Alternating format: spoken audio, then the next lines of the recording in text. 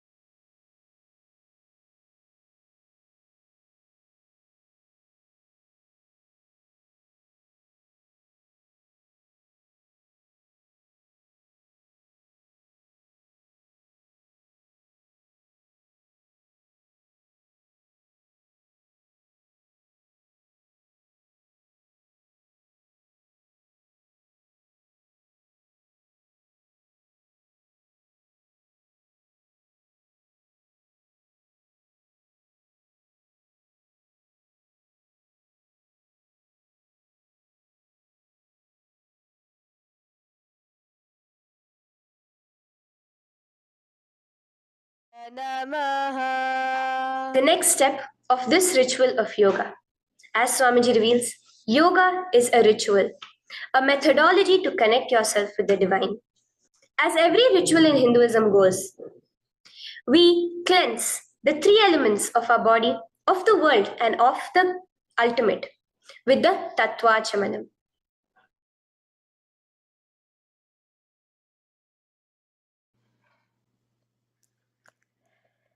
The next is the Tattva Chamanam. So now I request all the participants to have the Panchapatram and the Uddharani, the traditional cup and the spoon filled with some fresh water. Now,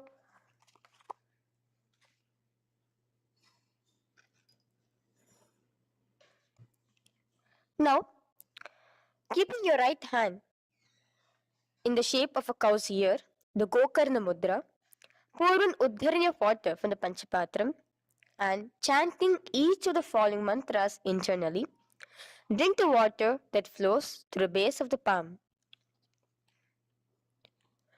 Om Atmatattvam Shodayami Svadha. Om Vidyatattvam Shodayami Svadha. Om Shiva Dīkṣā Shodayami Svadha. Wash your right hand with water from the Panchapatram. Now, chanting the following mantra internally, wipe the upper and lower lips twice using the base of the right hand thumb, moving the hand from right to the left of the lips. Om Ham Hridayaya Namaha. Wash your right hand with water from the Panchapatram. Now, with the tips of right hand index, middle and ring finger, touch above the upper lips and below the lower lips. Wash your right hand with water from the Panchapatram.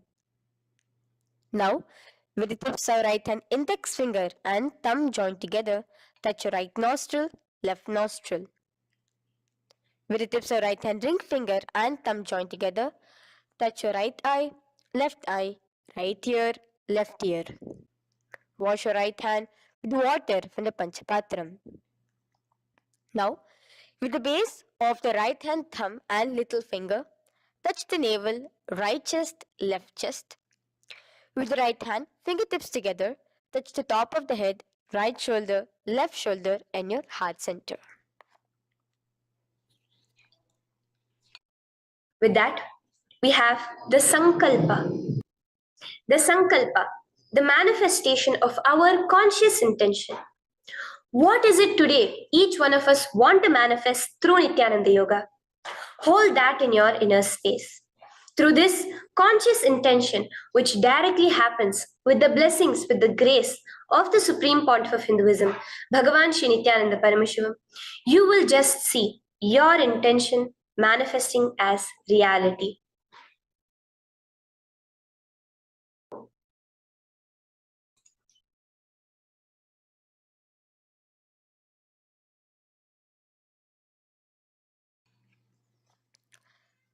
The next is the Sankalpa, the conscious resolution. So now I request all participants now to, with your right hand, cover your left palm, which is the Sankalpa Mudra, and keep both the hands on the right thigh. Continue to keep this mudra till the end of the Sankalpa. Om Mamopata Samasta Durita Kshayadvara Bhagavat Shri Nityananda Paramashiva Prityartham Shri Nityanandeshwari Paramashiva Shakti Sameta Shri Nityanandeshwara Paramashiva Prityartham Cha Shubhe Shobhane Muhurte Adha Brahmanaha Dvitiya Paradhe Shri Shvetavaraha Kalpe Vaivashvatamanmantare Ashtavimshaditame Nitya Yuge Prathame Pade Jambu Dvipe Bharata Varshe Bharata Khande Meroho Dakshine Pashve Shakhabde अस्मिन् वर्तमाने व्यवहारिके प्रभवादीनां षष्ट्याः संवत्सराणां मध्ये शुभनाम संवत्सरे शुभायने शुभऋतौ शुभमासे शुभपक्षे शुभतिथौ शुभवासरयुक्तायां शुभनक्षत्र शुभयोग शुभकरण एवं गुणविशेषण विशिष्टायाम् अस्यां शुभदितौ श्री कैलासोन्नत द्वादशांत श्यामला पीठारूढ़ श्री मीनाक्षी सुंदरेश्वरा भिन्न स्वरूप परशिव पुत्र रत्न कुमार गुरुमन्य तुल्यावतार श्री पार्वती स्तन्यपान लब्ध दिव्य ज्ञान विश्रुत सकल निगमागम सारभूत द्राविड वेद प्रवक्त्रे श्रीमत् परमशिव करुणा समधिगत मुक्तामय चतुरश्रयान गीयमान छत्र चामर श्री चिन्ह काहलादि समस्त बिरदावल्यलंकृत ज्ञान विज्ञान चक्रवर्ती सर्वजन संग सद्यो निर्वाण दीक्षा व्याप वर्ग वर्ष विश्रान जीमूत परमत कलभ केसरी शैव सिद्धांत स्थापनाचार्य श्री राजाधिराज पांड्य महाराज गुरु क्षपन शाक्यादि महांधकार निवारण ज्ञान भानु वीक्षणा नरहार ध्वजोच्छेदन पूर्वक श्रीमद वृषभध्वज स्थापक शैव समय कर्त्रे सर्वज्ञ पीठारूढ़ श्री जगद्गुरु श्री ज्ञान संबंध देशिक स्वामी वागीश सुंदर माणिक्य वाचक स्वामिनां अवतार भूत श्री ज्ञान संबंध स्वामी पुनरुद्धृत श्यामला पीत सर्वज्ञ पीत त्रिनवद्युत्तर द्विशततम गुरु महासन्निधान अरुणगिरि योगीश्वर परंपरागत अरुणाचल सर्वज्ञ पीठ गुरु महासन्निधान कैलास परंपरागत कांची कैलास सर्वज्ञ पीठ त्रयस्त्रिंशदुत्तर द्विशततम गुरु महासन्निधान नित्योत्सव नित्य मंगल नित्य कल्याण नित्य रजित कैलास परंपरागत आदि कैलास नित्यानंद पीठ महासंस्थान महासिंहासन पीठ कर्त्रे साक्षात् श्री परमशिव समुद्भूत कैलास परंपरागत वैवस्वत मुनि इक्ष्वाकु हरिश्चंद्र भगीरथ श्रीरामचंद्र सूरसेन इत्यादि अनवच्छिन्न सार्वभौम चक्रवर्ती परंपरागत चतुष्षष्टि योगिनी मंडित चतुष्षष्टि संप्रदाय प्रवर्तक मनुधर्म शासन सूर्यवंश प्राप्त सर्वज्ञ पीठ सुरांगी साम्राज्य मूढ़ाभिषिक्त चूड़ामणे साक्षात् श्री परमशिव समुद्भूत कपिल महागुरु पुनरुद्धृत महानिर्वाणि पीठ अष्टोत्तर सहस्र श्री महामंडलेश्वर साक्षात् श्री परमशिव समुद्भूत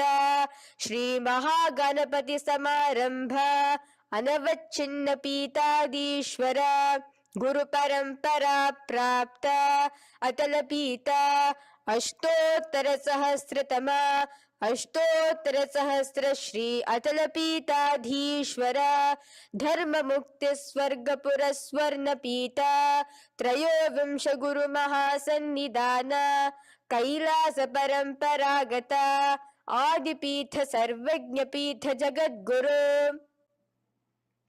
श्री कैलास पुनरुद्धारक श्री कैलास परमाचार्य श्रीमत् परमहंस परिव्राजकाचार्य वर्य सच्चिदानंद प्रणव स्वरूप श्रोत्रिय ब्रह्मनिष्ठ श्रीमद् जगद्गुरु Srila Shri Bhagavat Shri Nityananda Paramashiva Shri Jnana Sambandha Deshika Paramacharya Swaminam Prityartham Tesham Padarvindayoho Bhakti Siddhyartham Guru Kripa Kataksha Siddhyartham Kshema Sthairya Veera Vijayurarogya Aishwaryanam Abhivriddhyartham Dharmartha Kama Moksha Chaturvida Palapurushartha Siddhyartham Samasta Duritopashantyartham Samasta Mangala Vapyartham Bhagavat Shri Nityananda Paramashiva Prasadena Sakutumbhasya Jnana Vairagya Jivan Mukti Praptyartham Bhagavat Shri Nityananda Paramashiva Kripa Katakshena Purana Arogya Yukta Dridhagatra Yaugika Sharira Siddhyartham Paramashiva Shakti Avishkaranartham Nityananda Yoga Abhyasam Karishye. Now, wash your right hand with water from the Panchapatram. Om Apaupasprisya. Now, let's get started with the asanas. Okay? Sit first in a cross-legged position on the ground in Sukhasana. Bring your hands into the Bindu Mudra with your thumbs and index fingers touching each other. Place it on top of your knees. Here we have the Kumbhaka, the pranayama of Samana Kumbhaka. As you inhale and exhale, visualize flames licking up your spine. Do the bandhas, the locks, the Mahamudra Bandha, all three of the bandhas, where you are doing the Jalandhara Bandha, tucking in your chin to your chest, the Udyana Bandha, sucking in your stomach, and the Moola Bandha, clenching your perineum. For the first set of asanas, we have the japa Soham, which you'll be repeating in your throat center. As you do Sukhasana, visualize Lord Shiva in your inner space. The next asana is Parvatasana. Now, from the seated position, bring both your feet to the opposite thighs. Clasp your hands together in front of your heart center in the Anjali Mudra and raise it above your head. Keep your hands as straight as you can. Continue the Samana Kumbhaka and the Japa of Soham. Remain with all the three bandhas, the chin to your chest in Jalandhara Bandha, the stomach tucked in Udyana Bandha, and the clenched perineum in Moola Bandha. Here, visualize yourself as Mount Kailash. The next asana is Hali Pavasana. Now slowly bring your feet together in front of your body as you stretch it out a little further away. Now bring your hands behind your back and clasp the left hand by your right. Lean forward, placing your forehead on the ground as you continue to engage all the three bandhas. Here, gaze at your nose. Visualize Swamiji, the Supreme Pontiff of Hinduism, in your inner space. Now, in a similar position from Hali Pavasana, just release your hands, slightly get up and bring your hands in front of your body. Place them on the ground, cupping your hands, making a hollow in Nagi Pavasana. Visualize yourself as a snake, gazing at your nose. Continue the japa, the pranayama, and all three bandhas engaged. Now, raise up. This is Kokilasana. Hold your big toes with your index and middle finger in the Prana Mudra. Stretch your legs straight out and upwards. Cross it into Padmasana. Bring it to your opposite thighs. Lean forward and down onto your elbows. Again, tuck your chin into your chest, suck in your stomach and clench the perineum in the Mahamudra Bandha. Visualize yourself as a bird in Kokilasana. The next is Neti Asana. Now, raise up again. Bring one ankle to the top of the opposite knee. Hold the elbows with your hands. Hold the respective elbows with the opposite hands. Again, engage all the three bandhas and rotate your arms in a circular motion. Keep the spine completely straight and gaze towards your nose. Visualize Swamiji, the Supreme Pontiff of Hinduism, in your inner space. Next is Gajasana. Press your hands onto the ground. You can bring your feet a little back as you raise yourself up, your hips up high. Lower your head and then chest, scooping your body forward again and again. Here, engage the Uddiyana Bandha, where you suck in your stomach along with the Moola Bandha, clenching the perineum. Visualize yourself as an elephant. Gajasana. Now stop the movement slowly. In another dynamic asana, which is Vrikshasana, you will start alternatively pressing the heel of one foot onto the ground while lifting the other heel up. Repeat this again and again. The next is Vaishyasana. Now slowly come to a standing position. Stand tall on the tips of just your big toes. Keep your head neck straight line. And bring the middle, index and ring fingers to your heart in the Hridaya Mudra. Continue engaging the Uddiyana Bandha. Visualize Swamiji in your inner space. Here we have a very interesting movement, which is the Karanas, the dance movements. So the first Karana is Urdhva Janu Karana, which literally means the raised knee. So now stand in the Aramandi position, which is your heels touching together, the toes facing outwards, almost at a 45-degree angle. Bend your knees low and keep both your hands at your chest, elbows parallel to the ground. Twist one knee towards the center of your body. Raise it up, back across the body back to the original position. Simultaneously with the leg movement, follow it with your respective hand, up and across the body. Repeat this alternatively on both sides. Now, in Balalingasana, come back to a standing position straight and interlace your fingers from outside in. This is the Sarva Vashankari Mudra. Hold on to your knee, pulling it up towards your chest. Pull it tight. Continue to keep your spine straight. Engage all the three bandhas, the Jalandhara Bandha, the Uddiyana Bandha and the Moola Bandha. As you are holding your knee, visualize yourself holding, caressing a baby. Balalingasana. The next asana is Pada Pidanasana. Now the same foot which is raised, clasp it with your hands and pull it behind towards your body, holding it with both your hands. Again, engage all the three bandhas, standing tall. Visualize Swamiji, the Supreme Pontiff of Hinduism, in your inner space.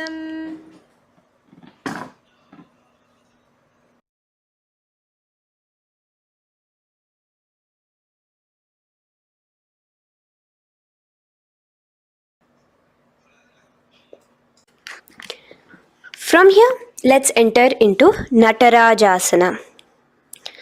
Now, the same foot you're already holding behind your back, twist the same hand of that leg inwards and pull the leg back. Extend the opposite hand forward with the index and thumbs together, again in the Bindu Mudra.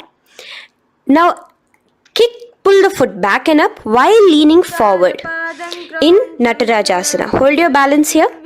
Here you will be engaging only the Moola Bandha, visualizing yourself as Lord Nataraja, the Lord of Dance.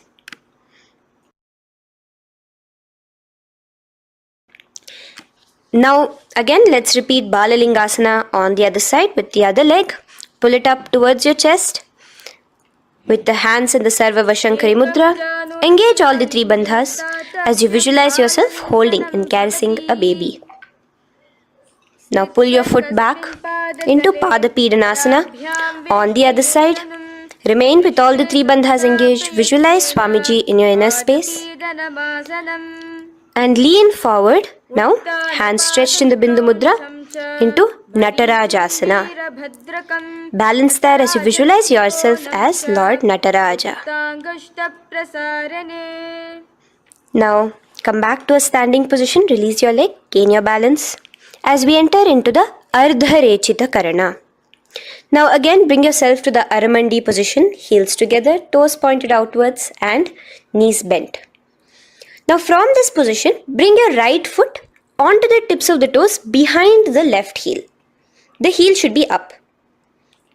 Bring your left hand towards your chest, parallel to the ground again. And extend the right arm out and wide like a pendulum. Bring it back towards your chest. Now while your arm is swinging, remember to move your fingers one by one inwards towards the palm and then outwards. Now place the right hand over the nose. Uncross your ankles. Let's do this on the other side also. Cross the left ankle behind and stretch the left hand out like a pendulum.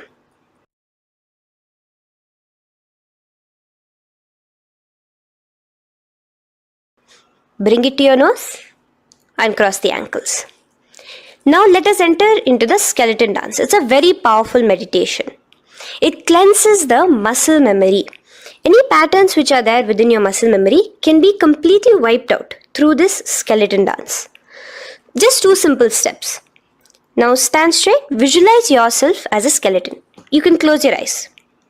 Just visualize yourself as pure bones. There are no muscles, no veins, no nerves, tissues, organs, nothing. Just bones, a skeleton form. And shake your body intensely. As a skeleton, you are moving yourself wildly, intensely. Just shake it all out. Move your hands, move your legs, your head. Let there be no bone in your body untouched. Just move it. Move wildly, shake. Literally feel yourself throwing all the patterns out of your system with the intensity of your shaking.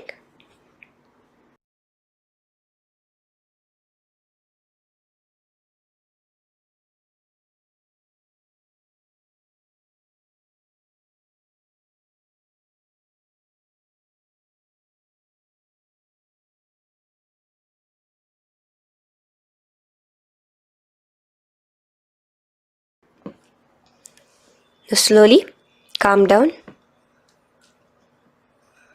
Take a few steps, gain your breath back. That's a powerful meditation we did. Let us do the next Karana. Again, come back to a standing position. Do the Aramandi.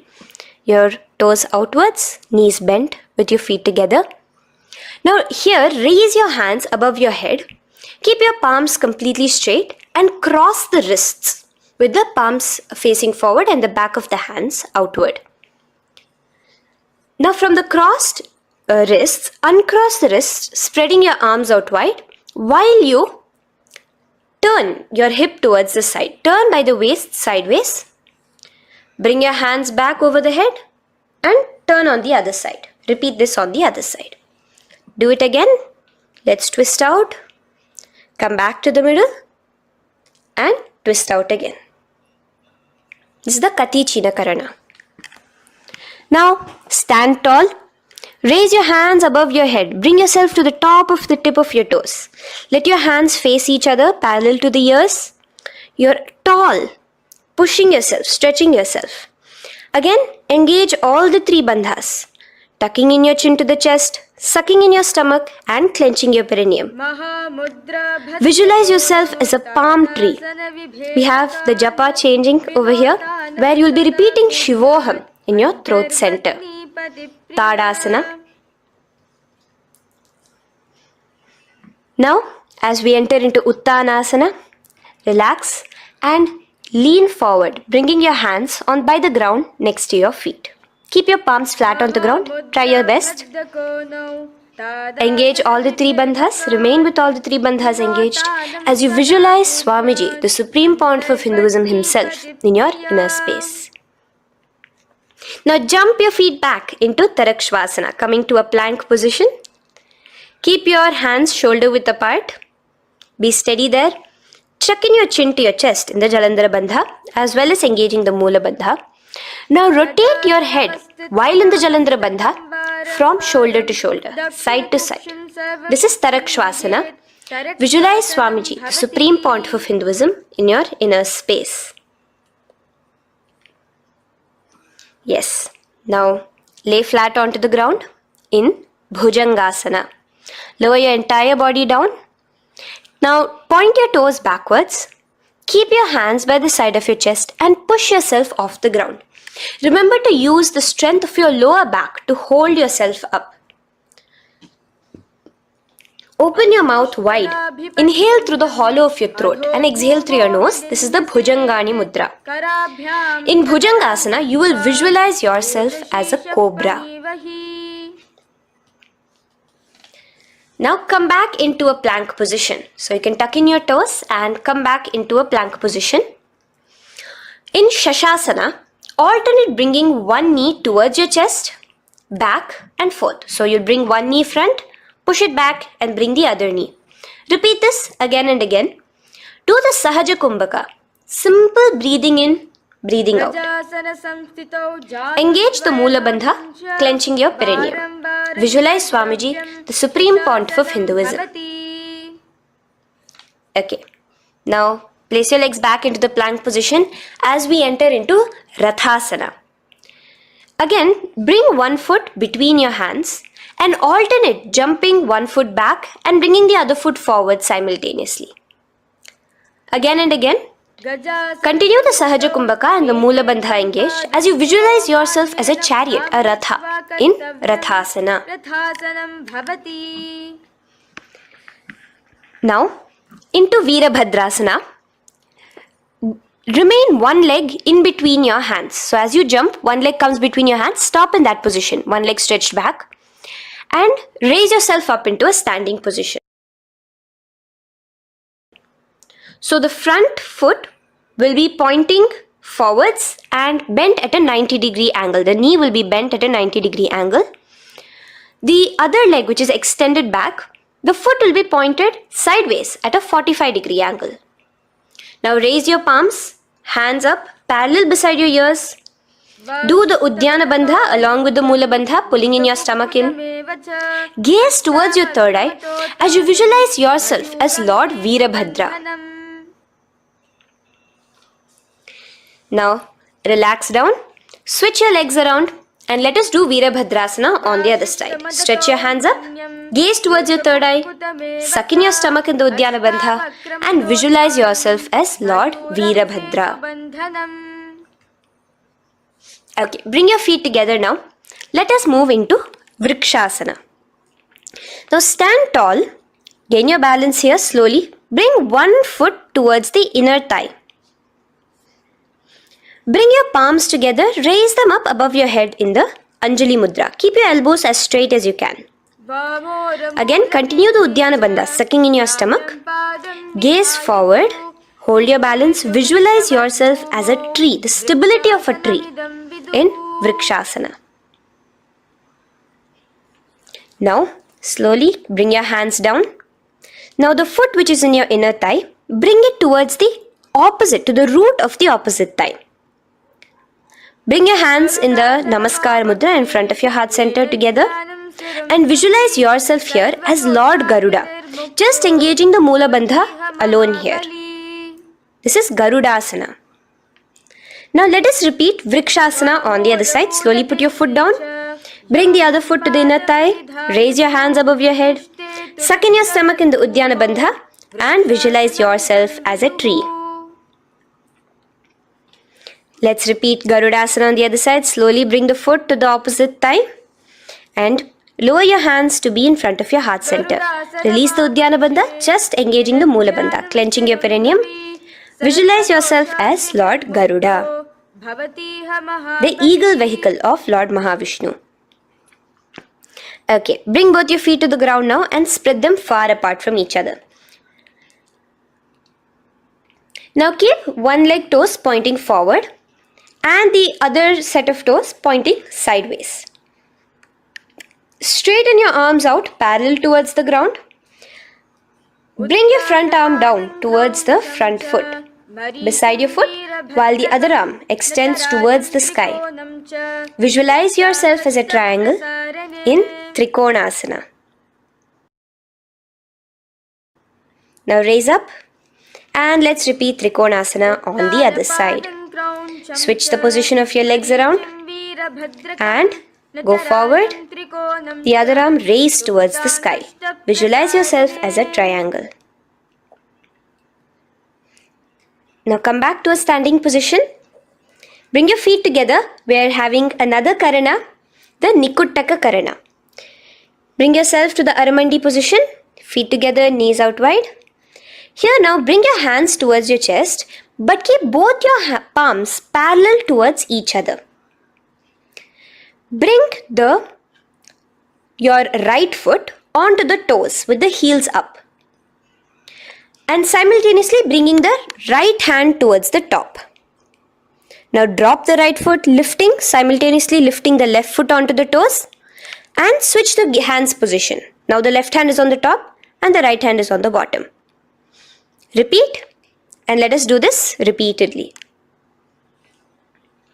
Okay, relax now, come back to a straight position and sit down onto your toes. Sit on your heels with your toes on the ground, knees raised up off the ground, together in front of you in Angushtasana. Bring your hands together in the Namaskara Mudra in front of your heart center. We have a very interesting pranayama over here, which is the Bhramari Kumbhaka, where you will be subtly buzzing like a bee as you do this asana. The japa we will be entering into is Sadashivoham. In Angushtasana, engage the Mula Bandha as you visualize Swamiji, the Supreme Pontiff of Hinduism, in your inner space. Now in the same position, slowly bring your hands to the ground. Balance yourself as you stretch one foot forward, sitting on the heel of one foot and the other foot stretched forward, toes pointed upwards. Bring your hands to the Vara Mudra, just the tips of the finger on the ground while the palm faces forward, both your hands. Continue to engage the Mula Bandha, clenching the perineum as you visualize Swamiji, the Supreme Pontiff of Hinduism, in your inner space. Now, the leg is stretched forward, right? Stretch the same hand, the respective hand forward and clasp onto the big toe of that foot in the Prana Mudra with your index and middle fingers. The other hand, bring it to the back of the respective heel in Vidhunanasana as you visualize Swamiji in your inner space. Okay, bring your 2 feet back together as we repeat Saurasana on the other side. Stretch your left leg forward now.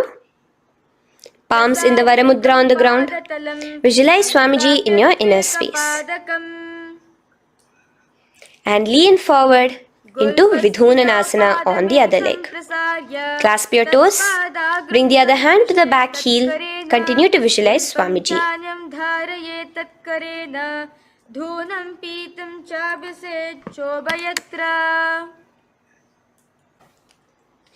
Now bring your 2 feet back together as you continue to sit on the heels, getting a nice toe workout here. Balance on your toes, bring your knees together in front of you. Now place your palms on top of the respective knees with the hands facing upwards, the palms facing upwards. Leave a slight gap between your palms and knees. As you gaze forward, engage the Jalandhara Bandha, tucking in your chin to your chest, and look between the gap between your hands. Brahma Jurankushasana. The next is Kapilasana. Now spread your knees wide and place them onto the ground. Keep your hands on the respective knees. Pull your stomach in and up in the Uddiyana Bandha. Gaze towards your nose as you visualize yourself as Maha Kapila Muni, the first man that ever started thinking. In the same position, just release that Uddiyana Bandha. Release the lock of the stomach, but continue to clench your perineum in Mula Bandha as you switch your gaze to your third eye. So from your nose, switch your gaze to the third eye. Visualize Swamiji, the Supreme Pontiff of Hinduism, in your inner space. Bhadra Gorakshasana. Next is Suryasana. Now, your toes are tucked. Just lift your knees off the ground, wide apart. Bring your hands together in the Padma Mudra with the little fingers and thumbs joined together. Engage the Uddiyana Bandha, suck in your stomach and raise your hands up tall above your head. Slightly lean back as you look towards the gap between your hands. Visualize Lord Surya in your inner space. Now relax, slowly bring your hands to the ground. Sit on top of your heels, the toes flat. Here, keep your hands on top of your knees and lift your tongue up against the roof of your mouth in the Manduki Mudra. Do the Sahaja Kumbhaka, simple breathing in and out. Engage the Mula Bandha, clenching your perineum. With the Japa Sadashivoham, repeating in your inner space, here you will visualize yourself as a frog in Mandukasana. Your tongue pressed against the upper palate. Is your frog-like tongue catching the nectar of immortality dripping from your Sahasrara Chakra? Gaze towards your third eye in Mandukasana. Now from here itself, moving into Uttana Mandukasana. Just bring your hands to the opposite shoulders, remaining in the same seated position. Continue with the Uddiyana Bandha engaged, gazing at your third eye. The Manduki Mudra, tongue pressed against the top of your palate, visualizing yourself as a frog in Uttana Mandukasana. Slowly bring your hands out from behind your back. Now slightly raise up and cross your ankles behind you. Sit on top of your crossed ankles. Keep your knees wide and your fingers spread on the top of your knees, both your hands. Open your mouth wide and stick out your tongue, exhaling forcefully. Gaze at the tip of your nose. Repeat this several times because you're visualizing yourself as a lion in Simhasana. The next asana is Bhadrasana. Now you can release yourself and uncross your ankles. Just keep your toes crossed behind you. Again, sit on top of your heels, keeping your knees wide apart. Cross your hands behind your back, hold on to the big toes in the Prana Mudra with your index and middle fingers. Apply the Jalandhara Bandha, tuck in your chin to your chest along with the Mula Bandha, sucking in your perineum. As you gaze towards your nose, here, resume the Brahmari Kumbhaka, buzzing like a bee subtly in your inner space as you visualize Swamiji, the Supreme Pontiff of Hinduism, in your inner space.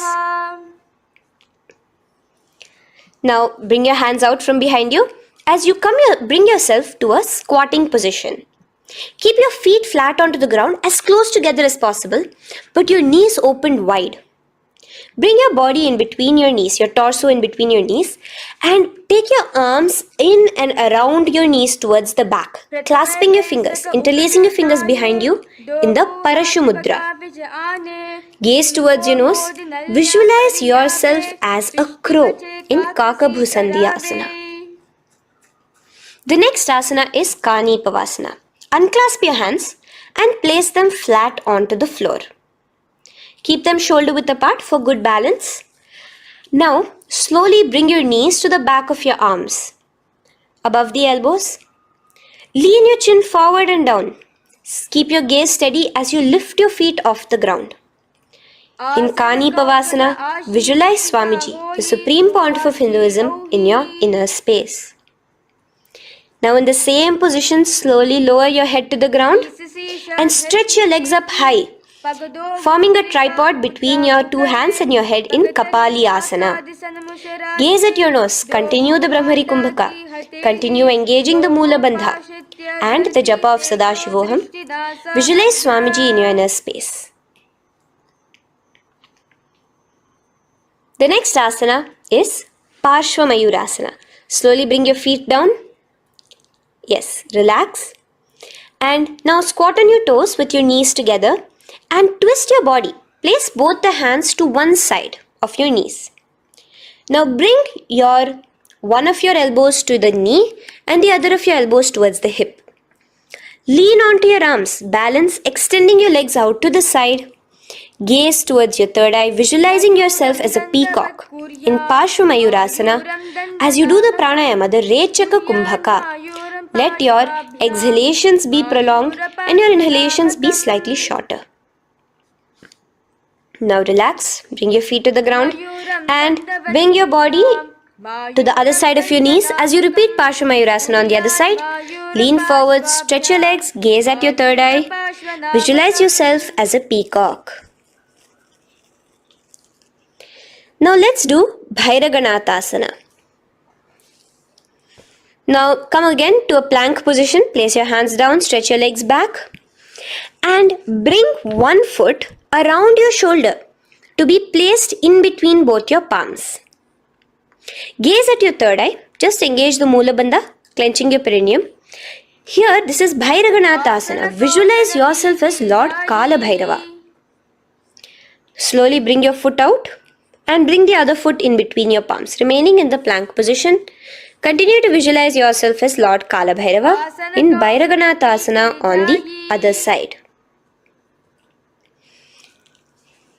The next asana is Unmukha Pīthāsana. Now, from the same plank position, bring your forearms onto the ground. Be steady as you walk your feet closer towards yourself, forming like a slight mountain. In Unmukha Pīthāsana, gaze at your third eye. Continue the Rechaka Kumbhaka. Visualize Swamiji in your inner space. The next asana is Vasishthasana. Now, just raise yourself onto one of your hands. So, release your forearms off the ground and raise yourself onto your right arm. And keep your body completely parallel to the ground as you raise your left arm straight above your head. Visualize yourself as Rishi Vasishta as you do the Vasishthasana. Gaze towards the hand on the top. Now slowly bring that hand down. As you switch the hands, bringing your right hand up towards the sky. Balance there, completely straight on your toes. As you visualize yourself as Rishi Vasishta, the Guru of Bhagavan Sri Rama. Now, bring your feet forward into Anjani Asana. So here you will be sitting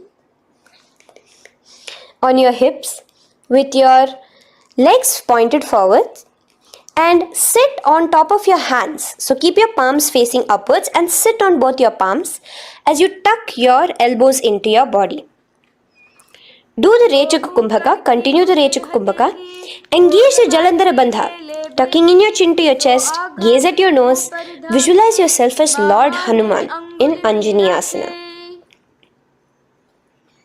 Now, slowly release your hands from under your body. As you lean forward into Paschimottanasana, clasp your respective toes with your index and middle finger. Lean forward and down, bring your elbows to the ground, your forehead towards your knees. Engage all the three bandhas, the Mahamudra Bandha. As you visualize Swamiji, the Supreme Pontiff of Hinduism in your inner space, with a new japa, Mahasadashivoham, starting here.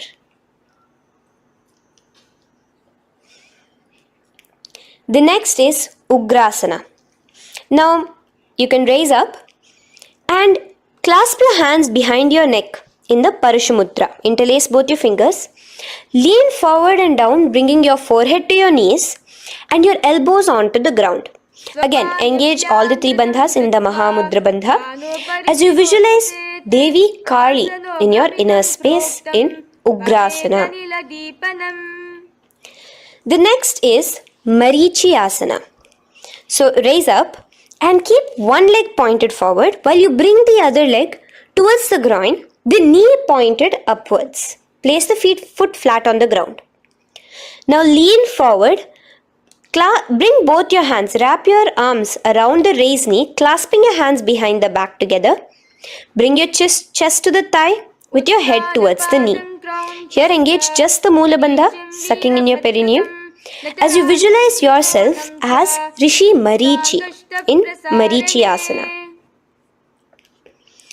The next asana is Mahamudrasana. Now slowly raise up and the raised knee, let it rest by your side with your leg towards the inner thigh of the opposite leg. Now again reach down. Hold your foot, bring your elbows to the ground, your forehead to your knees. Engage all the three bandhas in the Mahamudra Bandha. Gaze at your nose, visualize Swamiji himself in your inner space. Raise up. Let's repeat Marichi Asana on the other side. Bring the other foot straight while the other foot comes into the groin. Knee up. Lean forward, clasping your hands behind your back. Visualize yourself as Sage Marichi. Now from here, raise up, engage all the three bandhas as you let your knee fall to the side. Lean forward, clasping the foot. Gaze at your nose. Visualize Swamiji in your inner space in Mahamudrasana on the other side. Now, bring yourself to a seated position. Sit and bring the soles of your feet together. Bend your knees and keep your heels as close towards you as possible. While try to touch your knees to the ground. Clasp your feet together with both your hands. Maintain a straight spine. Gaze towards your nose in Bhadrasana 2. Visualize Swamiji, the Supreme Pontiff of Hinduism, in your inner space. The next asana is Gvali Pavasana. Now, keeping your feet together, just bring your hands towards the respective knees. Just lightly place them there. Tuck your chin to your chest in the Jalandhara Bandha, continuing to engage the Moola Bandha, clenching your perineum. As you gaze at your nose, visualize Swamiji, the Supreme Pontiff of Hinduism, in your inner space. Now, push your soles slightly further away from you. The joined feet, push it further away from your body. And lean forward, keeping both your hands, the fingers inside of the feet. Hold the soles of your feet. Lean forward and down. Bring your forehead to the ground. Gaze at your nose. Visualize the Yoni Mandala in your inner space. In Joni Asana. The next is Midiki Pavasana. Raise up. Stretch your arms out wide beside your body as you lean forward, your arms going over your knees. Bring your forehead to your feet. Continue to gaze at your nose. Visualize Swamiji, the Supreme Pontiff of Hinduism, in your inner space. Now, in Siddha Samadhi Asana, raise yourself up. Now, put your forearms underneath the calves of the respective legs. Let your palms face up towards the sky as you bring your head down to your feet. Gaze at your nose as you visualize Lord Surya in your inner space in Siddha Samadhi Asana.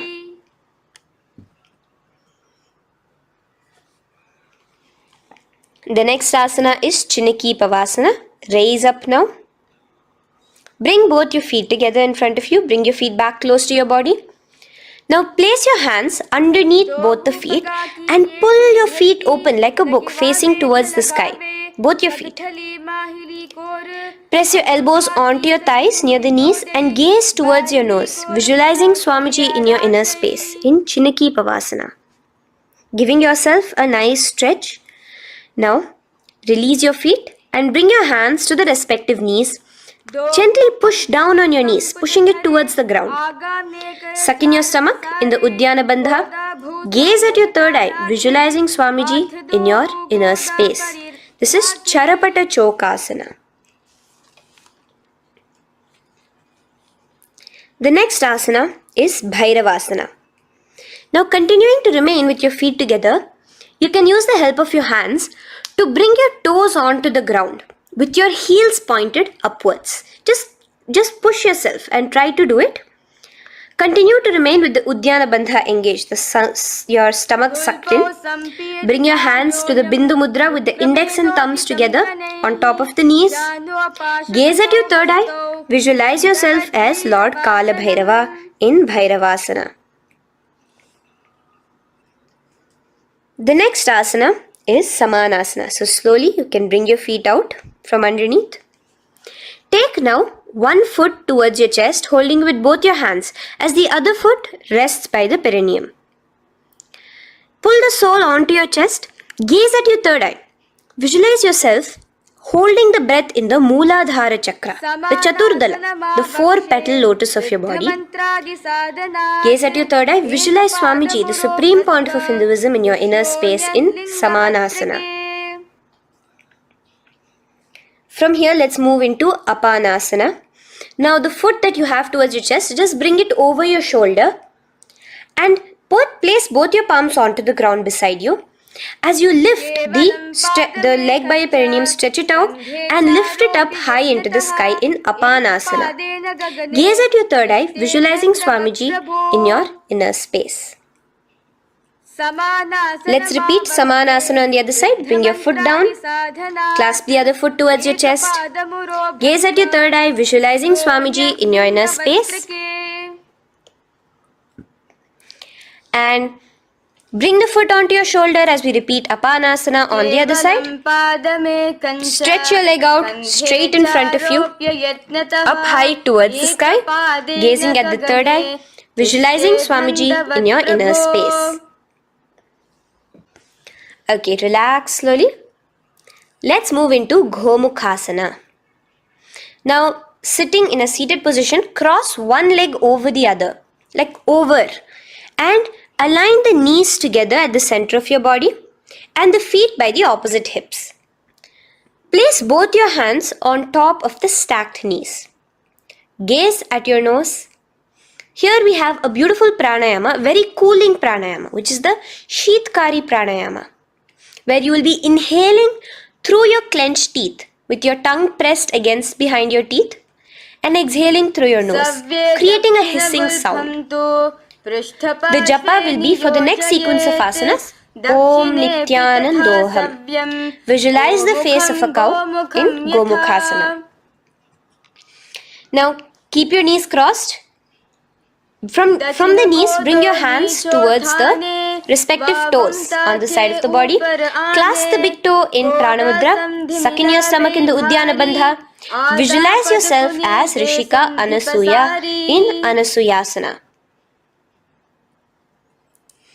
Now in Anusuyasana 2, just bring your hands behind your back, clasp together, interlaced fingers in the Parashamudra.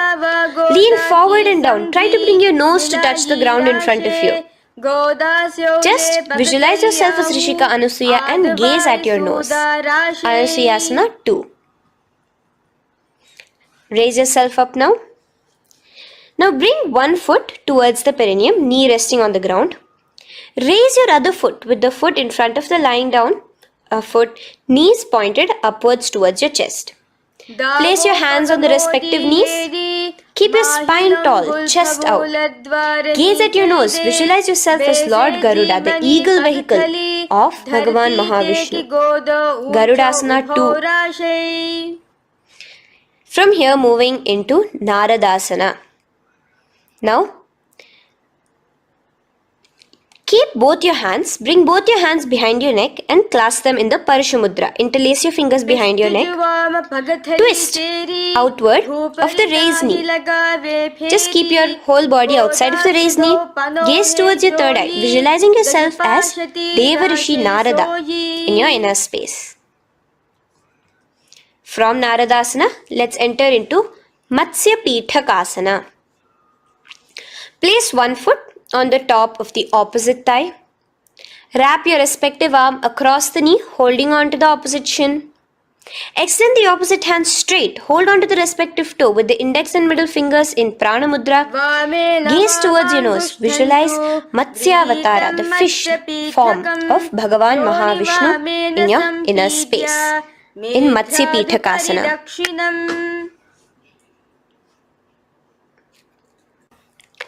From there, let's repeat the Gomukhasana and the rest of the asanas on the other side too. So slowly you can cross your knees over to the other side in Gomukhasana. Keep your hands on the top of your knees. Gaze at your nose as you visualize the face of a cow in Gomukhasana. Continuing into Anusuyasana on the other side, bring your hands to your toes. Suck in your stomach in the Uddiyana Bandha. Gaze at your nose, visualize yourself as Rishika Anasuya. And lean forward, bringing your hands behind your back in Anusuyasana 2. Interlace your fingers in the Parashamudra. Continue to gaze at your nose, visualizing yourself as Rishika Anasuya. As you relax the Uddiyana Bandha, just clenching the Mula Bandha alone. Raise up, bring your feet together in front of you as we enter into Garudasana 2. Place your hands on the respective knees. Stay straight. Visualize yourself as Lord Garuda as you gaze towards your nose.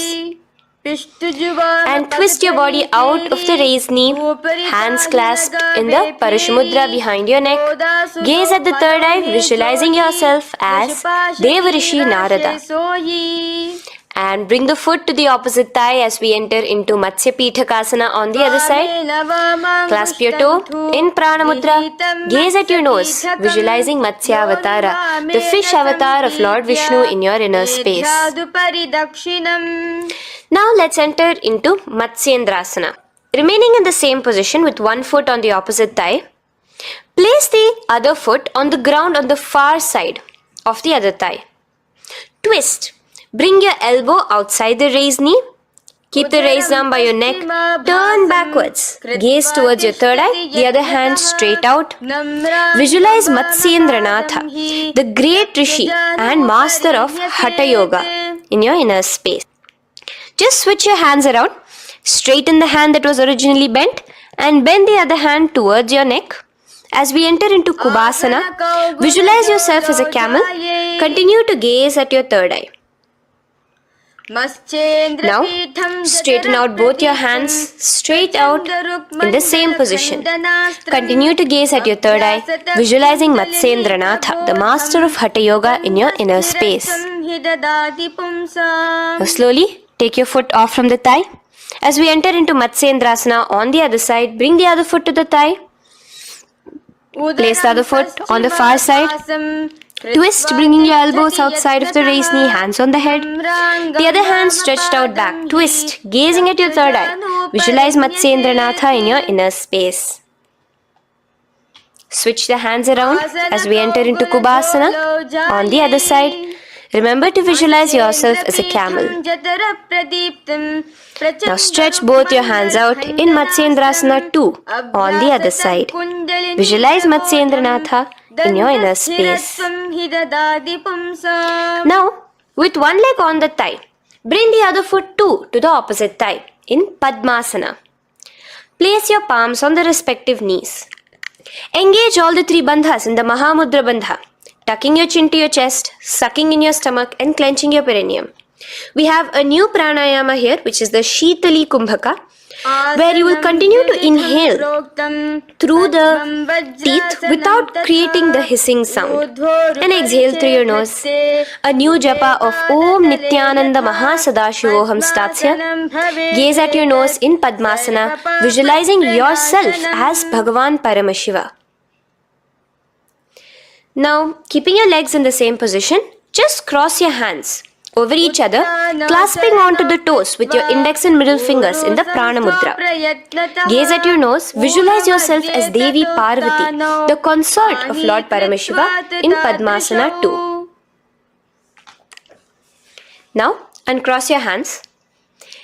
Take your hands and insert it into the gap between your thighs and your calves. Put both your hands within and pull it out on the other side. As you balance on your hands, lifting your whole body off the ground, visualize yourself as a rooster in Kukkutasana. Now relax. Take your hands out from inside your feet as we enter into Baddha Keki Asana. Place your hand onto the ground as you raise up on your knees. Place your palms on the ground, fingers pointing towards the legs. Now keep your elbows together, pressed against your navel. Slowly lean forward, balancing, and extend your knees off the ground, visualizing Swamiji in your inner space. In the same position, stretch your legs out behind you. In Mayurasana, visualize yourself as a peacock. Hold your balance. Relax now. Yes, relax flat onto the ground into Makarasana. Lay down completely flat. Keep your feet pointing outwards, far away from each other. Place your forehead on the mat. Interlace your fingers behind your neck in the Parishamudra. Just relax, visualizing yourself as a crocodile as we go back to the Sahaja Kumbhaka, the simple breathing in, breathing out. Just keep the Moola Bandha alone engaged.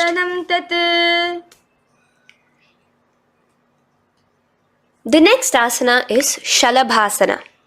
Now lay on your stomach and place your hands on the ground beside the chest. From the laying position, raise your legs up. Use your core strength to bring your thighs off the ground. Visualizing yourself as a locust in Shalabhasana. Relax your feet down and bring your hands to your feet, pulling your feet down towards the ground beside your hips. In Ushtrasana, visualize yourself as a camel. Now slowly kick your legs back. Rise your hand is clasping your feet. Pull your feet towards the sky, lifting your chest and thighs off the ground. In Dhanurasana, gaze at your third eye. Visualize yourself as Paramashiva's bow. Relax slowly and come up to a sitting position. In Bhagasana, sit on both your knees with your head, neck and spine straight. Clench your perineum in the Moola Bandha. Place your hands on top of your knees. Gaze towards your third eye, visualizing Swamiji, the Supreme Pontiff of Hinduism, in your inner space. From here we enter into Gohyasana. We have a couple of headstand postures here, so get yourself ready. Now place your forearms on the ground with your fingers interlocked. Ensure your elbows are at shoulder width for the best balance. Place the top of your head on the ground, holding your head with your hands. Slowly walk your toes forward until your hips are in a straight line with your shoulders, and just kick your feet up slightly. Make sure not to lose your balance. Keep your knees bent together at your chest, toes pointed upwards. Gaze to your nose, visualizing Swamiji in your inner space. From here, stretch your legs out into Shirasasana, continuing to hold the balance there as you continue to gaze at your nose, visualizing Swamiji in your inner space. Bring your feet to the ground, relax slowly. The next asana is Podhyasana. So come to a seated position. Bring your hands behind your calves, stretching your legs up and your forehead to your knees. Visualize Swamiji in your inner space. Here we have a new Kumbhaka, which is the Bhastrika Kumbhaka, where you will be exhaling forcefully, making the sound of a bellows. Podhyasana. The japa for this next series is Om Nityananda Paramashivoham, the Mahavakya. Relax yourself. Continuing to remain balanced with your legs up, just bring your hands to the opposite shoulders. In Parighasana, visualize yourself as a mace as you gaze towards your third eye. Now relax. Keep your elbows and palms onto the ground as your legs are raised. Visualize yourself as a boat in Naukasana. Continuing to gaze towards your third eye, remember to continue the Bhastrika Kumbhaka. Forceful exhalation. Now, continuing to keep your balance, just bring your hands to your feet and scoop your hands underneath the heels, pull it towards the chest. Keep your spine upright, gaze towards your nose. Visualize yourself as Lord Rudra in Rudrasana, the most ferocious form of Paramashiva. Now lay on your back, so you can remove your hands from underneath your feet and lay on your back. With your feet flat on the ground, knees pointed upwards. Now place your palms down. Just let your fingers touch the back of your heel. Do not clasp your feet. Lift your hips up high, pressing the feet onto the ground. Chin tucked to the chest in the Jalandhara Bandha automatically. Gaze at your nose, visualizing Swamiji in Unmukha Pithasana 2. Now lay onto the ground in Shavasana. Just lay completely flat with your palms facing upwards by the side of your body. Just unclutch from any movement happening within you. Visualize your body is dead. The Supreme Pontiff of Hinduism, Swamiji, is just liberating you. Just let your awareness, your energy completely pervade your body in the Shakti Chalan Mudra as you continue to vibrate with the Mahavakya.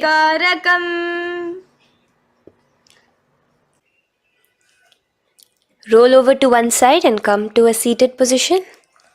Feel the life entering your body back. In a seated position, let us get continued with the sequence. We have 200 asanas more to go, starting with Yatha Sanishtasana. In Yatha Sanishtasana, sit in any posture you are completely comfortable in. Bringing your hands into the Bindu Mudra with the thumbs and index touching. Start off with the Samana Kumbhaka. As you're inhaling and exhaling, feel flames licking up your spine. Clench your perineum in the Moola Bandha with the japa Om Nityananda Paramashivoham for the remaining of the sequence. Swamiji in your inner space. From here, moving into Samasana, where you bring your feet to a cross-legged position. Keep your hands on your knees with the thumbs and index touching in the Bindu Mudra. Just inhale and exhale as you visualize Swamiji in your inner space. The next is Muktasana. Press your left foot against your genital region. Place the right foot on top of your left. Keep your hands facing downwards on top of your knees. Sit straight, gazing towards your nose. Visualize yourself as a sage liberated by Swamiji himself. Now, continue to remain in the same position as we go into Siddhasana, where your gaze will be switching from the nose to your third eye. Continuing to visualize Swamiji in your inner space, ensure the Moola Bandha, the perineum, is locked. In Siddhyasana now, continuing the same position. Engage all the three bandhas, sucking in your stomach, bringing your chin to your chest in the Mahamudra Bandha. Switch the gaze to the ground in front of you from your third eye. Visualize Swamiji in your inner space. Now, relax the Uddiyana Bandha and Jalandhara Bandha. Just keep the Moola Bandha, the perineum, alone clenched as we enter Rudrasana 2, where your legs will remain in the same position, just your hands alone, from resting on your knees, will turn around to the Bindu Mudra, the thumbs and index touching. Gaze towards the third eye, visualize yourself as Lord Rudra, the fierce dimension of Paramashiva. The next is Santadhunasana. Keep your hands in the Bindu Mudra, your legs crossed in the same position as you switch your gaze from your third eye to your nose, visualizing Swamiji, his tranquility, unshakable nature. Now, relax the Bindu Mudra, keep your legs in the same position, and bring your hands to your navel, cupping one palm over the other in the Samputa Mudra. It looks sort of like a lotus bud. Continue to visualize Swamiji in your inner space in Siddhasana 2. The next asana is Bandha Yoni Asana. Maintaining one heel over the other in the same position of the legs, bring your hands to your face in the Shanmukhi Mudra. So just listen carefully now. Bring your little fingers beneath the bottom lip of both hands. Your ring fingers above your upper lip. Your middle fingers closing your nose, your nostrils. Your index finger covering your eyes. And your thumbs pressed into your ears. This is Bandha Yoni Asana, visualizing Swamiji in your inner space.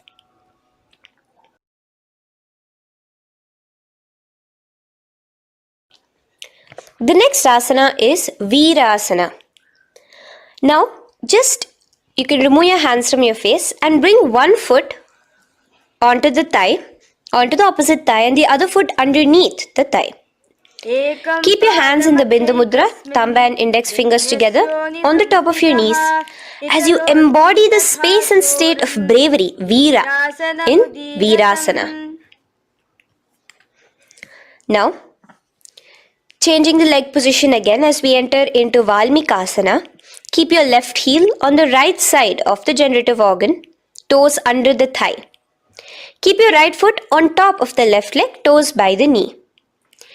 Again, bring your hands into the Bindu Mudra on top of the knees. Gaze towards your third eye. Visualize Rishi Valmiki, the poet, the first poet and author of Ramayanam. The next asana is Joni Mudrasana. So you're going to remain here as you switch your gaze to your nose, visualizing the Yoni Mandala, a beautiful formation, divine cosmic geometry, representing Devi, Shakti, a symbol of the creative energy of the universe in Joni Mudrasana. In the same position, switch your gaze to your third eye, continuing to visualize the Yoni Mandala in your inner space. Now, let's move into Bhadrasana 3. So bring your feet, the soles of your feet together, uncross them and bring them together in front of your body. Hold it with both your hands, pulling it against you. Push your knees down towards the ground. As you gaze at your nose, suck your stomach in the Udyana Bandha. Visualize Lord Veerabhadra in your inner space. Bhadrasana 3. In the same position, we are entering into Aghorasana, where your left hand will rest on top of the left knee, while your right hand comes towards your face. Now, do the Khechari Mudra, where you are bringing your tongue towards the upper palate, gazing towards your third eye. Now, with your right hand, cover your mouth, close the left nostril with your index finger, inhale through the right nostril. Close both the nostrils, hold your breath, and exhale through the left nostril in the Abhyantara Kumbhaka. Repeat this on the other side. Visualize yourself as an Aghori, completely dedicated to Paramashiva in Aghorasana. The next asana is Kaneri Pavasana. So you can distance your feet a little away from your body. As you lean forward, place your elbows onto the soles of your feet and rest your chin on your palms. Gaze at your nose, suck your stomach in Udyana Bandha. Here, continuing with the Rechaka Kumbhaka, where your exhalations are prolonged than your inhalations, visualizing yourself as a female elephant drinking water in Kaneri Pavasana. The next asana is Parasana. So now, come to a seated position, raise yourself up and keep your knees raised. Bring your hands underneath your knees, between your calves and thighs, and clasp them together. Interlace your fingers in the Parashamudra in front of your navel. Lift your feet off the mat. Visualize Swamiji, the Supreme Pontiff of Hinduism, in your inner space as you gaze at your nose in Parasana. The next asana we'll be moving into is Gopi Chandasana.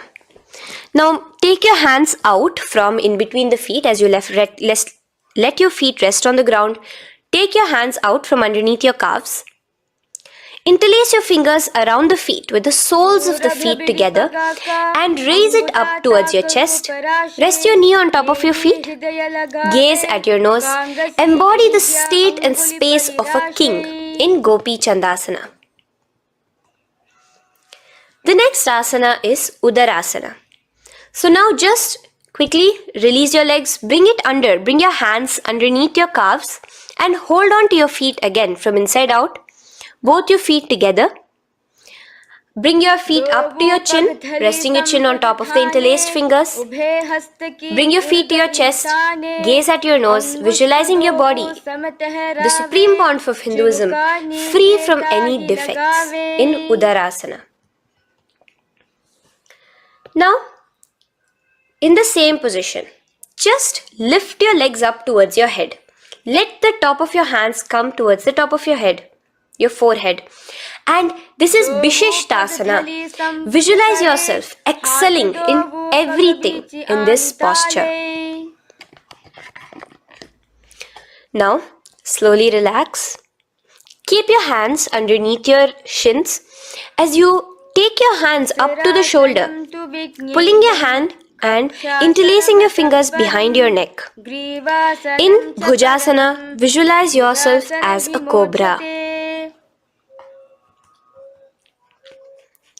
The next asana is Kalyanasana.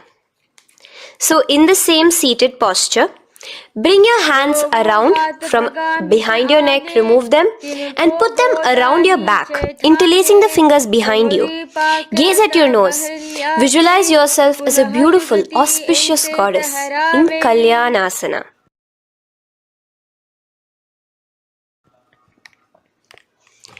The next posture is Sankatasana. So now, uncross your hands from behind you. Release yourself completely onto the ground. Place your left knee on the mat and the left foot flat. Sit on top of your left foot, knee pointed forward. Raise your right leg on top of the left, bringing the right heel to the left hip. Place your hands on the opposite knees. Here, do the Ujjayi Pranayama. As you inhale and exhale, make the sound of an ocean. Visualize yourself as a swan, a beautiful swan, in Sankatasana. The next is Dhenukasana. Just in the same position, slide your left heel to the left hip. Keep your right knee on top of the left. Place both your hands on your right thigh. Visualize a cow in your inner space as you suck your stomach in the Uddiyana Bandha, Dhenukasana. Now slowly uncross your legs as we move into Matsyendrasana. Place the right foot on the left thigh, the left foot on the right knee. Bring your left hand behind your back, hold the right thigh. Twist a little bit. Place your right hand on your left thigh. Twist your body, gaze towards your third eye, visualizing Swamiji in your inner space. The next asana, Matsyendrasana 2, just untwist your body. As you clasp the respective toes of both your feet with your hands, lean forward and down, bringing your forehead to the ground in front of your feet. Visualize Swamiji, the Supreme Pontiff of Hinduism, in your inner space. Raise up now. Keep your legs in the same position. We have the Guru Asana. Interlace your fingers together and place it over the topmost knee. Suck in your stomach in the Uddiyana Bandha, clench your perineum in the Moola Bandha, tuck your chin to your chest in the Jalandhara Bandha.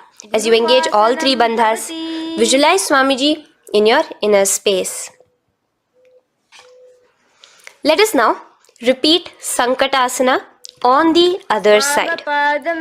So, you can release your hands, your legs as you cross the other leg over. Visualizing yourself as a swan, remember to put your hands on the opposite knees.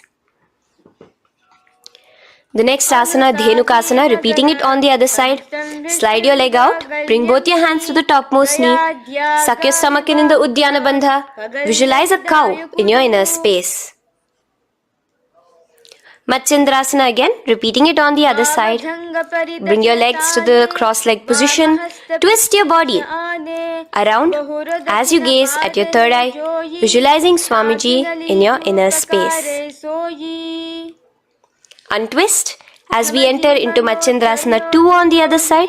Hold on to your feet, bring your forehead to the ground, continuing to visualize Swamiji in your inner space. Slowly raise up and let us do Guru Asana on the other side. Engage all the three bandhas in the Mahamudra Bandha. Interlace your fingers, place it on top of your knee. Continue to visualize Swamiji, the Supreme Pontiff of Hinduism, as we do Guru Asana. Now, slowly uncross your feet and place them flat on the ground, knees towards the chest in Pashasana. Keep your hands holding the opposite knees, thighs together, and keep your spine completely erect. Continue the Khechari Mudra, where your tongue is pressed against the roof of your mouth. As you gaze at your third eye, visualize Swamiji in your inner space. Continue the Ujjayi Kumbhaka. As you breathe in and out, make the sound like an ocean. Now in the same position, just bring your chin towards your knees in Bodha Shokasana. Lean forward, gazing at your nose, and visualize Swamiji, the abode of bliss in your inner space. Now raise up and bring your hands, uncross your hands, bring your hands underneath your knees, clasping the opposite elbows in Kurakatasana. Gaze at your nose, visualizing Swamiji in your inner space. Now, in the same position as Kurakatasana, just cross your ankles into Sumati Asana. Toes pointed upwards. Gaze at the nose. Visualize the great sage and Maharishi Sumati in your inner space. The next asana is Dandasana. Extend your feet out straight in front of you. Keep your arms straight above your head Interlace the fingers from inside out. Let your wrists point outwards. Engage the Mahamudra Bandha, all the three bandhas. As you gaze at your nose in Dandasana, visualize Swamiji in your inner space. The next is Arambhasana. Now keeping your legs straight, release the Jalandhara Bandha and the Udyana Bandha, keeping your perineum clenched in Mula Bandha. Lean forward and down. Hold your big toes in the Prana Mudra with your index and middle fingers. Head to your knees. Do here the Nadi Shodhana Pranayama. Inhale through the left nostril, hold and exhale through the right. Visualize Swamiji in your inner space. The next is Bhidokasana. So slightly raise your body up and bring your hands underneath your knees, extending your knees slightly up. Keep your heels a bit apart from each other and clasp your feet. Bring your shoulders down, wrapping your hands around your legs. Gaze towards your third eye, visualizing Swamiji in your inner space. So from here, let's enter into Jalandhari Pavasana. So you can actually remain in the same position with your hands underneath your calves and just bring the soles of your feet together. You might want to bring your body closer. Place your head on top of your feet with the palms facing upwards on the ground. Gaze at your nose. Visualize Swamiji in your inner space. Now slowly bring your hands out from underneath and come to a seated position. Stretch your legs out as we enter into Urdhva Paschimottanasana. Here we have a new Kumbhaka, the Pratyahara Kumbhaka, where you will feel your breath coming from your Mooladhara Chakra up to the Brahmarandra above the Sahasrara. This is the Pratyahara Kumbhaka. In Urdhva Paschimottanasana, extend your legs out, lift one foot behind your neck and lean forward and down towards your foot, visualizing Swamiji in your inner space. Now, slowly, keeping your leg behind your neck, lay onto your back as we enter into Anantasana. Hold the foot from the top of the opposite hand. Visualize yourself as infinite, endless, eternal. Gaze at your nose in Anantasana. Just now, in the same position, roll onto your elbow of the hand holding the foot. Gaze at your nose, feeling in complete control like Swamiji in Ankushasana. Slowly remove the leg from behind your neck. Take a moment to stretch, relax. Lay on your back. Bring your knees towards your chest. Bring your hands around, encircling the thighs and the calves with your arms.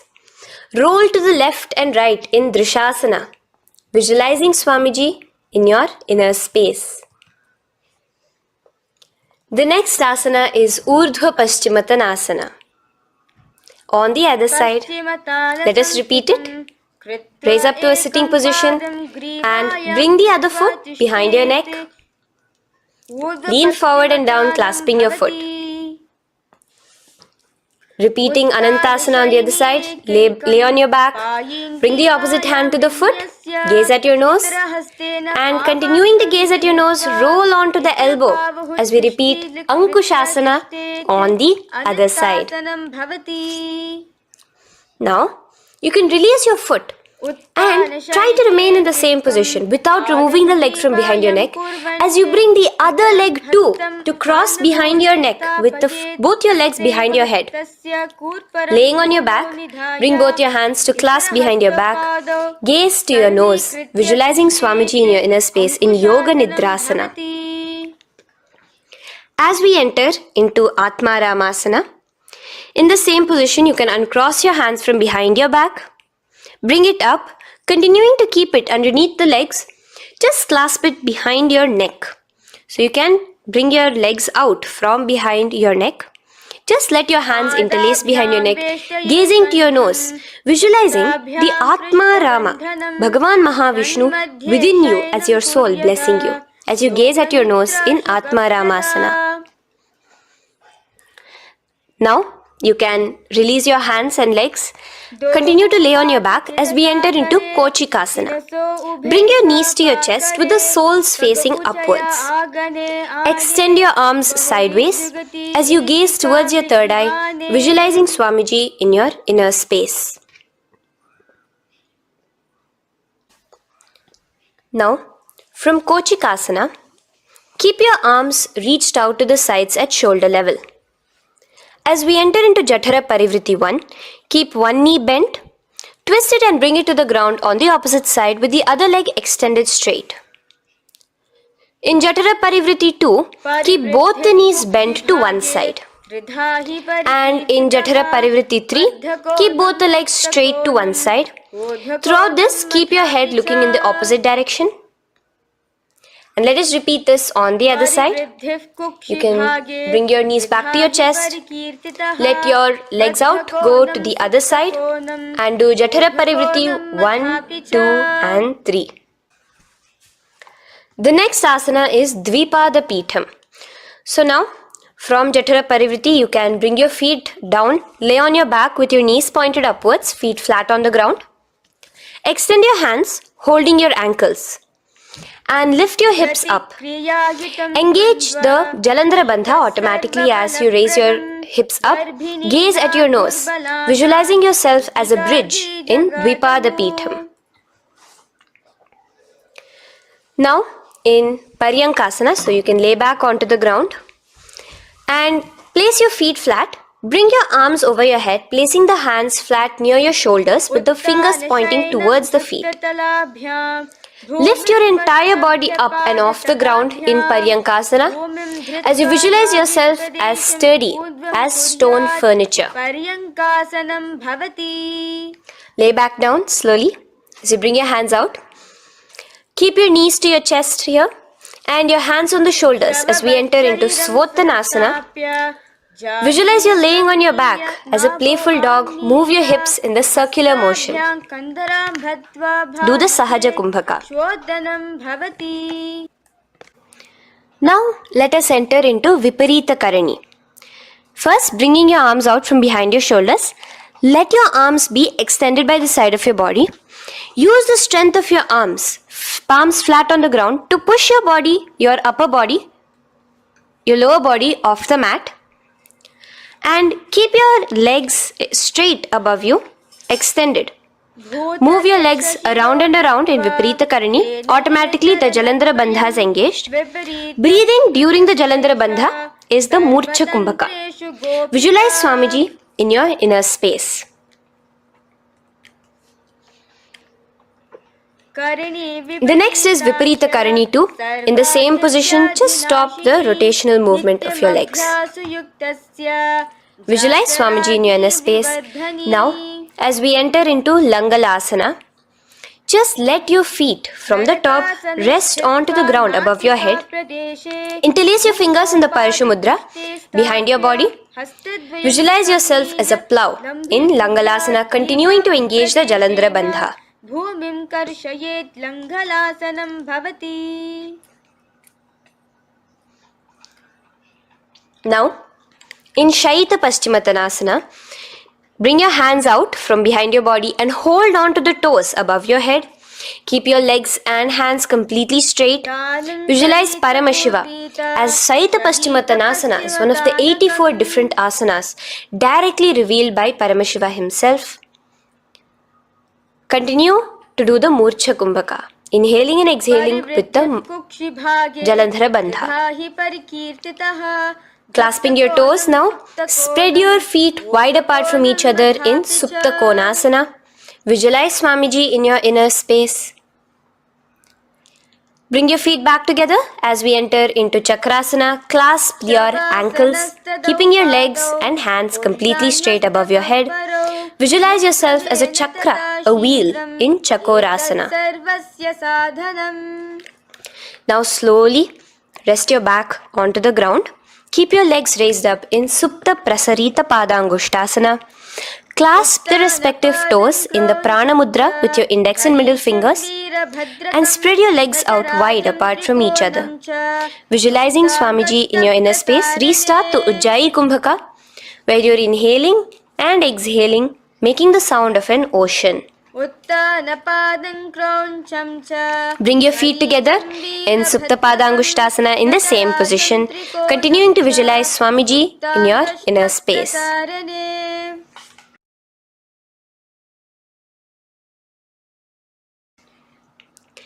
Now, release your feet and bring them into Padmasana. As you lay flat on your back in Matsyasana, hold the opposite elbows over your head, gazing at your nose. Visualize Matsya Avatara, the fish form of Bhagavan Mahavishnu. Now in the same position, put one hand over the other, extend it straight above your head. As you visualize Lord Rama in your inner space, continue to gaze at your nose. Now, slowly bring your hands to your hips as we enter into Sarvangasana. Lift your hips and legs up into the sky, crossing your legs in Padmasana. Let your hands support you, your elbows on the floor. Do the Jalandhara Bandha as you gaze at your nose in Sarvangasana. Now, bring your hips back onto the ground in Vrishchikasana. So, in the Padmasana, just remove one foot alone. Keep one foot on the opposite knee as you pull the knee towards your face. Let your hands stretch out above your head, hooking forward as you raise your upper back off the ground, visualizing yourself as a scorpion in Vrishchikasana, gazing at your third eye. Do the Jalandhara Bandha, tucking in your chin to the chest. Now just switch your legs around as we repeat Vrishchikasana on the other side. Continuing to visualize yourself as a scorpion, gaze at your third eye. The next asana is Vrishapada Kshepasana. So come now to a complete flat position on your mat. Come down to a complete lying down position and interlace your fingers around your neck. Now raise both your feet off the ground. Extend one leg straight and the other knee to the chest in a bicycle motion.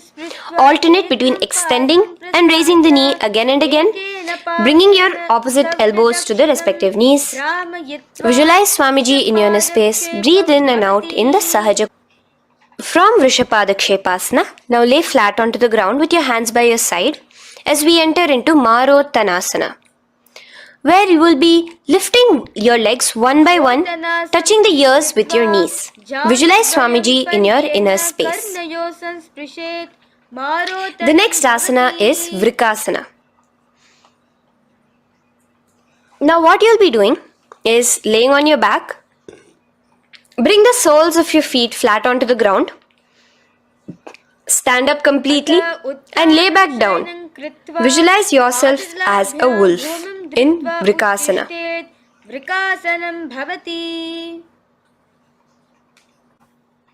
Now come back to a seated position as we enter into Luthasana, where you are going to be quickly throwing your legs above your head as you roll over completely, finishing in a prone position. Do this a couple of times.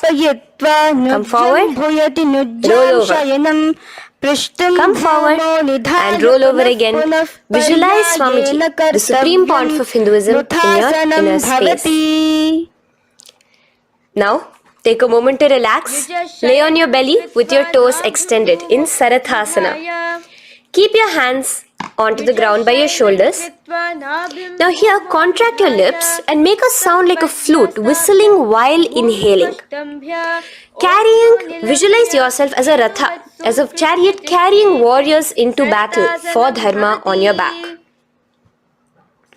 Now from Sarathasana, let us enter into Dehal Ullanghanasana. So place your palms on the ground and bring yourself to a plank position.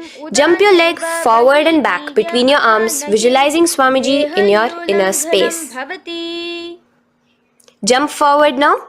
When your legs are between your hands, stand tall. Holding your toes with your hands, walk back and forth. Visualize yourself as a wise 60-year-old elephant in Jatyasana. Now come to a standing position. The next is a beautiful Karana, the Lolitika Karana. So Keep your knees bent, feet pointing outwards again in the Aramandi position. Bend your elbows, keeping your hands at the chest level. Now swiftly move your arms across the body, bringing it back to the center and tilt your head back. Opening your chest up towards the sky, move your head in all the directions. Now stand back straight as we enter into Sarpasana. So stand erect like a rod with your arms by your side, hands touching the thighs. Visualize Devi, Kundalini, raising up and curling upwards around your body in Sarpasana. The next asana is Ushtrasadanasana. Lean forward and down, standing on top of your palms. Begin to move and walk like a camel, visualizing yourself as a camel.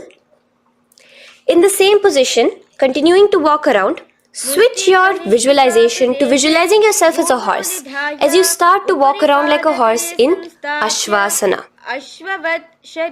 Now raise up tall as we enter into Kapotanitakasana. Interlace your fingers behind the back, pulling them down towards your calves. Open up your chest. Keep your hands in the Parashamudra. Visualize yourself as a soaring bird diving down in Kapotanitakasana. Now stand tall as we enter into another Karana here, the Tala Pushpaputam Karana. Bring yourself to the Aramandi with your hands in the Namaskara Mudra. Simultaneously now, open up your palms while raising one heel off the ground, slightly lowering the waist and shoulder of the heel you have raised. Visualize you're offering a bouquet of flowers to Paramashiva as you come back to a standing position and repeat this on the other side. Let's do this a few times, offering flowers to Paramashiva. Now, come to a standing position. Stand straight and bring your hands together in the Namaskara Mudra. Slightly lean forward. Visualize yourself as a rhinoceros. Your hand is the horn as you gaze at your nose in Khadgasana. The next asana is Uttanottanam. So come to a standing position and sit down all the way as low as you can to the ground and stand up. Do this again. Sit down, stand up, and again. Sit down, stand up.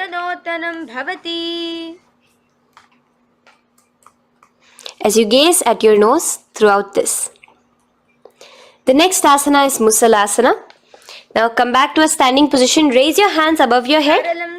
Tall as you jump up and down repeatedly. Visualize yourself as a mace. Jump here in Musalasana. The next asana is Uchirshaka. So come back to a standing position.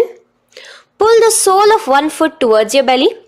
Now with the other leg, sit down and stand up. Release the leg. Pick the other leg up, pull it towards your belly. Sit down and stand up in Uchirshaka as you visualize Swamiji in your inner space, gazing at your nose. The next is a Karana, which we will be entering into. The Pashvajanu Karana. So again, bringing yourself to the Aramandi position. Bend and lift one knee towards your chest, pointing the toes downwards. Keep your arm around the knee, holding it with the hand in a fist. Let the other hand hang down on the thigh, wrist twisted, fingers pointing inwards. This is the Pashvajanu Karana. Now slowly release. As we enter into Tandavasana, stretch one leg out straight in front of you as you alternate between sitting and standing. Visualize yourself fiercely dancing as Paramashiva. Raise the foot to the inner thigh of the opposite side. As we enter into Brahmanasana, let your hand be resting by the sides. Keep your standing leg erect like a rod. Visualize yourself being blessed by Lord Brahma. Now, you can bring the left foot around the right knee and rotate it, tucking the left toes on the other side of the right calf. Simultaneously, cross your left arm below the right, bring your palms together in the Namaskara Mudra. Visualize yourself as Lord Garuda in Garudasana 3. Now slowly uncross your legs and hands as we enter into Ekapadasana, coming to a standing position. On the right leg, bring your left foot to the opposite thigh with your hands relaxed by the knees. Now take a hold of the raised foot with your hand in the Prana Mudra. Stretch your leg out wide, out to the side, and rotate your body quickly on the standing leg. Visualize yourself as the North Pole star in Dhruvasana. From here now, in the foot which is in your hand, just slowly, once you finish the rotating movement, in Trivikramasana, bring it up towards the back of your neck. Stand as tall as you can and alternate between sitting and standing. Visualize Bhagavan Mahavishnu in your inner space. Now you can take the leg out from behind your neck and stand straight. As we repeat the Parshvajanukarana on the other side, bring your knee up to your chest, clasp your knee in a fist while the other hand comes to the opposite thigh. Hold there for a second and stretch your leg out. In Tandavasana, sit and stand. Visualize yourself fiercely dancing as Paramashiva. Bring the foot to the inner thigh, standing straight like a rod. Get your hands by your sides. Visualize yourself being blessed by Lord Brahma. In Brahmanasana on the other side. Move into Garudasana 3 on the other side as you rotate your leg over, your hand under. Visualize yourself as Lord Garuda. And uncross yourself as we move into Ekapadasana on the other side. Bring your foot to the inner thigh, to the root of the thigh, and stand straight. Clasp your toes, stretch it out as we go into Dhruvasana on the other side. Visualize yourself as a pole star rotating quickly. Come back to a standing position and bring your foot behind your neck. In Trivikramasana, sit and stand. Visualize Vishnu, Bhagavan Mahavishnu in your inner space. Now, stand tall as we do the Samanakha Karana. Stand with your feet close together, toes slightly pointed outwards. Keep both the hands to the side of the body. Take a moment to breathe in and breathe out and relax.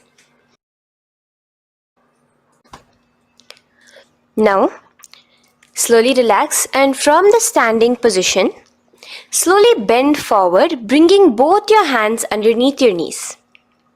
Now once you have squatted down fully, interlace the fingers together in the Parashamudra. Bring that interlaced fingers in front of your navel. In Ghorakanjali Asana, visualize the great sage Goraknatha, the founder of the Natha Yoga Hindu Sampradaya. As you do the Jiva Chala Kumbhaka, engage the Moola Bandha. The next asana is Kanchyasana.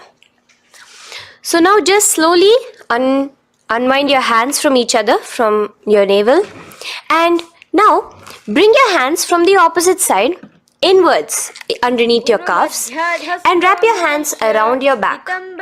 Hold them together in the Parashamudra. Keep your body, your upper body upright, visualizing the Supreme Pontiff of Hinduism in your inner space. The next is Bhairu Asana. So slowly unclench your hands and bring them out from underneath your legs. Keep your feet and knees together and in a squatting position, bring your hands behind your back, clasping them together, remaining in the Parashamudra. As you gaze at your navel center, visualize Bhagavan Kala Bhairava, the Lord of Time, in your inner space. The next asana is Varahasana. Now to gain your balance, you can lightly spread your legs apart and bring your hands to the back of your behind you in the Anjali Mudra, palms together. Visualize a boar, one of the 10 incarnations, the Varaha Avatara of Mahavishnu, gazing at your nose. Now slowly relax, bring your hands out from behind you as we move into Pripithasana. With your hands in the prana mudra, with your index and middle fingers, clasp the respective big toes and come to a half squatting position where your hips are at your knee level. Visualize Swamiji in your inner space as you do this asana, Pripithasana. Slowly let go of your feet and place your palms flat on the ground in front of you with the fingers wide for balance. We're going to be balancing here in Bakasana. Place your knees on the back of your arms. Focus your eyes on one spot as you raise your feet off the ground, balancing here. Visualize yourself as a crow. The next asana is Shushtanga Kapali Asana. So now come to a kneeling position. So from there itself, you can directly put your head onto the ground, or else come to a kneeling position and place your head onto the ground. Palms spread for support. Raise your body onto your head, bringing your legs into the Padmasana. Gaze at your nose. Visualize Swamiji himself in your inner space. Come down now, uncrossing your legs as you come down. Sit onto your knees, keeping the toes flat. Now, let your heels come outside of the hips. Keep your hands on your knees in Guptasana, sit straight. Keep your gaze on your nose. Visualize you're sitting in the sacred secret seat with Paramashiva and your Guru, Swamiji himself. Now we are going to be kicking up into a handstand. So get ready, place your palms on the ground, fingers wide for support. Do take support of a wall if you need it. And lift your body up straight above your hands. Visualize you are a tree in Vrikshasana 2 with deep roots into the ground. Breathe in and breathe out slowly. In the same position as we move into Shibhu-asana, switch your gaze to the third eye. Hold it there for a few seconds. And relax. Bring your feet back to the ground. Now, lay flat onto the ground in a plank position. And slowly lower your body towards the ground and push yourself up again. In Matsyasana 2, go down and come up, visualizing yourself as a fish. The next asana is Sarpasana 2. So here you're going to lay prone, completely flat now. You can lower yourself to the ground. Bring your hands to the hips. Extend your legs together and point your toes backwards. Lift your chest up and move left to right. You're moving like a snake while visualizing yourself as a snake in Sarpasana 2. Relax slowly, bringing your chest back to the ground.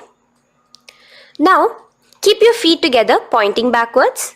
As you bring your elbows onto the ground, rest your upper body on your elbows. Bring your hands together in the Padma Mudra with your little fingers and thumbs together and rest your chin on your hands. Niralambanasana, where feeling yourself completely supported, knowing that Swamiji is there in your life. Now, slowly relax, place your palms on the ground beside your chest and push yourself up, your hands straight up completely. As you bend your knees, bringing your feet to touch the top of your head. Lean your neck back, touching your head with your tip of your toes. See yourself, visualize yourself as an umbrella, protecting your Guru from the sun's rays in Chhatrasana. Slowly relax, you can bring your feet down. As we move into Vajrasana, just push your body back and sit on top of your knees, with the heels flat on the ground. Now stretch your arms in front of you with the palms facing downwards. Place your forehead on the mat. Visualize you are the weapon of Indra, the Vajra, symbolizing indestructibility as you gaze at your nose. As we enter into Meshasana, raise yourself into the same Gajasana position on your hands and legs with your hips pointed upwards. And alternate striking the ground with the opposite hands. Experience yourself, visualize yourself as a powerful ram as you alternate striking the ground in Meshasana. Now stop striking the ground, bring your palms down again. As we move into Ajasana, kick your legs off the ground and lower your forehead to the mat. Let's do it again. Kick your legs off the mat. Lower your forehead to the ground. You are unborn, existing for all of eternity in Ajasana. Now, come to a seated position as we move into Dhanantara Asana. Sit on your heel with your legs together. Pull your toes underneath you as you bring your hands top of the knees. Gaze at your nose, visualize Swamiji in your inner space. Here, do the Ujjayi Pranayama, inhaling and exhaling like an ocean. Dhanantara Asana. From Dhanantara Asana, now interlace your fingers in front of you and then behind you. Stretch your arms towards all the sides, backwards, forwards, giving a massage to the various different joints and muscles in your body. Lean forward, get up again, continuing to visualize Swamiji in your inner space. Relax your hands and now take your respective heels and point them outwards, outside the side of your hips. Keep your hands on your knees, with your thighs and knees resting on the ground, spine straight. Visualize yourself as Lord Garuda in Garudasana 4. You have Mahavishnu and Mahalakshmi on your back as you are flying. The next asana is Ananda Mandirasana. Now you can continue to remain in the same position. You can bring your feet pointing inwards. Use your hands to clasp underneath your ankle. Make sure your knees are spread out wide. Gaze at the third eye. Visualize residing in the blissful space of a temple. You are in a temple in Ananda Mandirasana. Now, as we move into Mandukasana, keep your knees wide and sit on top of your ankles. Your hands underneath your knees. Gaze to your nose. Visualize yourself as a frog. Suck in your stomach in the Uddiyana Bandha and remember to do the Manduki Mudra, your tongue, your frog-like tongue, catching the nectar dripping from the Sahasrara Chakra in Mandukasana 2. Now, as we move into Narasimhasana, tuck your toes in and sit on top of the heels. Place your palms on the ground, spread your fingers wide and spread your knees apart onto the ground too. Gaze towards your nose, stick out your tongue and exhale forcefully, visualizing the Narasimha Avatara, the form of Mahavishnu as a half lion and half man. Now just raise up, bring your hands off the ground. Here we'll be doing a new pranayama, which is the Bhishraka pranayama, as we enter into Bhishrakasana. So continue to keep your knees and feet on the floor. As you bring your hand up to your face, make a hollow of your palms and place it over the mouth.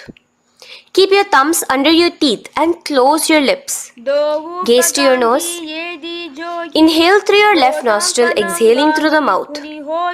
Gaze at your nose again. Visualize yourself as Devi, presiding over any and all minuscule fears you may have within you. Now moving back into the Ujjayi Pranayama, let us do Makadasana. So you can take your hands off your face and slowly remaining in the same position, bring it to your armpits. Bring your fingers to your armpits. Imitate as if a monkey is scratching. As you gaze to your third eye, visualize yourself as a playful monkey in Makadasana. From Makadasana, let's move into Vajra Sangharasana. So you can slowly lift your knees off the ground, just balancing on your toes, sitting on the heels. Bring your hands behind your back and clasp the opposite elbows. Gaze to your nose, embody a diamond. Visualize yourself as a diamond-like strength for yourself and your Sangha. The next asana is Khanjanasana. So now you can uncross your hands. Rest on top of the heels with your knees on the ground.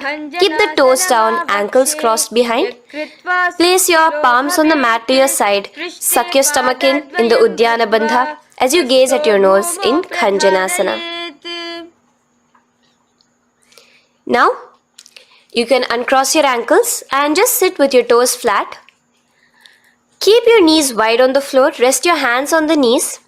Just relax the Uddiyana Bandha, just sucking in your perineum in the Mula Bandha. Gaze at your nose. Visualize yourself as a turtle with a stable body and mind to live for hundreds of years.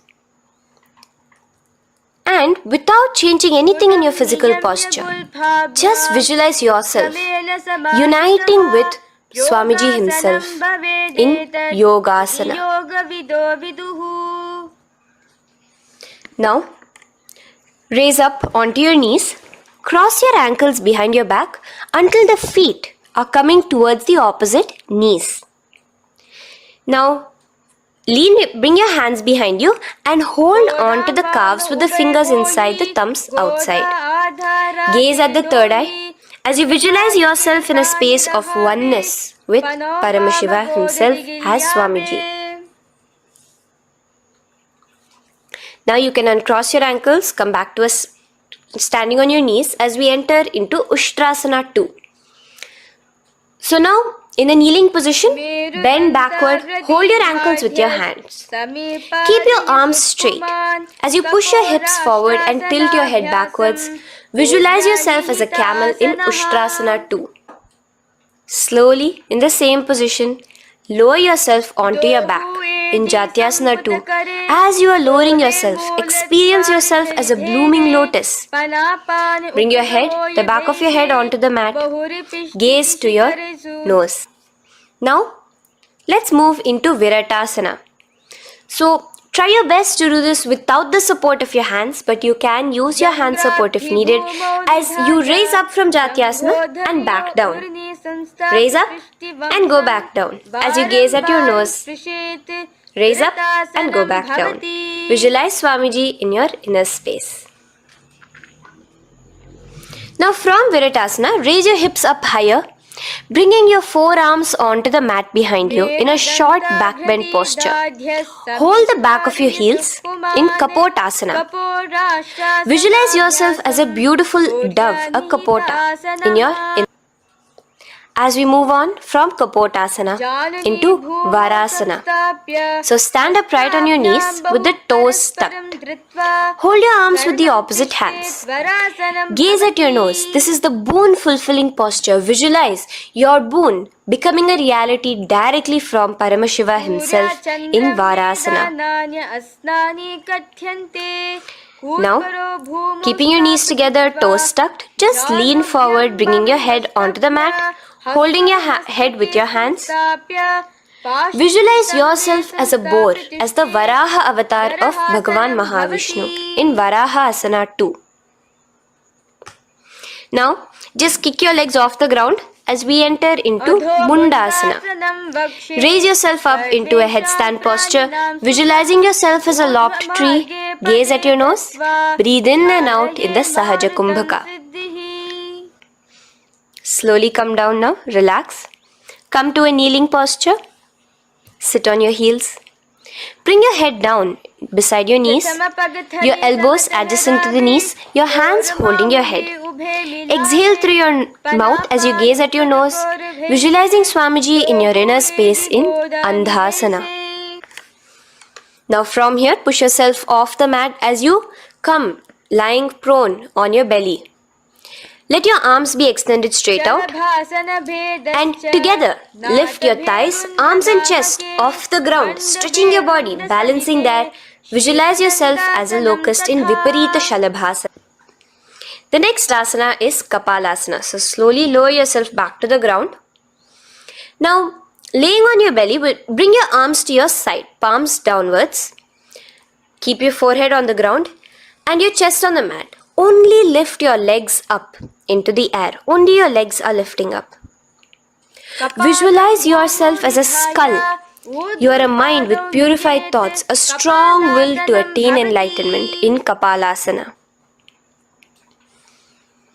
The next asana is Akasha Kapotasana. So now, in the same position as you are, let your arms be straight out behind you.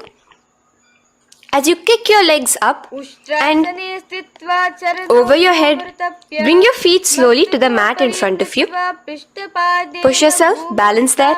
Visualize yourself as a free and open flying dove in Akasha Kapotasana. Bring your legs back out as you lay flat on the mat. Now push yourself onto your knees. Place your forearms on the ground and your chest down such that your navel is touching your knees.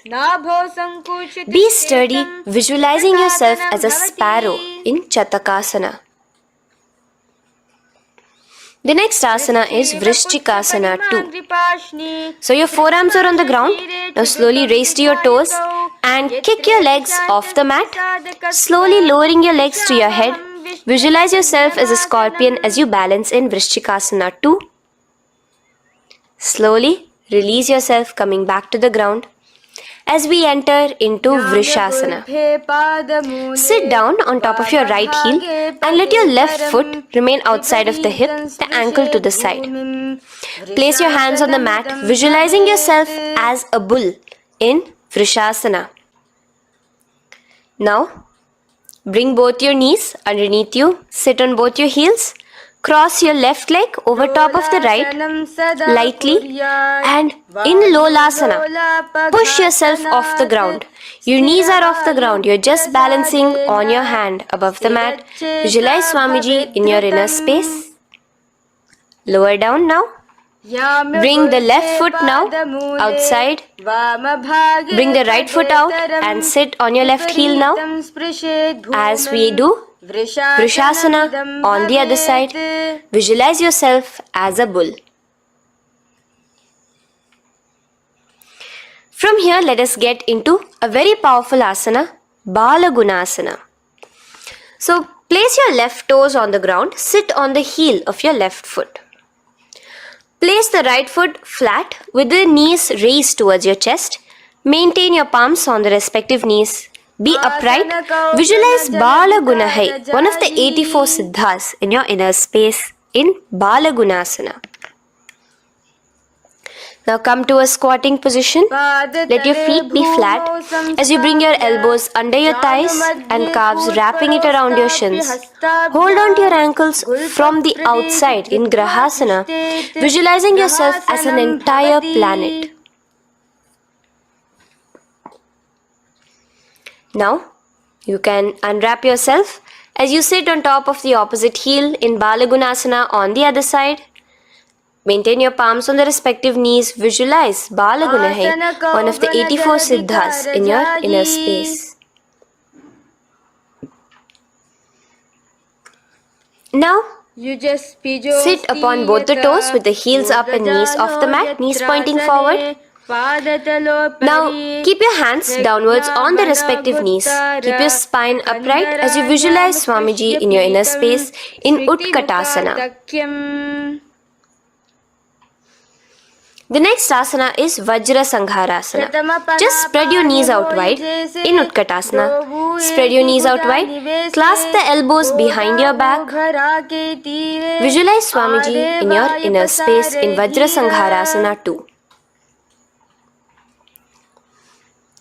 The next asana is Anilasana. Now, sit with your feet hip width apart.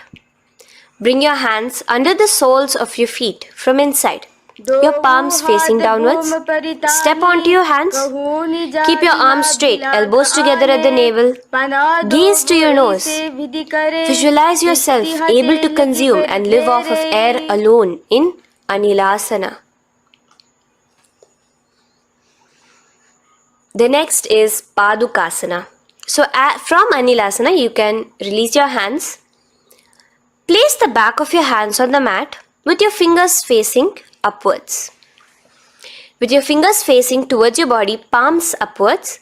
Step your feet on top of your hands and wrap your hands around your feet like a shoe. Walk around. Visualize you're wearing padukas, walking across the length and breadth of the world in Padukasana.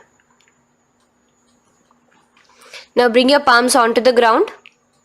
Stop moving around as we move into Kukutodana. Kick your feet up into the air and let them fall back down. Let's go up again and come down. Kick up and go down. Visualize yourself as a rooster in Kukkutodana.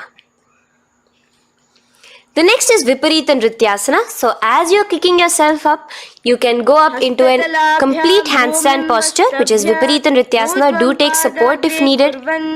And move around on your two hands as if you are dancing in Viparita Nrityasana. Slowly come back down to a standing position. Lean forward and let your feet be slightly apart from each other. Bring one palm down on the mat with the arms straight. Bring the opposite hand to your head and be stable in Kunjarasana. Now just put that hand down as you bring the other hand to your head, repeating Kunjarasana on the other side. Be stable here. Now you can squat back down onto the ground. Keep your feet flat. Hold your respective ankles and lift your feet off the ground in Kadamba Asana. Visualize yourself as a Kadamba tree, a pious tree that promotes a long life. The next asana is Pavana Muktasana. Now sit back down onto the ground. Bring your knees towards your chest. Let your hands wrap around your knees. Hold it close to your body. Visualize all the excess vata, air, just balancing and releasing in your system in Pavana Muktasana. Now, let us move into Chakorasana. So first stretch your legs out in front of you. Bring one leg behind your head. Now place both hands on the ground and lift your body off the ground while lifting the other leg too, up straight. Visualize yourself as a powerful source of energy. Gaze at your third eye in Chakorasana. Slowly relax back down. Now hold your left toes with the left hand, index and middle fingers. Pull the foot to the left ear. We are entering into Dhanurasana 2. Extend your right leg out, keeping straight. Hold the big toe with your right hand. Visualize yourself as a bow in Dhanurasana 2. The next is Ashtavakrasana. So lift your left leg over top of the left shoulder. After releasing your hands, bring the right foot across and hook it on top of the left foot. Lean forward and down. Keep your palms onto the ground. Extend your legs out to the left. Lift your head up and chest. You're completely balancing only on your hands as you visualize yourself as a flying crane in Ashtavakrasana. Now slowly relax down. From here, bring your right foot to the left thigh and your left foot flat onto the ground. Knees raised up. Have your left shoulder underneath the respective leg and place your hands flat on the ground. Gaze towards your third eye. Visualize you are immortal, able to exist solely from prana alone in Pranasana. From here, moving into Parshva Matsyendrasana. Place your right foot at the root of the left thigh. Then the left leg by the side of the right knee. Hold the left leg by the right hand. Twist your body out. Remain steady here, gazing at the third eye. Visualize Matsyendranatha, the great Rishi, Yogi, master of Hatha Yoga, in your inner space. Now slowly unwind yourself. As we repeat Chakorasana on the other side, lift the other leg behind your head. Place both your hands on the ground and keep your entire body off the ground straight up. Gaze at your third eye, visualizing yourself as a powerful source of energy. Now relax back onto the ground. Let's repeat Dhanurasana 2 on the other side. Clasp your respective hands with the feet. Pull one foot back, the other foot extended forward. Visualizing yourself as a bow. Release your feet as you cross them over each other, over top the shoulder in Ashtavakrasana on the other side. Raise off the ground. Visualize yourself as a flying crane. The next asana, We'll be repeating Pranasana on the other side. Bring the right foot to the left thigh. Bring your hands onto the ground with the knee raised. Gaze at your third eye, visualizing yourself able to live off just prana, just air alone.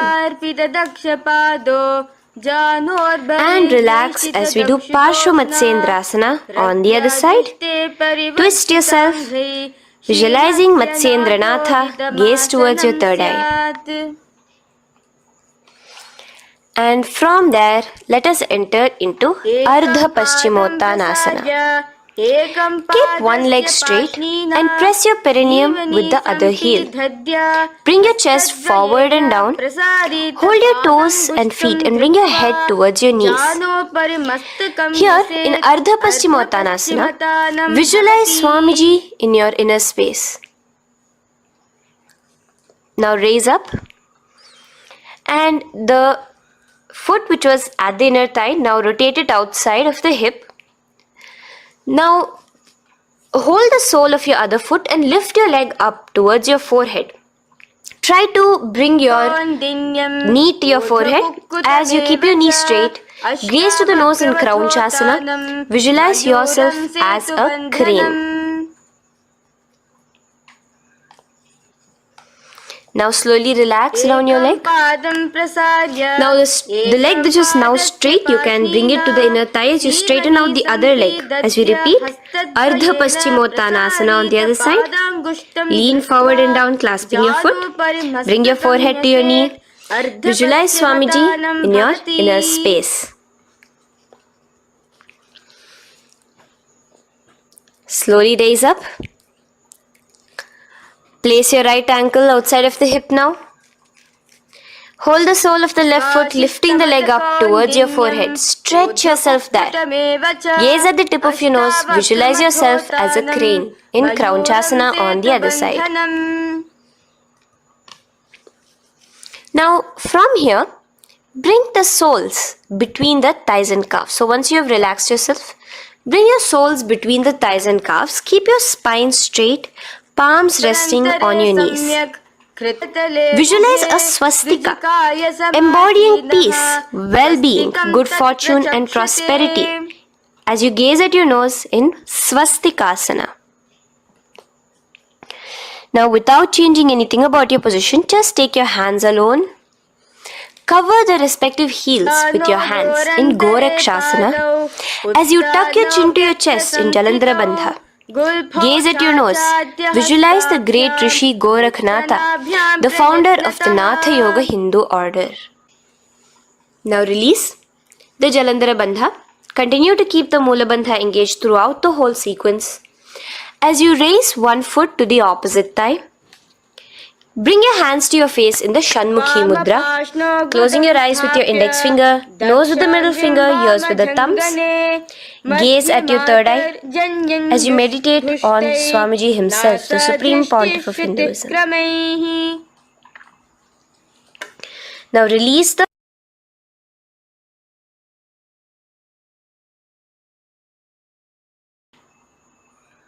Shanmukhi Mudra. And in Yogasana 2, bring your legs into the Padmasana position over the opposite thighs.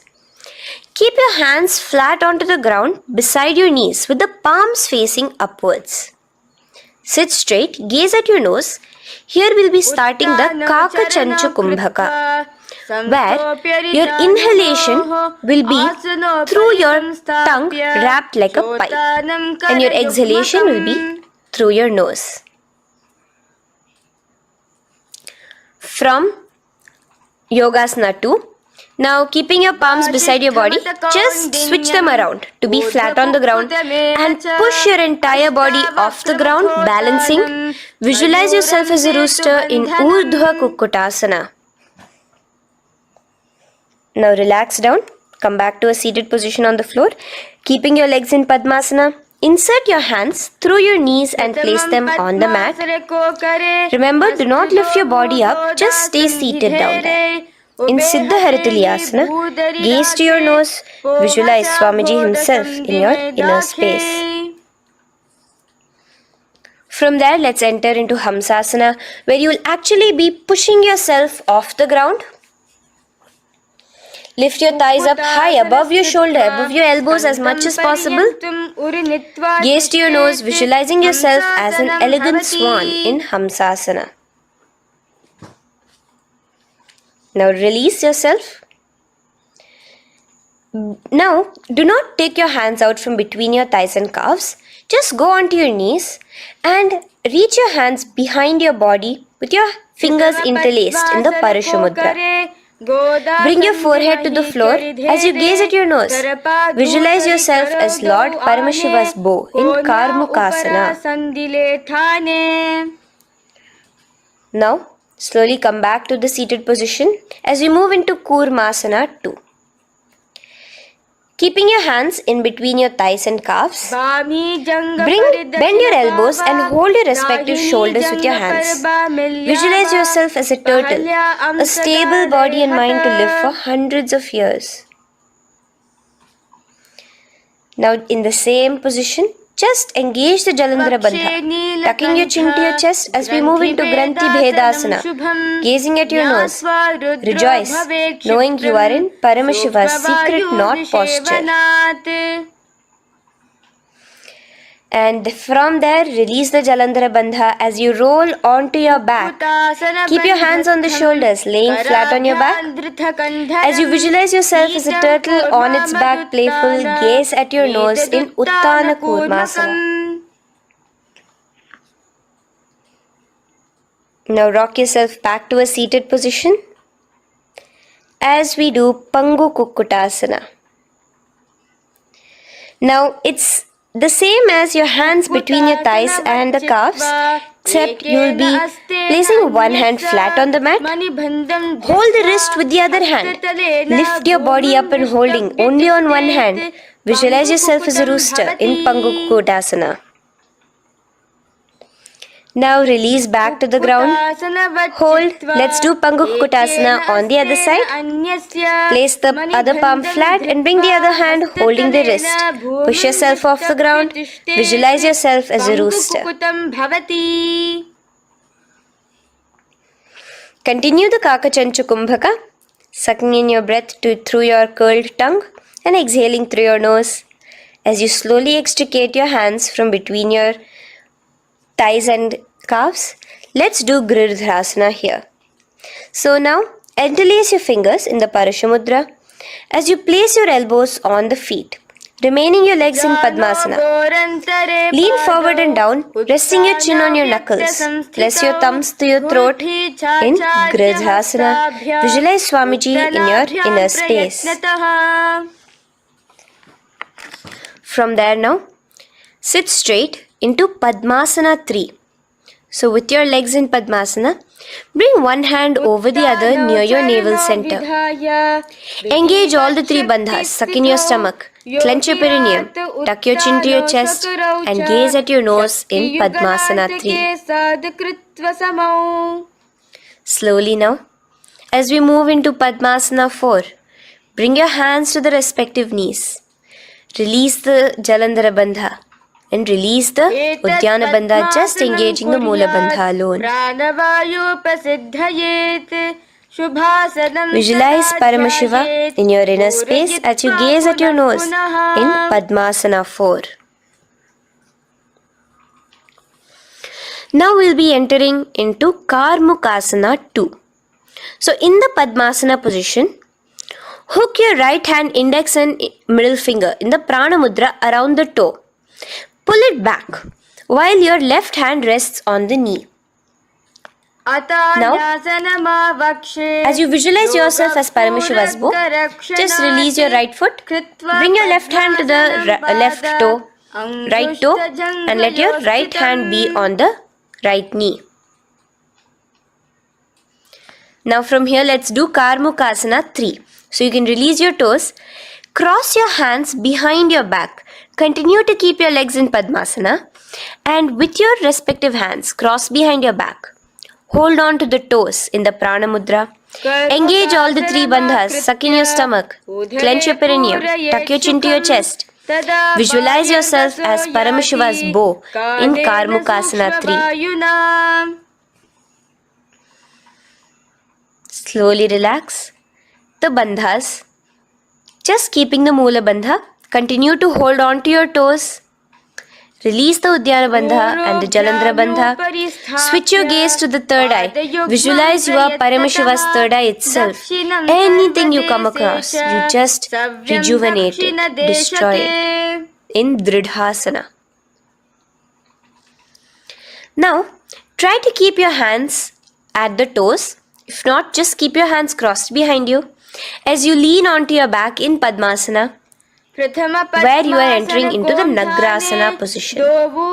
Lay flat onto the back, visualizing yourself as a snake, gaze at your nose. In Nagrasana, do the Sahaja Kumbhaka, simple breathing, inhaling and exhaling.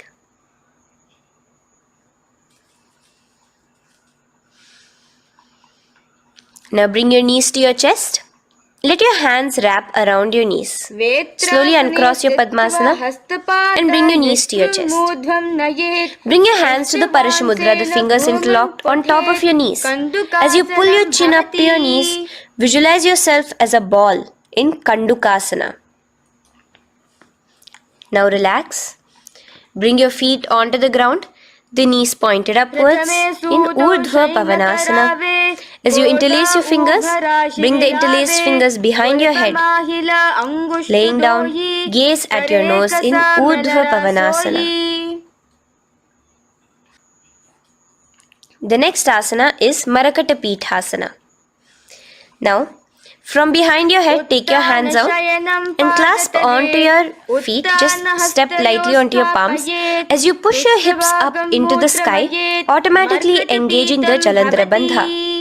Visualize yourself as a powerful alpha ape in Marakata Pithasana. In the same position now, bring your hands to your hips as we enter into Uttanashiki Pitakasana. Let your weight rest on your elbows as you stretch your legs out straight. Gaze at the nose.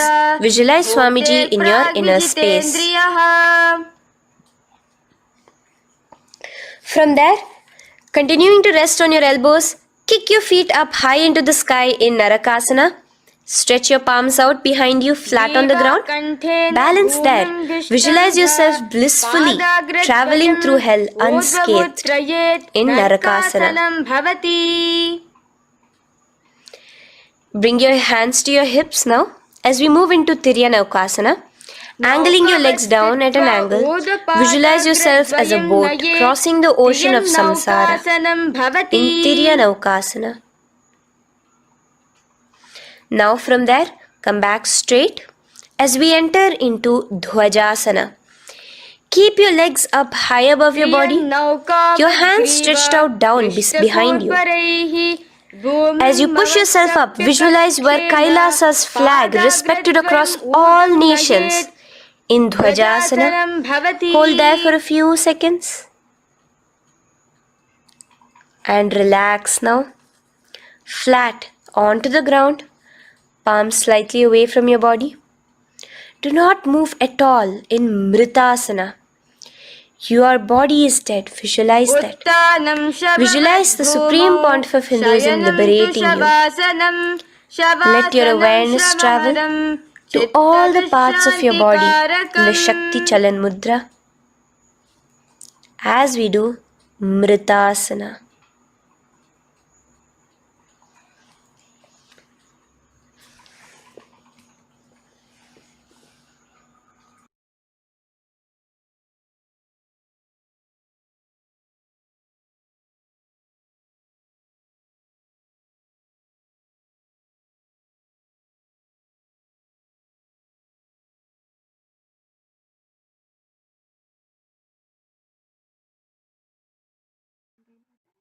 Om Purnamadah Purnamidam Purnat Purnamudachyate Purnasya Purnamadaya Purnamevavashishyate. Om Shanti Shanti Shanti. Harihi Om Tat Sat. Sarvam Bhagavat Shri Nityananda Paramashiva Padukarpanamastu. Om Nityanandam.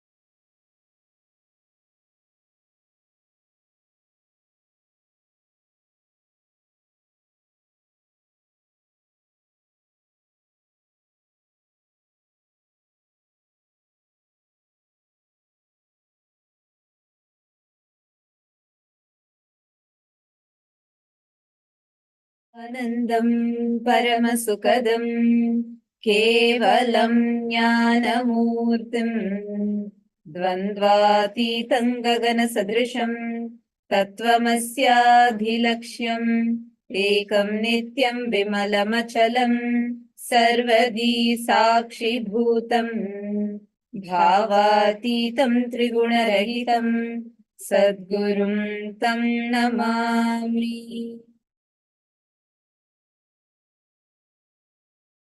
Nityanandam to all the viewers, all the participants, every one of you that are tuning in with us. Paramashivoham has been a unique course that the Supreme Pontiff of Hinduism has been extending to the whole of humanity as a gift for everyone to taste superconscious breakthrough. All the participants, viewers that are tuning in here with us, each day of the Paramashivoham program is designed to give a unique breakthrough. This is it's not or any other ordinary self-development course, self-help course, or personality development course. Like Swamiji says, this is a course that changes your very core, who you are, replaces your identity from stuck with suffering and the same rut that we are stuck in, to making you realize your true genius, your true potential, making you realize your Paramashiva.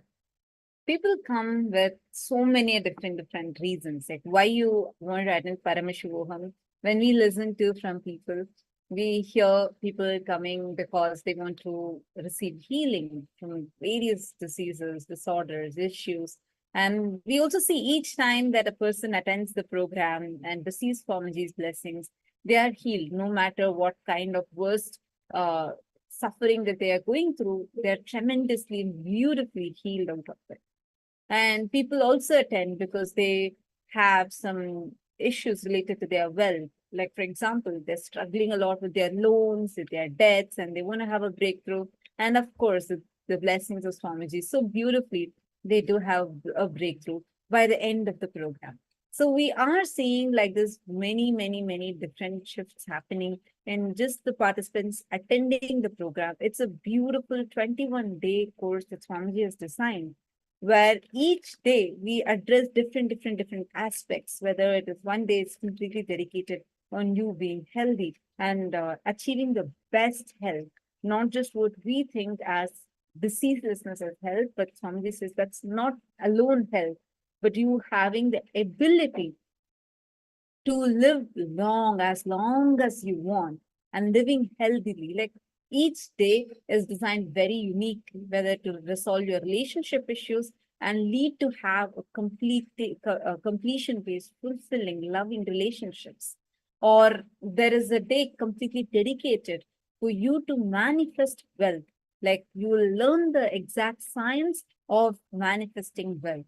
Like this, each day is designed uniquely, and we had the powers, the various different powers, where you can manifest these extraordinary powers of Paramashiva, your third eye being awakened and experiencing the higher dimensions existence of you.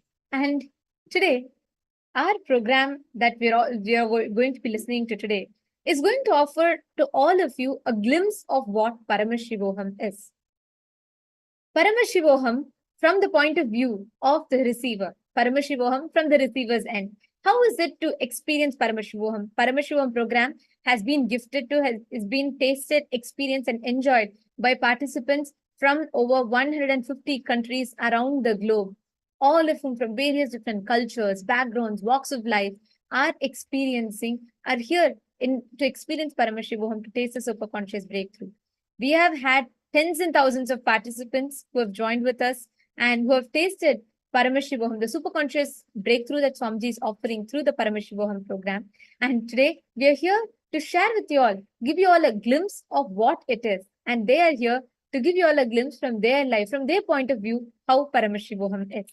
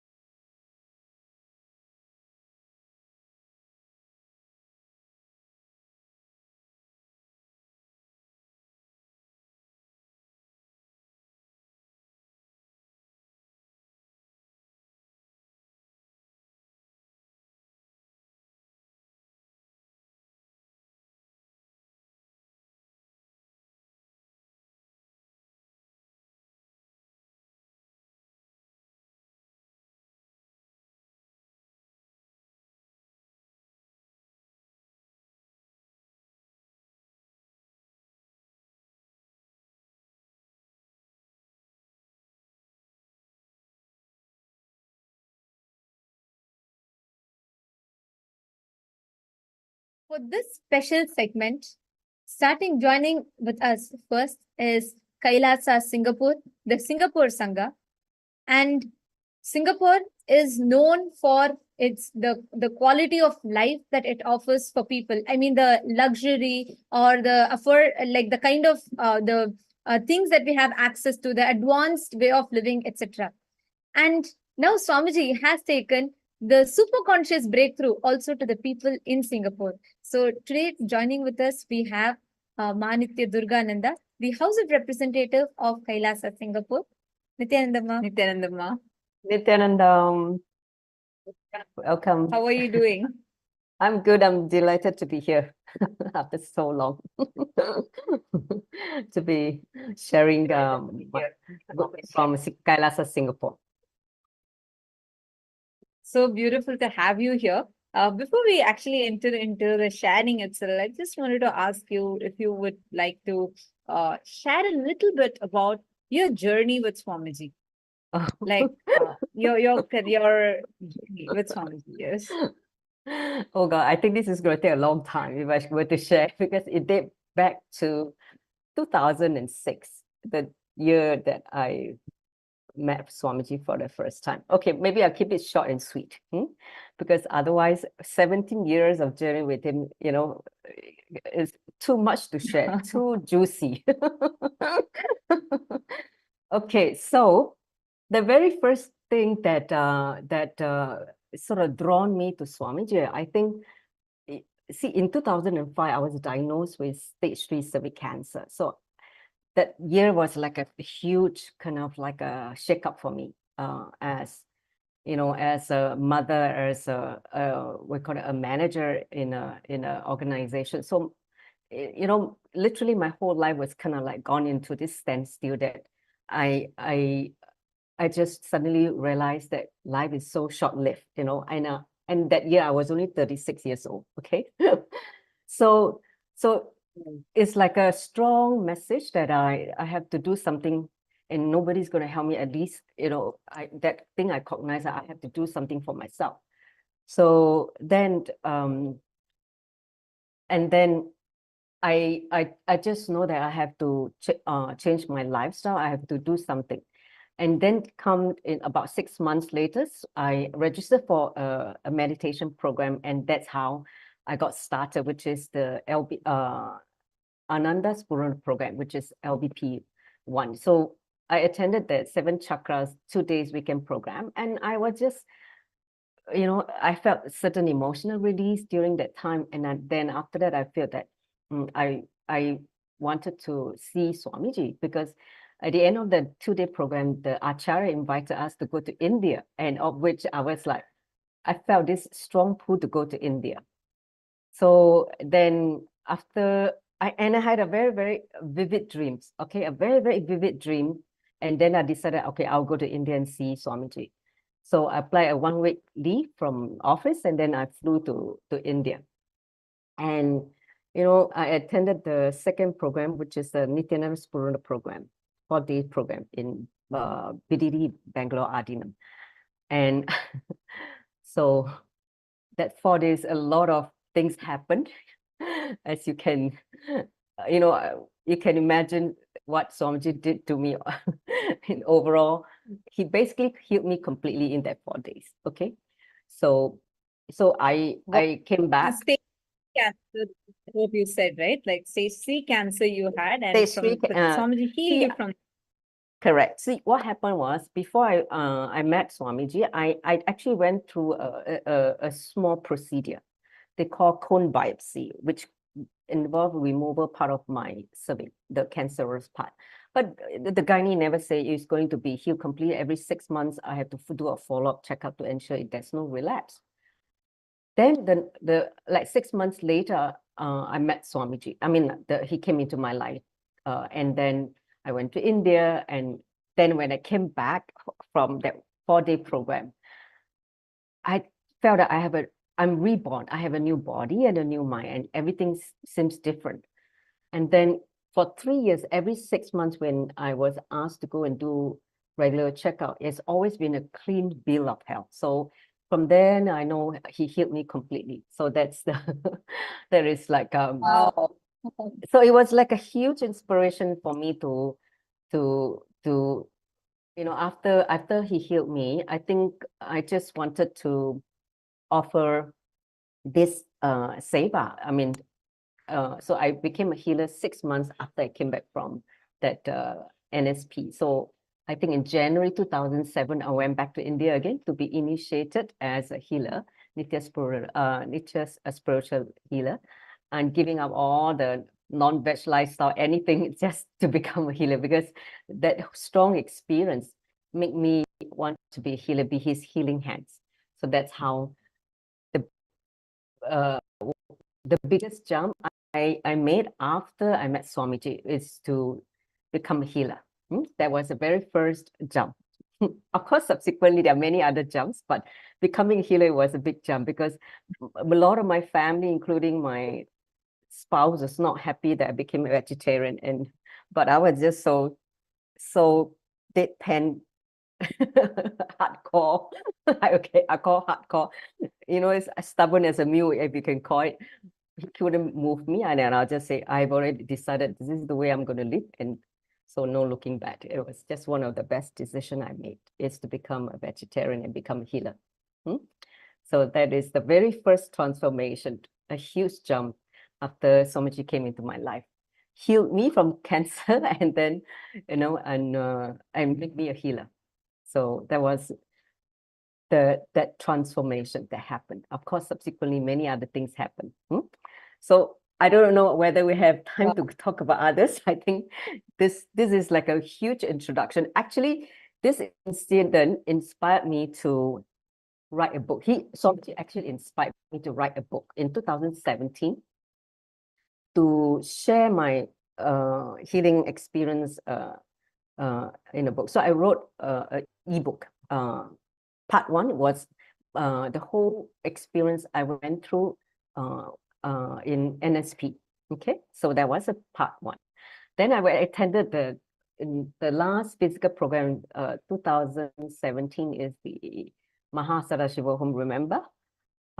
So after that, then because in Paramashivoham, there was a huge quantum jump of initiation into many, many, many powers, right? Remember? So during that time, so many things got upgraded. So in the upgradation process, after a few years, I also work with quite a lot of cancer patients, and providing understanding through how to do spiritual healing and all that. So then I wrote the second part of the book, which got published last year in June 2023, part two. It was like after 5 years after I came back, the whole journey has evolved so much. And so I decided to write the part two of my journey after becoming a healer, in working with a lot of cancer patients, and the lesson I learned from their life. Basically, there were 6 cancer patients that I worked with, and I learned the lesson from their life, and I wrote it as a part 2 of my book. So so that was another fascinating journey. Actually, I tell you honestly, when he told me to write the book, through the inner space, I was resisting. No, I don't want to write the book. I'm not a writer. I don't have the flair in writing, because I was never trained as a writer. And so the mind was resisting. And also at the time I was going through quite a lot of changes in my life, because I was going through a separation and divorce. So that was the last thing I want to do, is like, write a book. But anyway, I wrote it. So it was like a huge transformation for me because of that writing. So much enriching has been done for me, enriching in terms of the science of spiritual healing. So I do a lot of research, and also I personally also work with people. So that dimension of a healer got enriched in me. So when I look back, I'm really eternally grateful to Swamiji for showing me the way that guided me to this path of writing the book, documenting it, what happened, and then now sharing the lesson I learned with working with different bodies and different people. So it was kind of like a very enriching experience, to be honest. Wow, very beautiful, Ma. Actually, when you were saying, right, like when Swamiji told you to write a book, and many times I've seen this, it's been my experience also. We just don't know when Swamiji tells something, and when we just start doing it, suddenly from somewhere he'll just download and do something for us. He'll just manifest it. Whether it is healing, whether it is power manifest, same thing, right? You'll just like, it's literally like you will discover, oh, I can do this also. That's nice. Like I can, the way Swamiji flows through, and even listening to yours, it's so powerful, because many times I have seen the moment we get a disease, and such as like cancer, we almost give up the hope on life itself. So many people, and and the way Swamiji just heals, it's just so phenomenal, right? How the whole shift happens from being in one extreme end of the spectrum to completely shifting to the other peak end of the spectrum, just like experiencing the peak possibility of ourselves and life. So it's very, very beautiful. Thank you for sharing that, Mom. And I just want to must ask tell you, like, the title of the book. The title of the book also kind of inspired by him. The title of the book is called Cancer, a Wake-Up Call or a Death Sentence, You Decide. oh wow, that's very nice. That's very nice. So many people think that, when they got cancer, it's a death sentence. They're going to die. But it can be a wake-up call. For me, it was a wake-up call. So I say, you decide which path you want to take. So inside the book is an inspiration to understand that you can actually look at a lot of these healing learning to understand how you even created this cancer, this disease, right? So when you understand, you can undo it. So undoing is the whole wake up call thing.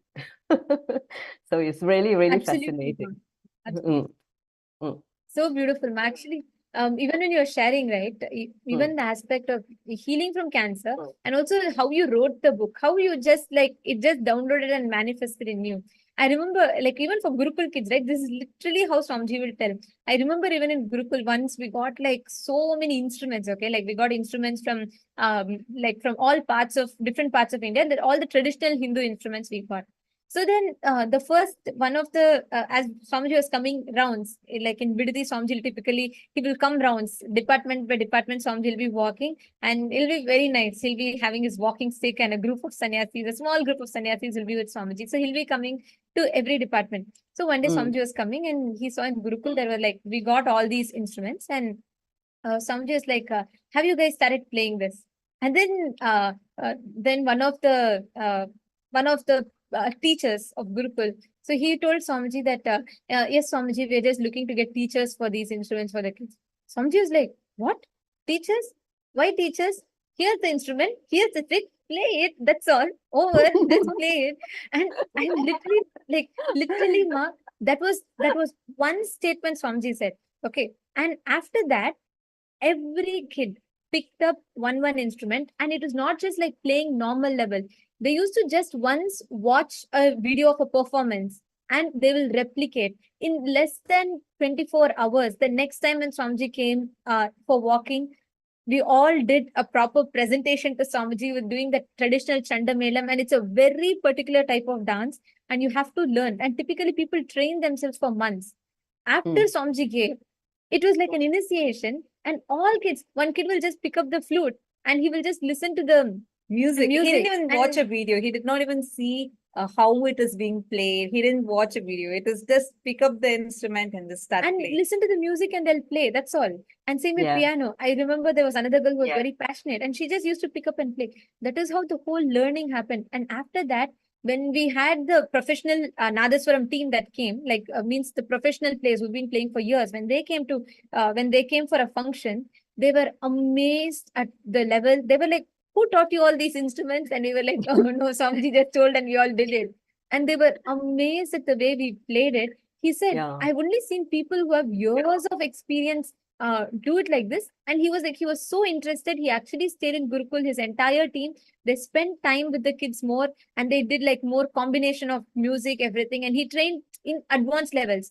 But the entire, how the kids started playing and learning, it was like, Swamiji was like, Swamiji was so shocked with the fact that the teacher was thinking to get more teachers to teach us for instruments. Swamiji was like, no, here's the instrument, pick the stick, play it, that's all. And it was like very good. It just reminded me of that when you were like sharing. even though we do have teachers, that's what Swamiji will provide us with the facilities, but also Swamiji will train us to how to be beyond that facility. Like you don't need that, right? Yes. And actually this particular science, what you were saying about, in Paramashivoham this season, we are actually having a specific day where we are going to learn how to download information from the cosmos. Like it's going to be a specific training. The whole day is going to be dedicated in manifesting a unique power. That's actually so beautiful that you brought this up, because in this season, we are going to be having this particular power where people please can let us know anything which you day want to we learn. can we get people to come. Ma, I tell you, after I written that book, one thing I learned, this one thing I came to this conclusion. Basically, it is writing from my heart, okay? When I write from my heart, it just speaks to the audience, whoever read the book. So then I realized I don't need all this like a special training, because of course, basic grammatical, expression you need to have, right, in order to write in English, right? But because I always thought that, when you need to be a writer, I always been told that you need to get the writer's training to become a, authentic writer. So I said, I'm not trained. How am I going to write a book? So I'm just going to write a book. No, my English in the in the school was not very good also. I'm not like a, A1 student in English. So I say, how can I write a book? When English is kind of like, I'm just, maybe average, not like super conversant in English when I was young. So I always carry this idea. I say, no, I can't do that. So after I written the book, I realized this conclusion. It is all about writing from the heart and from your being. And when you write from the authentic experience, there will be audience. They can feel the power of that message or that sharing.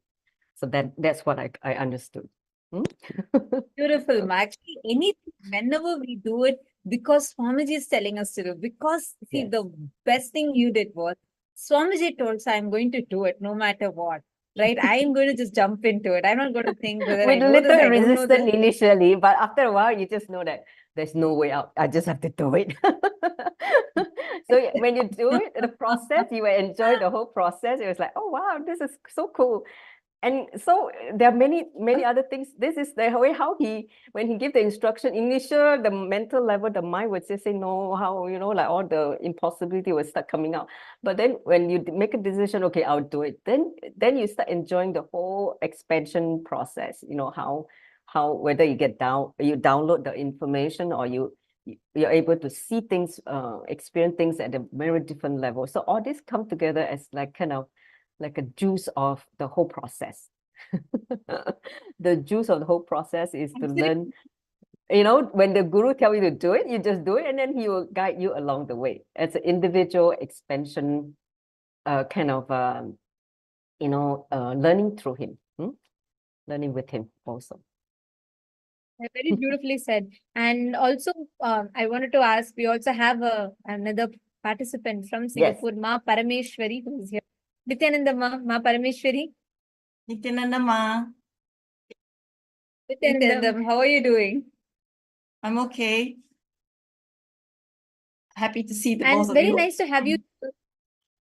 Thank you, Ma. Very nice to have you here. Thank you so much for joining. Would you like to also, I just wanted to invite you also to join into this conversation, because each of us, I always enjoy listening to people, their experiences, because each one has unique aspect, unique experience with Swamiji from different walks of life.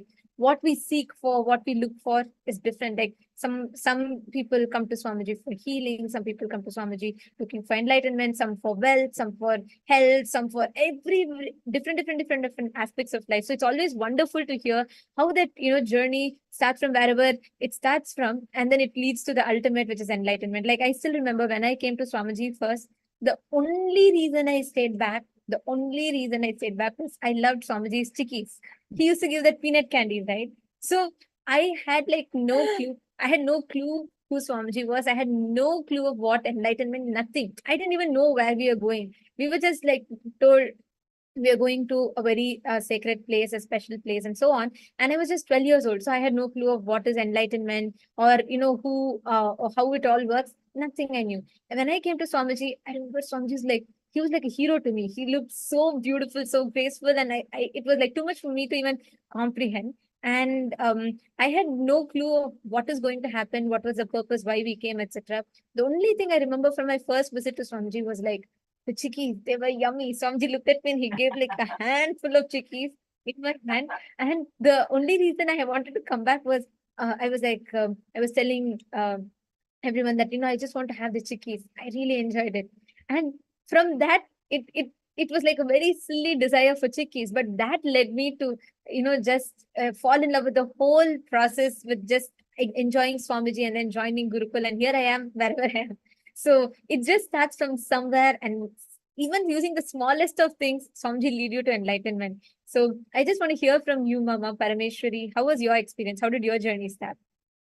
So let's see. I came to know Swamiji, I think about 5 to 6 years ago. Actually, Swamiji saved my life, I guess, because at that time when I met Swamiji, I was at the peak bottom of my life. Nothing went well. Job did not go well. I get into accidents when I'm driving. I fall asleep when I'm driving. So nothing was working out for me. And then one day when I was watching YouTube, I saw this particular video from Ma Kailasa talking about Swamiji, of course. So from then on, then it just glued me to different videos that Ma Kailasa had talking about Swamiji, talking about, all the different programs. And then I started looking up, okay, in Singapore, do we have an Adinam? Oh, we have one. So I called them. And then, and I started connecting and finding out what kind of programs that we have in Singapore Adinam. And at the time, I didn't know Maduga at all. Maduga is not the first person that I met actually in the Singapore Adinam. And then so they have all these programs. And then I started attending because I know I needed help, but I don't know what help I needed. I know I needed help. And then I started off taking a yoga session with one of the acharya. And then from then I just moved on, becoming a volunteer, whatever I can do at Singapore Adinam. And then eventually I became also part of Maduga's team with Ibuku. So now I'm also, doing I'm an acharya for yoga teaching the kids on Ibuku on Sunday and on Saturday as well. And surprisingly, I mean, I'm even doing puja, which when I first joined, I won't do because why? I'm afraid that my mom wouldn't like it. So I've had a lot of conflicts with my mom because she wasn't very supportive of me, where Swamiji is concerned. So there were a lot of things, and even going vegetarian, and that was a very tough journey for me as well, because I had to fight with her all the time. She wanted me to take meat because it's nutritious, but I know that it's not, I don't want to take animal meat. So then to and fro, and then I insisted, and then I held on until today. I'm a full fledged vegetarian. Definitely, I will not go back. And so that's how I started. And look, her mom stopped her from shaving her hair, and now look, she's just done. She just shocked me. Okay, recently I was like, you shaved your hair. Wow, you did it. Yeah, you tell your mom. I owe enough to decide for myself now. I didn't even tell her. My mom said, you cannot shave your hair. If you shave, you don't come home. But one day I just decided I want to do it, and I did it. That was a few days ago, actually.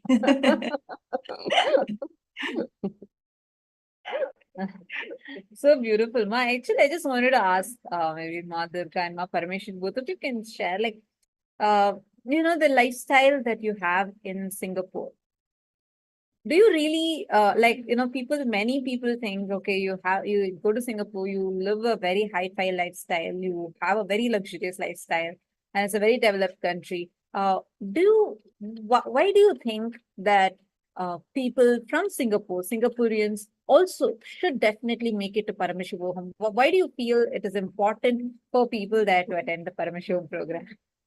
I let Parameshwari say first. I let her share first. I think that attending the PSM sessions will actually help you find answers to your life and the direction that you actually need to take. So if I take myself as an example, I've attended the PSM sessions, and then one day I heard the two of you were promoting SJP. Yajamano or Kata. And then I didn't know what that was. All I know was that Swamiji needed some money to build some roads, and then they were looking for people who wanted to help, and then SJP was one of them. And then I started looking at, well, what is this thing? And then I felt that, I want to contribute. So I started contributing and finding out what it is. And then and Ma Shiva Rapa came into the picture, and then I started with my first so-called what do you call it, contribution. And then following that, surprisingly, I'm surprised at myself that I became SJP, because why? My root pattern is fear.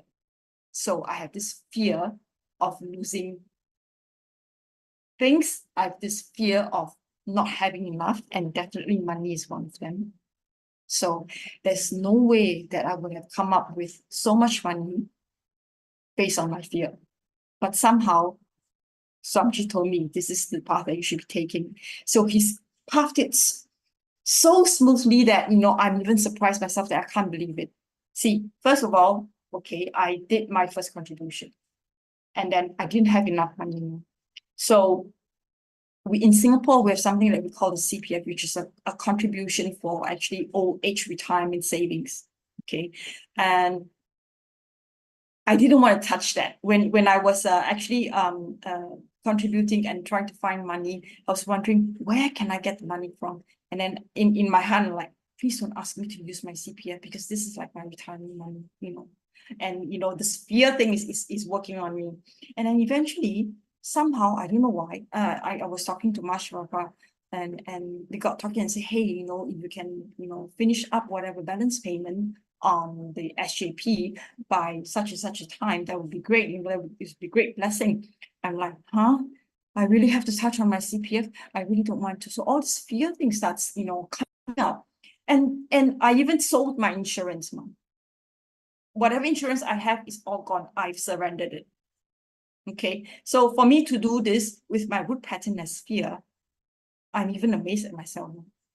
But Swamiji somehow, I don't know, he does this thing and then he makes you move, So I go to the insurance company, I surrender, and then I would take out money from my retirement savings just to for all this SJP thing. One step at a time, smoothly. It's like Samji's like, okay, you do this, and then okay, I do this, you do this, we do this. So it's like he's pushing me very gently from the back, and everything just went. And by the time everything's over, I'm like, okay, I'm SJP. I, come up with this money. If you have this pattern of fear, of not having enough, it's an amazing journey I just took. And thank you to Swamiji, because You just put Swamiji, that Sorry, I was just saying, you put it so beautifully in such a brief sentence, but I just wanted to say that journey that you have been through, it is releasing so much of karmic patterns, which otherwise you should be taking janmas together, lifetimes together to even burn it. See, when we see, we have this term, right? Depression of success. Like there's so many people who rush towards success, especially nowadays, people become CEOs at very young age.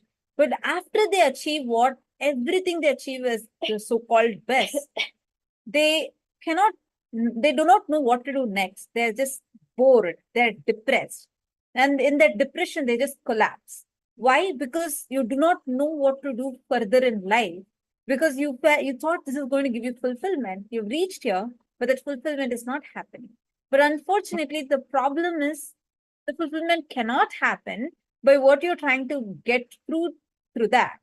But if you look in, work towards that consciousness that's inside, you'll be successful inside as well as outside. So beautifully what you shared, Ma, if you read any Puranas, especially all the stories of the great nine Mars and the devotees of Paramashiva who had the darshan of Paramashiva, read each of their stories. In everybody's story, one thing you will see, it's a history, it's a happening. Each of them had experienced the darshan of Paramashiva. There are these nine Mars are the greatest devotees of Lord Paramashiva. And you will see their deities even to this day in the temples. In many Shiva temples, if you go, you will see their deities being worshipped. That great devotees. And each of them, it will not be what they have, they able to give. No. With that, they don't get Paramashiva.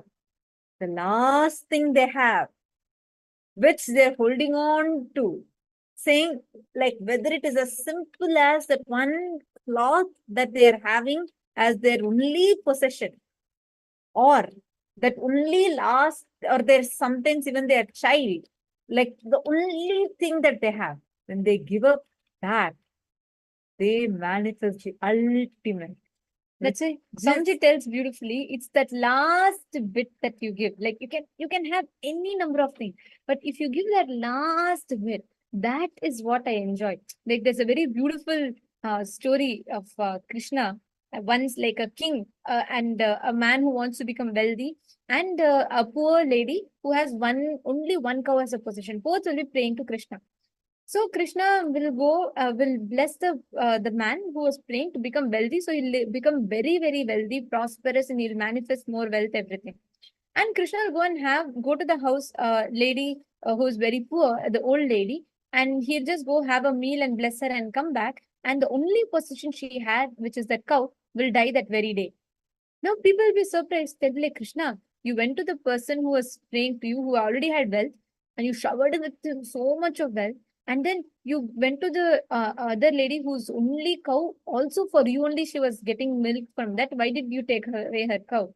And then Krishna very beautifully tells that the king was already in his, he already had his pleasures and he was in his illusion. So I just blessed him with more wealth so he can at least enjoy that.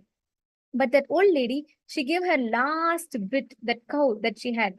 She gave everything to me. Only that cow was at stopping point. So I took that from her so that I can have her very close to me. I can make her a part of me. And she was liberated by Lord Krishna. Understand? Now, so beautifully what you shared, actually, where you have given up your moves, what your core is, that fear, that pattern, you have dropped it at the feet of Swamiji. Now, because of that, when you took a step, whatever you gave up from that cognition, hey, nothing can be equivalent to this. I just want to break even this core fear that I have, dropped the feet of Swamiji. Yes. Such a powerful shift. You will see now how your life is going to just exponentially, very powerfully, in an exponential level, it will transform. So beautiful. Thank you so much for sharing that, Ma. Ma, I just wanted to share just a little bit also. Definitely, this my fear pattern has gone down a lot. In fact, I wanted to tell participants who are keen in doing SJP but is hesitating, don't think so much, just do it. This is something that I also learned from Swamiji. I also learned from the PSM program, because your mind will play tricks on you. If you think too much, you will not do it. So just take the jump and do it.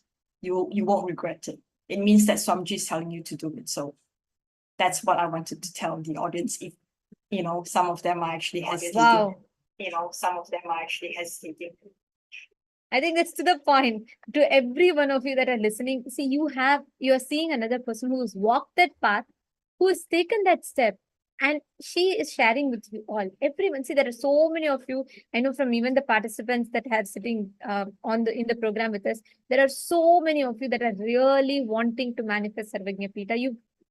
You're finding different ways and working to make it happen. The only decision you need, that last decision, is to decide to do it. That's all. Take the step. When you know there is just no other choice, anyways, you're going to do it, just do it. And when you take that step boldly, you will see everything will align for you to manifest it. That was very beautiful, Ma. Thank you so much, Ma Parameshwari. And it is really so beautiful to have listened to you share, and to Ma Durga Nanda. And it just reminds me, right, to see people, whenever I see people from different cultures and different backgrounds. Like, imagine today, when you go to, whether you go to Kailas, Australia, you will see Australians, everyone wearing sari, bindi, basma, everything, rudrakshas. Even Or here whether you right go now. yeah, exactly. Or whether it is Chinese or Singapore or Malaysia, US, Canada, every part of the world. It just shows, it feels like two things. It makes me feel like, one is, just yesterday I was talking to one of the persons and she said she's from Russia. I was like, oh my God, all the way from Russia, someone is connected to Swamiji who experiences Hinduism. And she was like, Ma, every day I do puja, every day I offer the Naivedyam. And it is like, it feels like our family is huge. Any country you name it, we have Kailashians living there. And it feels like we're so connected, and it just makes it makes me feel like, oh my God, my family is so big. So thank you so much, Ma. Thank you so much, both of you, for joining and sharing. Yes, Ma Durga, you also wanted to share about. Yes, I want to share. Why See, do you feel that? before I Yes, share go ahead, about go the ahead. Singapore, the lifestyle, why Singapore needs this to attend Paramashivoham. See, basically, Paramashiva is a one excellent case study because she worked with my team in Iguruku. So I've seen her transformation after she became an SJP, okay? Like a huge quantum jump. Before that, she used to have fear of taking responsibility. She used to say, oh, I can't handle this. But after she became SJP, she would say, okay, let me try. Let me do it. And she becomes so much more able to take up more and more responsibility to like shadow me. And, you know, like when I do some new projects, and then many people will, you know, among others in my team will not be able to want to do it. And she will say, okay, let me try. And that was a huge shift I witnessed personally. I was like, wow, Paramashivoham, who used to say, oh, it's holding back a lot of time, fear of taking responsibility. That's the other pattern that she had.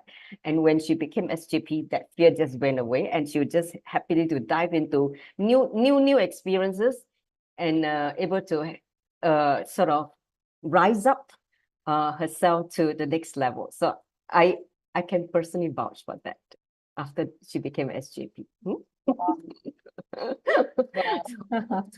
So I said, yeah, I'm a personal witness of her transformation after Swamiji blessed her to be SJP. Okay, so back to the question you posed earlier on about the Singaporean lifestyle. Yes, see in Singapore, right? Somebody used to say Singapore is a Kubera Chatra. It's like a land of Kubera. Okay, which means a lot of stagnant wealth, okay, not Lakshmi wealth. So, and you should know in the last, how many, after the COVID, okay, after the COVID pandemic, more rich people settle in Singapore because it's a safe haven. It's, you know, very accessible all throughout the whole world. And, you know, in terms of logistic, everything, infrastructure wise, it's the best place for the rich to settle. Okay, no doubt about it. You know, lifestyle wise, everything. But spiritually, for a lot of Singaporeans, after they've gone through all this luxury lifestyle, reaching, you know, to the higher needs of, and you know, we talk about Maslow hierarchy of needs, right?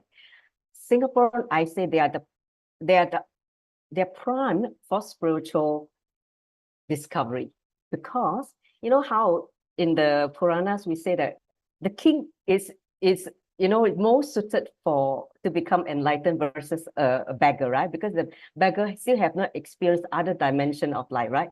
So when the king who have, you know, experienced all the luxury, all the best thing in life, and they know that that will not bring fulfillment. So when they know that will not bring fulfillment, then they're ready for enlightenment.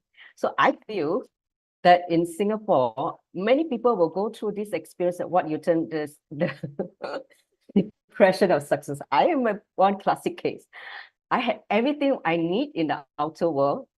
By the time I reached like late 20s, okay, I got everything.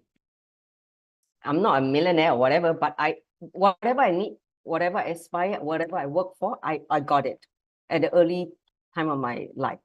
Then after that, I felt this void, emptiness in me. I said, I don't know why I'm so restless. I don't know why I'm running like a rat. I have no clue. I'm just terribly restless and irritable, hot-tempered. But I can never feel at peace with myself. And I knew something is wrong with me, but I don't know what was wrong till I met Swamiji. Then he made me understand what I was going through was what, you know, deep poverty inside, you know, depression of success, a lot of wealth accumulated outside, but inside my being, I was in deep poverty. So that was what I was experiencing. Then I understood. I began the search to find myself. And then that starts the whole journey of spiritual awakening. So coming to the clarity that I'm not, of course, with the cancer, you know, episode, just make me realize how precious life is, and also the important things in life. I mean, why you're here, you know, it's not to sell your life for money to the corporation. You're here to basically contribute. You're here to basically live the life you meant to live when you assume the body. So kind of awaken me to this whole reality of, what is the soul commitment, and that understanding just becomes so centered. Nothing can derail me from doing other things. Nothing from external can derail me. Becoming so centered in the purpose of your existence, right? Which is for enlightenment. Wow. And then that become like, a lot of things that used to run behind and waste your time, energy, and resources no longer have the pull anymore. You just feel so centered. So even the COVID cannot derail me.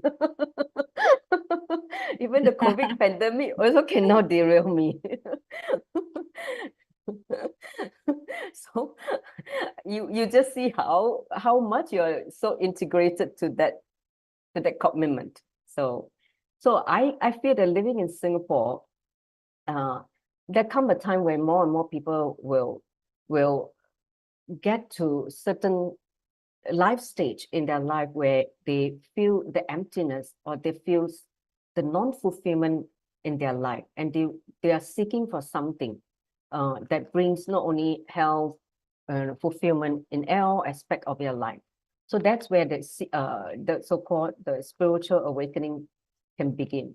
So I think the people in Singapore, while we enjoy all this so-called advance in modern lifestyles, but the good thing is, in Singapore also we have this spiritual, that means the freedom to choose our faith. So that is the good thing, and able to, how would I say? Basically, it's kept very individual. The respect for the individual freedom to have their faith. So I think all the different faith living harmoniously coexisting. I think in Singapore, the government has done it quite well, so that we can all coexist harmoniously, doing our own thing. So that is one thing I feel. And Singapore being a strategic kshetra, as you all know, Swamiji revealed that Singapore was also the spot where Sarabeshwara, right, who tamed Narasimha with Pratyangira and Sudali Durga. That whole Purana happened in Singapore. Okay, how that whole energy, how that he revealed that. I was like, oh wow, oh my God, no wonder it's such a strategic. Oh my God, no wonder it's such a strategic location. Why is such a? That's why he told me in 2020. He told me that he has dedicated Kailasa Singapore for Sarabeshwara. The whole Purana that happened in this land, he would build a huge temple for Sarabeshwara with all the deities which happened in the Purana. Whoever deities were mentioned in the Purana, they will all be in this temple. So I was so excited. So beautiful. So excited. So thank you so much. I think it was really wonderful to talking with both of you, and so beautiful insights also you shared, and such powerful experiences both of you had shared. And all the viewers that are watching, if you also want to have this as your experience, take a moment, register at paramashivoham.org. Just go ahead and click the register now button, and we will let you know what each day is actually very uniquely designed. We are going to be sending you out the schedule today. So make sure you're registering today, so you receive and you know what are the special days that are going to be there, and you can attend the full 21 days program completely for free and have the breakthroughs. You can experience the breakthroughs yourself, just like how beautifully Ma Durgananda shared. She got healed from stage 3 cancer. And she just walked out of it. And not just that, Swamiji even made her write a book on her healing experience. And Ma Parameshwari, who had a breakthrough in her intense fear pattern and all the very cold heat pattern, and something she could have never ever imagined. She now became an SJP, Sarvanyapita Ejaman. So this is something so beautiful. So all the participants and the viewers that are sitting here with us, do take a moment and you too can have this as your experience. Now, what is Paramashivoham all about? How can we, what do we experience in Paramashivoham? Now, we are going to be listening about that directly from Swami.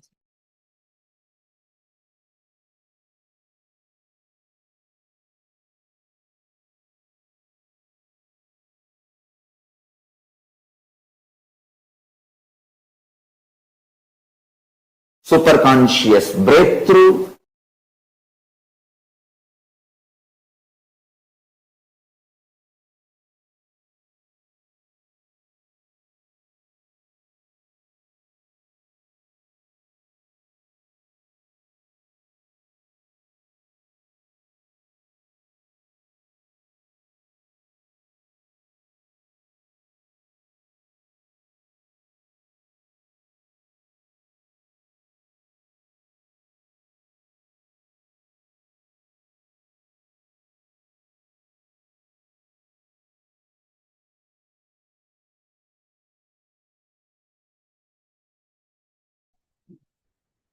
Nityanandam everyone. Welcome to the glimpses of the Paramashivoham Level-1 program.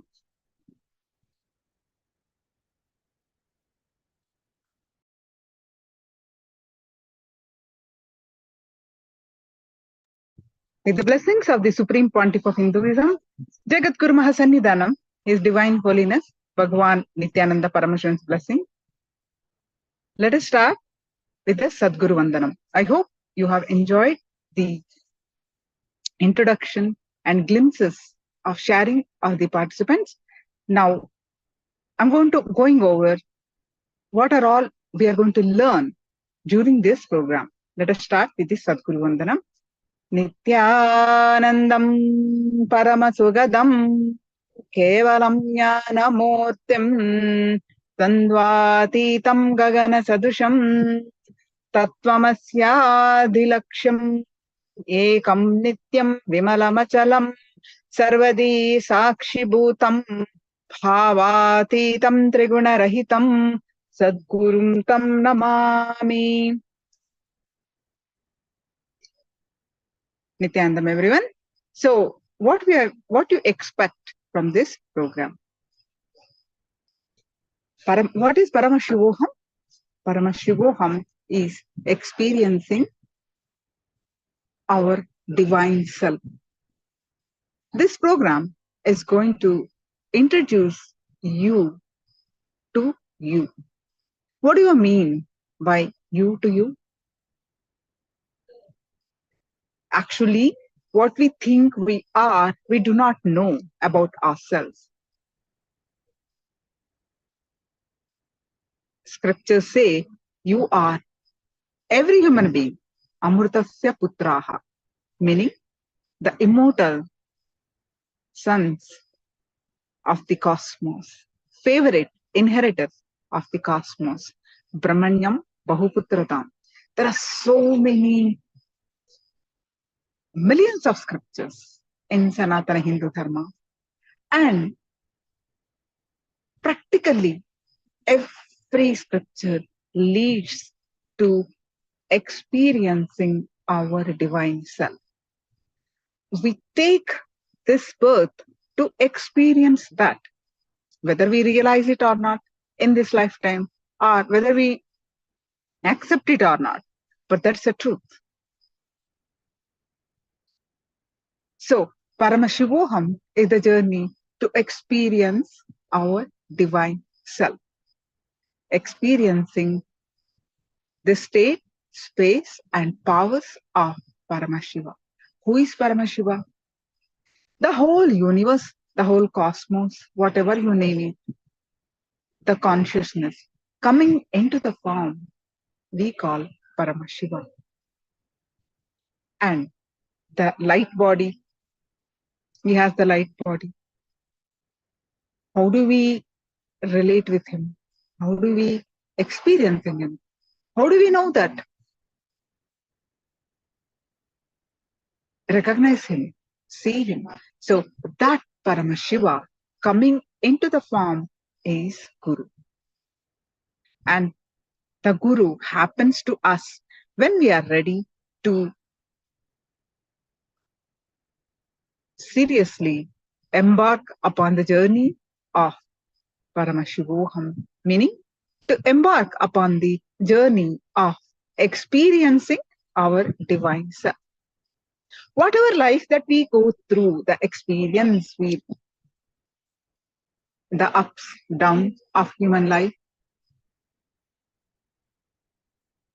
some days we say we are very successful, happy. Some days we say we are unsuccessful, we are stuck in life. So, and some days we are very happy, some days we are very depressed. This is called dvandva. Like a pendulum, we go up, down in our life. All that life experience, what we call the so-called life experience, is a human existence, a human experience. It means so really, really real to us, isn't it? So, but is it what our life is all about? Is there any other purpose?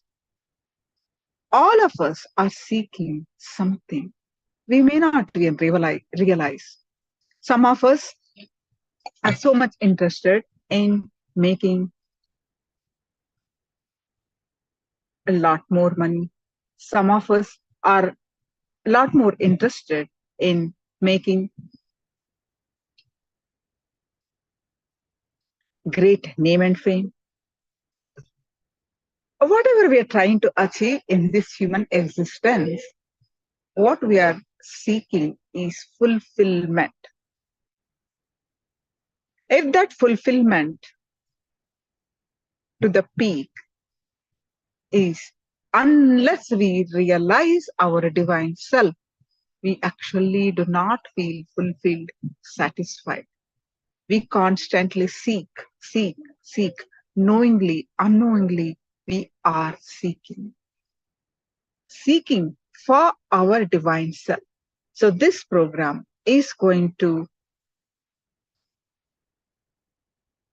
make you realize where you are stuck. What is your real purpose? Where you are stuck. With the blessings of the Supreme Pontiff of Hinduism, Jagat Guru Mahasannidhanam, His Divine Holiness, Bhagwan Nityananda Paramashivan's blessings, we will be learning so many powerful cognitions, understandings, meditation techniques, processes.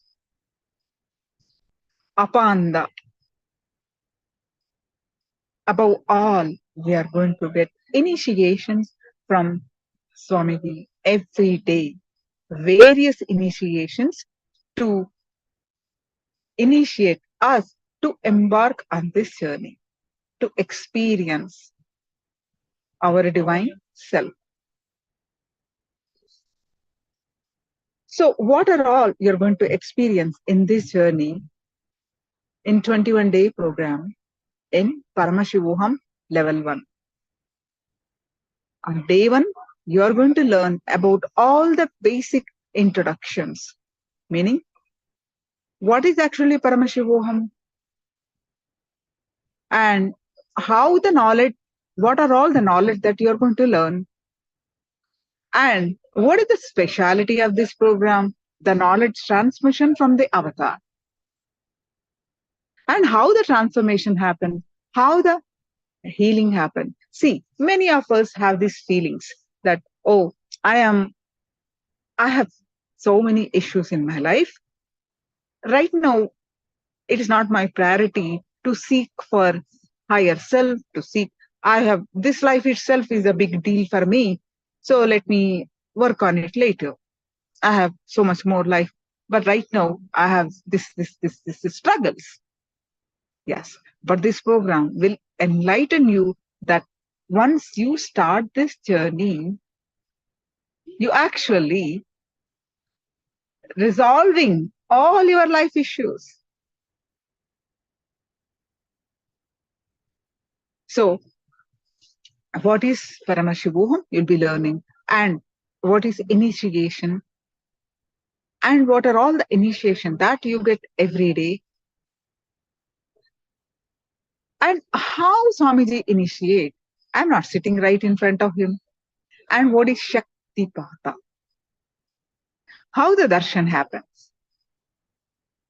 And upon the whole, on the day one, you're going to initiate into Shiva Dīkṣā. Dīkṣā, a Sanskrit word which is called initiation in English. And that initiation is the beginning for you to, from this human existence to your divine self. Day one, you're going to get the initiation. So that, what is that initiation about? What are the do's, don'ts of that initiation? We're going to explain in detail. And along with all the basic stuff, basic knowledge that you're going to learn on day one, you're also going to learn about Kalpataru. Manifest the reality that we want. Manifest the life that we want. How to? You're going to learn on day one. And on the day two, you're going to learn. See, I'm going to go over not on the day one, day two, but what are all the main key things that you're going to learn? I'm going to explain now. You're going to learn Shakti Spurana, how to awaken the innate inner potential energy that we are all human beings have. So, how to awaken that Kundalini energy. And you're going to learn about the chakras, 7 chakras, how our emotions, daily emotions that we go through affect our chakras. And we're going to learn the koshas, pancha koshas in the program Atmaspurana. As how we exist in 5 koshas, meaning layers. What are the samskaras that, how are they related? And very detailed explanation and meditation techniques to cleanse all these koshas, chakras, we are going to learn. And we are going to learn about Nityananda Spurana, meaning what happens while we are dying. Don't worry. I'm joining this program to learn how to live, how to make successful. And you said you are going to teach how to die. No. In detail explanation about if we know what happens at the death, we know how to live. How our engrams, unfulfilled desires, guilts, pains, sufferings, all these stored in 7 bodies. And what happens when we are leaving the body, we'll be learning. And we'll be working on so many meditations, understanding to cleanse this, to understand this. Nityananda Spurana. A very powerful program. And we are going to learn about Arogya Spurana, meaning health and wellness. What is actually health? And what we need to do. So many powerful techniques you will be learning and understanding about our health, overall health. What is actually health you will learn. And you are going to get initiation into healer's initiation, where you can heal yourself and heal others.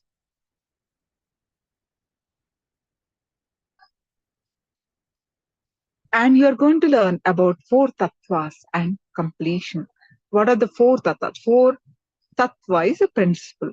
What are the fundamental qualities that we need to have to be successful in everything that we do? And there is a powerful technique, why we behave the way we behave.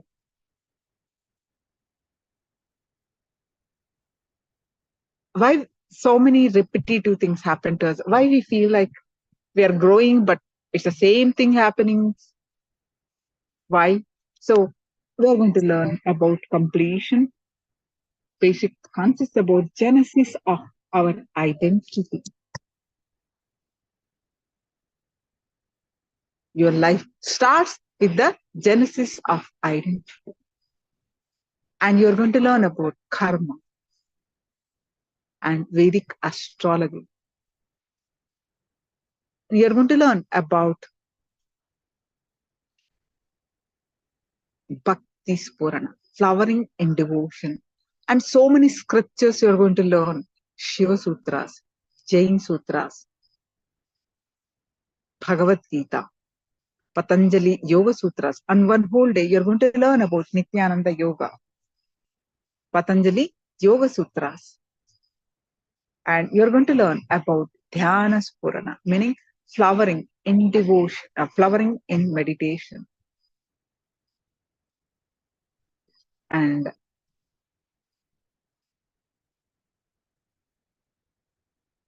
many cognitions about Sanatana Hindu Dharma,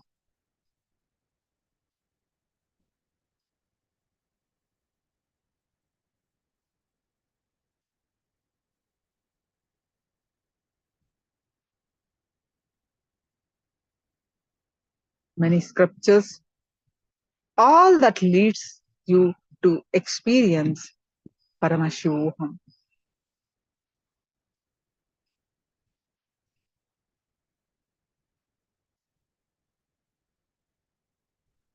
And let me know if you have any questions, you want to know what you would like to learn. What is your idea of this program? What is your expectation? You can post it in the chat. Take a moment and write down actually what is your expectation? What is your life? What do you say? A few things about your life. Let you can start writing about 10 points, how your life is now, and what is your expectation from this program to transform. So go ahead and write down.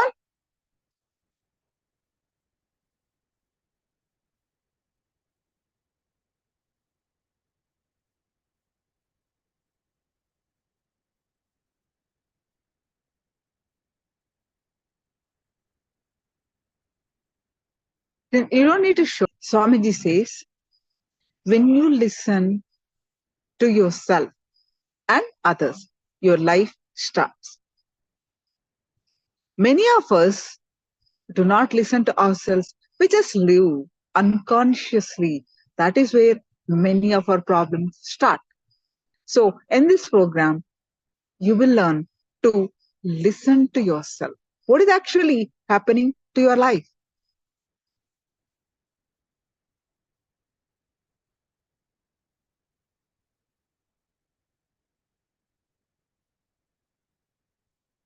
So please go ahead and write down.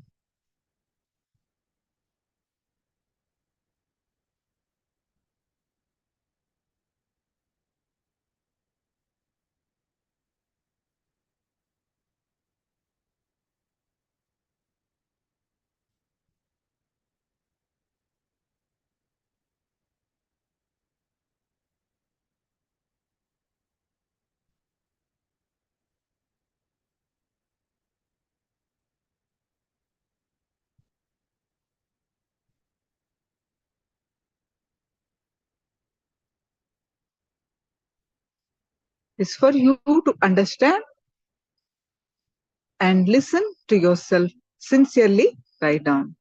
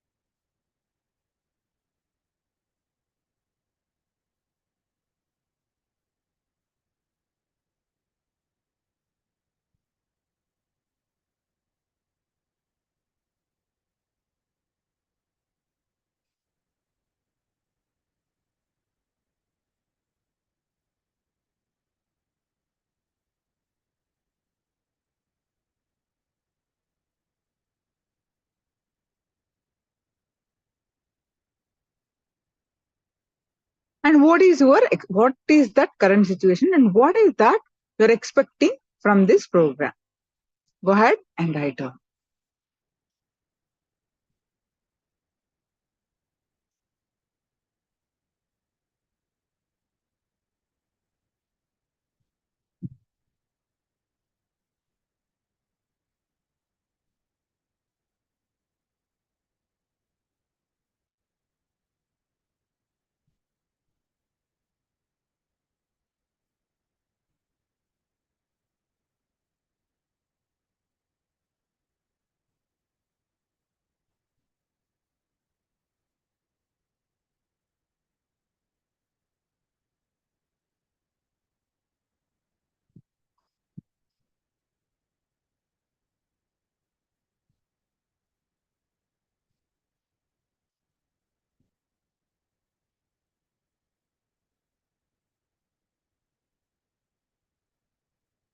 So in this program, how you are going to be getting the transformation?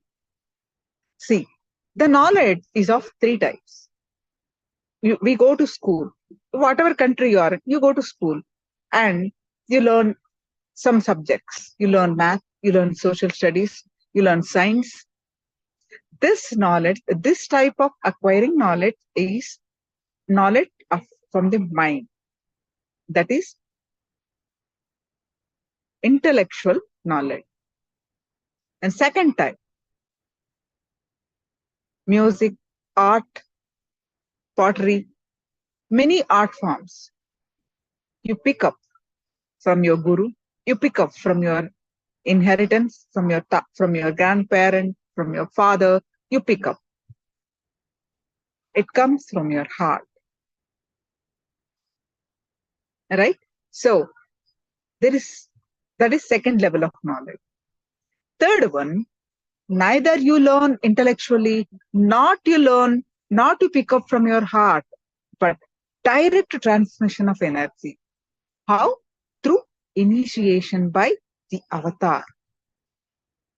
The Supreme Pontiff of Hinduism, Jagat Guru Mahal Sannidhanam, His Divine Holiness, Bhagwan Nityananda Paramashivam. So what is initiation? Let us learn what is initiation from Swamiji.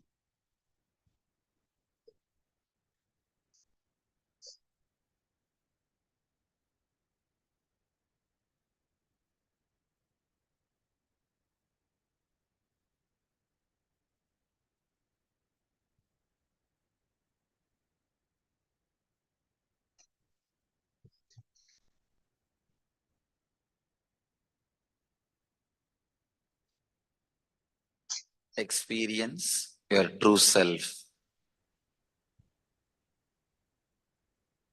Let's get ready to experience initiation. Understand, today is the main part of 3 days. Maybe I can say essence. Let me define the word initiation.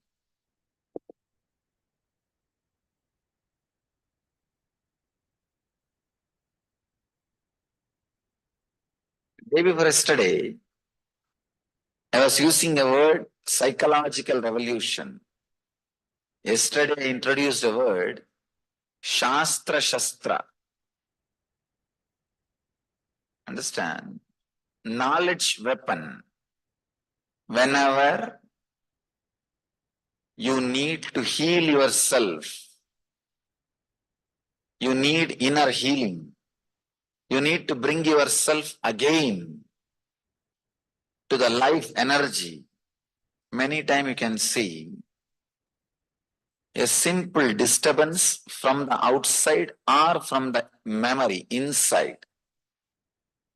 Either from experience or from memory can drain your energy. Or even taking too many decisions drains your energy.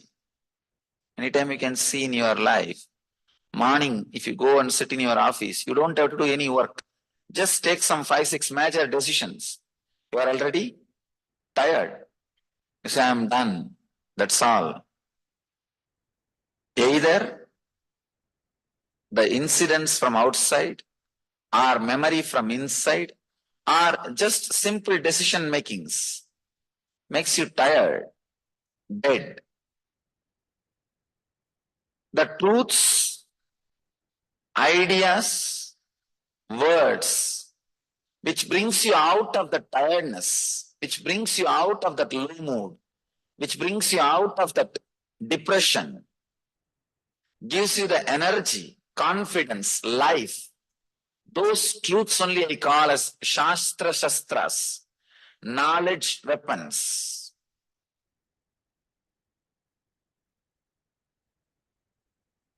Truths which brings you out of depression, low mood, and adds self-healing energy and confidence, life into you is called Shastra Shastras. The truths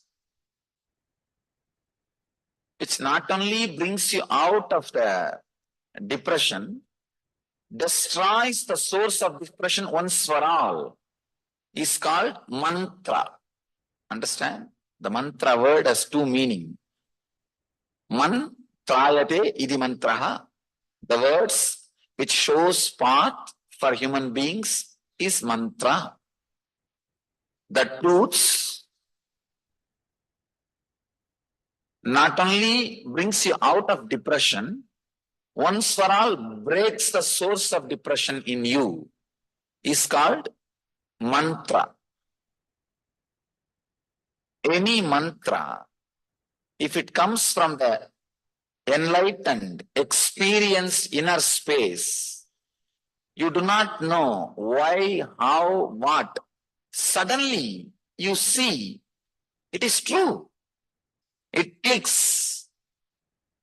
Even though one part of your logic continues to fight, because if you accept the truth and start expressing in your life, many of the things, your vested interests, many things which you thought as life is at stake. That part may continue to fight, but the main, your being, your core will have that click. I know what he is talking is truth. Maybe too strong for me. Maybe if I start living it, too many things are at stake. These all can be a confusion or disturbance, doubt in the corner of your mind, corner of your heart, corner of your being, but the very core feels connected. If that happens to you, it is called initiation. Truth, when it comes out of an enlightened inner space and clicks, that's the right word I have to use. It won't be any. If you analyze, how could he convince me about such great thing and such a wonderful thing? You yourself will feel, how did I get convinced? You don't know, but suddenly your heart feels connected to the words which he is uttering, the truth which he is expressing. That connection, that click is what I call initiation. Please get ready for initiation. Today, we are going to enter into initiation. I'm trying to express some truths. Understand? Yesterday, whatever I added is Shastra Shastra, knowledge weapons. It can bring you out of depression. It can bring you out of low mood. It can bring you out of that dull feeling to an inspiring, healing mood, energetic feeling. But today, what I'm trying to share can break the very core of depression, what we call root of your mind.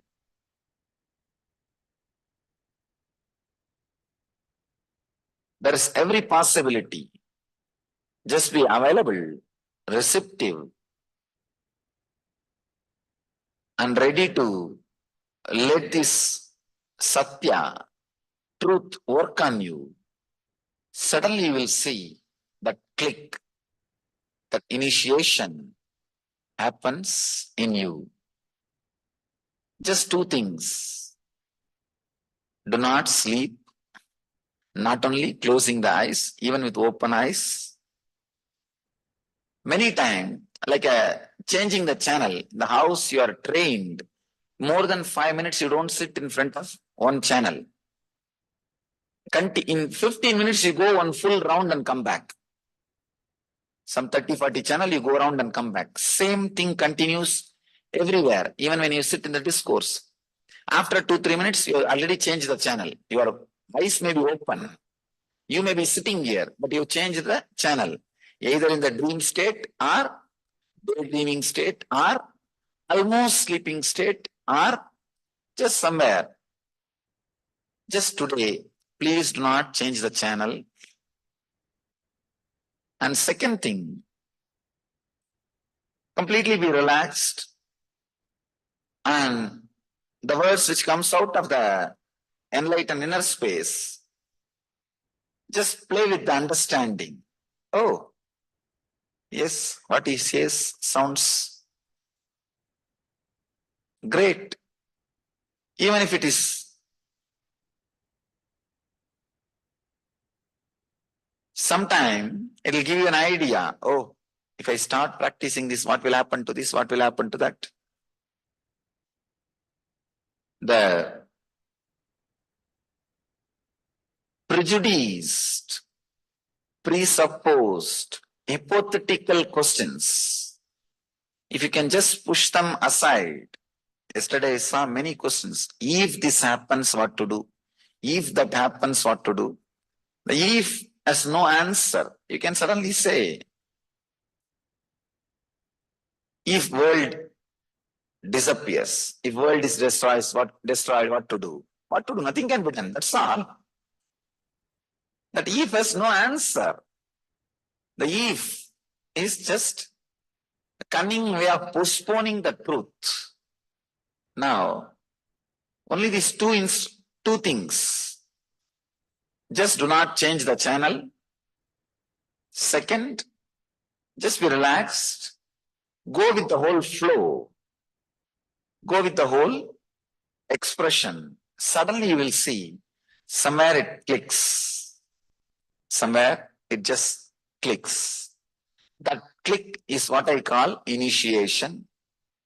Initiation does not mean chanting some special mantra in your ears or doing something special. It straight away means making you experience a solid truth, giving you a clear inner space and confidence to live the truth. In Vedantic tradition, we have 3 words, beautiful words. Shravana, Manana, Nididhyasana. Shravana means intense listening. Manana means internalizing, contemplating. Nididhyasana means living. May I request you not to photograph or videograph? The problem is their video record part and they say this is what I taught. Not only video recording, even when you go out and speak, people ask me, Swamiji, can we teach this meditation to others? You are free to teach. Knowledge is free. Understand? You are free to teach. Not only, I always tell knowledge is free. All these meditation techniques which I taught, everything is printed and published in book form. It's available in book form. All I request is only one thing. Please teach completely. Do not teach off and say that I taught all this. That is the only thing. So, this recording also, the same problem. They record some in between and it does not represent exactly. That is the reason I request you.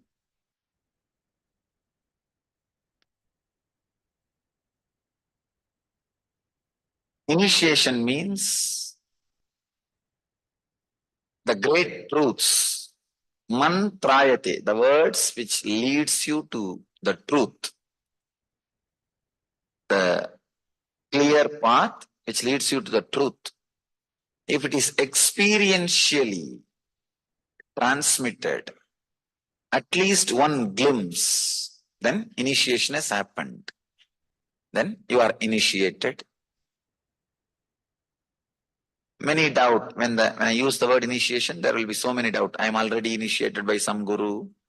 Can I have initiation? If I get initiated, can I go to some other gurus and learn something? Everything is perfectly all right. Nothing wrong. I always tell people, go to all gardens and pluck flowers and make a beautiful garland for you. It's not like shop. If you go there, don't come here. If you come here, don't go there. Nothing like that. Our ego is such, if it is beaten by 10, 12 gurus, only then it will die. It won't die just by something which you learn from one person. So nothing wrong. Learn all best things from all sources and enrich your life. It is no way connected to any of the olden understanding you have about initiation. Initiation is just transmitting the authentic experiential clarity which happened into your inner space.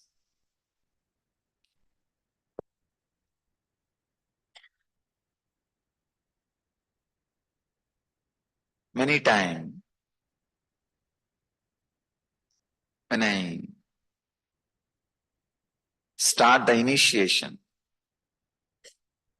I've seen people sitting, what does it mean by initiation?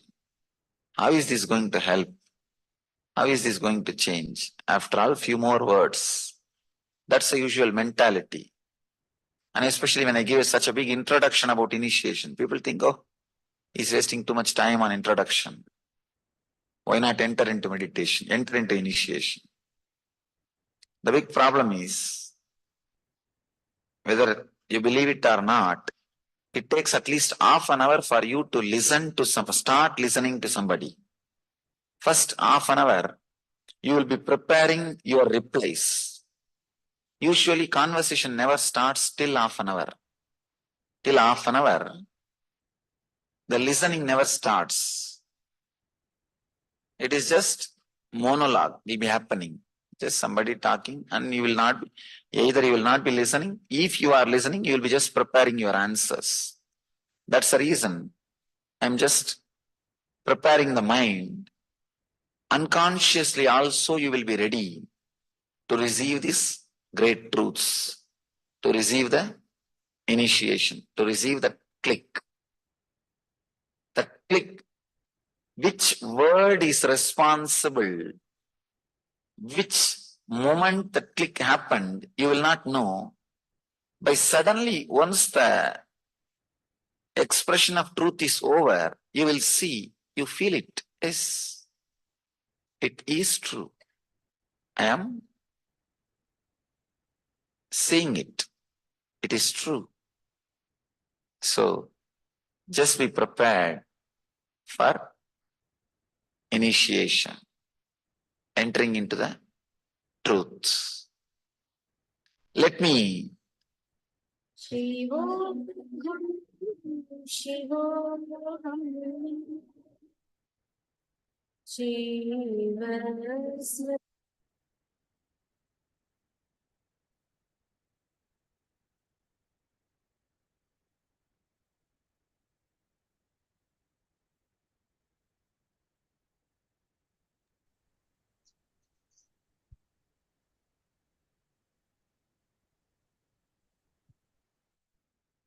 Yes. So, dear, welcome to the glimpses of Paramashivoham.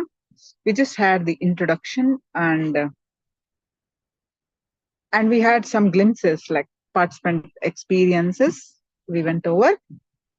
So, all right. So, what we are going to learn throughout this program and all that you are going to experience, I requested the participants to write down what is that that you go through, all the participants, to write down what is your current situation, why you need to attend this program. Basic question: how is it going to help me? Why should I spend about 16 hours a day for 21 days? How it is quite a bit of time. How this is going to add value to my life? It's a fundamental question, isn't it? Surely. Swamiji says one thing: why is this long program? See, we have done so much of damage, I mean to say, so much of conditioning to our being, to our mind body system. For our lifetime, how many years we have? Like 10 years, 20, 30, 40, 60, 80, 90. In the name of growing up, society conditioned us so much with a rigid understanding about life. So we have a certain way of thinking, we have certain way of reacting, we have certain way of behaving, deciding our life, mostly unconsciously. This is the point. We don't listen to ourselves. We do not know what we want. We do not know what is happening with our life. The so-called human life goes ups and downs, success, failure, joy, depression. One day we feel like life is so beautiful. After a few days, life, we are stuck. Pain, suffering. I have this pain, I have that. This is really, really real. What we call as really real life that we go through is actually the human existence. Is it what we are here for? That's all. We go through, each one goes through their own way of understanding life, their own way of going through life, and some feel lucky, some feel unlucky, some feel blessed, or sometimes we feel blessed, sometimes we feel cursed, sometimes we feel victim of life. Is it what we are here for? Or is there anything more? Our scriptures, once again and again, millions of scriptures are there on this planet Earth.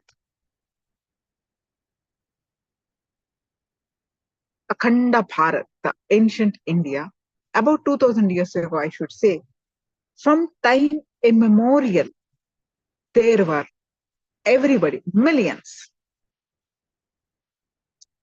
went inside, looked in, and the sages, the rishis, even a common man lived for a purpose, a meaning, realized this is what we go through is not just all about life. There is much bigger purpose of this life. We have born for that, to realize our divine self. We have forgotten.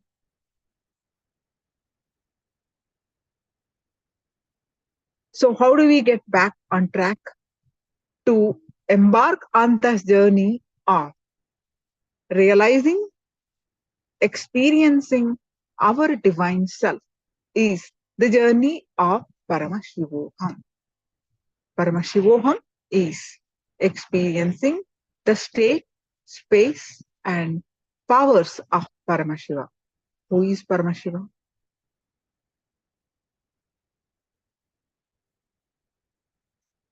The universe you call, the consciousness you call, the cosmos you call, there is some divine power which is everywhere, which is permeated everywhere.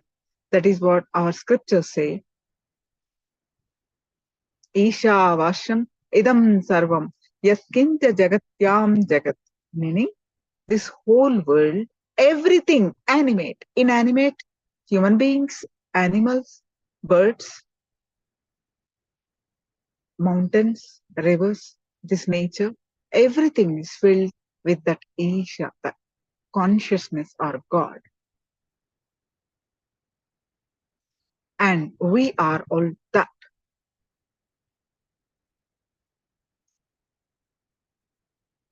But we forgot, or we are unaware that our life's goal or purpose is to realize that divine self, that we actually are. The truth is that. But many of us going through this life's ups downs and don't even realize that there is something more to this life than what we think life we experience. This program will give you the knowledge of the mind, the intellectual knowledge, the emotional knowledge, and upon the mainly the knowledge, the energy transfer, that is by initiation. How the initiation happens, we are all sitting in a two-way, not even sitting with a physical presence. How that happens, we'll be learning what is Shakti Pata, Shaktini Pata, what is Bhava Samadhi Darshan, why Darshan, how that Darshan gives us the initiation and the energy transmission that we go through. And day one is very important to get you the basic fundamental initiation called Shiva Dīkṣā Level 1, which is called Samaya Dīkṣā. What is Samaya Dīkṣā? We'll be teaching you on day one. Samaya Dīkṣā, which is Shiva Dīkṣā Level 1 and Level 2. Both will be given during the Paramashivoham Level 1 program. Level 1 program, Level 1 initiation is called Samaya Dīkṣā. You will be receiving on day one of the Paramashivoham program. You will be learning what is that Dīkṣā about. That Dīkṣā or initiation is the beginning to experience human to divine. That is the beginning. The fire starts from that initiation. For this kind of initiations, in ancient times, the disciples has to prove their intensity, integrity to the Guru for certain time, for years, at least 10, 12 years, to even the Guru to consider giving this kind of initiation. These initiations are very powerful, but Swamiji, the avatar, out of so much of compassion, he opens a door to all the sincere seekers to give these initiations. So day one, you will be receiving that initiation. And on the day where you learn about going beyond the death, Nityananda Spurana, you will be also receiving the Shiva Dīkṣā Level 2, which is the Vishesha Dīkṣā. You'll be getting another important initiation called Healer's Initiation, which is where you will heal yourself and where you will heal others also. Apart from these main initiations or basic initiation, there will be every day you'll be receiving various initiations. Any questions? So please do let me know.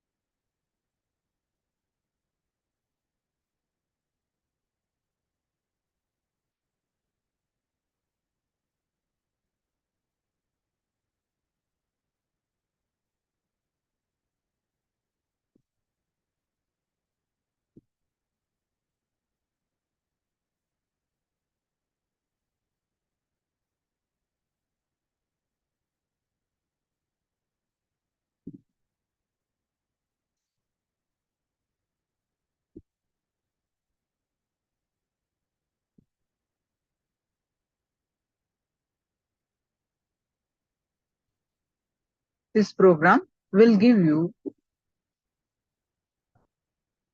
the basic understandings about manifesting wealth, manifesting health, learn about chakras, learn about the koshas, meaning the layers of our existence,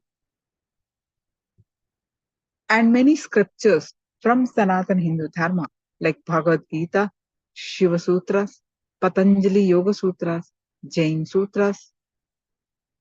You'll be learning, and you'll be learning what are the essential qualities to live blissfully, to live a healthy, wealthy life. There are certain things are recommended. So you will be learning, and you will also be learning genesis of our identity, meaning why we behave the way we behave, why we are having constant conflict sometimes. We are in high school, same issues. We are in working, same issues. After marriage, sometimes it seems to be the same struggle. People are changing, but we are feel like having the same struggle, same kind of repetition. Struggles are happening. So you'll be learning the genesis of your identity and how it started, why it started, and what is the way out.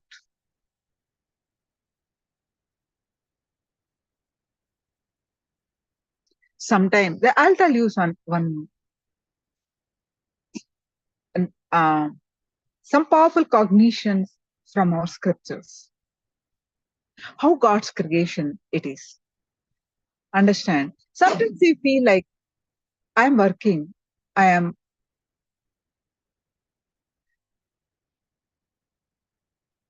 working for many years, I'm doing this practice for some time. Understand? In this whole creation,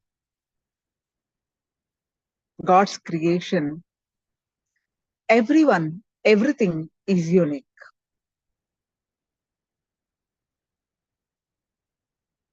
We call Paramashiva, you can call God, or whatever you want to call. Existence, consciousness, the divine self. So, let me narrate this. How everyone has unique identity. What for each one is unique. And we'll be learning so much from this. So let me explain. God has created grass and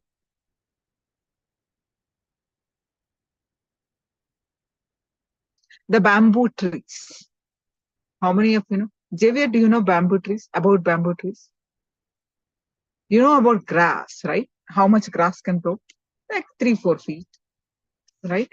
Bamboo trees can grow 100 feet. You know that, right? Very tall.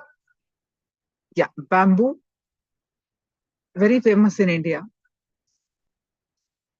can grow 100 feet. They make furniture, baskets, so much useful for bamboo tree. Of course, grass use also is there. Each one has got their own contribution to the world. So these two, God has given the same land. God has given the same water, same rain. Everything that those two plants needed has given to both. Grass, immediately within few days, it comes up, flourish, green, lush, and within just you're seeing within few weeks, it grows and it exists in the universe, and you will see its physical presence. Whereas the bamboo, it won't come immediately. You see 1 week, nothing will come. You see 1 month, nothing. You see 1 year, nothing. You see 2 years, nothing. Whereas grass will be, growing, dying, again growing. It is like so much happens, cycles after cycles. Whereas this bamboo tree, 1 year, 2 years, 3 years, 4 years, 5 years, nothing happened. What is this? After 5 years, it starts showing some growth, visible growth. But once it starts growing, it grows so high and you cannot easily remove it. How much ever you try, the bamboo trees are so rooted in ground, it is impossible, next to impossible, to remove it. Same atmosphere, same water, same sunlight God has provided. But grass, just in few weeks, it comes to the bloom. Whereas it takes 5 years for the bamboo to grow. Each one in this creation are unique. Both have separate existence, separate purpose. Same way,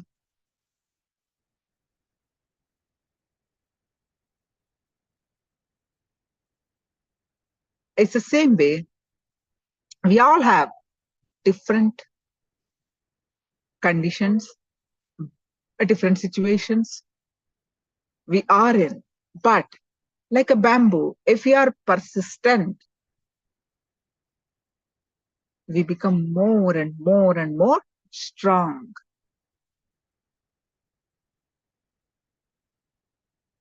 There is no partiality. Each one of us are unique. So how do we realize our unique self?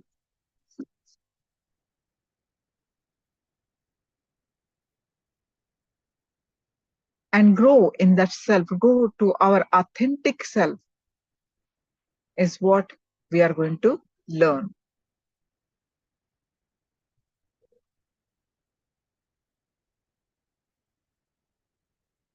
How to raise our Kundalini Shakti.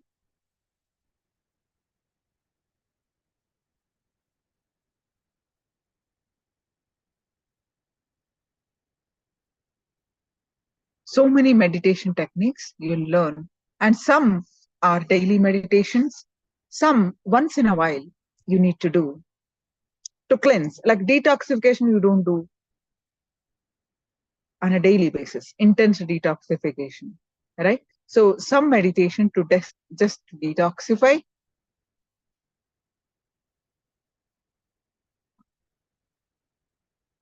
So many basic concepts about Sanatana Hindu Dharma you'll be learning through Paramashivoham Level-1 program.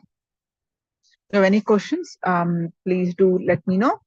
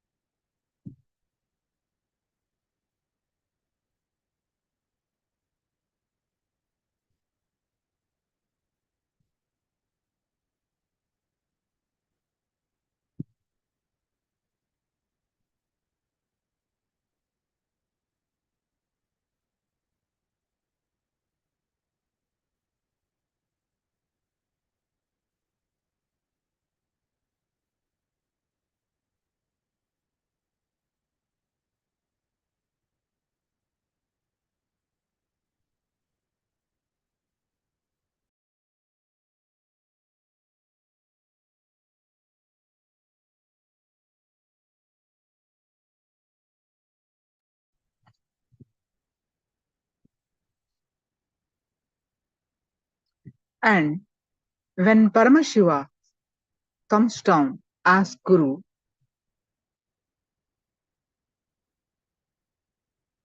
how Guru happens in our life, why we need to follow Guru.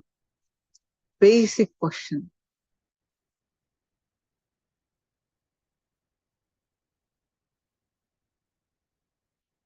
Basic question. So we will understand who is Guru. In Paramashivoham Level-1 program. Why you need to have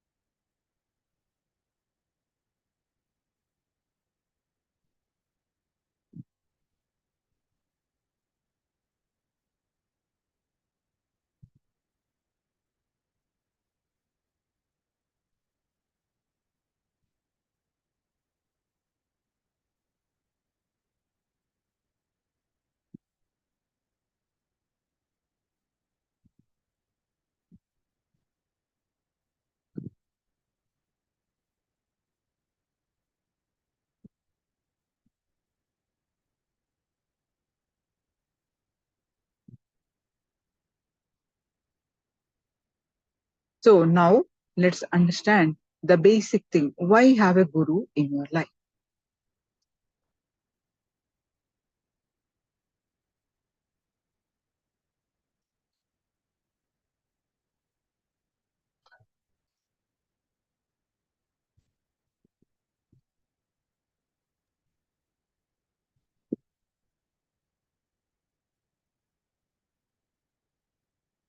Stand on. Need for the enlightened being. People ask me, why do we need guru, especially in the modern age where everything is available? You need to know, Google may have all answers, but it may not be able to give you all answers. Please understand, having is different, giving is different. Google may have all answers, but it will not be able to give you all answers. Even in the Google age, you need a living enlightened being. Let's understand, who is enlightened being? What makes somebody enlightened being? What is the constitution of an enlightened being? Enlightened being is a person who is literally enlightened in his very core. His very cognition is built on the highest possibility, knowledge, truth, clarity. So understand, if somebody intellectually understands the spiritual truths about life, he will be able to give you an intellectual understanding. If somebody is emotionally excited about these great ideas, he will be able to emotionally excite you with that same great ideas.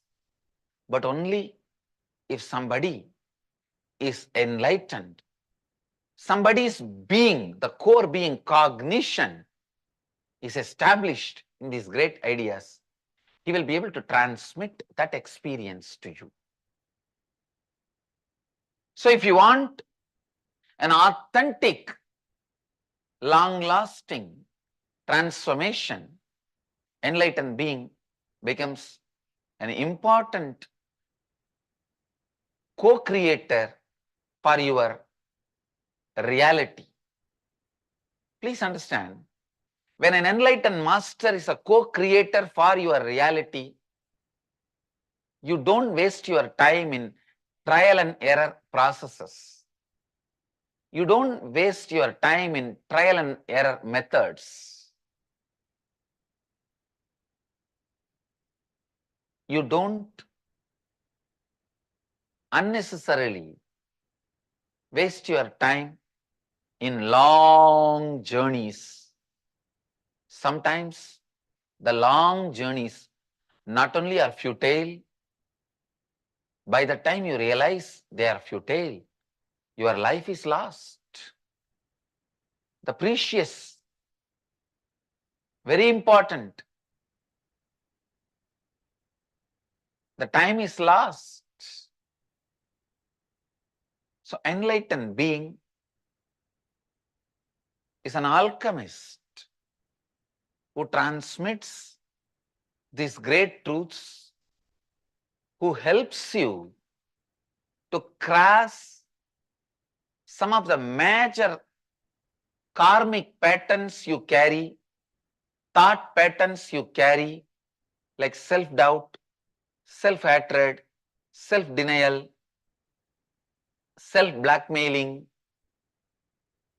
See, all these subtle patterns you can cross only with the help of a person who himself has crossed, who himself has gone through all possible situations. all possible impediments, all possible ups and downs, who himself has gone through and rewritten his future. Only he can make you rewrite your future without wasting your time further in the trial and error processes. And rewriting your future also needs certain loving, caring, a mystical ambience where your innermost being is able to relax and open up without being scared of opening up, without being in the fear of being vulnerable. An enlightened master's love, his presence, his caring and supportive ambience gives you the experience of ability to open up, ability to be open without feeling vulnerable. Opening does not need to make you vulnerable or powerless. The master's ambience, master's presence gives you the space, ability to open up without making you feel the powerlessness of being vulnerable. Sometimes people ask me, how can you say an enlightened being has gone through all the situations of life? You are not married, you don't have a job, you don't have to maintain a relationship. Please understand, when somebody gets a cancer and goes to a doctor, it is not that only if the doctor also had a cancer and cured himself, he can do surgery on you or chemotherapy or give you the medical care and cure you and heal you. No. If he has mastered the science, he can heal you, cure you. Understand, an enlightened being, in a way, goes through the whole circuit of human mind and body. In his being, all the possibilities are awakened and he goes through. That is why I am saying it is equivalent to going through everything in the life. He can solve every situation, every difficulty. He can get you to the space of ultimate possibility to cause your reality.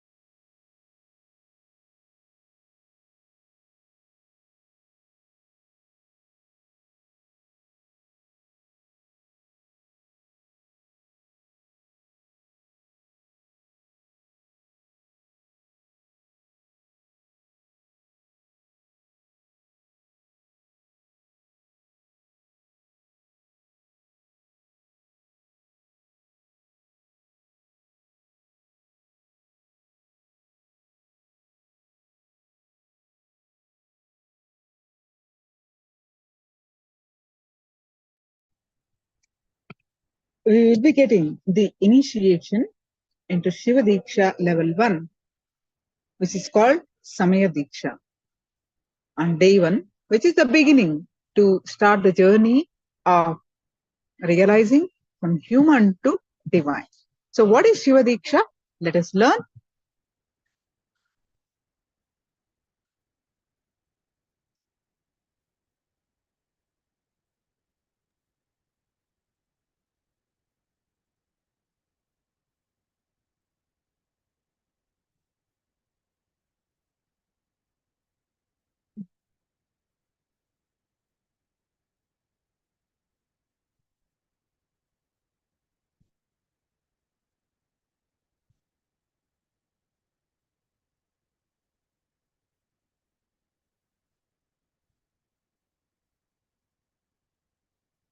Shiva Dīkṣā. Just internalize these few important understandings. Our inner software, you call it mind, you call it intelligence, you call it any name you use. In Sanskrit, we use the word mana, chitta, buddhi, ahankara. All these words put together, I call it as inner software. The inner software you carry functions based on certain patterns and cognitions and understandings.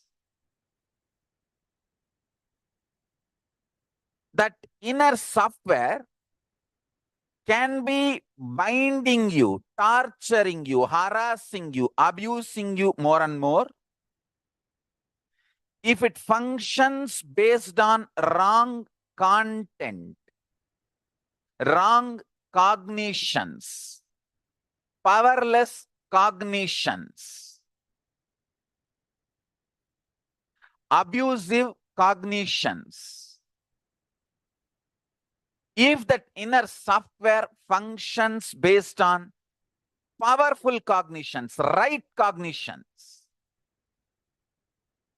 intelligent cognitions, it can liberate you. Understand? The inner software you are carrying, if that software functions on the right programming, powerful cognitions, it can liberate you and make you manifest powers and make you enlighten. If that inner software functions based on wrong cognitions, powerless cognitions, powerless content, understandings, ideas about you, about world, about God, Jiva, you, self, Jagat, world, Ishvara, God. About all these three, the cognitions you have, the cognitions, conclusions you have about life, this all forms the core content for your inner space. If your inner space functions out of powerless thought currents, ideas, cognitions, it can suffocate you, it can torture you, it can destroy you, it can make you powerless, it can do anything. If your inner space starts functioning with a powerful cognitions, right understandings about self, world, and God, not only you can become enlightened, you can start manifesting powers. Understand?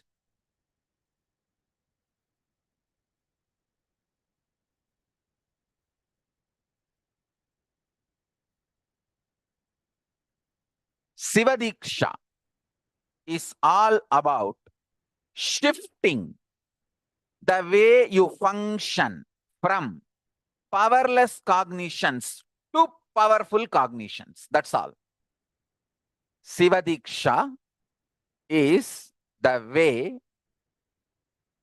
to shift you from functioning from powerless cognition space to powerful cognition space.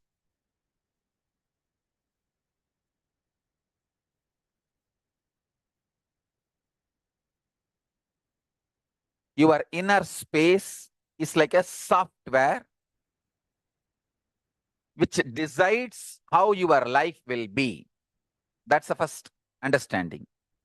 Second, if the inner space is filled with powerless cognitions, powerless, suffocating, wrong ideas about yourself, about your world, about God, it can be more and more suffocating, making your life difficult.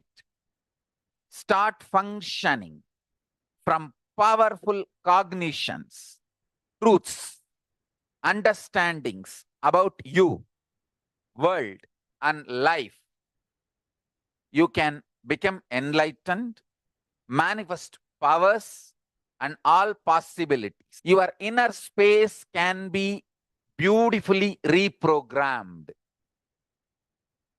It can be reprogrammed with powerful cognitions. It can be reprogrammed for enlightenment. It can be reprogrammed to manifest the state, space, powers of ultimate Paramashiva. Understand? It is actually too easy. It is just shift in direction, nothing else. There is no effort. Shiva Dīkṣā is all about giving you that shift. Shiva Linga is all about reminding you constantly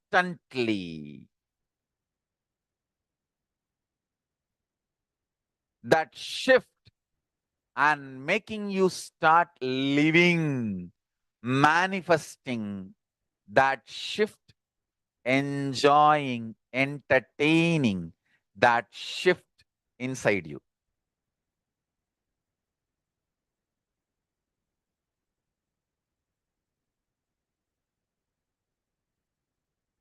Atma Linga is to remind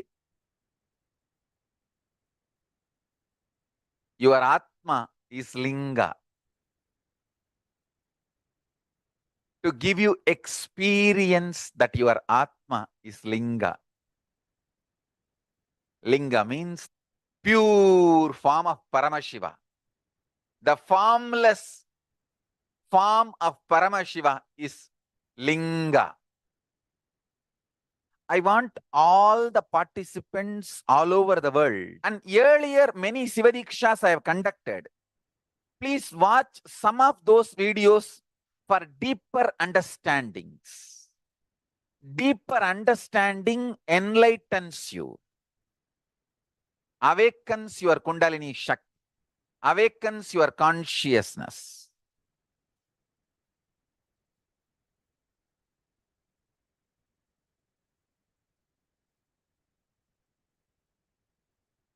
Paramashiva does this 5 action: creation, maintenance, rejuvenation, pulling out of delusion, and liberation. Listen, the first powerful cognition. Paramashiva does all these 5 action, and same Paramashiva not only is sitting in the cosmos and doing this 5 action, he is sitting inside you and doing this 5 action.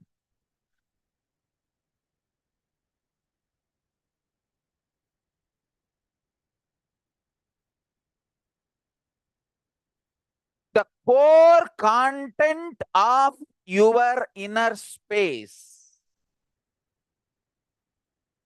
is Paramashivoham.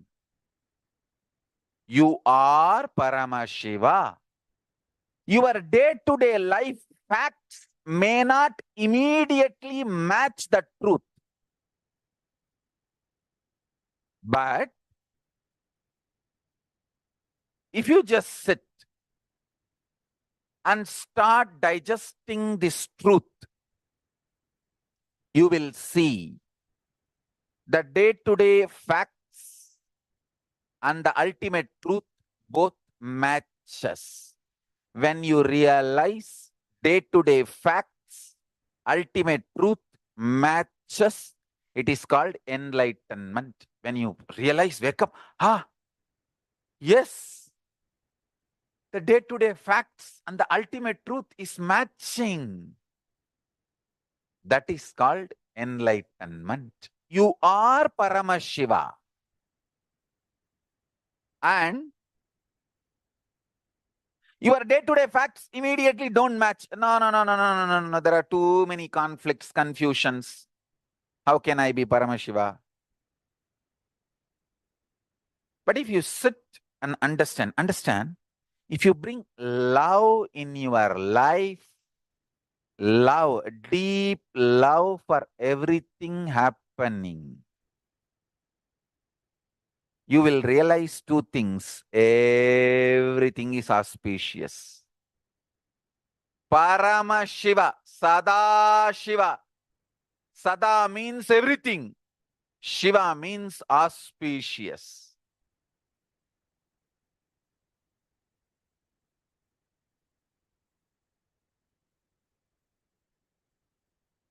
Have tremendous sympathy, love, compassion for life. It is the atmosphere, ecosystem of love, compassion, sympathy. That is the atmosphere where these higher realities are realized, manifested. And you will also know how to manifest the day-to-day life as you want, aligned to the highest fact, highest truth. When you start internalizing this truth, I am initiating all of you into. I can give you the same assurance, commitment, protection through this initiation. As much as you can start living these powerful cognitions, don't worry, you are not expected to be 100% perfect. You are only expected to be total as much as you can. No need to worry about perfection. Start with your totality. More and more strength will start happening. Every time you win using a powerful cognition, powerful truth in your life, you gain confidence on Paramashiva. That confidence gives you the ability to build more powerful cognitions. More powerful cognitions brings more confidence on life and enlightenment. Paramashiva, Kalabhairava, and that gives more confidence and more powerful cognitions. That brings more enlightenment, more power manifestation.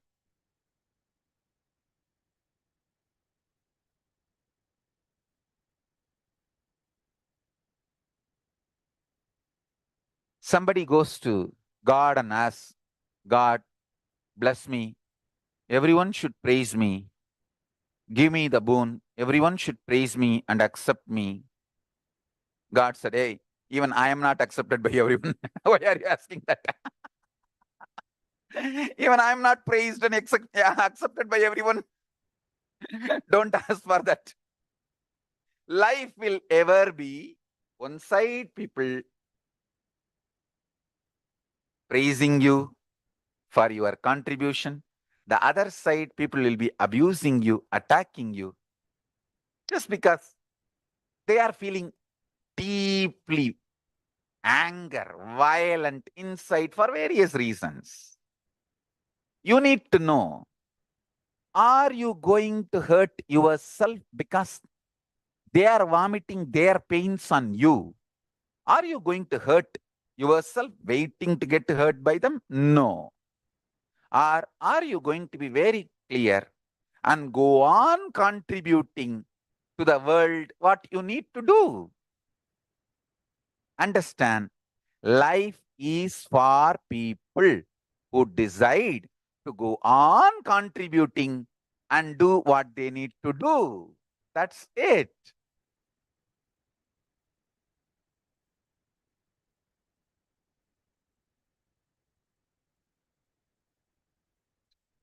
You are Paramashiva because all these 5 actions, creation, maintenance, destruction, pulling out of delusion and liberation, all these 5 actions is constantly happening inside you. Unless Paramashiva is inside you, all these 5 actions cannot be happening continuously inside you. All these actions continuously happening inside you proves you are Paramashiva. Paramashiva is inside you. Start living, start implementing this great truth. The truth is you are Paramashiva. You are really Paramashiva. Paramashiva is really, really, really the source material of you, the core content of you. So, if you are alive, Paramashiva is residing in you. Start functioning from this core cognition. You will see the shift start happening in your thought current, thinking process. Shift starts happening in your cognition about you, world, and God.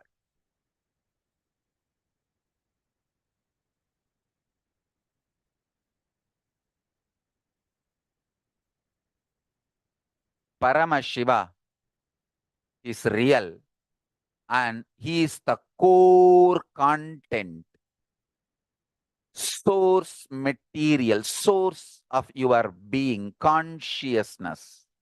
And when you start practicing and living, he himself protects you, makes you manifest all the powers, solves all your problems, makes you live the best life.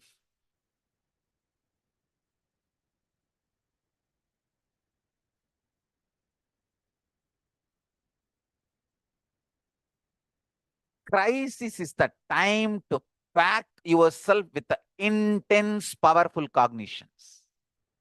Fill more and more powerful cognitions and truths and tightly pack yourself with powerful cognitions. Crisis comes only to train us. Of course, just because we are dealing everything with the spiritual eyes, it's not that people are attacking, abusing, that they are not criminals. They are criminals. How to see life, how to manifest life. I am giving you internal strategy for the best life, the ultimate life. Remember, you are Paramashiva. And based on this truth inside you, start digesting, building life, powerful cognitions, intelligence, involvement. Start doing all this.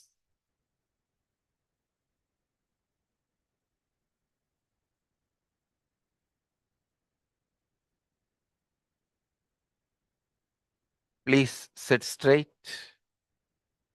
Inhale and exhale as deeply as possible and as slowly as possible.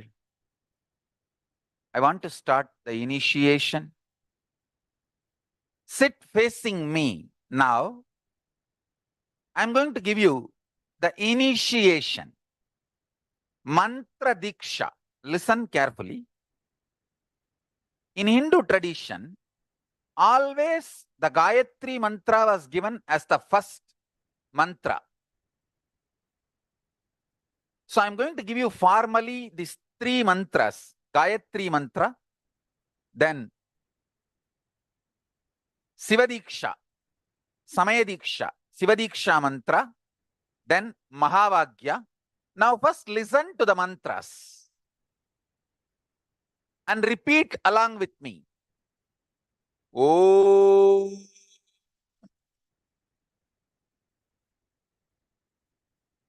Bur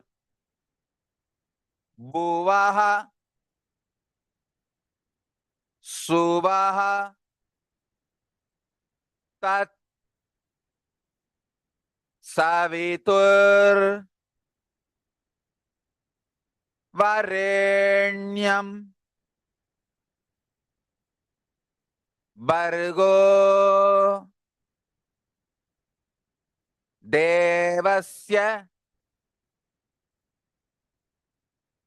Dhimahi Diyo Yona Prachotayat. Repeat again. Om Bur Buvaha Suvaha Tat Savitur Varenyam Bargo Devasya Dhimahi Diyo Yonaha Prachotayat. Listen, repeat along with me once more. We will be uploading all these mantras. You can download from there and start chanting. Now repeat along with me. Om Bur Bhuvaswaha Tat Savitur Varenyam Bargo Devasya Dhimahi Diyo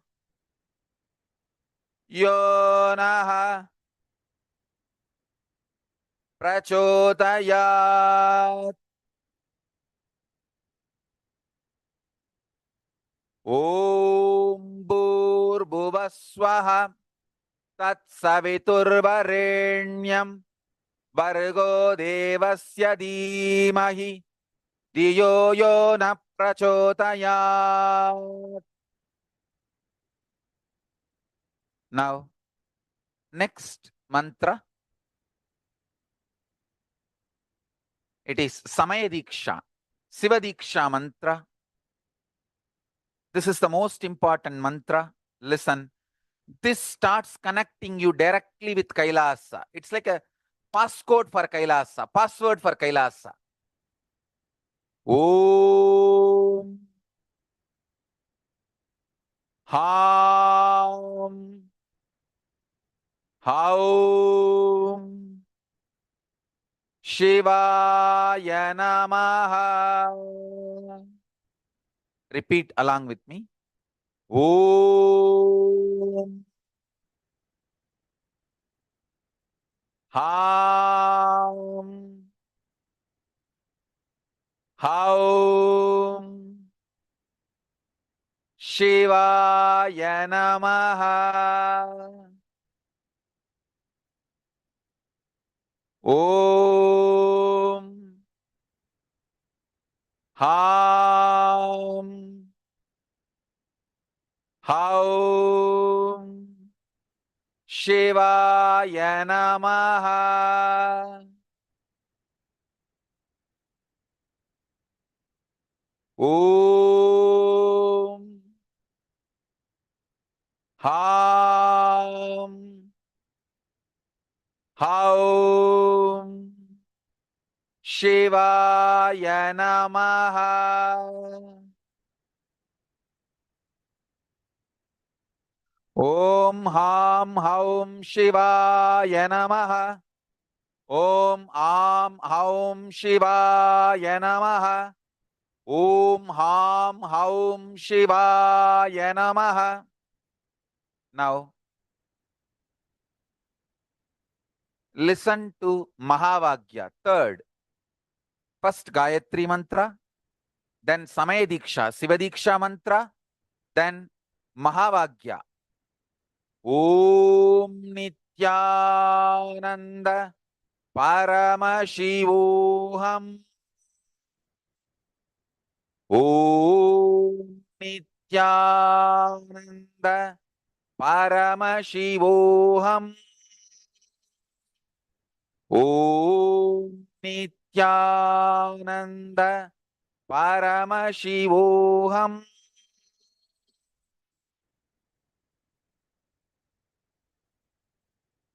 Yes. Now, Mantra Diksha is done successfully. With this initiation, I bless you all. Let's all radiate with integrity, authenticity, responsibility, enriching, causing, living Shuddhatvaita Saivam, Paramashivoham, the eternal bliss, Nityananda. Thank you. Be blissful.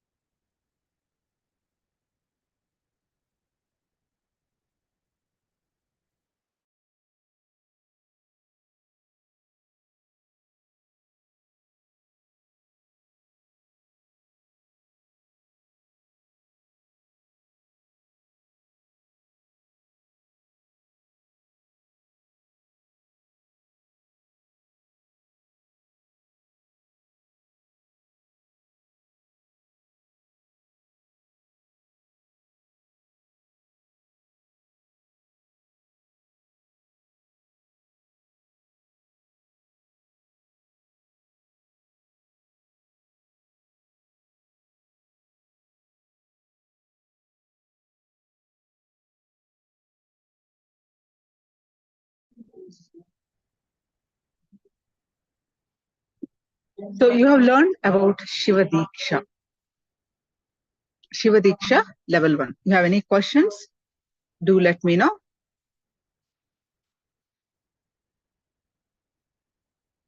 So what is your understanding of Shiva Dīkṣā?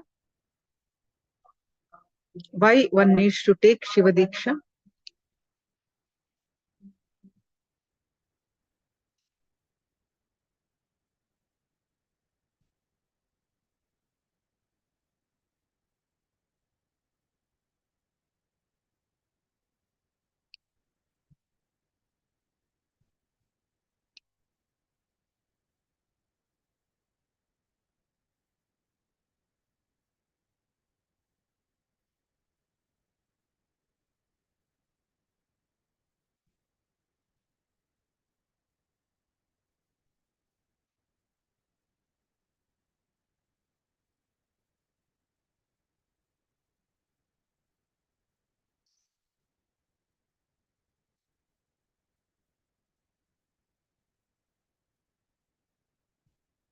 To go back to Paramashiva space. Yeah. So in this Diksha, it's a very spiritual process. Very, very spiritual process. There is a fire ritual that happens where Swamiji takes away. It's a very spiritual process. It's a very logically, you cannot understand this. So your inner space, Swamiji takes out, then put that your inner space, which is filled with so many, sins, whatever we have, he puts it in the fire. Then there is certain requirements to take the Diksha. You need to be a little purified. So he puts it in the fire. There are certain things only that if you have done some committed some sins in our, not, it may not be in this lifetime, but in the previous lifetimes, that needs to be purified. So the way the fire burns, Guru will know what are the sins. So he'll just remove. That purified inner space, Guru puts it in his Anandagandha. Then he adds Paramashiva's Anandagandha and then replace back our inner space. This is the process that goes on during the initiation, Shiva Dīkṣā initiation.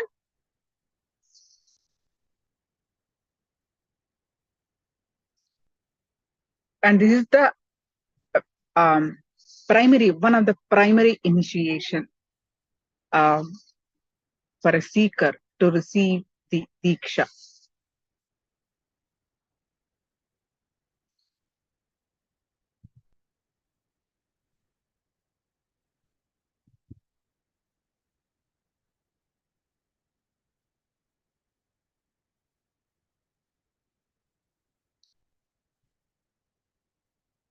Yes, now, so basically you will receive a Kantamala. You are entitled to receive a Kantamala, meaning the Rudraksha Mala, with where the Rudraksha will be at your throat center. Whatever chanting you do, you will be initiated into Gayatri Dīkṣā, which is another powerful initiation. Then you can Google it. What is the power of Gayatri initiation? It is a very common initiation, most powerful initiation, and you will be receiving that Dīkṣā before receiving the Shiva Dīkṣā. Then Shiva Moola Mantra initiation, Swamiji gives. The one mantra he initiates. That mantra reverberates like a ajapa japa, constantly reverberates and stores it in your Rudraksha Mala. And whenever you are low in energy, low in mood, it supplies that. It is like a battery, bio battery you are keeping in the Rudraksha.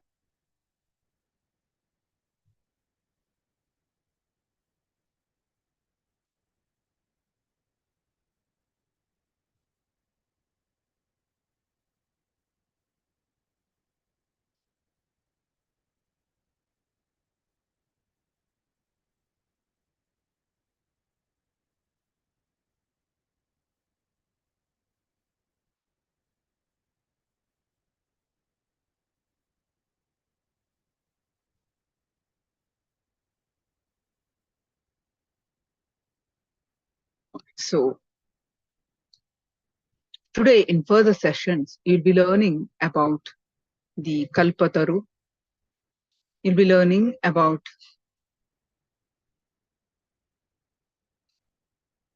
the basics of Kalpataru.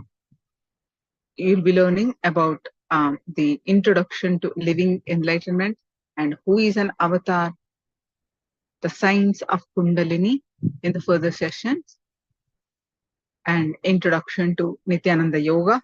All these sessions will be upcoming in today's sessions.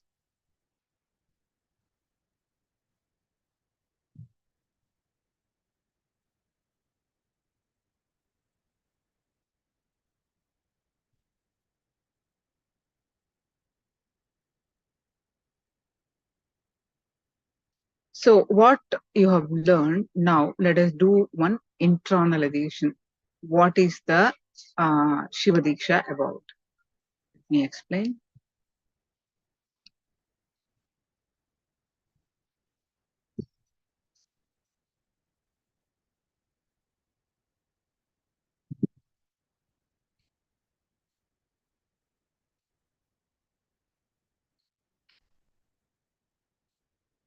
Awakening, Shiva Dīkṣā is about awakening of the individual consciousness.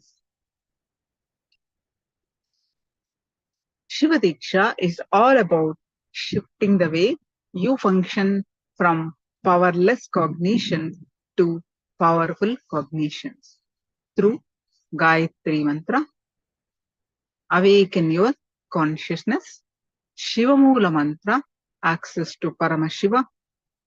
The Mula means the root, base mantra. Then Mahavakya. Today you'll be receiving the initiation of Mahavakya. So what is Mahavakya? Mahavakya is access to Guru, living manifestation of Paramashiva, the Supreme Pontiff of Hinduism, Nityananda Paramashivam. So what is Mahavakya? Om Nityananda Paramashivoham. On the day when you will be receiving the initiation for this, to chant the mantra constantly.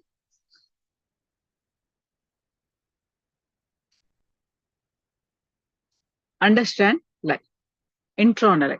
Your inner space is like a software which decides how your life will be. So internalize. What is that current your inner space? What is that you are holding? Internalize for a few minutes.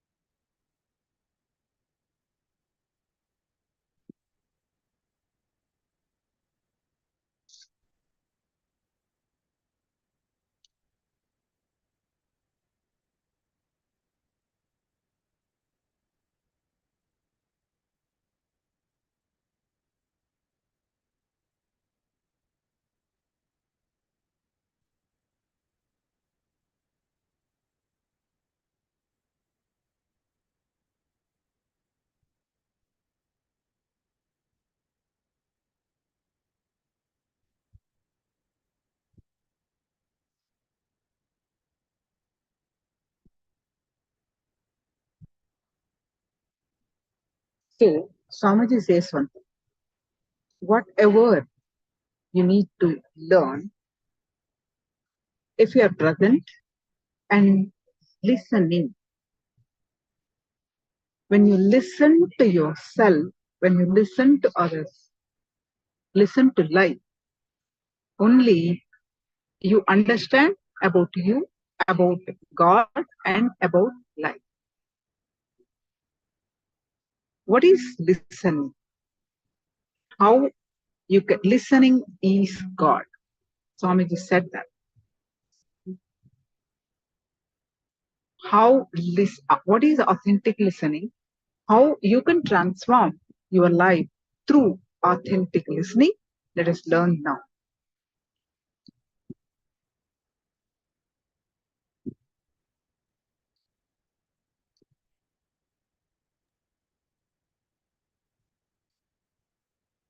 Made basically with the units of listening. Please listen. Like unit of length measurement is millimeter. It can go up to kilometers or micromillimeters, but unit is millimeter. Same way, the unit of your mind is listening. With the right listening, it can make you God. With the wrong listening, it can just lead you to hell. But the unit of your mind is listening. It is with listening your mind starts getting built. Whatever you have as your mind now is nothing but everything you listened from the young age.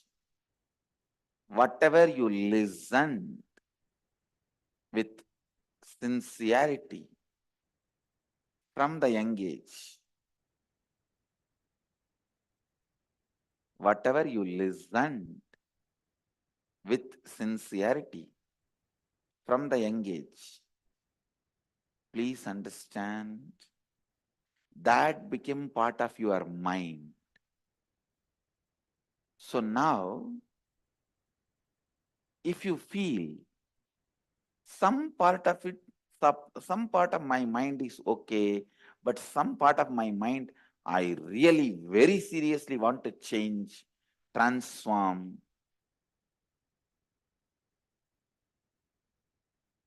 Feel some part of your mind need to be transformed. That some part can be as little as 2% or as much as 100%. That is individual's desire. But if you want any part of you need to be transformed, the one and only way to transform is getting to the unit, the source programming, listening. Understand? The unit code or the source program of your mind is listening, not thinking. That is very wrong. If you think, it is your thinking which keeps the mind the way it is, you are wrong. Even the listening is the source of thinking. Please understand. Listening initiates even thinking in you. Listening instigates even thinking in you. So the source programming of your mind, the unit code of your mind is not thinking, it is listening.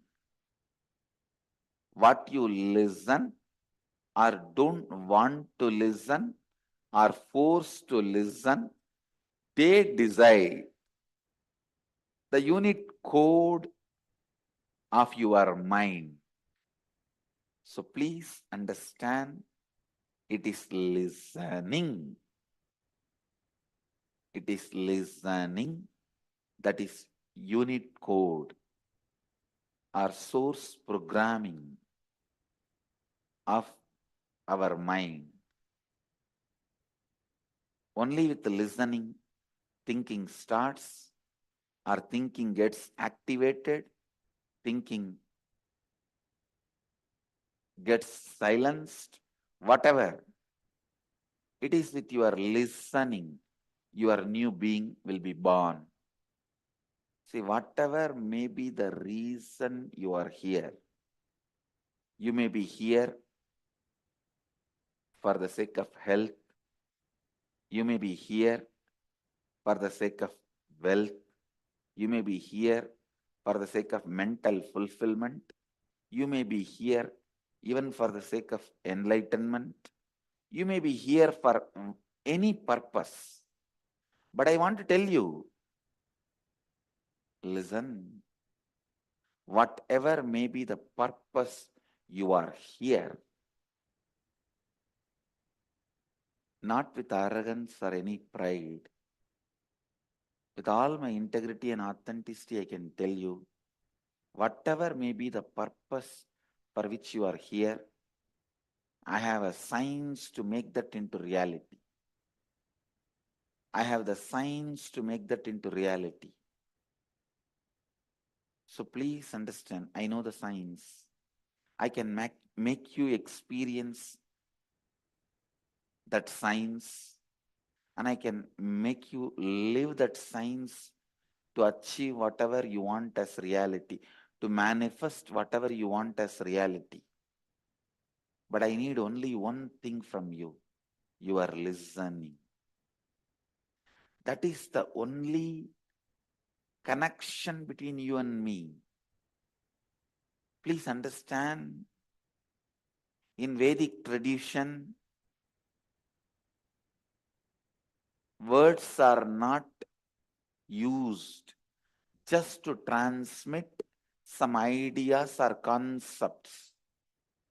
It is used to transmit energy. Only with listening, I can transmit this energy to you. I can see to it this energy is shared with you. This energy is transmitted to you. Listen.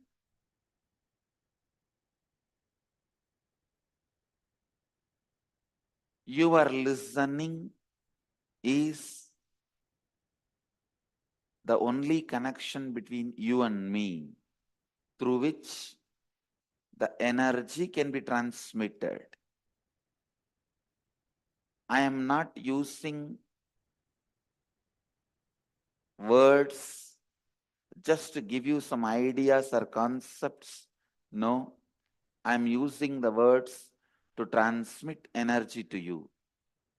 So, even if you miss listening few words, you will miss the energy component of those words. So please understand, every word comes from me to you as a cup holding the nectar of energy. The word is the cup,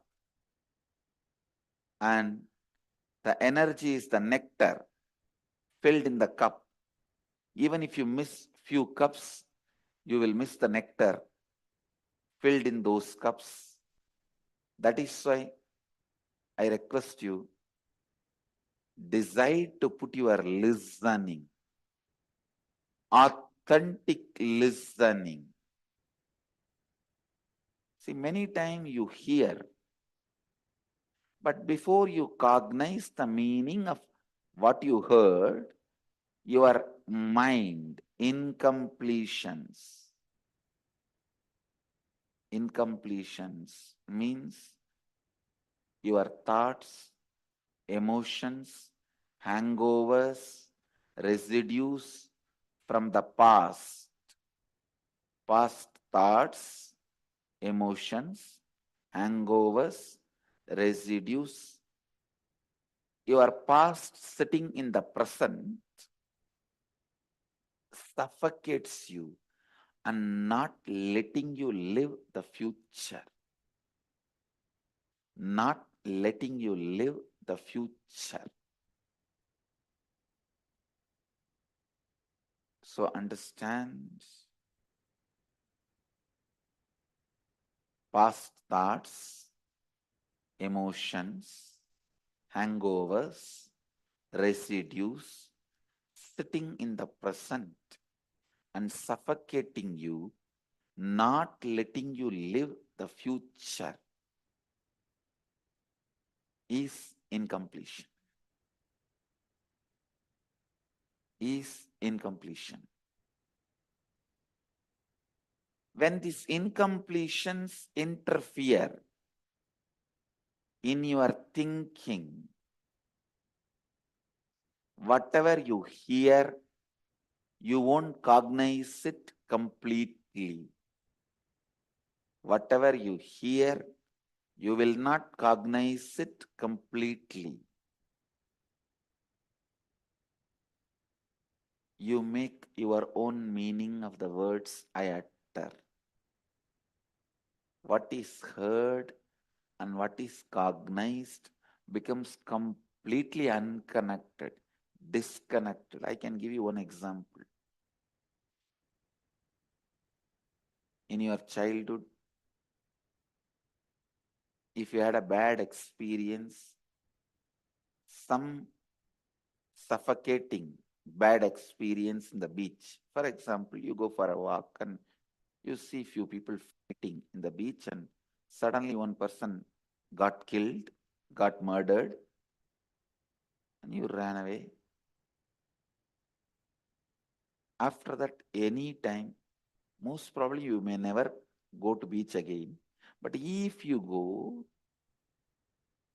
any time, you will see that same past comes back. Same past takes over you. So listen. Listen. Same past taking over you is too strong.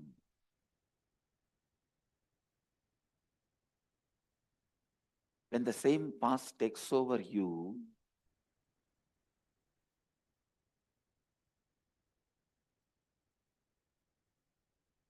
you just miss the present context. Listen. Here, even if I mention beach and breeze in the beach in a very romantic way, what a beautiful space, vast ocean, beautiful sandy beach. In a romantic way, even if I describe, the moment the idea of beach comes in your inner space, your incompletions erupts and you will be already getting suffocated.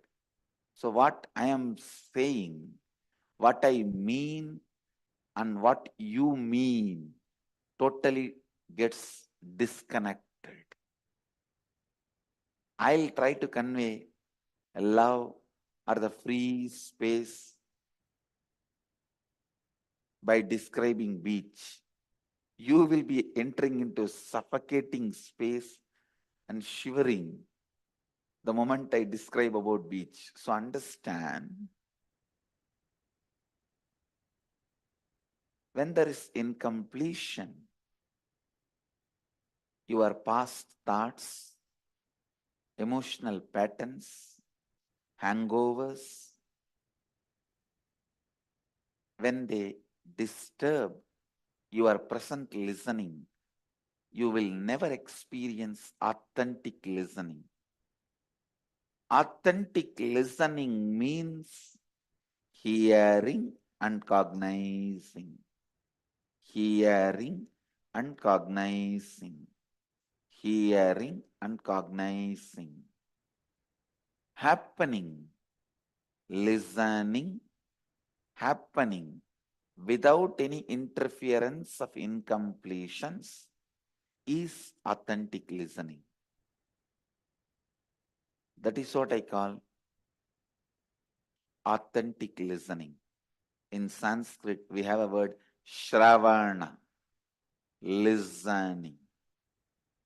The first step in Vedic tradition for any transformation, whether you want to be an archer or agriculturist or a king or a saint or a worker or a businessman, the first step, Shravana, listening.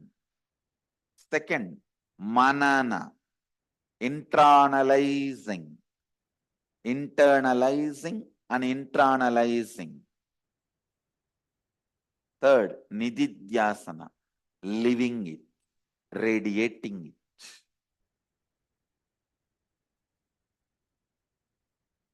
All the three is meditation. Shravana, listening, is meditation. Manana, internalizing, is meditation. Nididhyasana, radiating, is meditation. All the three are meditation. Please understand. All the three are meditation. So understand, authentically, if you start listening, you have entered into this meditation program. Meditation has started for you.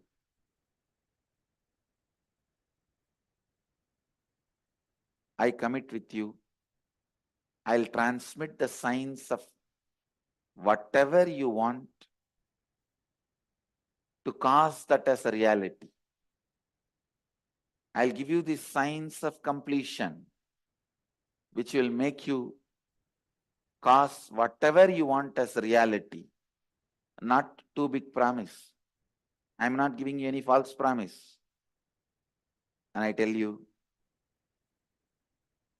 the science is eternal, foolproof. Whatever you want will become reality. My blessings, let you all have Shravana, authentic listening.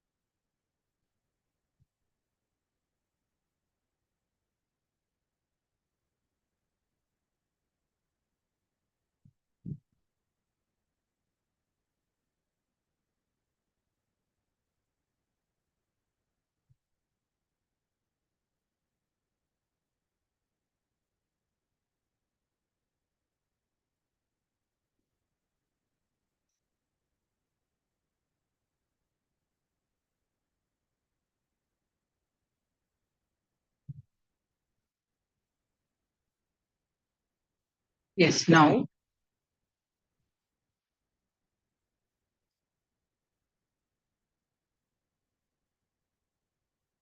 we'll be doing one power manifestation as every session, after every jnana session and after darshans, after yoga. We'll be doing the power manifestation. This is actually equivalent to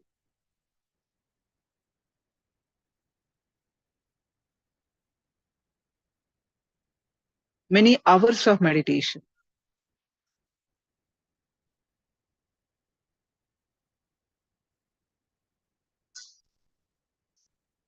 So before that, each power manifestation will decalcify your third eye. What is third eye? Why? From like physical eyes, you can also see from your third eye. But why we are not able to see? So let us understand what is third eye and how to awaken that third eye. Let's learn that now.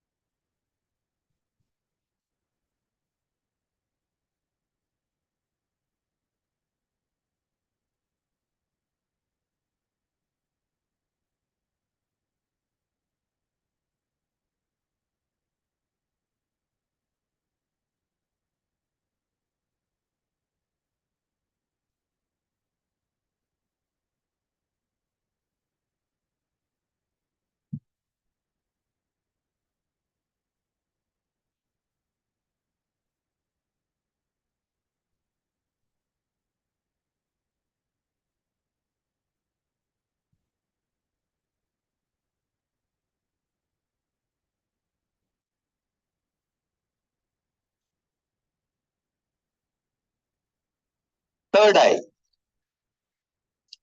one of the most discussed,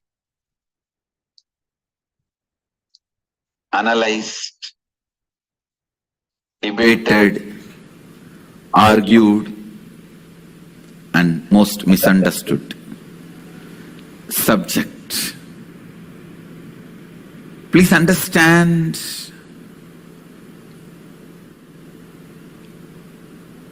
what is third eye? Let me define. Third eye is an intra-organ. You really have it.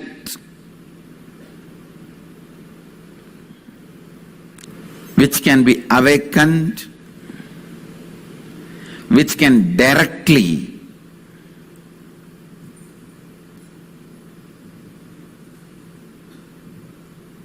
be part of your day-to-day life. Third eye and awakening the third eye is not just mystical alone. It can be directly experienced in your very physical plane.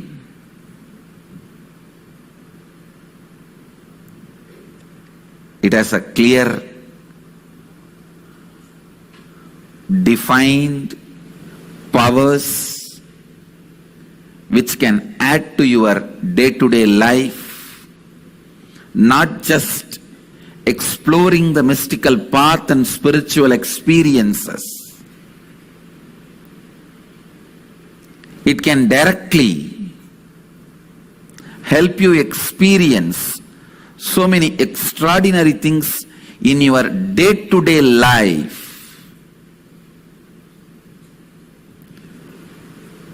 Almost all religions, all spiritual groups, whether it is ancient and tribal based or very modern secret groups, all spiritual groups have worked on third eye because that's the most easiest, most powerful way of awakening yourself to the higher dimensions.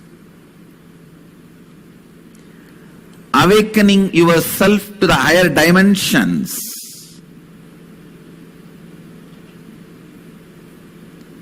Whatever you are seeing with these two eyes are not reality and not enough. Please understand, whatever you see with the two eyes are not reality and not enough.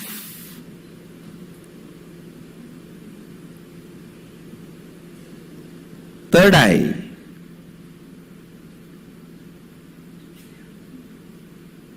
makes you see the higher reality externally in your day-to-day life and internally in your life and death journey. Third eye is one of the powerful energy center in your body. It is located between both eyebrows, where I have this red color kumkum. To tell you honestly, there are some subjects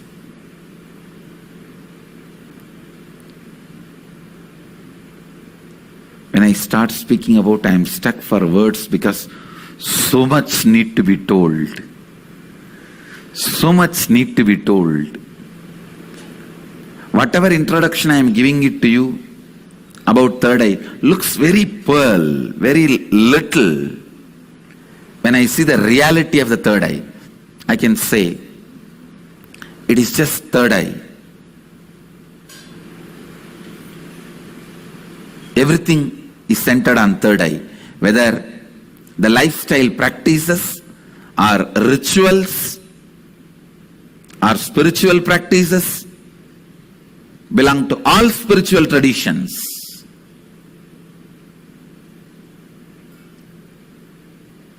Everything is centered on third eye.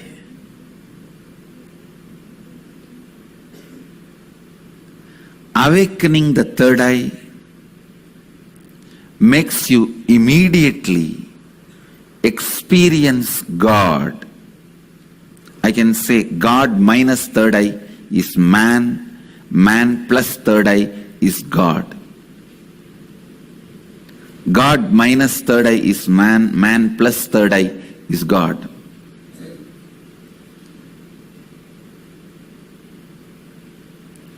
Third eye is called Chakra Raja, king of chakras. That's the last chakra. The crown center is not actually chakra, it's an opening. The third eye is the last chakra, an ultimate chakra in your body. All the different energy centers in your body is ruled by third eye chakra. It's called Ajna chakra in Sanskrit. It means literally the seat of the will power. Will. Ajna means will. That's the seat of the will power. Ajna chakra. Will power. Chakra Raja. The third eye is the king of all chakras, energy centers.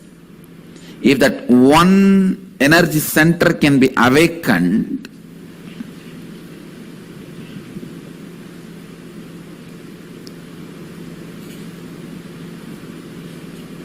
all the energy centers can be awakened. Yes, pilgrimage centers are identified with the different chakras, but Varanasi, the pilgrimage center of Hinduism, is associated with third eye. That is called as a third eye center. The Ajna Chakra Sthala, Varanasi.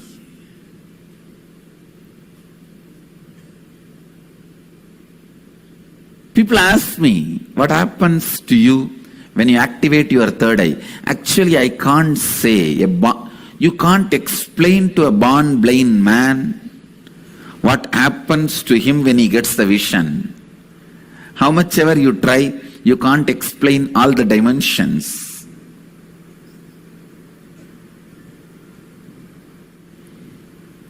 Actually, when you activate the third eye, only then the real vision about the life happens to you. You start seeing the reality. You start seeing the truth as it is. Seeing only with two eyes and living, making decisions, seeing through the third eye, living and making decisions, these two lifestyles can never be compared. I can't even say with the awakening of the third eye, you will get a lot of intuition power or other spiritual powers. No. Let me be very honest. When you awaken the third eye, your whole life will be different. What ordinary people call as intuition will be your lifestyle.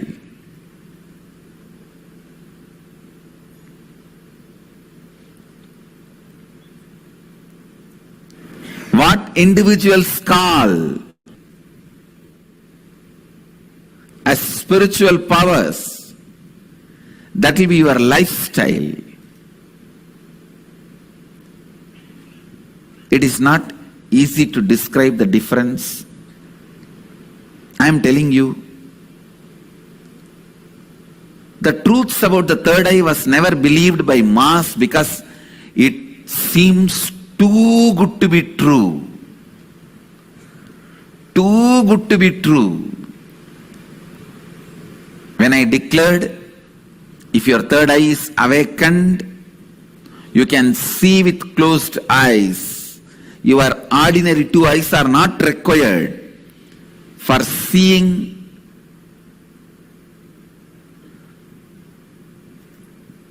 or perceiving, recognizing things. People felt it was too good to be true.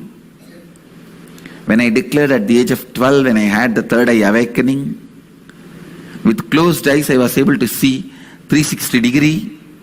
People really felt it was too good to be true. But today you are going to have a live demonstration of not just me doing. The kids of the Gurukul demonstrating the power of third eye awakening.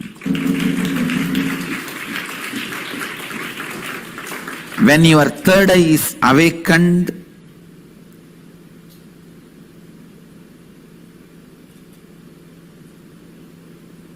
not just your intuition will be awakened. Just understand this one example. A person who is standing in a road and seeing both sides. How much he can see? He may be able to see 100 meters this side, 100 meters this side. But if a person is standing on the 10th floor and seeing the same road, he can see 1 kilometer this side, 1 kilometer that side. So a person who is standing on the 10th floor, if he says a lorry is coming or a Benz car is coming, the person who is standing on the ground, he will think, no, it is not there. How can he say it is coming? Few minutes, it will come. So the person who is standing on the ground will think the person who is standing on the 10th floor is having intuition. It is not intuition, it is in tune with the reality.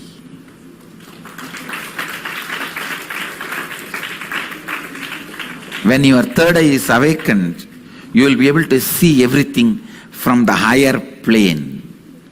So you will be in tune with the reality. People ask me, can it help me in my material growth? I tell you, it will help you in everything.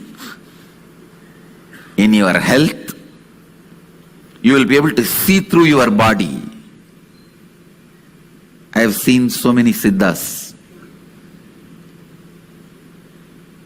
They will just scan their body with closed eye.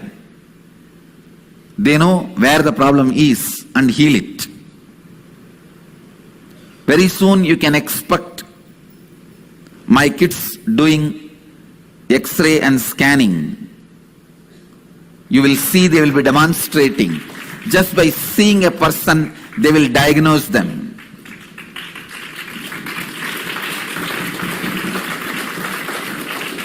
Today I am going to demonstrate the blindfold reading.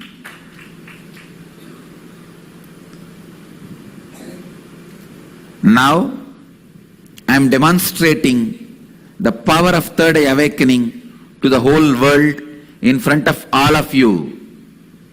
And I am also declaring now, I will be taking my Gurukul kids to the next level where they will be able to just see a person and diagnose whether he has a kidney stone or tumor in any part of the body or a heart blockage. They will just be able to scan. I just need to educate them in body anatomy, that's all, and sharpen this power. These powers of awakening third eye will help you to achieve health, and not only you will be able to diagnose, you will be able to just command your body to get back to health, because the third eye is the seat of willpower. when Kundalini is activated there, when third eye is activated there, to tell you honestly, the moment third eye is activated, Kundalini is activated, alive in your third eye, you can get anything you will. That is why it is called Anya Chakra. Your will be honored by the cosmos. Your will be honored by the cosmos. When I utter through words, it looks too good to be true. But life itself is too good to be true.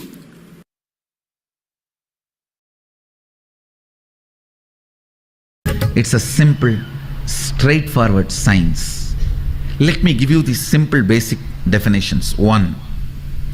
Third eye is an intra-organ, just like both your eyes, which has cords and nerves.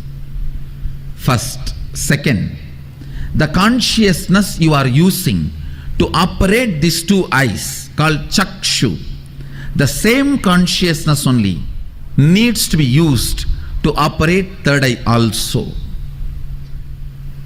And third, listen, when you start experiencing all this basic introduction is needed for you. So don't think when basic introductions are given, oh, this is not necessary. No, it is needed for you. When you are going to operate some part of you, you need a thorough introduction. See, without reading the owner's manual also you can operate a car, but you will only be knowing the basic things. Like iPhone, without reading the owner's manual you can operate, but you will be only calling, nothing else. Still many of the Indian rich villages use the iPhone only for calling.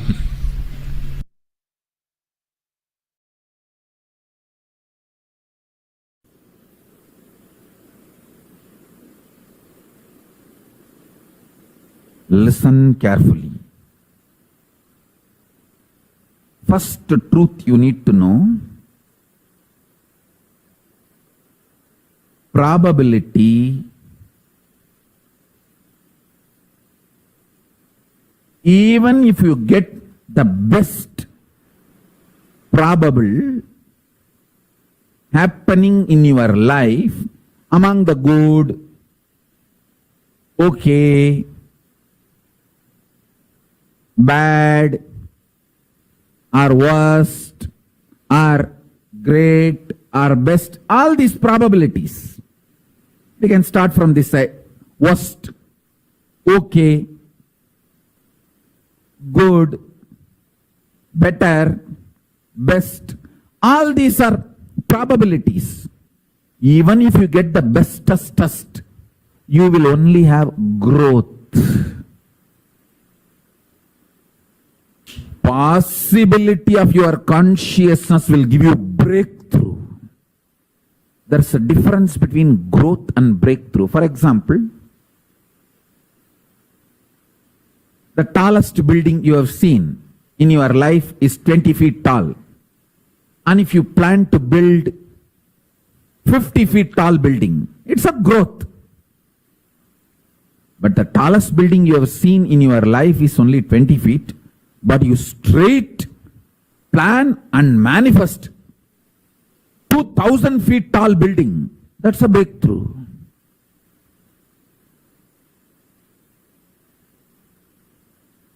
Growth is always the language of mediocre mind.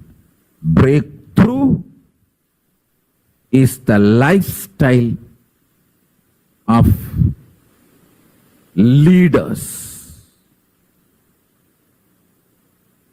You understand?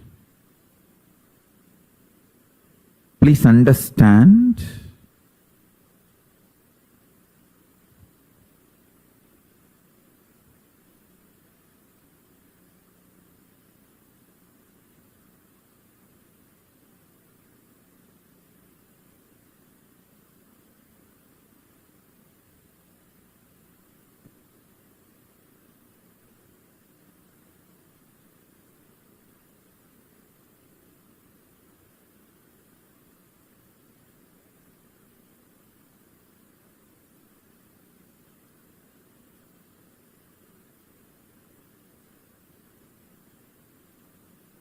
Listen. Listen carefully. Listen sincerely. Listen intensely. Listen. I want you to receive these powerful cognitions and not to miss the essence of the satsang, what I am sharing now. So I am repeating. Understand? Your brain, when it looks down, it looks at the probabilities. Bad, okay, good. If this happens, it will be bad for my life. If this happens, okay for my life. If this happens, good for my life. If this happens, great for my life. If this happens, best for my life. If this happens, bestest for my life. All these probabilities can give only growth to you.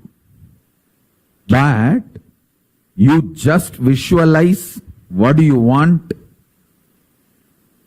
your possibility, and 3D print it out of your consciousness and pull it out. Manifest it. That is the real royal life. That gives you the breakthrough. I tell you, if your consciousness through your brain looking down, you will see only probabilities. If your consciousness using your brain looks up, you will see possibilities. Two eyes are probabilities, third eye is the possibility.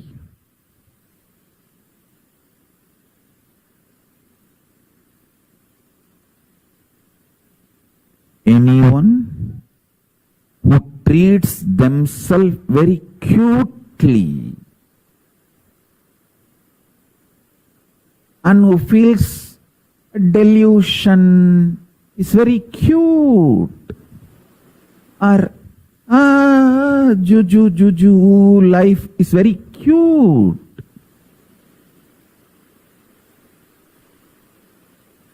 Live and die mediocre life.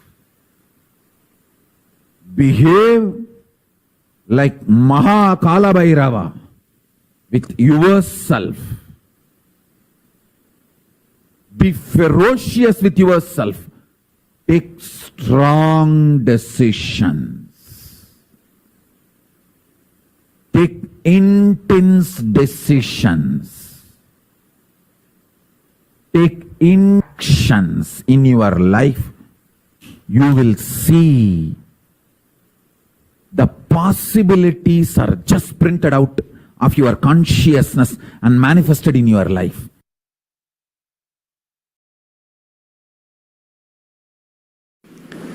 The third eye is blocked by your decision to be comfortable, cozy with arrogance and ego. Let me define arrogance and ego.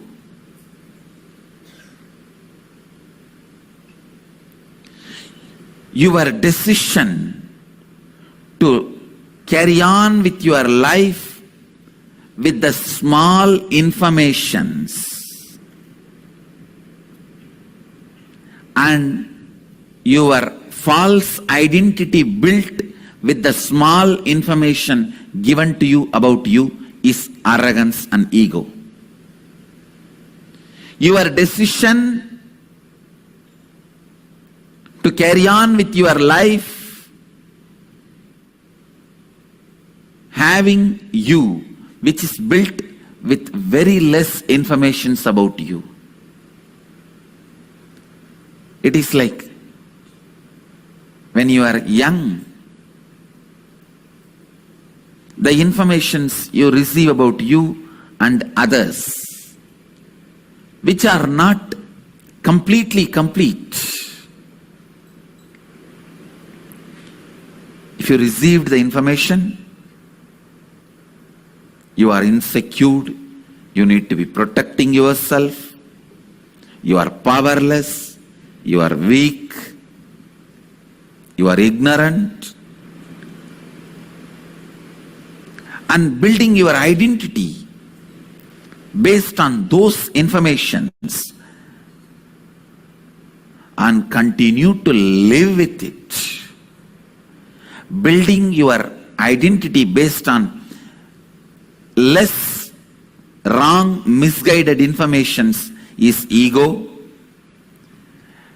Continuing to carry on with the same ego is arrogance. This too blacks your third eye. Spending little time and recognizing you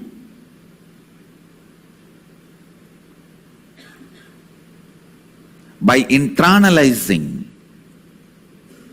some of the truths from the Upanishads, understanding what is you, and after understanding you in a real sense, living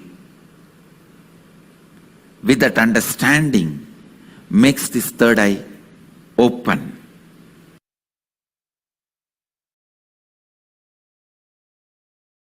Sacred secret. Listen.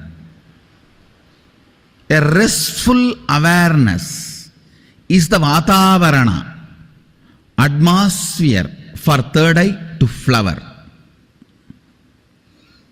Restful awareness is the Vatavarana, atmosphere for third eye to flower. Will grows, expands in the space of restful awareness, never in the space of chaos or tension. Listen. Whenever you remember you will always have certain tension in this area. Only with the tension in the muscle, the forehead muscle, you can even remember you. Consciously practice for next 48 hours to keep that area in a restful awareness. Remember, no tension there, no stress there, pure restful awareness, a cool breeze feeling, inside and outside. Inside the skull, outside the skull. Cool breeze feeling, not hard clay. If you are having hard clay feeling, that is what is inside the skull. Consciously remember, decide to have the cool breeze feeling. Actually, that cool breeze feeling is the atmosphere, Vatavarana, where your will can grow, the will persistence can become more and more matured reality. See, whenever you create a will, if the stress is generated in this Anya region, you will not be able to hold on to that will because there is a fight inside you. How long you can keep that stress? No. You can't.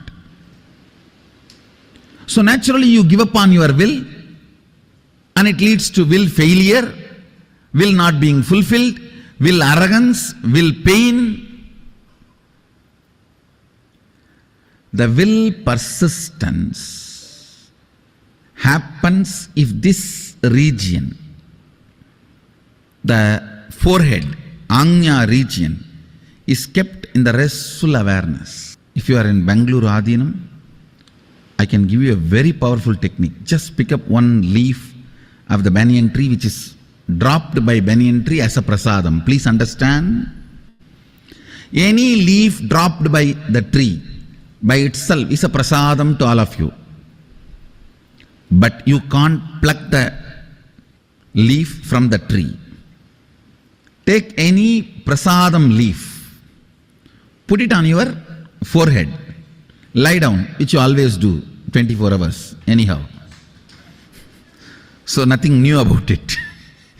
Just in your usual posture, just put the banyan leaf prasadam on your forehead.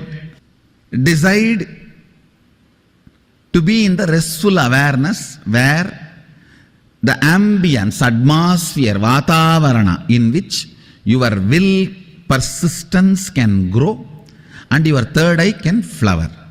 Listen. You can tell even banyan tree leaf, Sadashiva.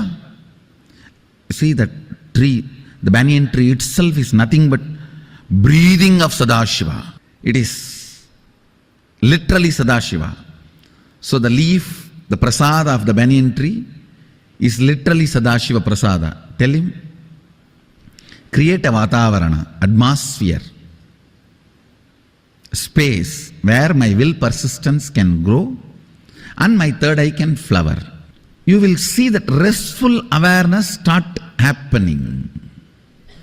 This muscle, not having any tension, being in the restful awareness is the basic condition for the third eye to flower, for the will persistence to become reality. If you fall asleep, that is okay, but it will not be like a regular sleep. It will be the space of restful awareness. Today I wanted all of you to practice this at least once. If you are not in Bangalore Adinam, pick up the sacred ash, vibhuti from our temple or given by me, apply that. It is Sadashiva Prasada. Apply that on the forehead. If you are in Bangalore Adinam, pick up the Prasada leaf from the banyan tree and put it on your third eye.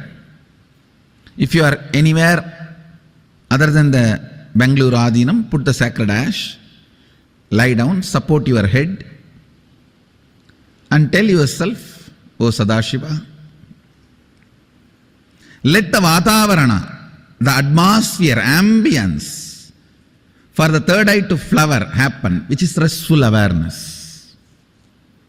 This whole muscle, this forehead muscle should be completely relaxed. Whether you are awake or asleep, no matter, it doesn't matter. This area need to be relaxed. Restful awareness, remembrance of you.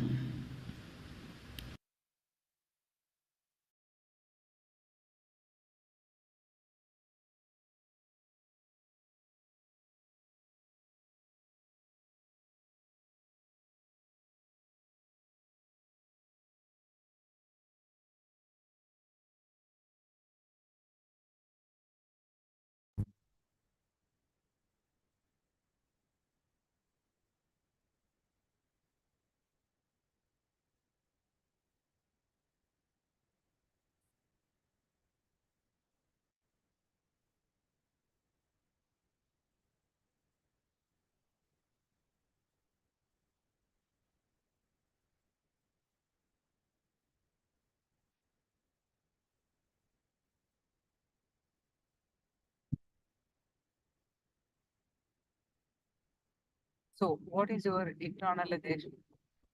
What did you understand about third eye?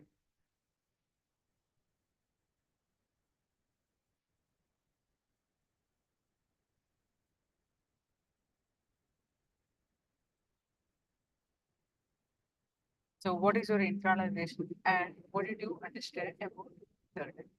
You can post it in the chat.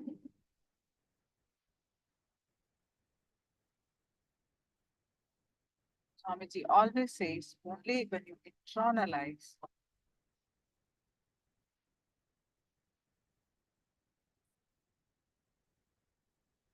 your understanding will be doubled. Whatever your understanding is 25%. But when you internalize, the understanding will be doubled.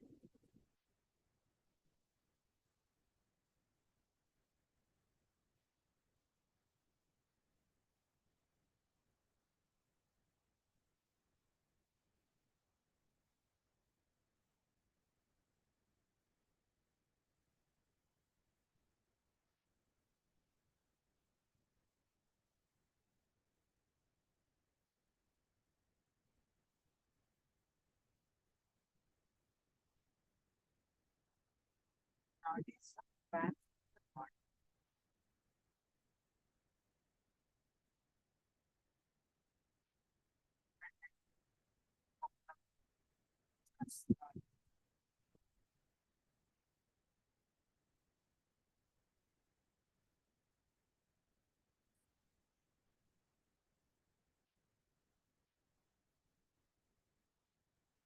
All these cognitions, all your cognitions, yeah.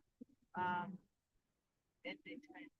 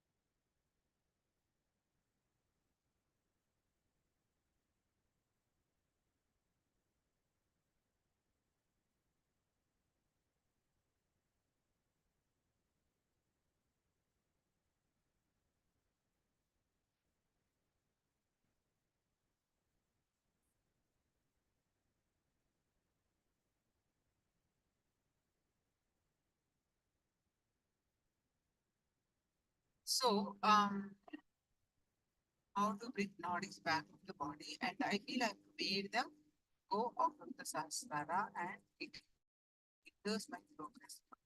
But while I advance, I'm working with somebody to bring them back. But I also wanted to share, okay, understand.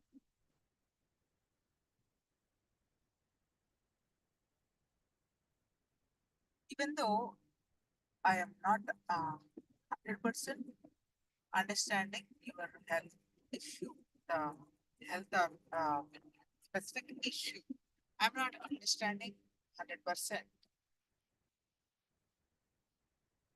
But I know one thing, that if you constantly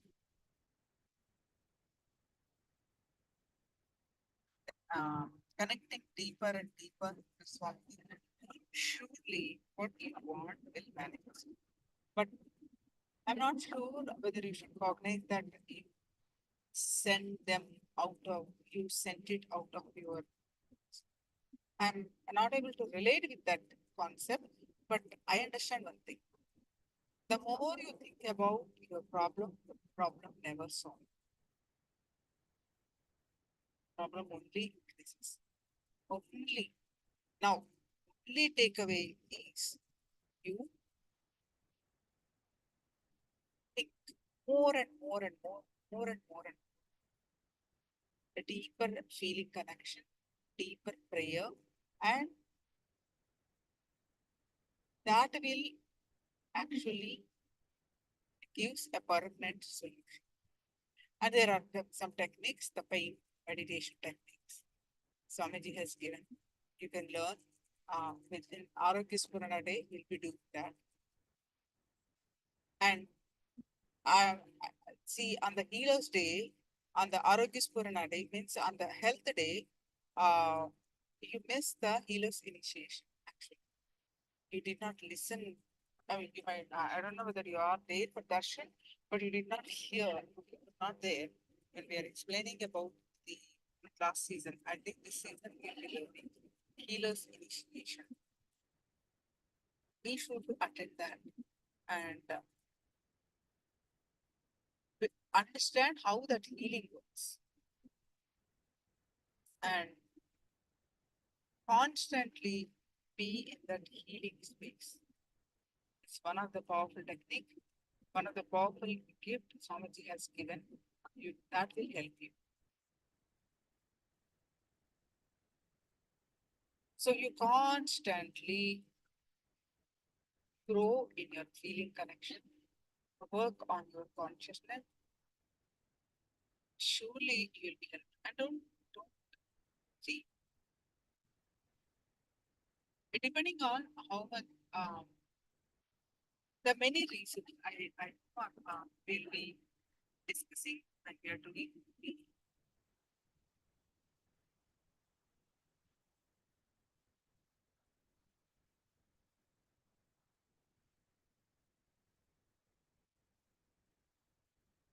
Actually, you understand more and more when you are when we are working on the karma, how stuck on currents will elongate our problem, never given the solution. So I strongly suggest continue the program and continue to help yourself until it gets I'm 100% sure. I've seen many people calling healing for many things.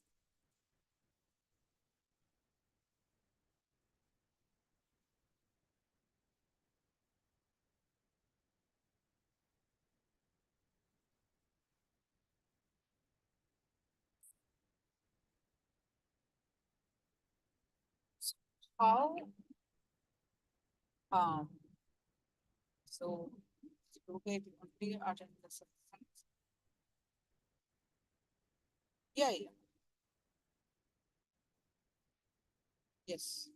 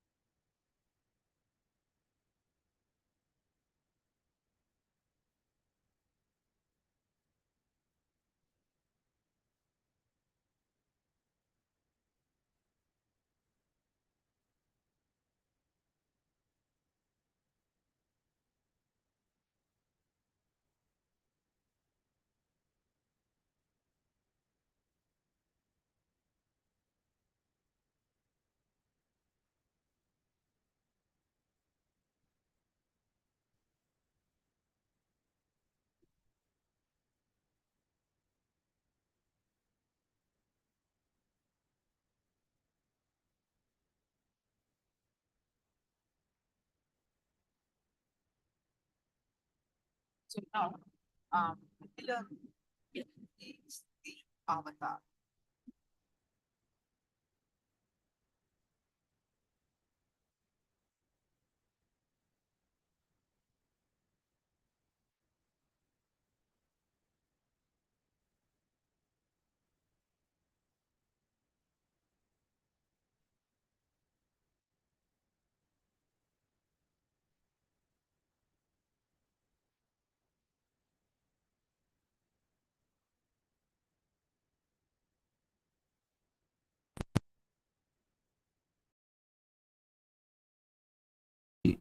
Three important words and the truths. First word, natural selection. Second word, artificial selection. Third word, conscious selection. You have multiple lives. Let me expand on this truth. in the evolution of life. Fish becoming tortoise is conscious selection in the DNA mutation process. Listen carefully. In the DNA mutation process, consciousness goes through a natural selection process. Maybe I can use a better word, conscious natural selection. The consciousness of the fish, through the natural selection process, evolves in its DNA levels through various mutation. Understand, no DNA mutation is an accident. It is surely for the sake of better way of existence. By the very tendency of the consciousness is expansion, survival and expansion, living and enriching. The very DNA's programming is integrity, authenticity, responsibility, enriching. It is integrated to its existence and authentic to its experience of identity, I, and it takes responsibility for further expansion, enriching. Because of the fundamental quality of the consciousness, consciousness goes through a natural selection process in the DNA mutation. And fish becoming tortoise is an example for this conscious natural selection process. Second, conscious artificial selection. Example for this is human beings breeding various types of dogs, various breeds and varieties of dogs. First,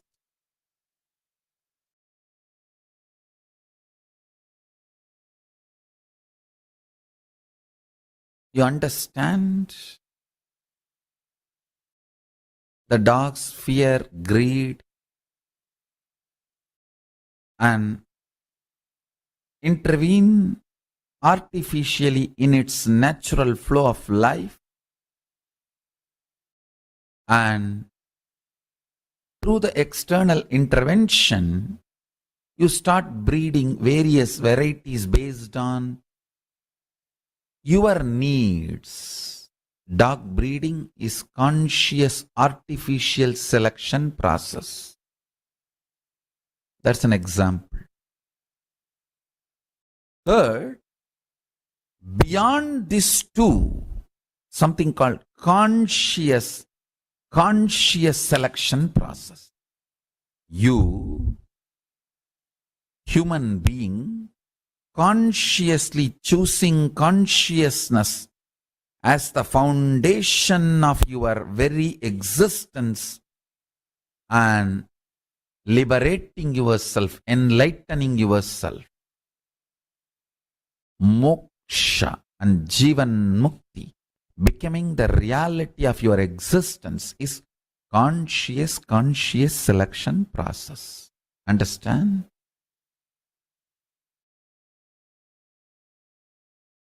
For this process, an incarnation happens. Incarnation happens to make the human being's DNA understand the conscious selection is possible and it is good. Bringing that great news to the humanity is the responsibility of an incarnation, avatar. Avatars happen for this vision. Listen carefully. For your DNA to choose consciousness and will persistence as a way for evolution, to do the conscious selection, your DNA need to be introduced to its higher possibility. If your DNA decides to do conscious selection and decides to evolve its DNA through the mutation, through will persistence, where it is going to land, what it is going to achieve, your DNA need to be told about the end result. That is why an incarnation happens to inspire your DNA to go through the conscious selection process. Understand?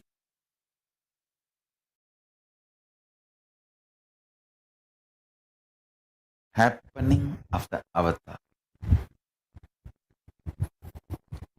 Let me explain the multiple reasons for why avatars happen. First, whenever there is a serious danger for the Srishti, whenever there is a serious danger for the life itself, whenever life needs to be pushed to the next level, whether DNA need to have a quantum jump in its natural selection process or conscious breakthrough need to happen. For example, the natural selection of DNA process, fish evolves as tortoise, tortoise evolves as pig, pig evolves as man, animal, Narasimha. Then you need superconscious intervention to push the natural selection process of DNA to have a quantum jump. See, from man, animal, jump to an animal, listen carefully. From man, animal, jumping to an animal without consciousness is easy. It may have the form of a man, but it will not be completely carrying the consciousness of a man. So, from man, animal, if the jump has to happen to man, human being, not just DNA need to evolve through its natural selection process, conscious intervention is required. That is why when Vishnu comes as a man animal, Narasimha, and pushes the natural selection process of DNA to the next level, Paramashiva comes as Sarabeshwara and pushes the conscious intervention and takes the whole thing to the next level, human being. Every time when Vishnu comes as incarnation to give a natural selection breakthrough of a DNA, a quantum jump, Vishnu comes and gives a breakthrough. In the natural selection DNA process, Paramashiva comes and gives a breakthrough in superconscious level. Listen. Purpose of my incarnation is to get the attention of scientists to study the non-material, superconscious happenings which is not perceived usually by the five senses, and the small definition of the proof of existence needed to be expanded. Understand? What you call as proof of existence is too small. The definition of proof of existence is too small. Scientific community need to expand the definition of the proof of existence, one, and should start studying non-material phenomena and happening, superconscious happenings and phenomena, attracting the attention of the scientific community to that space of non-material phenomena and happening, superconscious phenomena and happening is the purpose of my happening. Understand? Paramashiva will do it. He is doing it and he will do it. If science puts little time and energy and attention to study the non-material happenings and phenomena, superconscious happenings and phenomena, I tell you, we will have the growth in next 1 decade, 10 years, which we have not achieved in last 2000 years of existence. If we put little attention in this direction of non-material existence and phenomena, superconscious existence and phenomena, we can easily understand the whole Hindu literatures, Idihasa, all the Hindu traditional source scriptures of Shruti Smriti, recordings of history, recordings of cosmological discoveries, recordings of amazing knowledge source. Understand? I'll repeat, in hundreds of years, history becomes legend. In thousands of years, legend becomes myth. In thousands of years, legend becomes myth. Mahabharata is neither legend nor myth, it is history. It was history. It is history. It will be history. I will make sure the scientific community's attention is drawn to study non-material phenomena and happenings. And I will make sure science expands its definition of proof of existence from the mediocre definition which we are having. Anything can be perceived by the five senses commonly. Understand? This scale of proof of this scale called proof, this scale used as a proof for any existence itself is mediocre. This scale needs to be upgraded to the reality, and scientific community should start studying the phenomena and happenings of the reality, superconsciousness.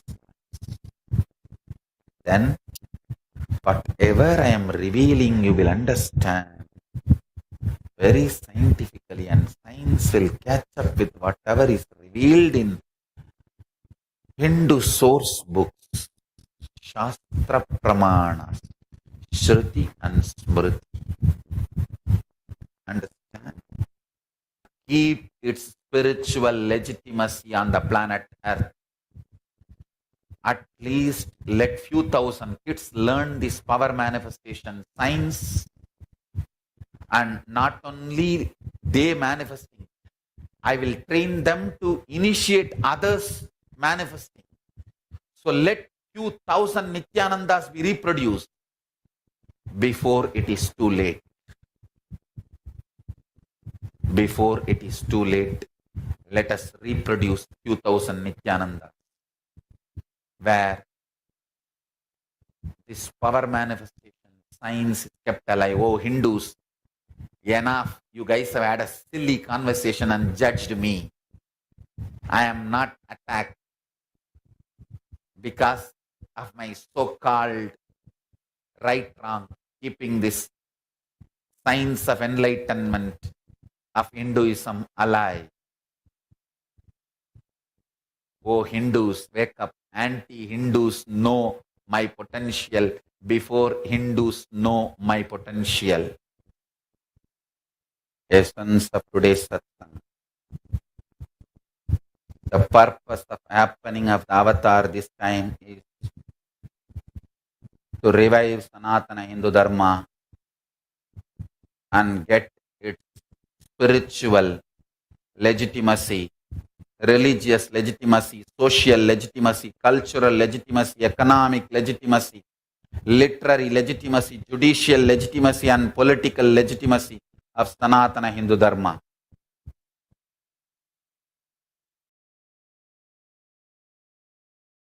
Understand, this is only one of the rooms I am using. This is only one of the quarters I am using.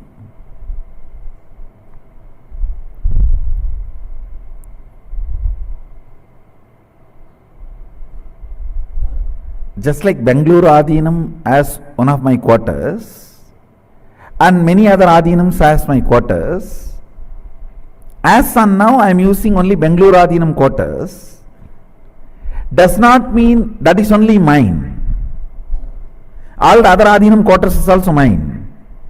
Same way, this body which I am using is only one of my quarters.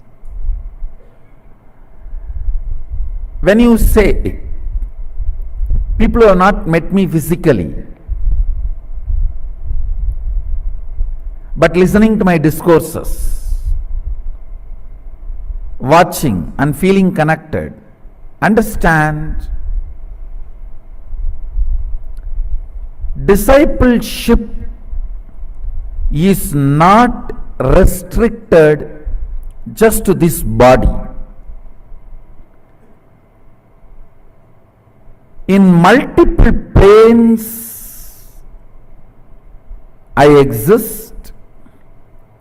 In multiple planes, I operate.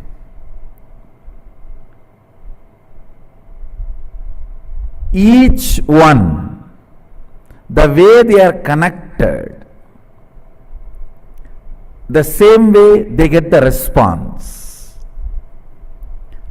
Just few days before I declared, now people are going to have darshan and vision in their dreams. Like they will have the vision, darshan of me appearing and blessing them and showering gold coins and diamonds, or showering them with wealth. When they wake up and see, really they will see all around on their bed that literally the gold coins and diamond, whatever has been blessed in the dream state, in the real. And you will see in next few days people putting this kind of experiences and blessings in the Facebook. You will see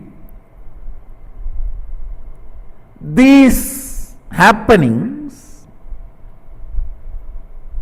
the mystery, the mystical happenings are all not restricted only to this body.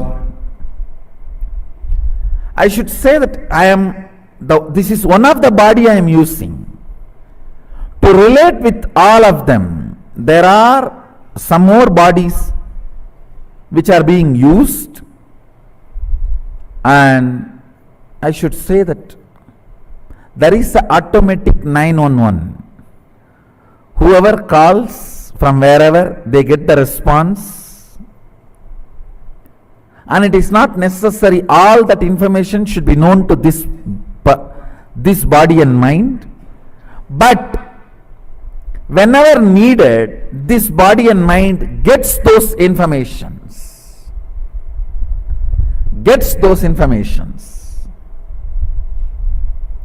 And whatever is needed gets done through this body.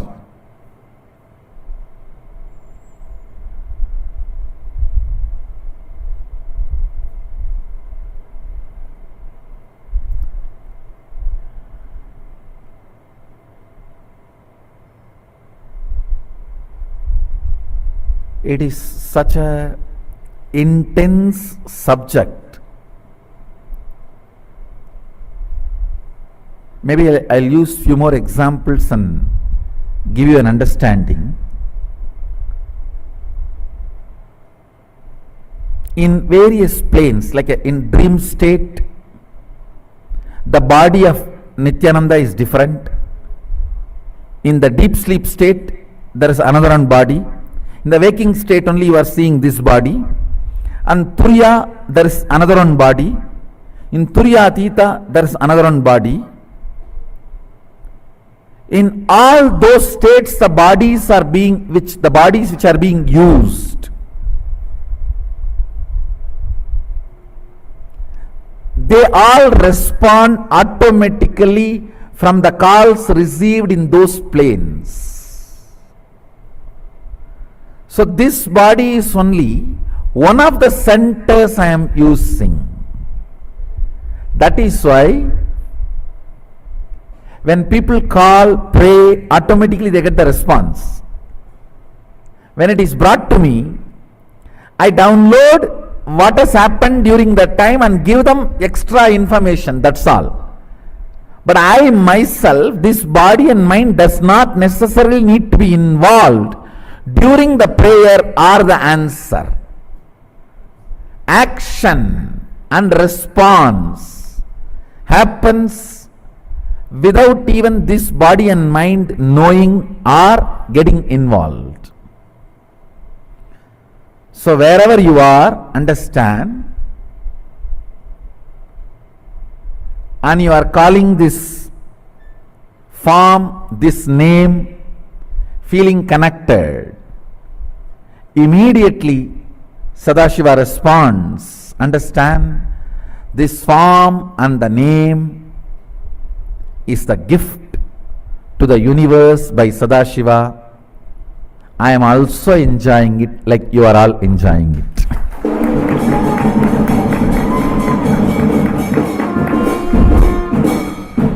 This name and this form is the gift to the universe from Sadashiva. Just like you all enjoy, I am also enjoying it. That's it. Thank you so much, Swamiji.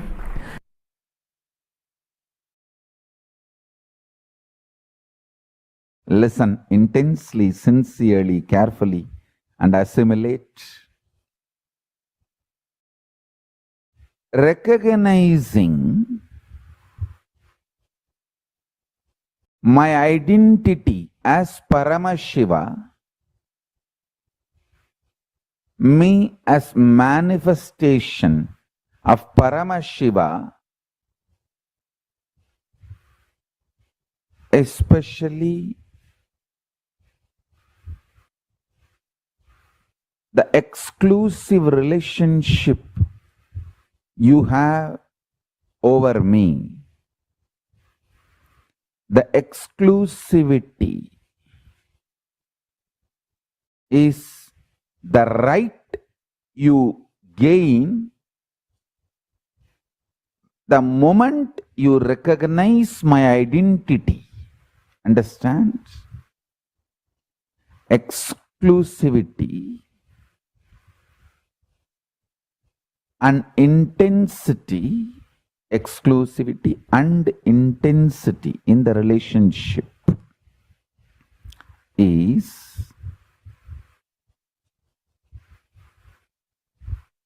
the right you gain the moment you recognize, the moment you cognize my identity as Paramashiva. Understand? Listen to this very intensely. Keep two mirrors. Sit in such a way in one mirror, your face will reflect. In another mirror, this world, naturally the world only will reflect. Maybe you can sit next to the window, keeping the mirror, showing the sky. Listen. In reality, both mirrors are mirroring two different dimension, phase of you. How much you feel you are your body, how much that is true, more than that you are cosmos is true. You are part of this cosmos. You are verily, if I have to make more proper statement, you are verily the core and source of this cosmos consciousness. See, just like Paramashiva has 25 faces, you experiencing your body as you is one face of you. You experiencing your mind, emotions as you is one face of you. You experiencing your deep sleep state is one face of you. You knowing this whole cosmos is you is one face of you. Understand, if you recognize my identity as Paramashiva, you will recognize your identity as Paramashiva. If you recognize your identity as Paramashiva, one of the face of you is Paramashiva, you will simply recognize, I am Paramashiva. In these two, any one happens, you won the game. Life is all about that. That's all. Life is too simple. It's all about living after recognizing your identity as Paramashiva or my identity as Paramashiva. That's it. I tell you. When I recognized Arunagiri Yogeshwara, my guru's identity as Paramashiva, I said Shiva Namaha.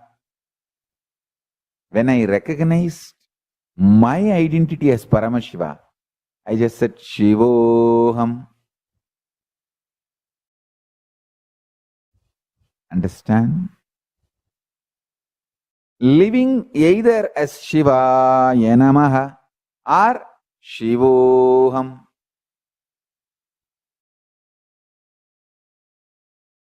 Both are okay, but this is life. Life is too simple. Anyone recognizes my identity is going to just walk around as superconscious mutants. I tell you, the best lifestyle is conscious communities, Kailasas. See, you don't have to give up the comfort of your home and your personal space, privacy of your home, but create conscious communities, e-Kailasas. Like have your own home, but gather once in a while for doing yoga together, puja together in Zoom. You don't even need to gather physically. In Zoom, online. E-Kailasas. Just gather and do yoga, do Vakyart Sadas, do puja together, do power manifestation. That's all. This is the best lifestyle. Just liberate more and more people from conscious slavery. Abolish conscious slavery. As Paramashiva, you will recognize your identity deeper and deeper and deeper as Paramashiva, and you will experience the exclusive relationship we both have. That's all is the essence of enlightenment. You will just manifest the state, space, powers, being, superconsciousness. Kailasa of Paramashiva.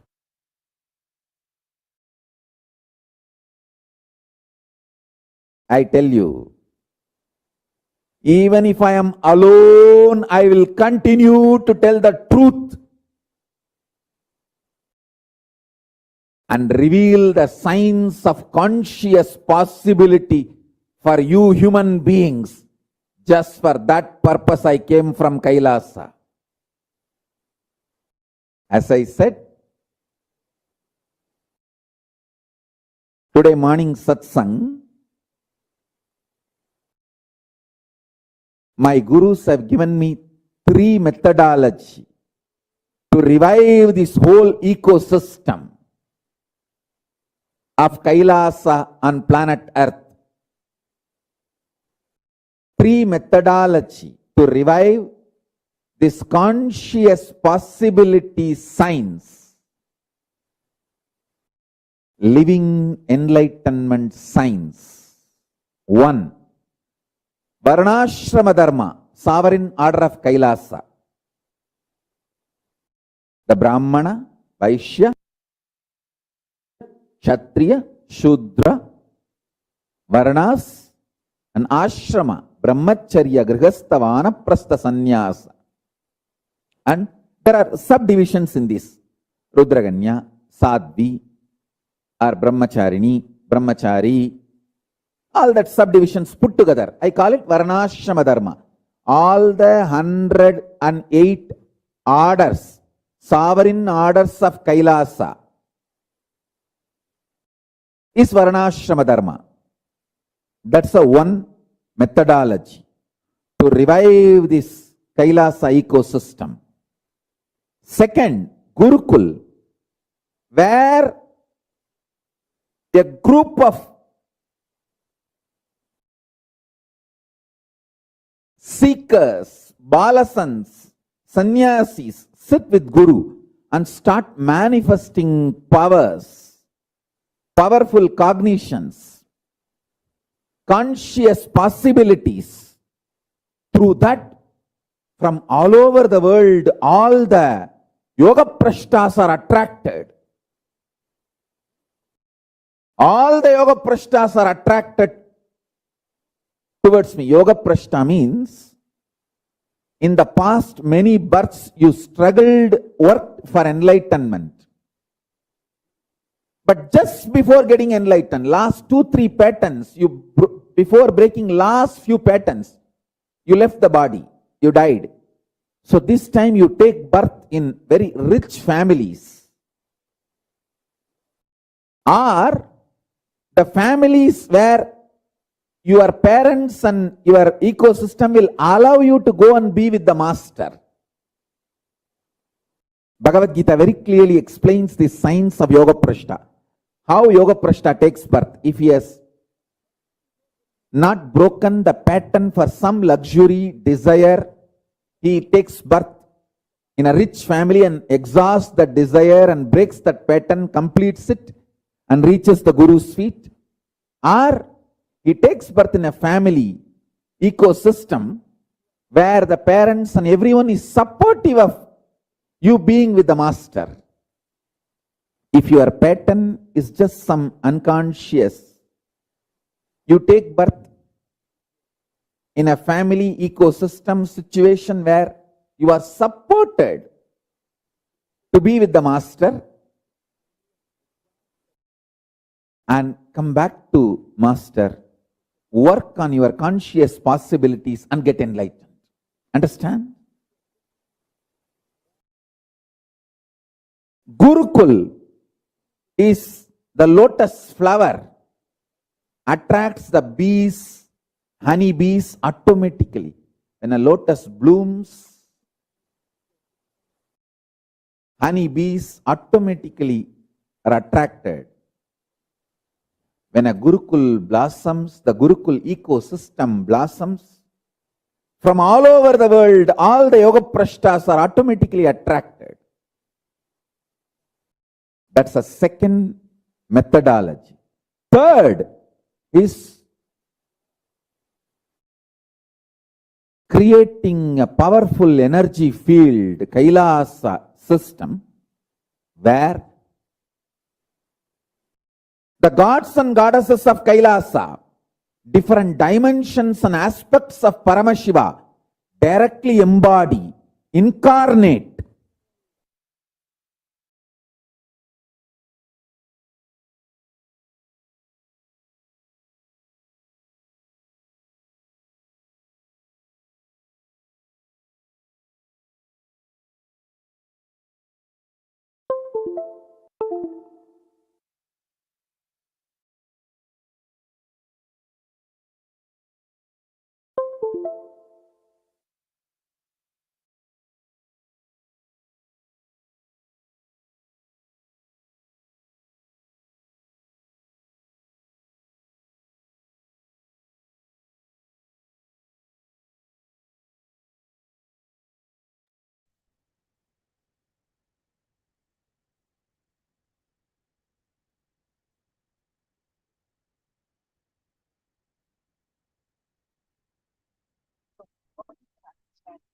Share it in the chat. Always, any product. What is that? Helps understand more and remember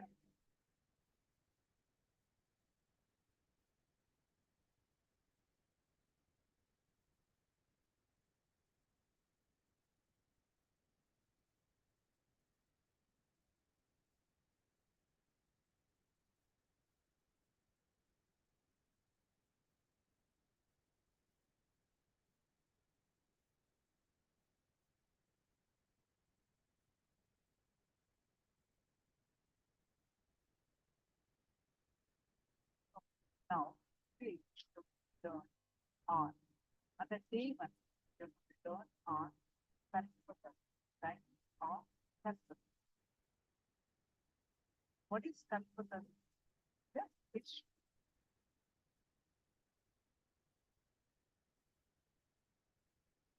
some things are manifested, right? Some things are not manifested, right? And some unexpected things are also manifested. Why is that? So, if you don't take very clear signs on why we manifest certain things, why we do not manifest certain things, why we manifest that we never want for our challenge unfold and stuff like that.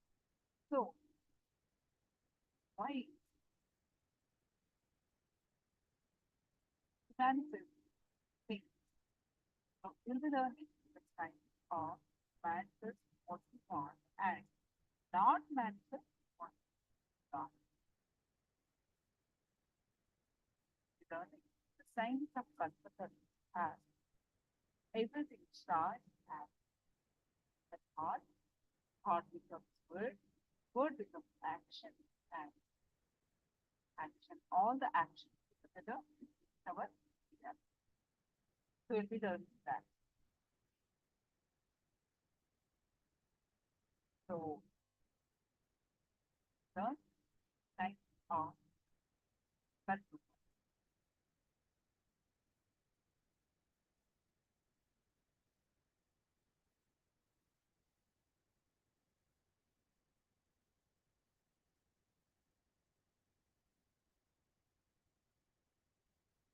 One of the program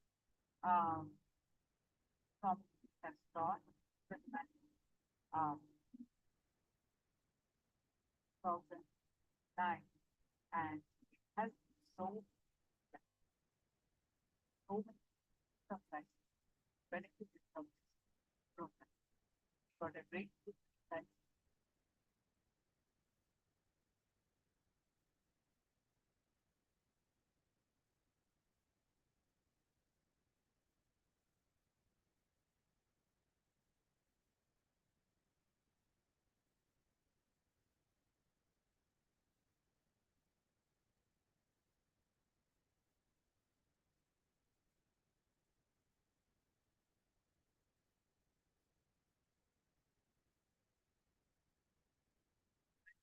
now, well-put and this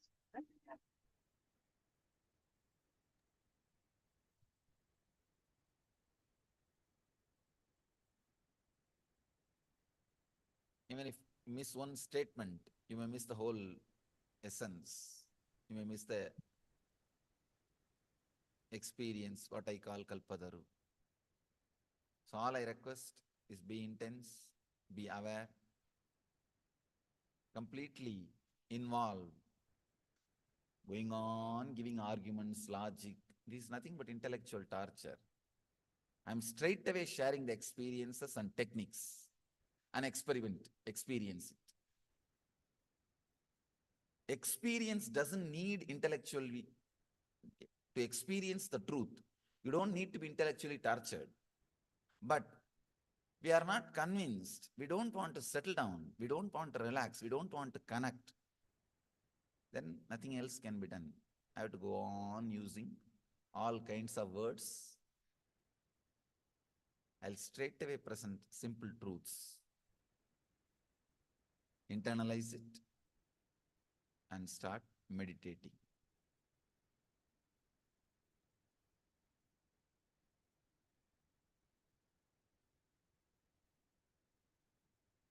Let me introduce the word Kalpadaru. In Sanskrit, the literal translation, literal meaning, the Kalpadaru word is Sanskrit word. Literal meaning is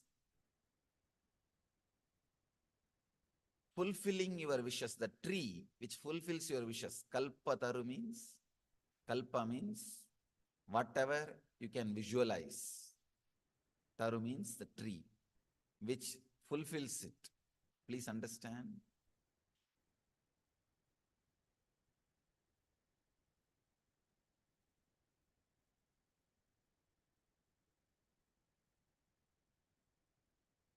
Fulfilling does not mean giving. There is a subtle difference. Many times, giving does not gives you fulfillment. If your desire is given, what you asked is given, the fulfillment doesn't happen. What for you asked, if that is provided, only then fulfillment happens. There is a subtle difference between what you ask and what for you ask. Many times, we achieve what we ask, but what for we ask is never achieved.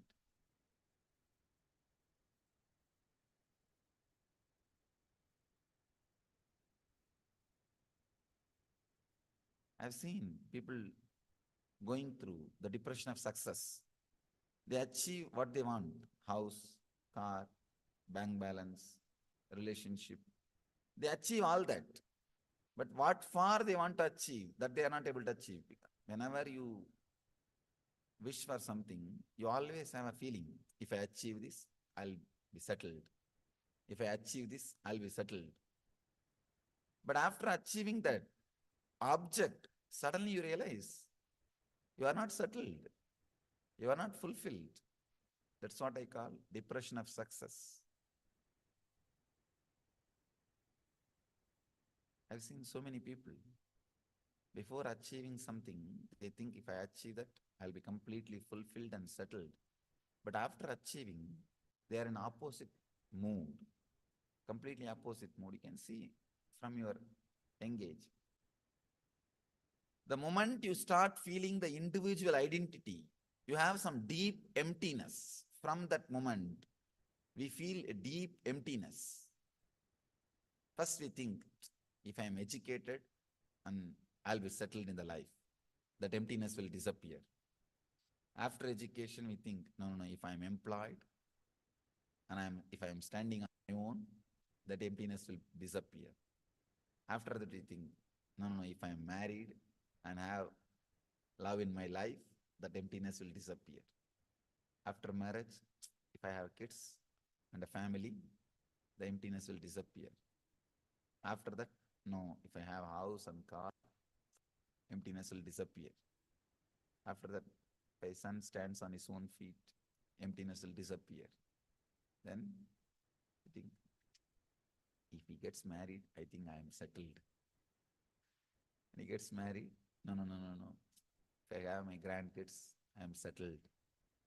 Till you settle down in the tomb, graveyard, we don't feel we are settled.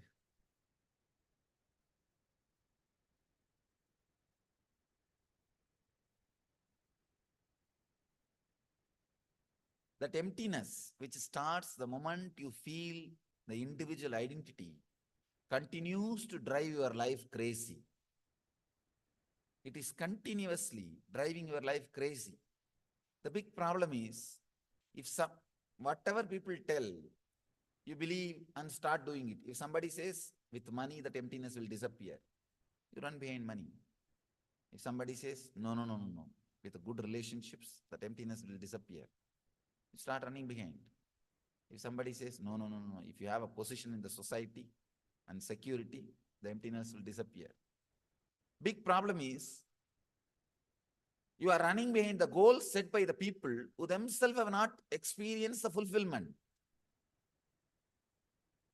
They themselves have not experienced the fulfillment, but they are setting the goal. You are running behind that goal. That is what we call Maya.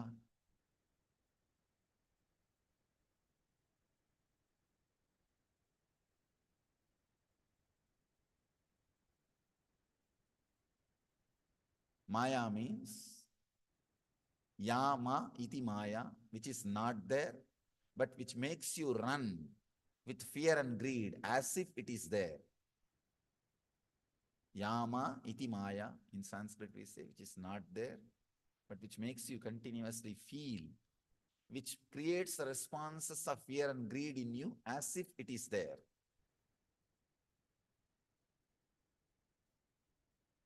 We are running behind the goals set by the people who have not experienced fulfillment by themselves.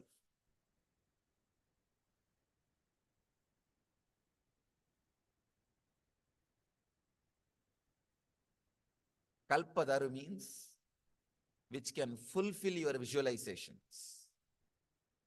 Sometimes it may give what you want. Sometimes it may take you beyond what you want.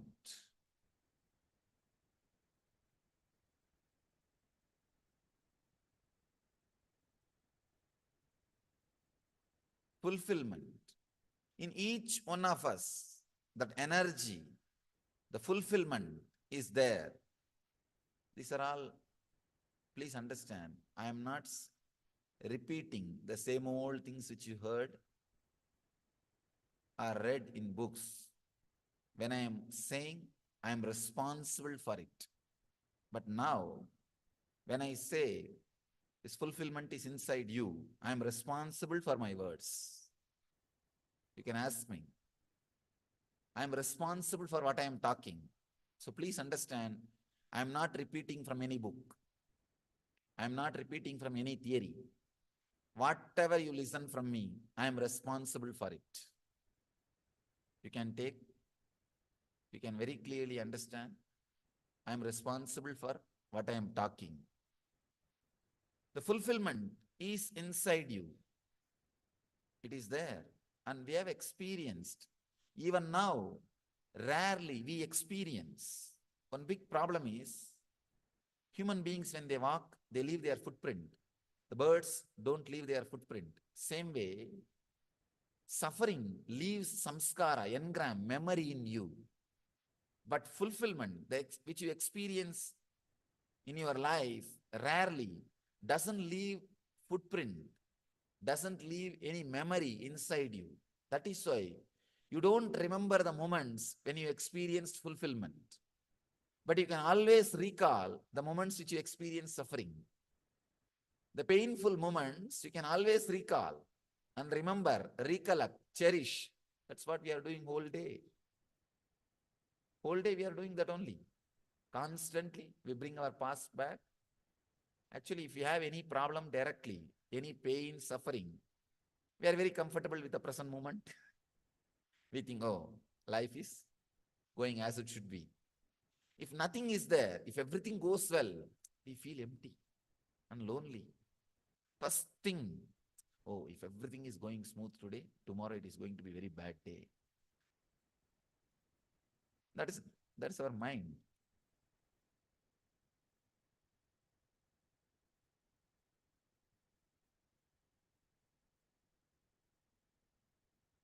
Then, even if that is not satisfying, we bring all the old memories. See what happened to me a few days before. That shouldn't have happened. This shouldn't have happened. We cherish. In a way, we are habituated to cherish suffering. We are habituated to cherish pains. We are trained. We are enjoying. If they are not there, we are missing something. We feel lonely. They become our company. Fulfillment does not leave imprint, does not leave engram in us. It is a gap.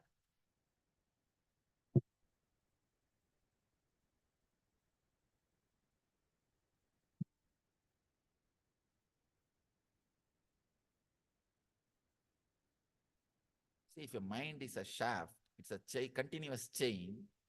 Fulfillment is the moment where there is a gap. So that you can't recall the gaps. You can't remember gaps. You can't cherish the gaps. That is why we remember only the pains, sufferings. We are not able to recall, relish, enjoy, cherish the blissful moments, fulfilled moments.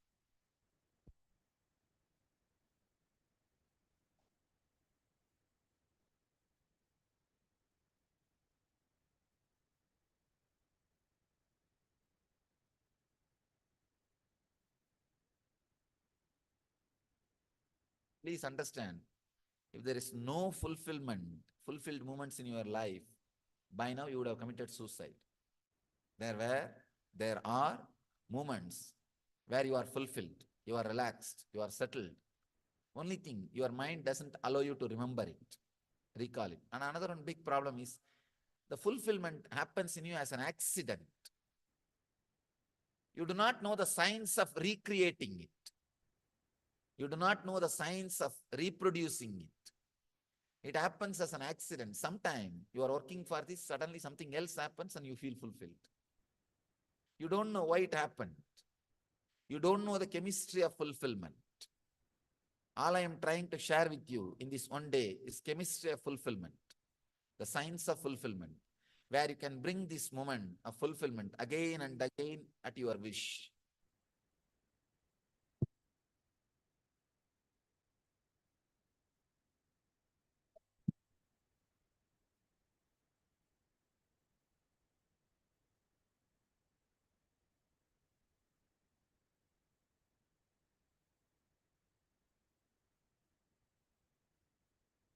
Whenever you want, bringing that fulfilled feeling to your consciousness and cherishing, relaxing into it. I can say this is the ultimate spiritual truth or spiritual science. Bringing that fulfilled feeling again and again to your inner space and relaxing into it.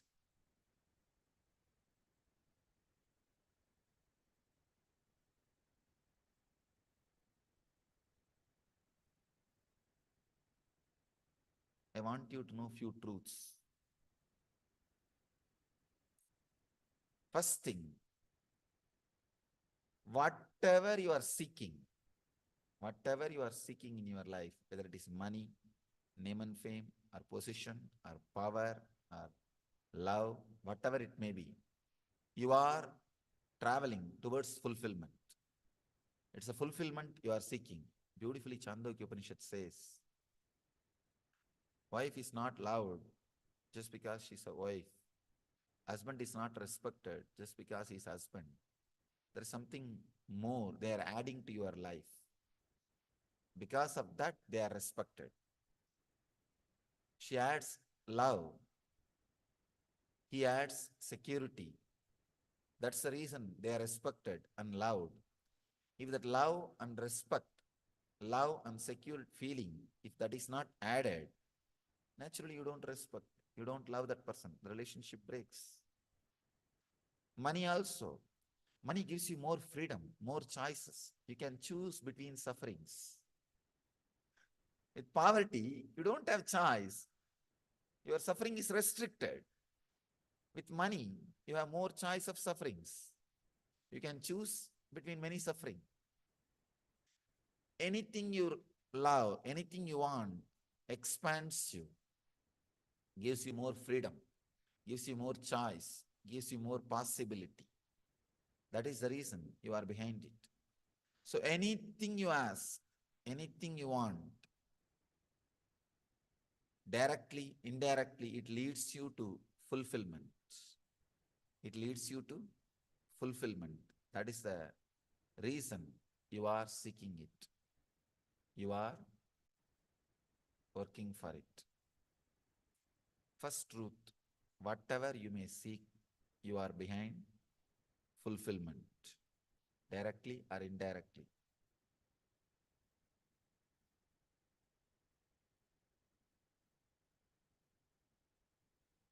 Second thing, this is an important truth. Through objects, the fulfillment is never achieved. This is the second truth. All of you know. I don't need to give any explanation or any examples. All your lives are living examples for this truth. Just through objects, fulfillment is never achieved. If just through objects, fulfillment is achieved, then in the whole world, at least few should have achieved. There are so many people who achieved the status through money, whatever can be bought, they have. They can have. Either they have or they can have. Through money, whatever can be achieved, either they have or they can have. At least that kind of people should have achieved fulfillment. It's not there. Means just through objects, fulfillment is not achieved. That is, you are a living example for that truth. Almost everyone is living example for that truth.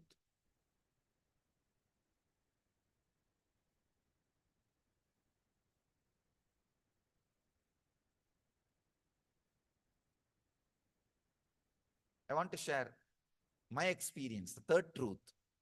When you travel towards fulfillment directly, when you seek fulfillment directly, please understand, it may look little illogical, but I'm sharing the straight truth, my experience with you. When you seek the fulfillment directly, suddenly the energy which is overflowing in you, all the objects which you are seeking starts traveling towards you. That's what I say. That's why I say bliss attracts fortune. The tremendous energy overflowing in you, suddenly all the objects towards which you are traveling starts traveling towards you. You start attracting different energy towards your life.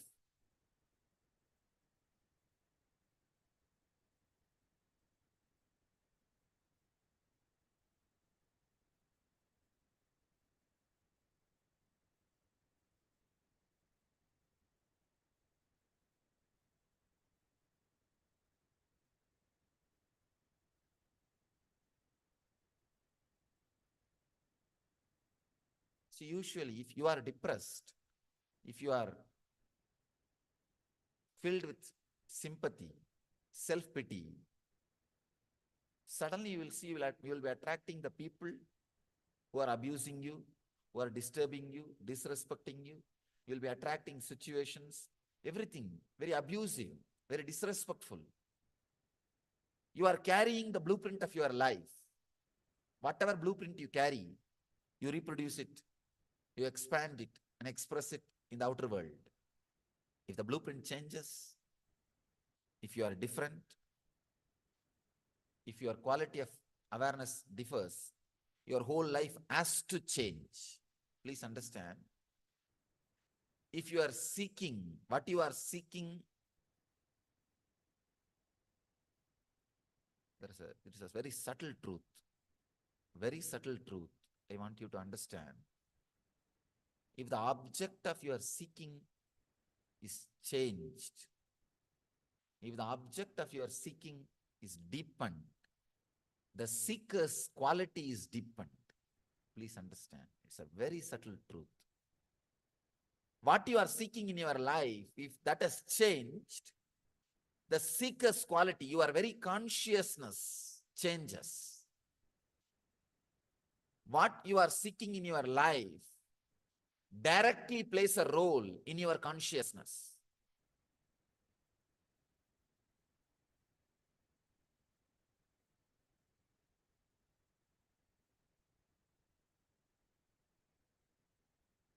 I have seen if people have become spiritual seekers, suddenly wealth accumulates around them. Many people come and complain to me. No, Swamiji, after I became seeker, I lose interest in the outer world, my business. I tell them, no, something seriously wrong in you. Your suppressed laziness now wants to take over you. All of us have suppressed laziness. Many times we want to take a vacation, especially when you see a palace like this. Suddenly you think, I should go and stay like this in a resort like this for a few days. You have suppressed desire for vacation, the laziness, that takes over you. That you call it as spirituality or seeking. No. When a real seeking starts in you, when you are really clear about your seeking goal, suddenly you see your personality becomes deep. Anything you look, anything you see, anything you experience become deep. Please understand. I have seen in my experience, the seeking transforms the seeker. I am not even saying achieving. Achieving is secondary. Achieving is the ultimate luxury, the great joy, that is different. I'm not even talking about achieving. I'm talking about just seeking. Just simple seeking. Suddenly your whole personality becomes deep. A different depth is experienced by your personality. Actually, when you fall in love, suddenly you will see that you start sacrificing beyond the imagination or limits you conceived. Lover, beloved, is a person who awakens the sacrifice dimension which is inside you but which is not known to you. Who awakens that dimension is a beloved. Same way, master is a person who awakens the seeking dimensions which is inside you, which is not known to you. When the dimension is awakened, suddenly you see you are totally different. Your consciousness is different. You attract love, wealth, health, everything. And the cognitive shift happens in you. Just seeking completely changes your consciousness. When you start seeking, yoga and kshema happens to you. In Gita, Krishna says, yoga kshemam vahamyaham. That is what he means. When the energy travel, the direction of your energies travel, when it changes, yoga and kshema starts happening in you. Yoga means achieving all the objects which you are seeking. Kshema means staying with them. Or those objects staying with you? Both starts happening inside you when the seeking happens. That is what Krishna means. Yoga kshemam vahamyaham sarvadharman parityajya mam yega saranam vracha aham tva sarvabhavepyo moksha ikshyami masuchaha. Says in the 18th chapter. When you drop all the way of living and completely surrender and relax, you will see you are completely liberated. Ordinarily it looks too egoistic. How can a man who walked on the earth can liberate? Of course, now you won't feel hurt because he's not in the physical body. But if somebody who's in the physical body says, it's too much.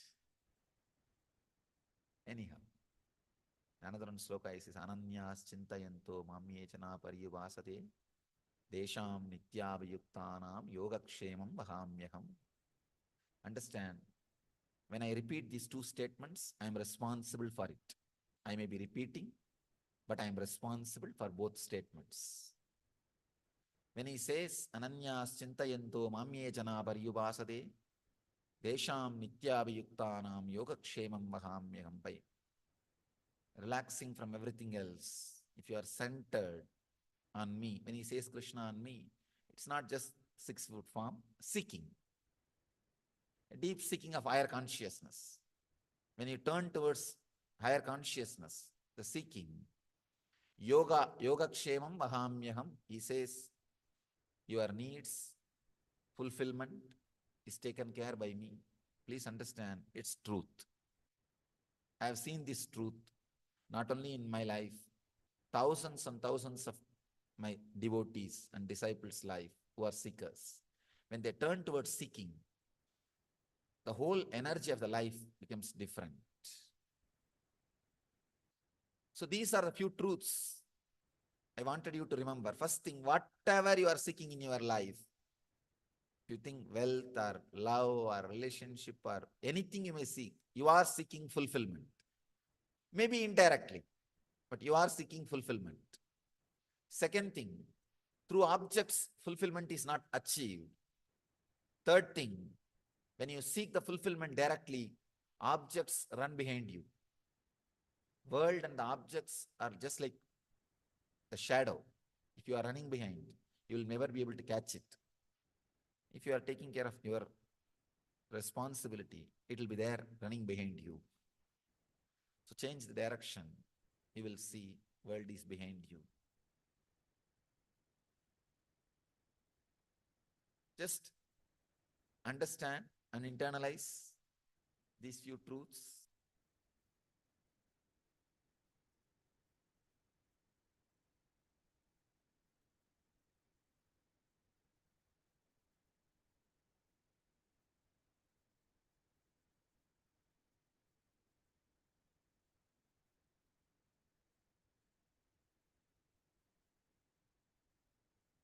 If a seeker has a tremendous pull towards his goal, as you said, he or she would sacrifice anything beyond imagination to achieve his or her goal.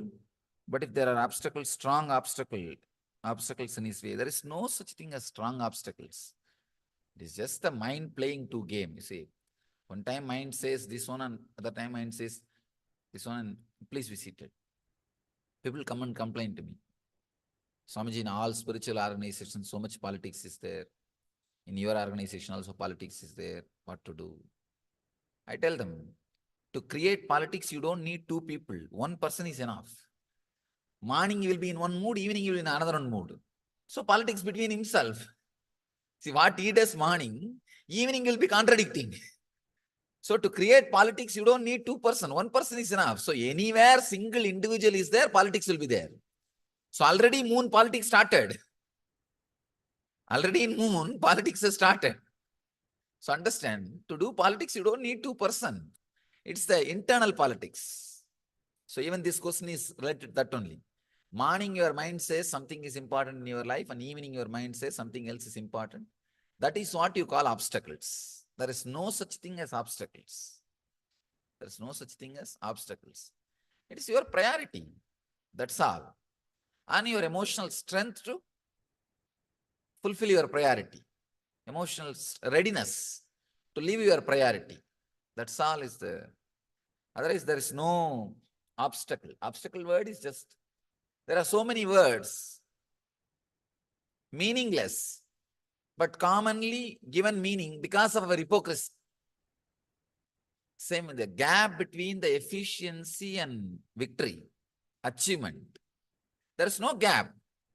Because of our hypocrisy, we don't want to believe we don't have efficiency.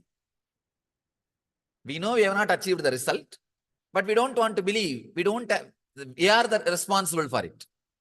So we always say, no, no, no, for my efficiency, for my skills, I should have been somewhere.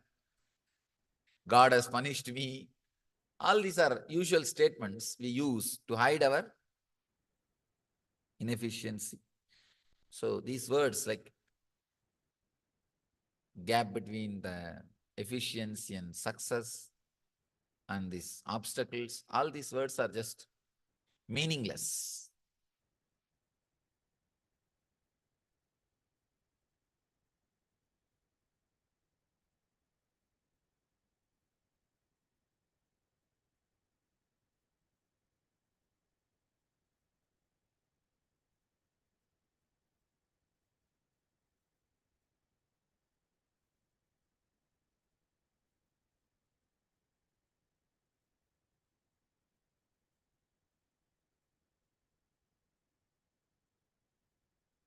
How to know what our soul is searching for?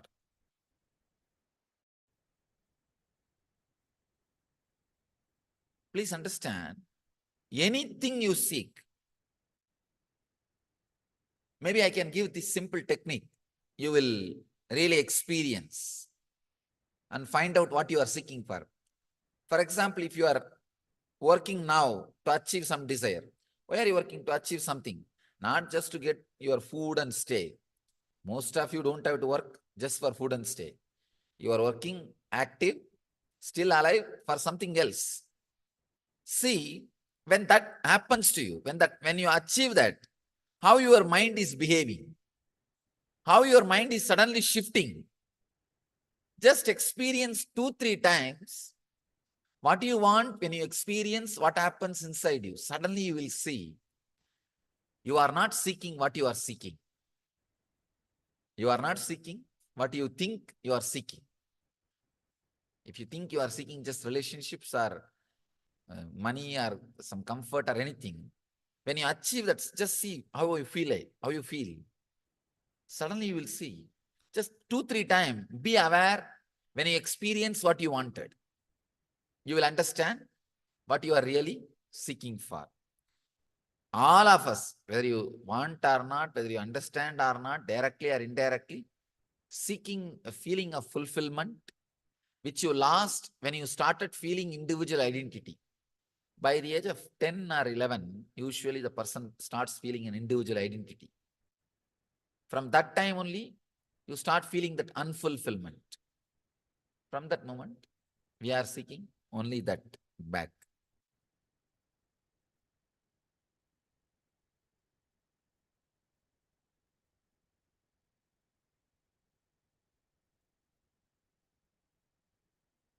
So many times I see the same kind of disturbing situations come in my life. Means you are carrying the blueprint of that. Straight away you are responsible. Nobody else is responsible.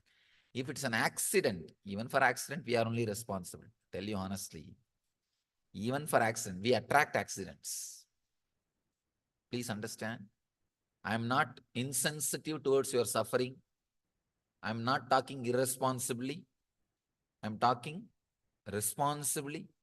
Even your accidents, you are attracting. You may say, how can it be so much? I was driving in the right lane. That fellow came and dashed. How can you say that I am attracting? Please understand. There's no effect without cause. There can't be anything without your silent permission.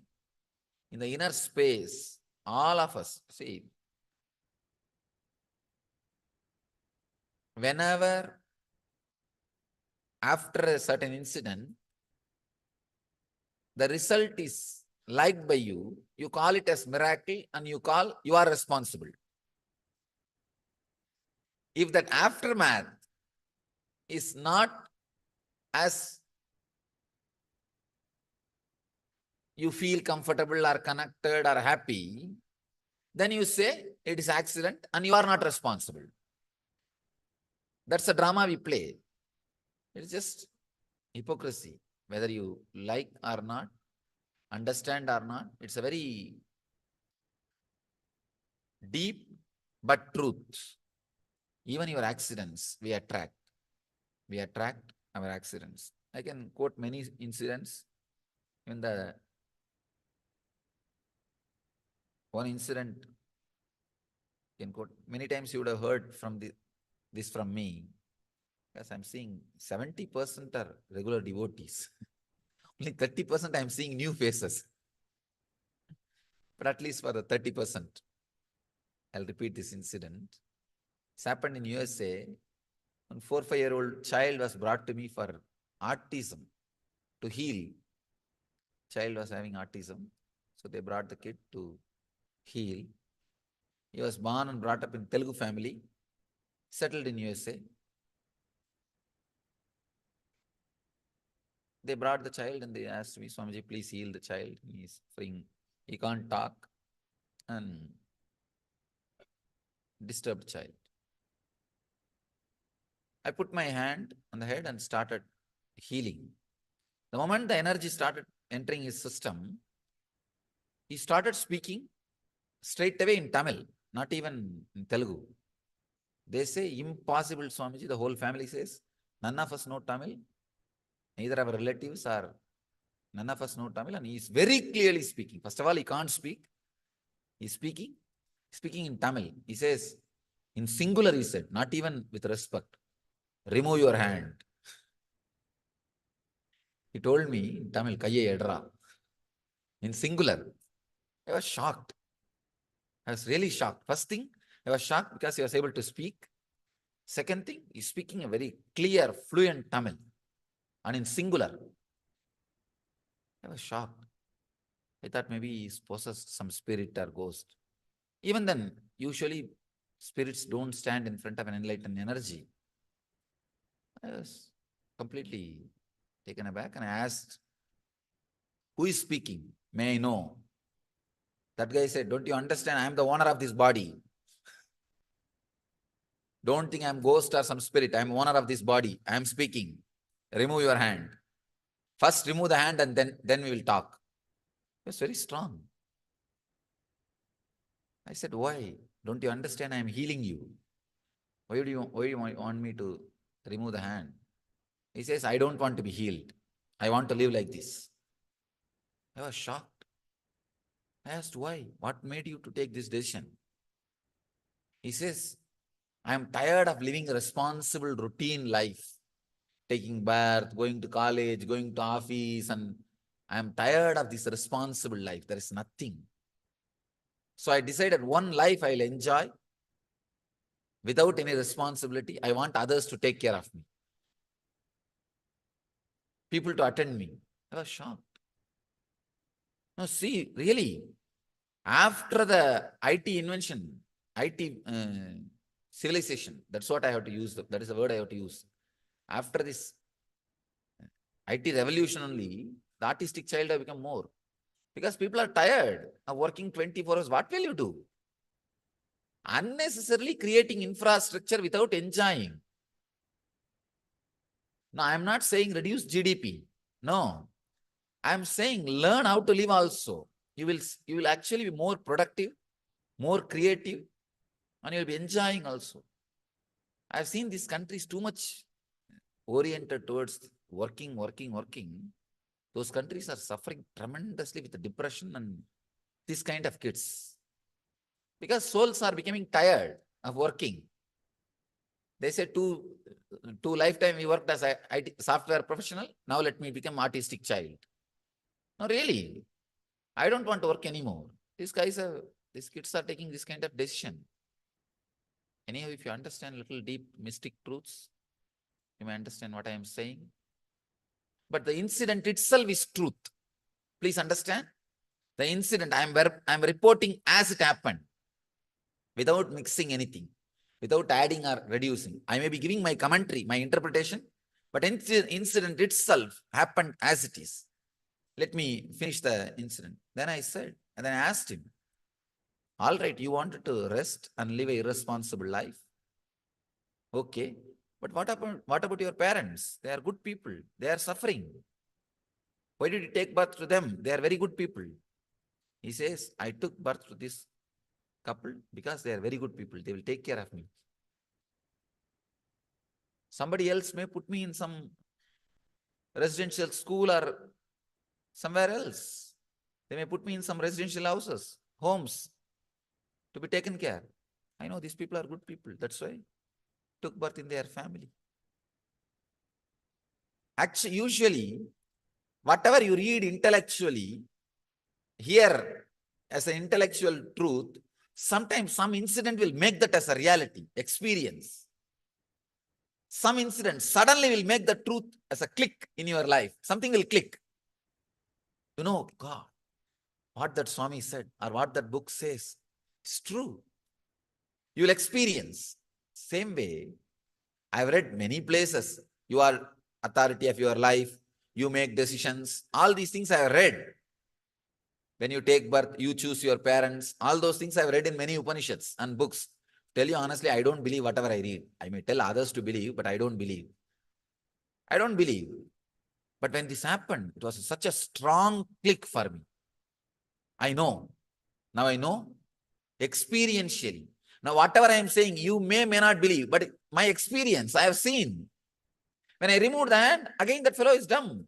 He's not able to speak. Not only he's not speaking Tamil, he can't speak a single word. If I put the hand again on his head and ask any question, he answers. It's my experience. Shocking, mystical, but truth is very clear. When he speaks, very clearly he's uttering the words. Only thing he's uttering in a singular abusive language. Because he's very tired. Retired, he wants just retirement. Tired, want to retire, irritated, stressed, but doesn't know how to retire eternally. How to retire. So, instead of, for example, if I want to leave this space, I can just get up and walk. Instead, trying to commit suicide. Unnecessary. That's what that child has done.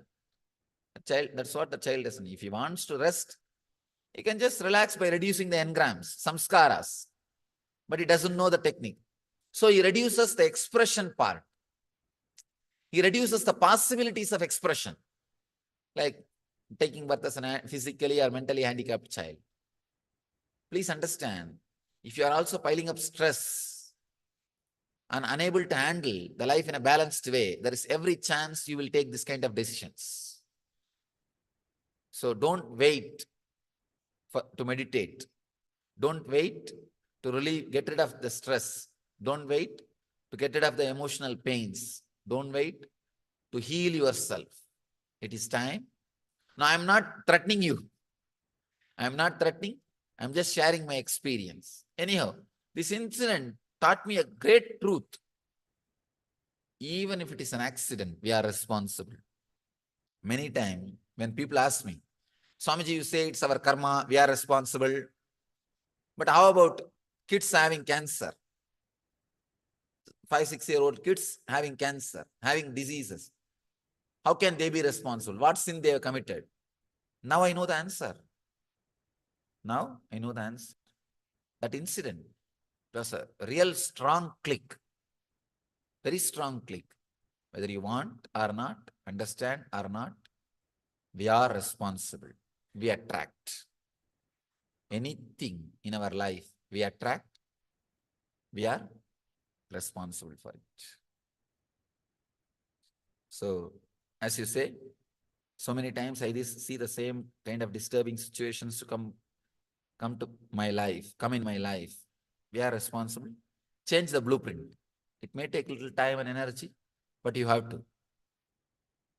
It's just like if you become overweight, if you put on weight, you work for 6 months to reduce and bring it to balance. Same way, You accumulated too much of samskara, too much of engrams. So work for 6 months. Take it as a project. That's all. But the problem is weight everybody can see. So you feel compelled to reduce. The engrams nobody can see. So you think, oh, I am okay. I am comfortable. It's okay. That's the only problem. But take it as a project. That's the only way.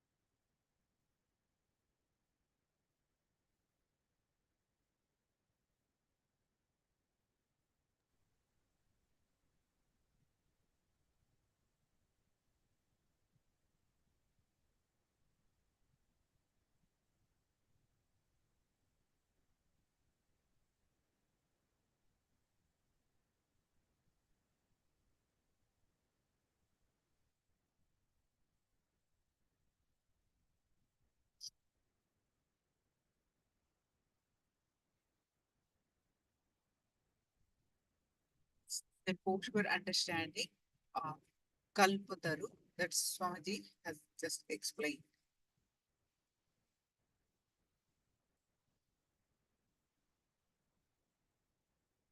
So in Paramashivoham Level-1 program, we will be learning more on this topic. And you'll be learning a process to manifest the reality.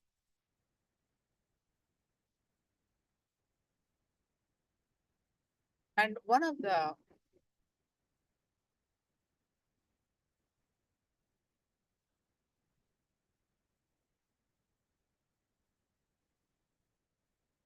important aspect of Paramashivoham Level-1 is you'll be learning about the yoga, the basics of yoga.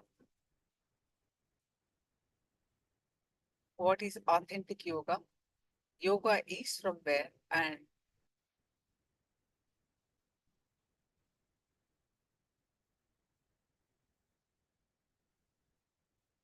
what is Nityananda Yoga? How Patanjali spread the yoga and expanded on Paramashiva's Sastanga Yoga to Ashtanga Yoga, and how Swamiji has revived the authentic yoga from Paramashiva. And you're also going to learn about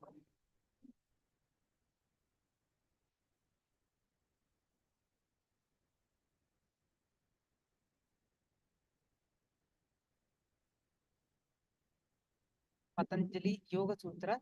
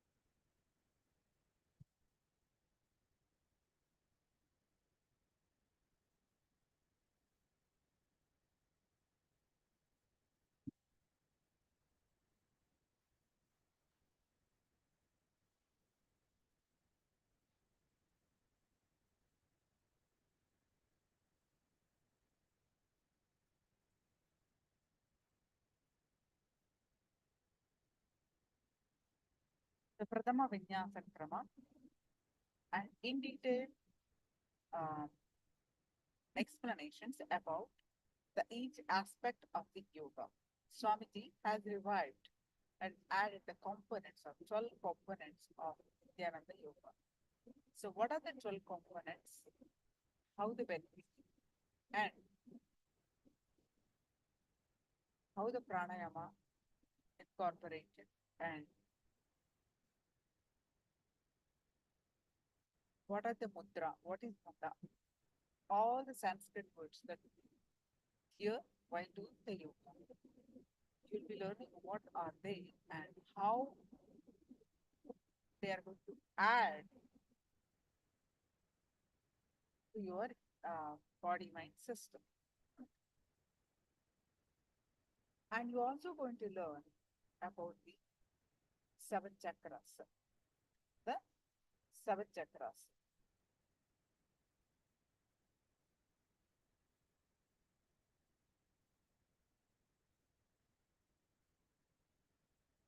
Seven chakras and how our emotions are connected to the 7 chakras. And what emotions block these chakras and what emotions unlock these chakras. You will be learning in detailed explanation about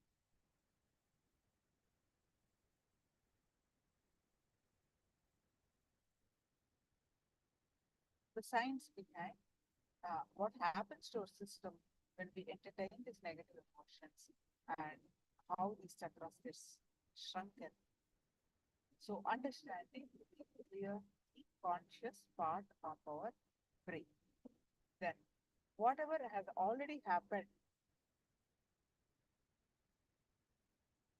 the unconscious part of it will be learning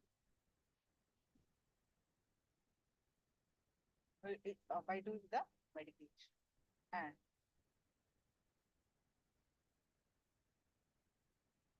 what to do further for following the 4 chakras.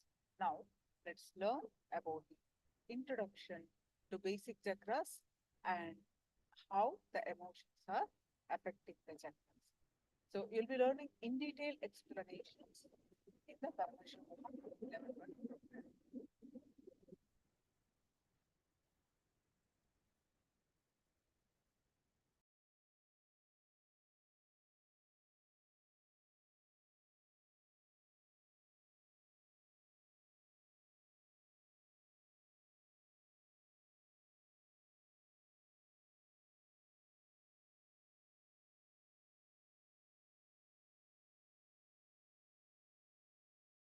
Incarnation is a person who makes the ultimate spiritual truth psychologically easy to practice in every age. Listen. Every age the human being's psychology changes. Your fears changes. Your love changes. Your greed changes. Your pain changes. Your difficulties changes. Your comforts changes. See, the time of Rama, the fear of people is animals, demons. That is why he has to be all the time with a bow and arrow, and he has to show himself as the master of bow and arrow. But now we don't need bow and arrow, because through bow and arrow I can't protect any of you. Forget about protecting me. I can't protect any of you, because our fears have changed. Our pains have changed. It is no more the wild animals threatening us. We are threatening their existence. It is no more our fear. Our fears have changed. Demons don't come with a big teeth. They come with Obi-Wan.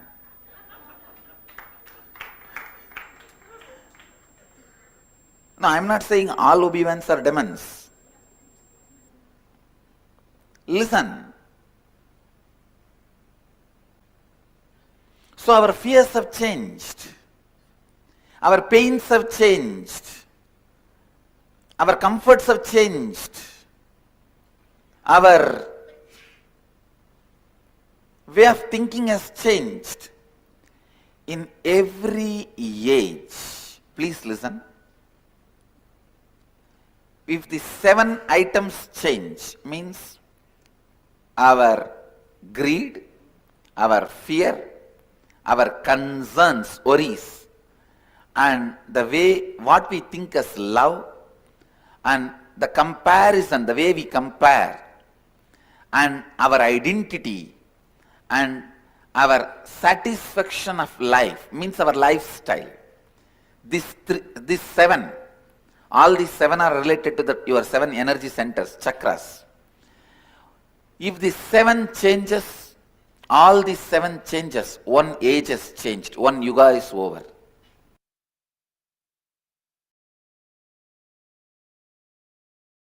You see, you have 4 levels of organs. Listen very carefully. 4 levels of organs. Organ which is seen by everyone, like a hand, leg. Even these are organs as per yogic physiology. We call it anga, because no other English word, I am using the word organ. Then internal organ, kidney, liver, intestine, brain for some people, heart for very few people. That is a second level, internal organ. Then third, intra-organ. That is vak, the 7 chakras, third eye. How many of you are understanding, able to catch up what I am saying? Then, the 4th item, this is the main important thing, extraordinary organs. It grows literally like organ. Listen. Lightsaber. How you show, you have that light and play. Literally like that, from your hand you grow 10 feet tall light beam. From your eyes you grow 10 feet, 20 feet light beam. You can physically see, understand. When it becomes strong, you can even physically show to others. Listen carefully.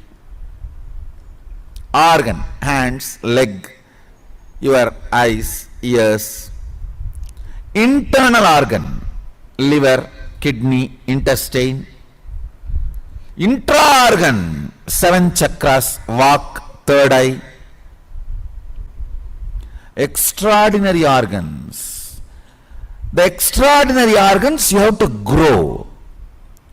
Growing that extraordinary organs is a conscious process.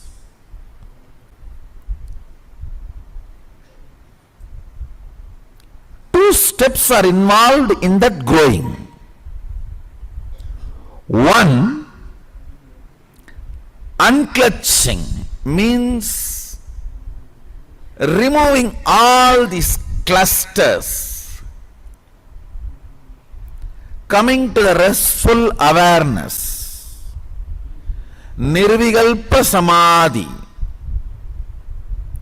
Second, operating our mind based on integrity, authenticity, responsibility, enriching as a thought current. Understand?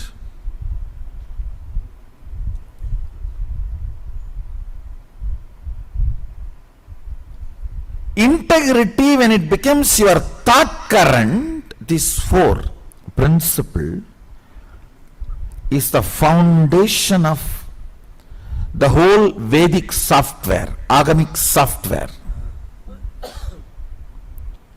Listen carefully.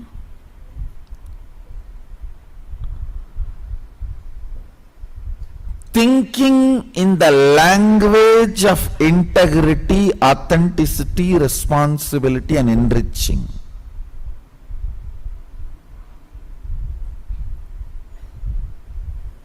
continuously, even internally, is a methodology to grow these extraordinary organs. These extraordinary organs only are used to pass a command, Sankalpa, will, and manifest, play with nature, expressing this Ashtakanma powers. Stambana, Mohana, Vasya, Vidveshana, Uchchadana, Agrushana, Marana means agitating, stopping, mesmerizing, making it obey, or destroying it. Any of this. These powers you can manifest on the nature. Panchatattva means air, water, fire, earth and space. Just by gestures. Just by gestures. Listen carefully.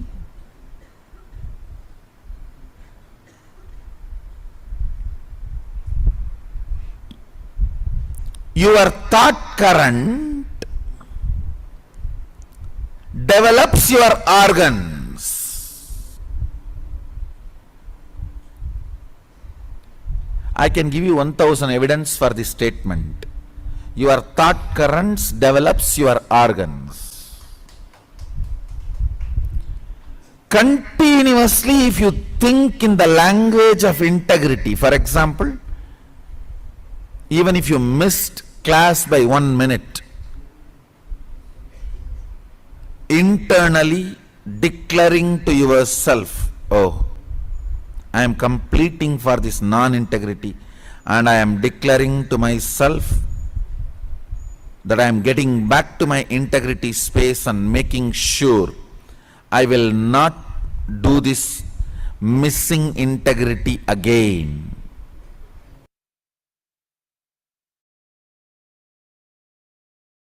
You have 7 oceans and 7 hills in your body. We call it 7 lokas. 7 ocean, 7 hill.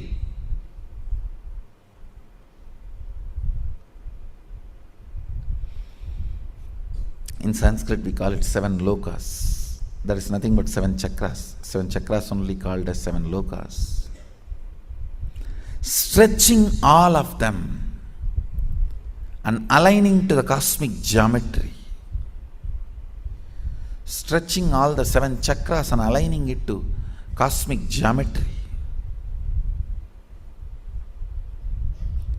makes you feel intense prana of life. Prana means cosmic currency. You can use the prana to manifest powers, manifest love, manifest anything you want. That is cosmic currency.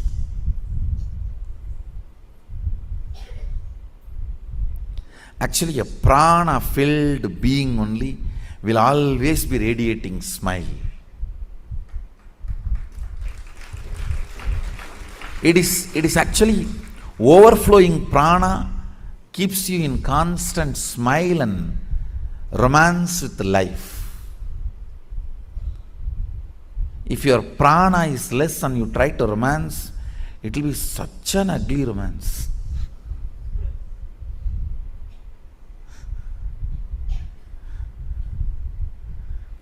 If your prana is overflowing, you will romance with everything exists. You will be smiling with everything. You will be relating with everything. Smiling at everything. You will not have that question, what is there to smile? What is there not to smile?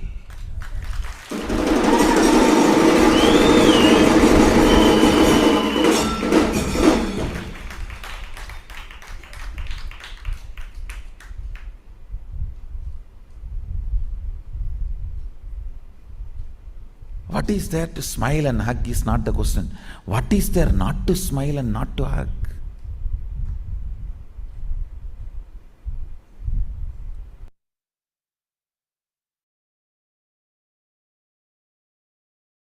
Live and experience thoughtless space.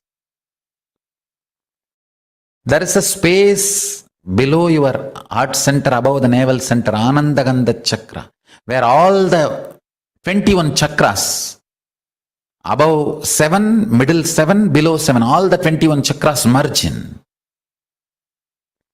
In that Anandagandha space, remember you are Paramashiva. What you feel as Paramashiva, what you feel as I and Paramashiva is one and the same. With that decision to cognize Paramashivoham, Paramashanta Swarupa, Paramashivoham, he will manifest more and make you cognize you don't need thoughts and thought currents to run your life. Without thoughts and thought currents, just by directly manifesting his intuition and Paramashanta Swarupa, you become more and more efficient, more and more energetic, more and more alive, more and more spiritual, more and more strong, more and more enlightened.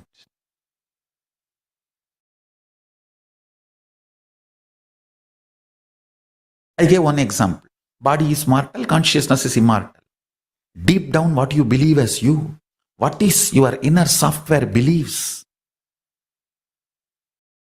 that is going to impact your internal organ. Intra-organ means chakras. That is going to impact your intra-organ and internal organ and body.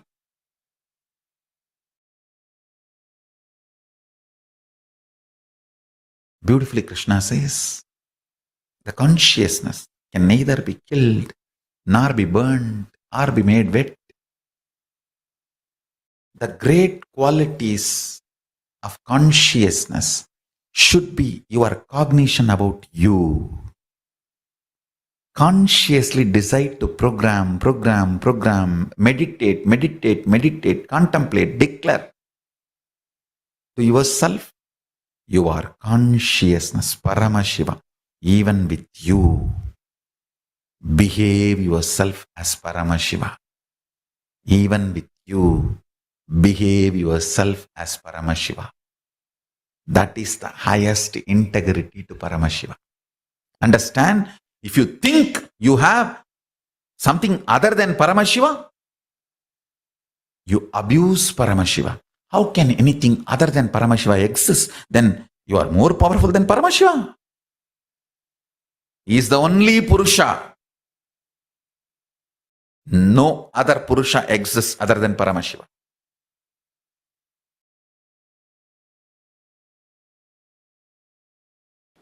People ask me, what happens to you when you activate your third eye? Actually, I can't say. You can't explain to a born blind man what happens to him when he gets the vision. How much ever you try, you can't explain all the dimensions.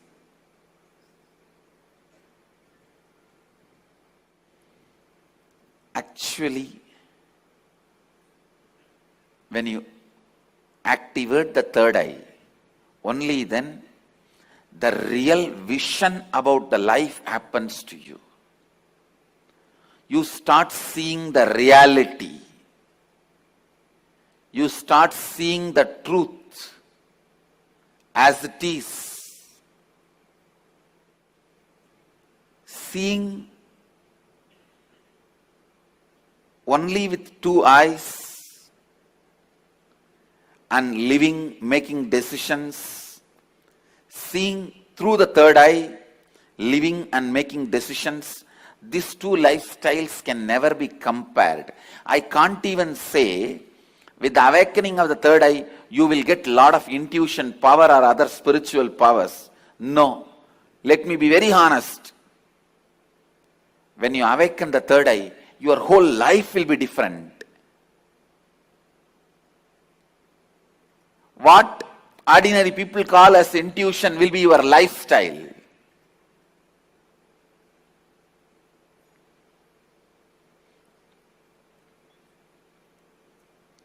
What individuals call as spiritual powers, that will be your lifestyle.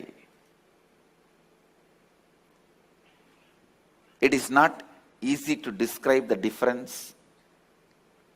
I am telling you, the truths about the third eye was never believed by mass because it seems too good to be true. Too good to be true. When I declared, if your third eye is awakened, you can see with closed eyes. Your ordinary two eyes are not required for seeing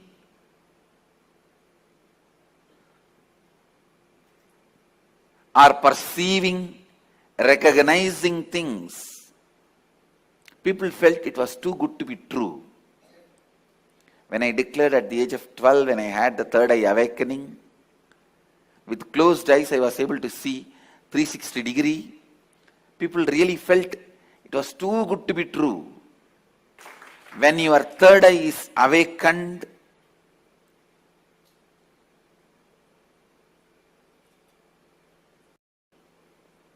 not just your intuition will be awakened. Just understand this one example. A person who is standing in a road and seeing both sides. How much he can see? He may be able to see 100 meters this side, 100 meters this side. But if a person is standing on the 10th floor and seeing the same road, he can see 1 kilometer this side, 1 kilometer that side. So a person who is standing on the 10th floor, if he says a lorry is coming or a Benz car is coming, the person who is standing on the ground, he will think, no, it is not there. How can he say it is coming? Few minutes, it will come. So the person who is standing on the ground will think the person who is standing on the 10th floor is having intuition. It is not intuition, it is in tune with the reality.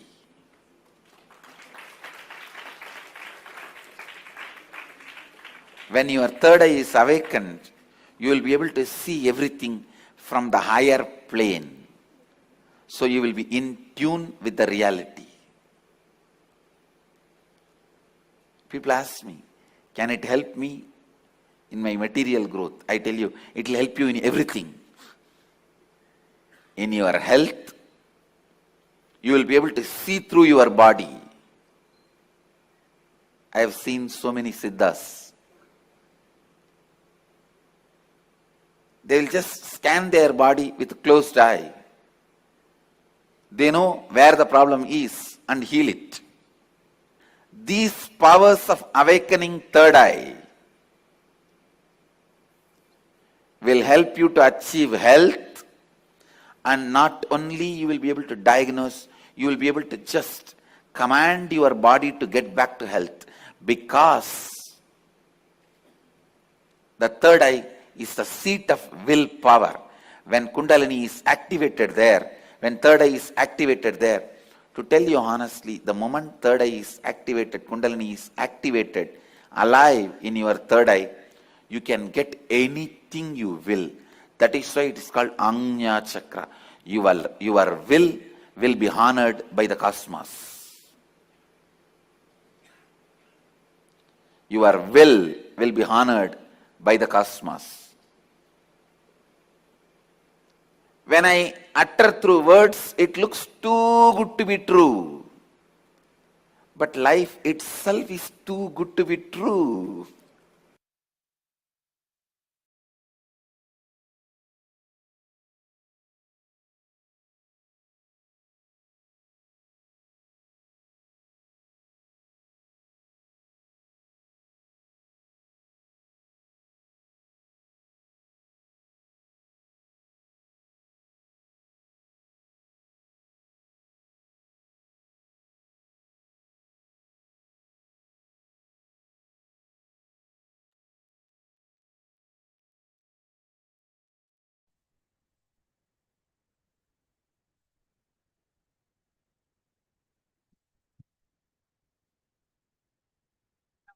What is your understanding?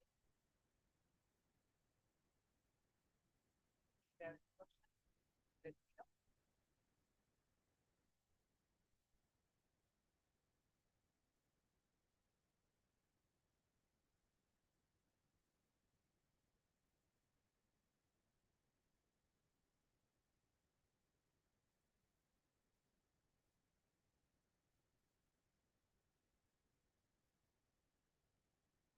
So, we're learning all the 7 chakras over a period of 2 days.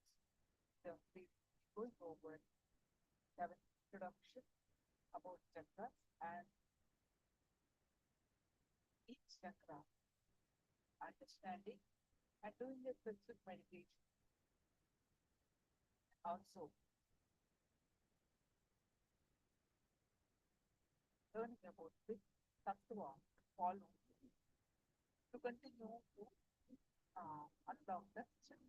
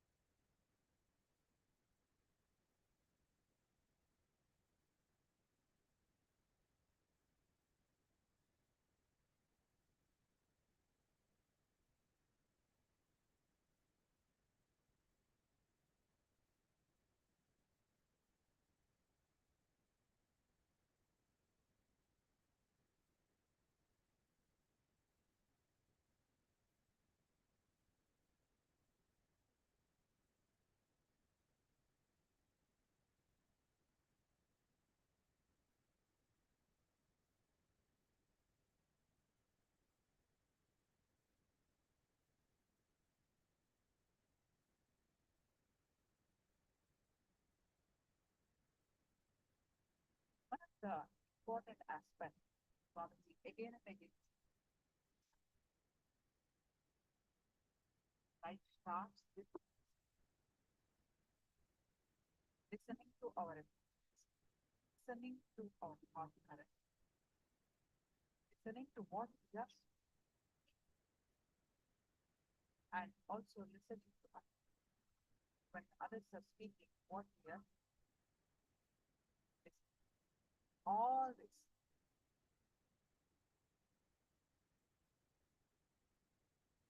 have the right to listen. What is the difference between hearing and listening?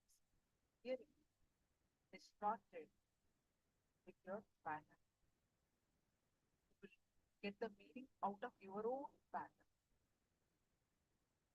It's the essence of what others are saying or your understanding about you completely is not. But when you have the pure listening, get the essence and life starts with that. Let's understand that.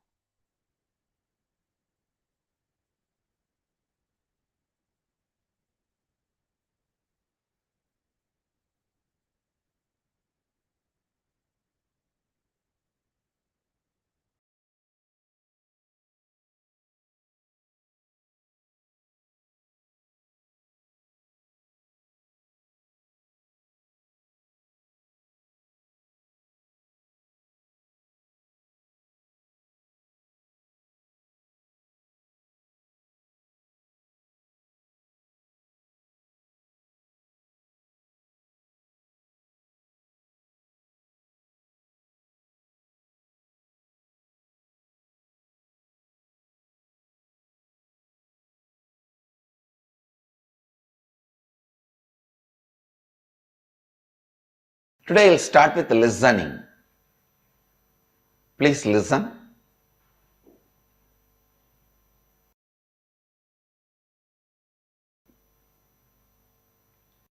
Whether you understand or not, experience or not, believe or not, you are nothing but word. Understand? Please listen. You are nothing but word. You are just nothing but a word you create inside you, about world, about everything.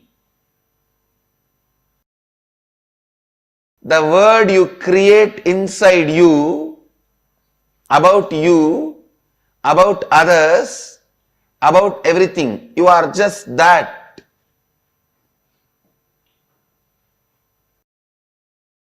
Please understand. The modern day psychologists, researchers, the field of mind and psychology, they are saying you observe, internalize only 2% of what is happening around you. If there are 100 informations, means visual, sound, if the 100 informations are happening around you, you internalize only 2. So please listen. The source of you is not what you hear, but what you listen.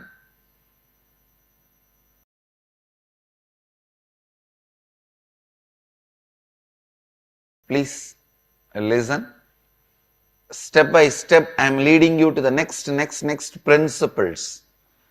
The first principle I want you to listen and internalize. Whatever you are, good or bad, health or disease, richness or poverty, whatever you are, the word you utter,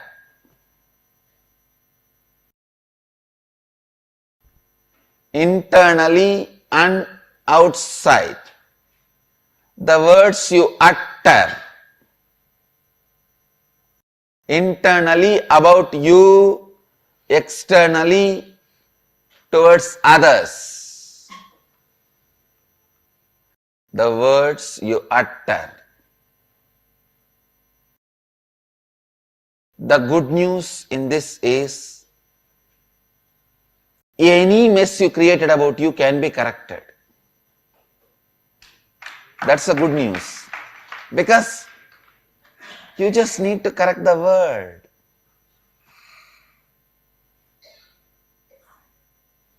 Second principle, I want you to know,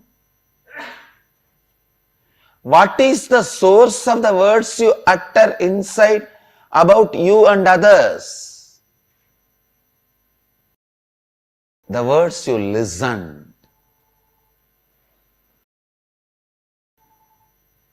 In this principles, the good news is,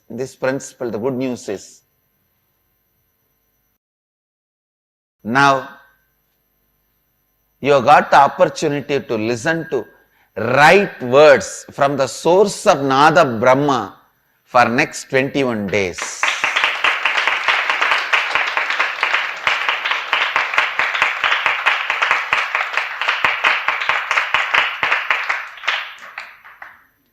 Understand? 21 days. Amazing opportunity to listen to the words.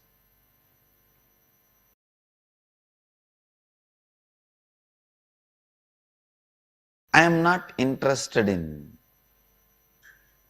being arrogant, proud, or humble. Please be very clear. I am not interested in being egoistic. That is a delusion. And I am not interested in being humble. That's an illusion.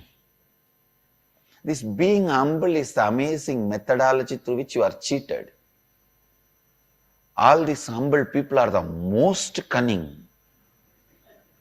Really. Because this humbleness is the best way they can impress you. Then shave your head. See in your life, all these so-called humble people are the most manipulative people. I am neither interested in being egoistic. Actually, egoistic people are more ignorant.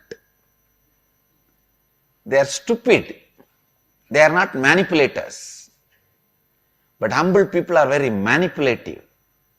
They know how to present themselves to get what they want to get.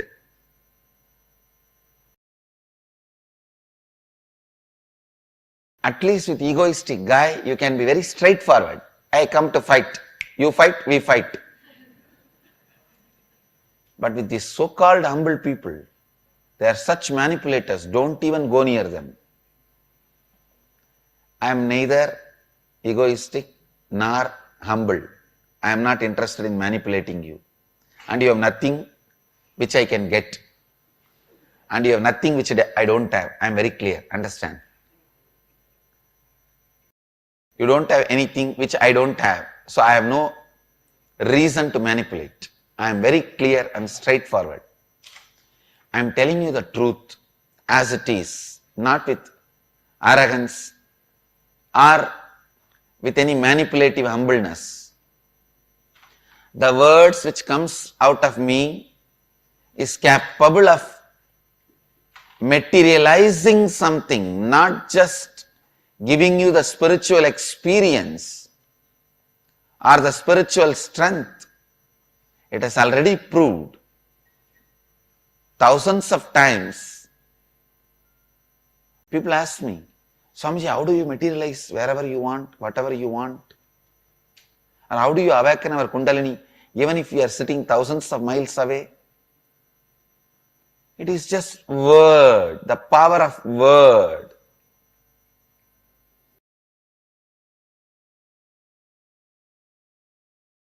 Just the power of word.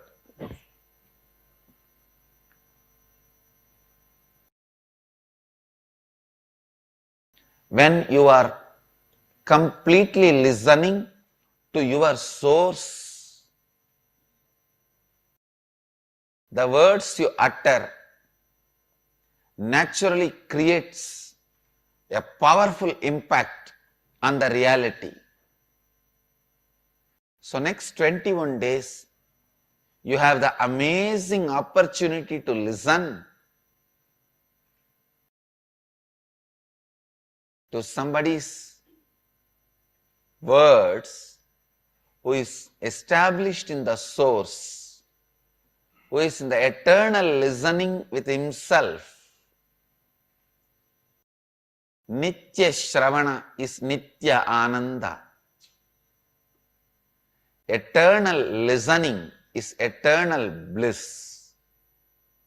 Listening to your source, eternal listening, listening to your source is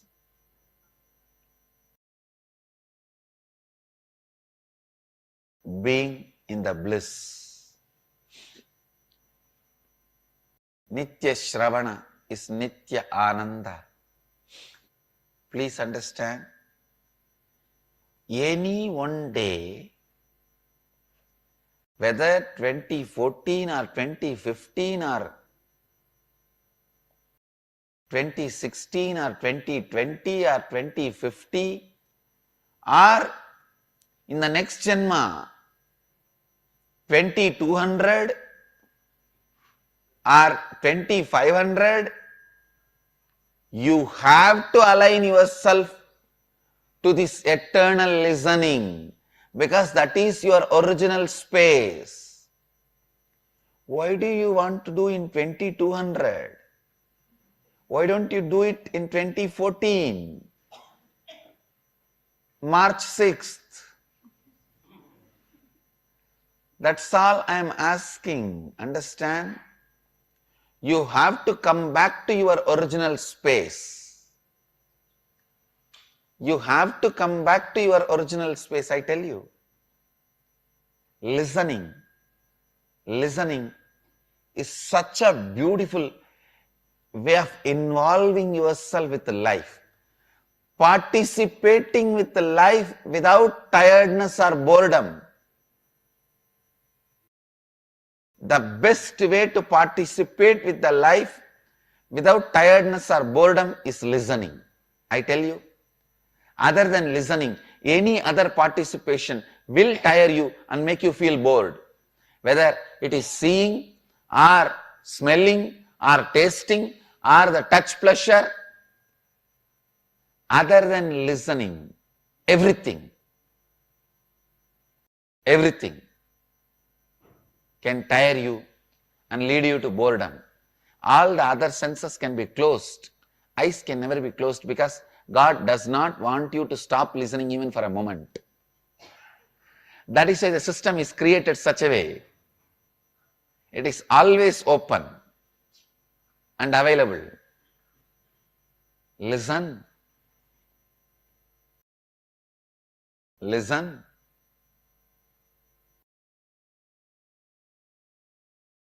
Any one day, you have to come to the space of listening. Listening is like eternal romance, where you are not tired of getting involved with the life. Understand this involvement with the life, participating with the life. Participation with the life starts with listening. Nothing in the life can be achieved unless you participate. Listening is an amazing way to participate in the life. Especially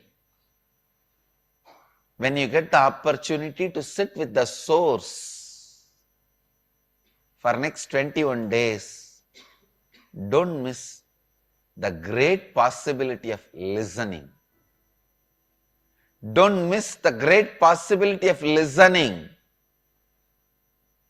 because the words you listened becomes the part of the words you utter towards you and others.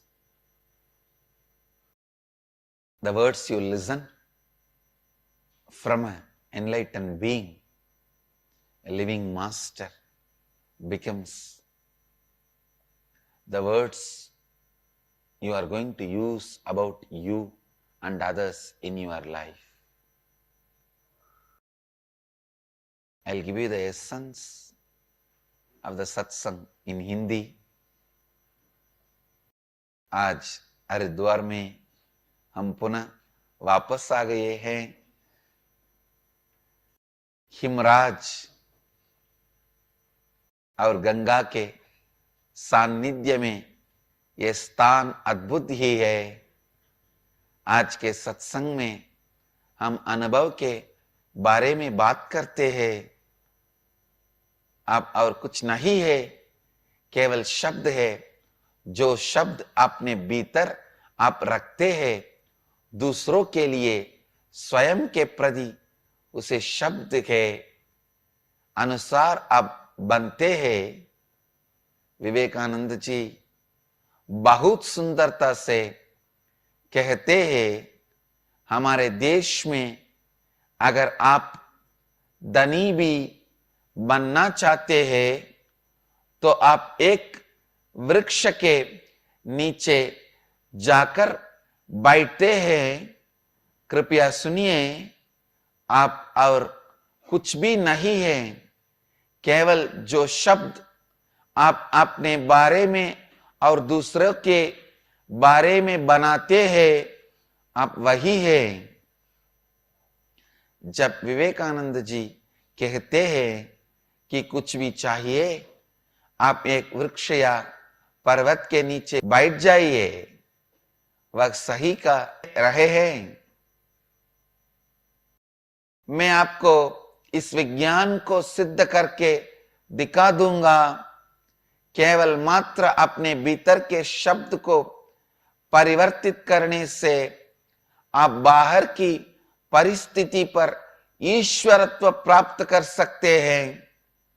प्रत्येक बात आपके भीतर निर्मित शब्द से ही आरंभ होती है। जो कुछ भी आपने बाहर से सुना है, उसी के द्वारा आपके भीतर का शब्द बनता है। आप जो कुछ भी भीतर निर्मित करते हैं, वो बाहर से सुना हुआ होता है। हर वस्तु का श्रोत्र है। आपके भीतर जो शब्द आप रखते हैं और आपके भीतर के शब्द का श्रोत्र है। बाहर का शब्द जो आप सुनते हैं, वैज्ञानिकों का कहना है कि आप बाहर होने वाली जानकारी का केवल मात्र 2% ही आत्म साक्षात्कार पाते हैं। जो कुछ भी आप हैं, वह आपके द्वारा बोले गए शब्द के कारण ही है। भीतर आपको स्वयं के प्रति बोला गया शब्द और बाहर दूसरों को बोला गया शब्द। अच्छी सूचना है कि आपने कोई अभी समस्या बनाई हो, उसको सुधारा जा सकता है। मैं आपको सत्य बता रहा हूं। जो शब्द मैं आपको दूंगा, वह आपको कोई कुछ भी प्रदान करने के लिए पर्याप्त है। यह केवल वाक शक्ति है। अगले 21 दिन के लिए आपके पास अवसर है। ऐसे शब्दों को सुनने का जो नित्य आनंद में स्थिति है। नित्य श्रवण ही नित्य आनंद है। ध्यान से सुनिए। किसी भी एक दिन आपको अपनी वास्तविक स्थिति में जाना ही है। फिर कई वर्षों की प्रतीक्षा क्यों?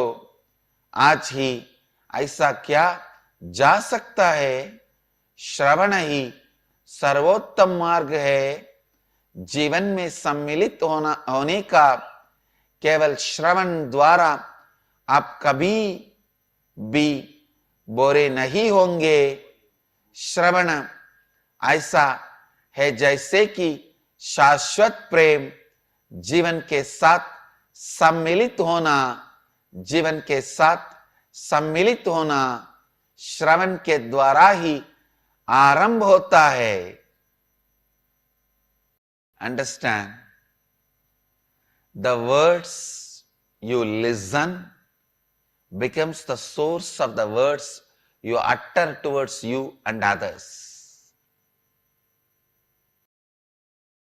And especially the words you listen from the source of the source becomes the source of the words you utter towards you and others. You have the opportunity for next 21 days.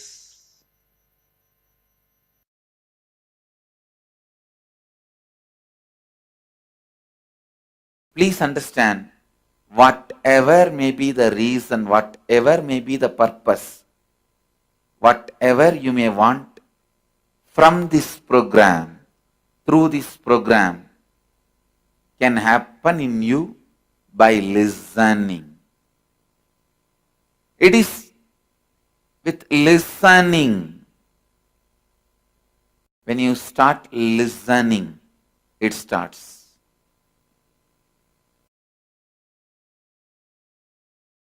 When I say listening, I don't mean just hearing.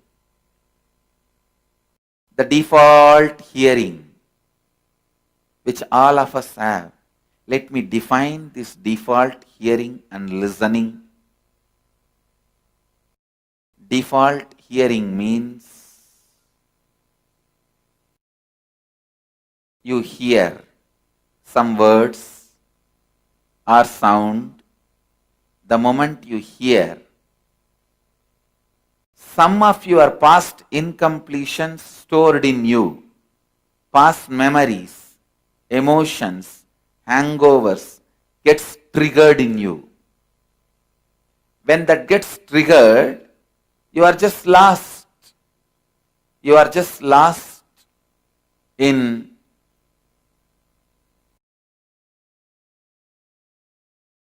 the triggered hangover. I'll give you an example.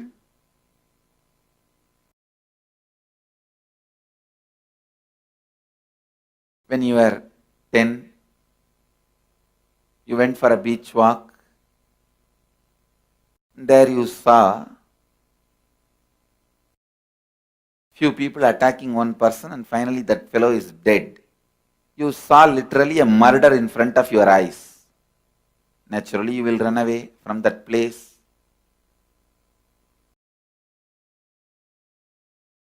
After that, you may never go to beach for a walk. Or even if you get a chance to see the beach, you may remember only this painful memory.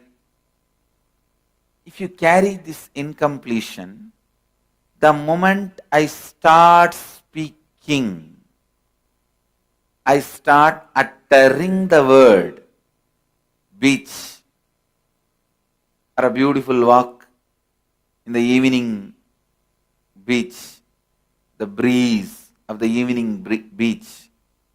Here I am talking about the beautiful, loving, very soothing experience.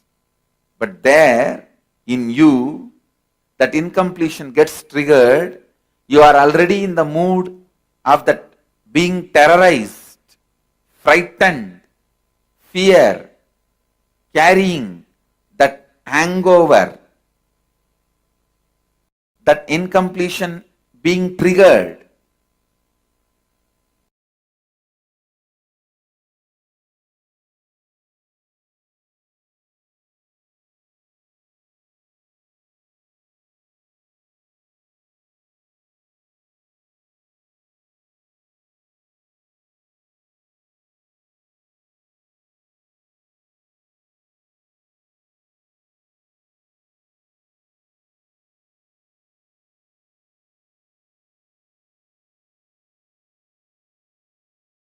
Understand? Hearing and incompletions getting triggered and getting lost in those incompletions. Hearing, incompletions getting triggered and getting lost in those incompletions.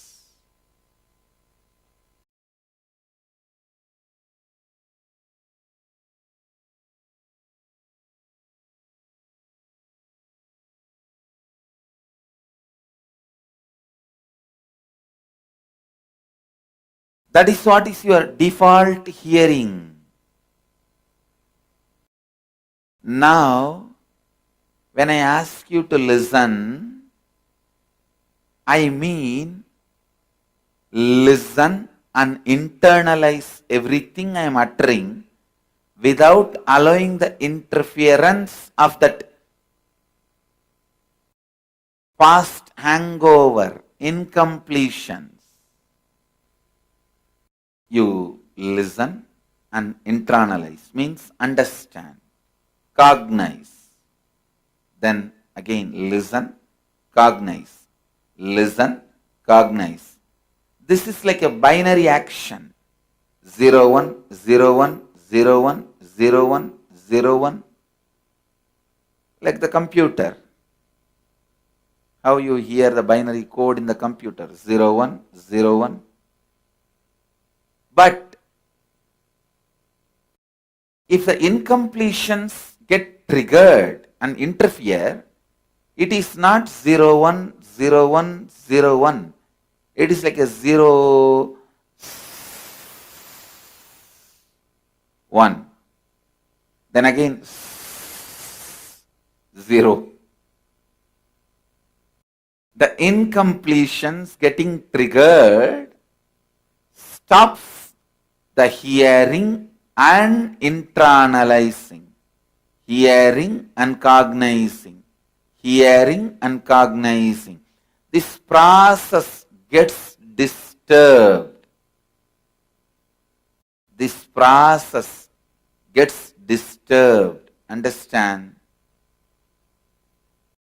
When the hearing and cognizing is disturbed, you become tired. You get disturbed. And the listening gets broken.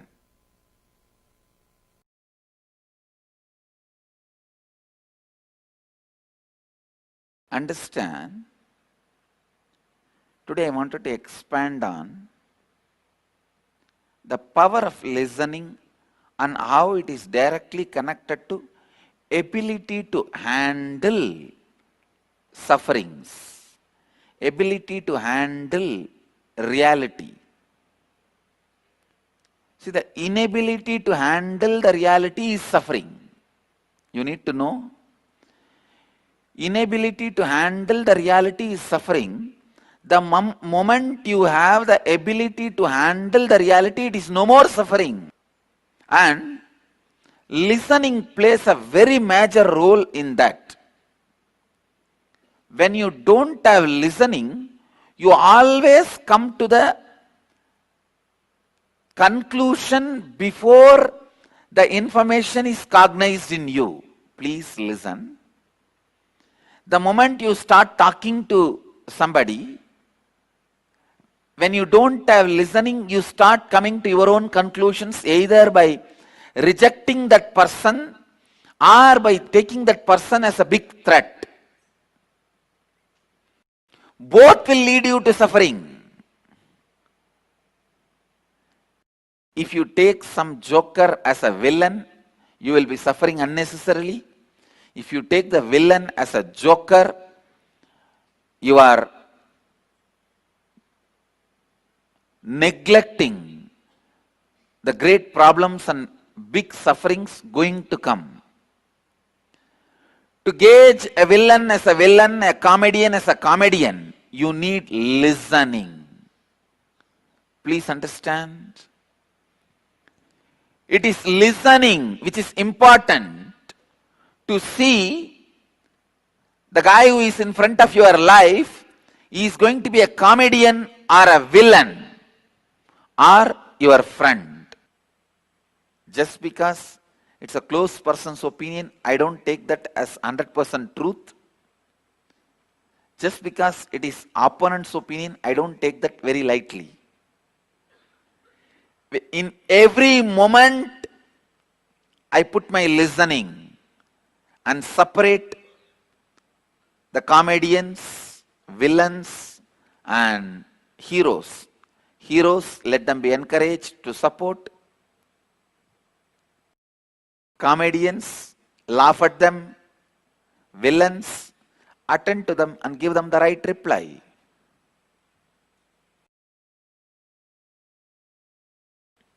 Please understand, listening is survival need. Listening is survival need. If you just have listening towards your mind, it cannot cause any more suffering to you. Your mind is also one of the close attendants you have. Because of your confidence over that guy tries to give you all false information and exploits you. I have seen this happening. I have seen this happening. It is not that he is a criminal, but he does not have listening. People ask me, how can we get to the space of pure listening? How is it practically possible to be in listening? Each time in our so busy daily lives, I can give you simple few techniques. Listen to your heart whenever you have a suffering thoughts, panic attack. Whenever you are confronting something Listen to your heart. Listen to your blood flow. Listen to your liver. It will really help you. You will learn listening. Once in a while, sit with a tree. Sit with a river. Sit with a water body. When I say water body, I mean 100 times more quantity water than your blood level is a water body. It can be anything. It can be a tank, pond, river. I think your body carries almost 5 to 7 liters of blood based on your size. So around 700 liter water, if it is there, it can be considered as a water body. Even a water tank, 700 liter water. If you sit with water body and listen, it may look very funny in the initial level. But I tell you, it will develop listening.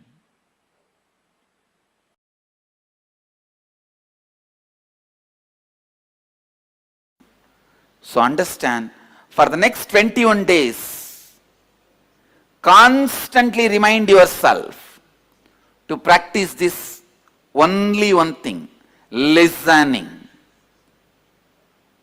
How many of you are ready to commit that you will be in the listening? Great. I need only this one commitment from you. Listening. How many of you did not raise the hand? Raise the hand now. No, there are many hands did not go up. I just wanted to know.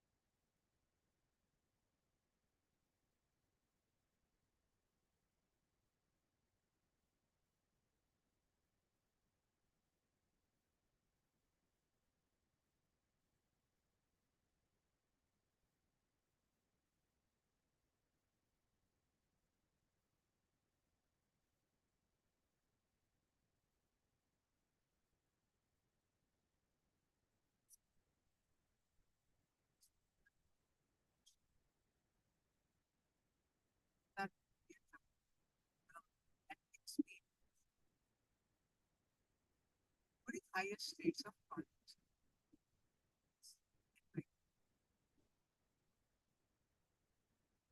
So let's understand.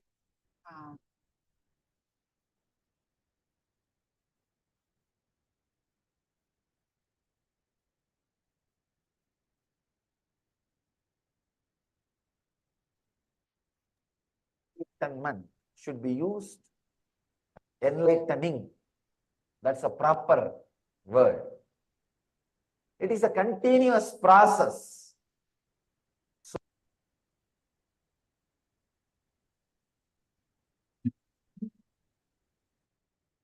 Kada Shiva Samarambam Jnana Sambandhacharya Madhyama. Enlightenment. And you feel the cloth is hurting you, you loosen it, adjust it, decide to wear better clothing next time, which will not hurt you. It is enlightenment. Chappal is hurting.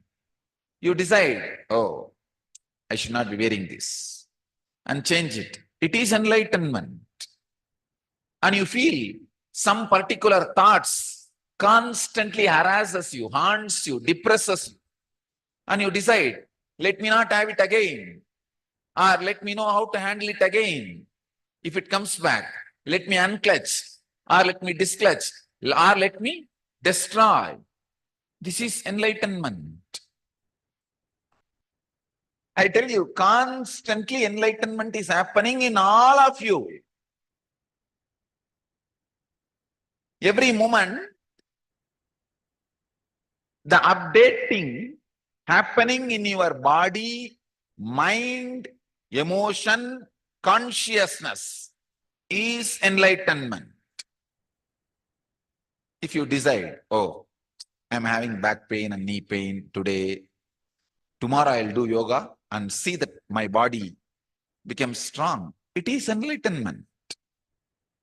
So any furtherance towards the superconsciousness is enlightenment. Even keeping your body comfortable is enlightenment. Understand? Whenever you add luxury to your body, you are destroying it. You are not keeping it comfortable. Your clothes are hurting and you are deciding to wear better clothes which does not hurt is enlightenment. Means keeping it comfortable. But when you add luxury, you add some things which will not keep your body and mind comfortable and happy forever. That is luxury. That is not enlightenment. Understand? Anything which furthers your body, mind, emotion, consciousness towards the superconsciousness, the ultimate, is enlightenment. You don't need to do anything in your life. If you want enlightenment, health, $1 billion, not million, billion, $1 billion, and beautiful relationships, everything, all the auspicious things you aspire, all the auspicious things you think you need in your life, I give you. See, please understand, when I say something, I'll be really, really practical. I honestly tell you, the day I decided, I will not grieve. That's it. All these things I started gathering around me. Whether it is a good physical health, or mental health, or joy, or emotional health, beautiful ambience to live, or the wealth, everything simply started gathering around me. If you get into a coal mine, or the place where they keep the charcoal bags, if you go in and come out, naturally the black dust will be on your body. Same way, Just decide this one truth. I will not suffer. That's all. Enlightenment will sit on you like a dust. Any truth makes you understand the value of life, expands your consciousness. And it is a direct method for enlightenment. Even a simple thing, if walking 10 steps is going to make you breathe more easily, understand it is method for enlightenment. If bending your body is going to make you live pain-free, more comfortably within your body, understand it is a method for enlightenment. Anything which expands you is method for enlightenment, method for Jivan Mukti, the ultimate freedom, the ultimate realization.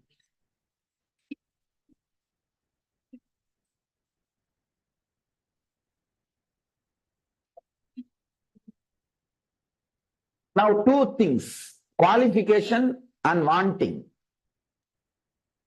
Understand, even if you are not qualified, it's okay. There is no qualification actually. There is no qualification. But the deep wanting it, feeling that I need it, that should be there. There is no need for any qualification. People ask me, Swamiji, what all you did to achieve this enlightenment? I promise. I had all problems which you are having. When I say all, I mean capital letter ALL. I am not having my own meaning. Don't think that if you inquire about that all, then I will hide some portion. No. When I said all, I didn't mean like that, like this. No. I'm very clear. I had all ALL. All problems which you have. Not able to trust the existence or not able to trust yourself. These are the few problems. The major problems. I had everything. All I can say, there is no qualification for enlightenment. See, I can tell you from my experience, enlightenment does not need any qualification because I did not have. I did not have any qualification. For somebody to win a lottery, there is no qualification required. All you need to do, buy a lottery, that's all. That is the only qualification. Can anybody say, no, I worked, went all the way to the market and paid $1 and bought a lottery, that is why I won $100 million? No. The work which you did is too small for the result which you got. So enlightenment is always a lottery. It is always a lottery. Understand? Never. Once that experience happens, you will understand. You will really know the truth. It is just a blessing. Whatever you do will be nothing more than buying lottery ticket. Person who bought a lottery ticket cannot say, it came to me because of my hard work. But the fools, we always brag. Once it happens, we always find some reason to connect. No, I was also qualified. I was also qualified. But the enlightenment does not need any qualification. It does not need any qualifications. The great master Ramana Maharshi says in one of his stotra to Arunachala, I gave me and got you. Who is the winner? Who is intelligent guy? He says, I gave me and got you. Who is intelligent guy? So enlightenment, you can have enlightenment by giving you. See, giving you is not equal thing for what you receive. Even if you've given your whole life, it is nothing more than buying a lottery ticket. Buying a lottery ticket does not mean you have done everything to achieve the result. To win the lottery. To win the lottery. After it happens, you will understand it's just a pure grace and blessing. The result or the effect will be so big, the transformation will be so great, you can't think why you have been chosen, why it has been showered on you. No qualification is necessary, but the deep need, the seeking, that is necessary. Books by Paramahamsa Nityananda. In the true spirit of Vedic tradition, more than 250 books of Paramahamsa Nityananda are now available online for free. Access free library at lifelessprograms.org/books.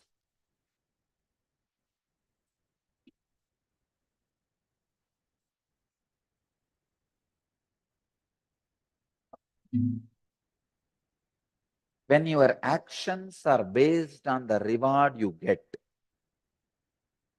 please understand. I'll give you the example. Every month, you get $10,000 paid. So all your actions you perform for the 30 days, the final reward is $10,000.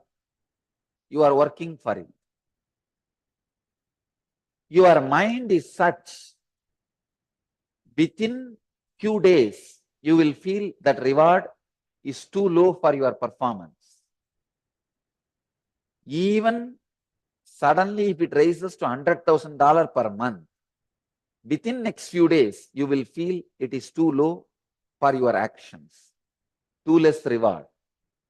Mind, by its nature, constantly makes you feel all the reward you get is too less. Even if you get this whole world, you will feel it is too less for your very existence. You don't need to do anything. Just because you are here, you are breathing, you feel the whole world is supposed to be at your feet. That is the way mind works. It is so unfortunate. The next step is the most unfortunate thing. When you feel, feeling any reward you get is less than your performance. You are getting less than what you are offering to society. That is the first problem, disturbance. The second thing, immediately what happens?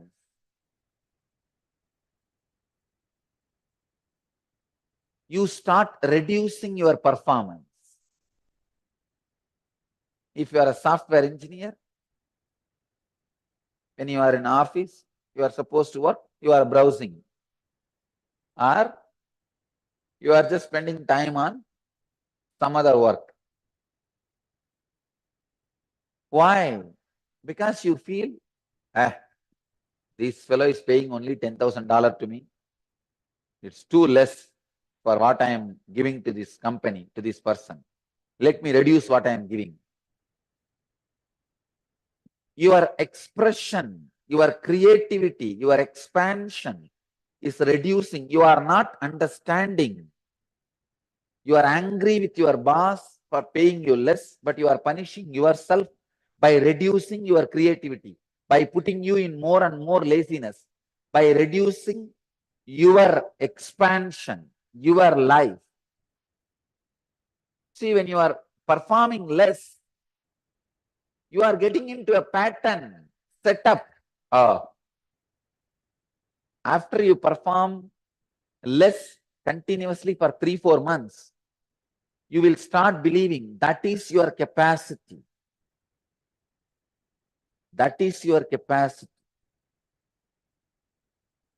So unfortunate. You are angry with your boss. You want to punish him, but you drink the poison. By you drinking the poison, you are not going to punish him.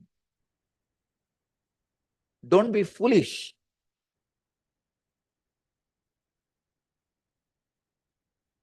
It is so unfortunate when people start disturbing, destroying their own creativity, productivity.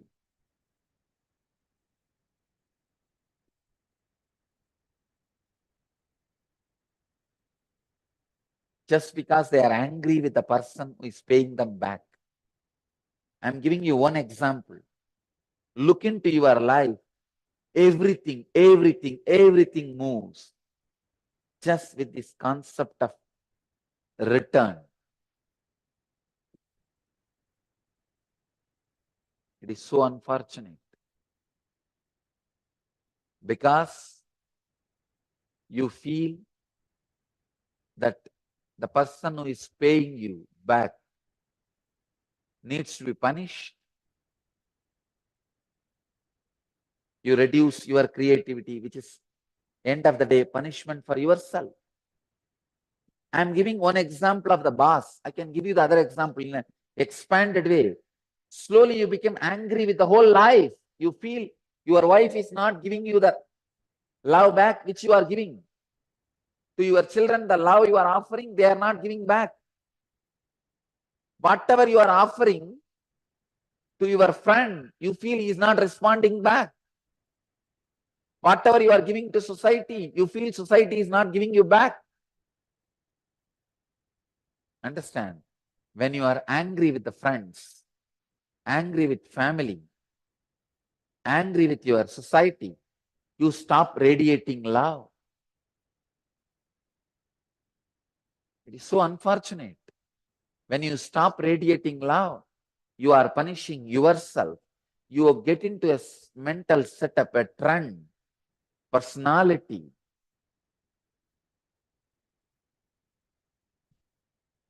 I tell you, 2 months, if all your actions are based on calculation, 3rd month, you will believe that much only is your capacity.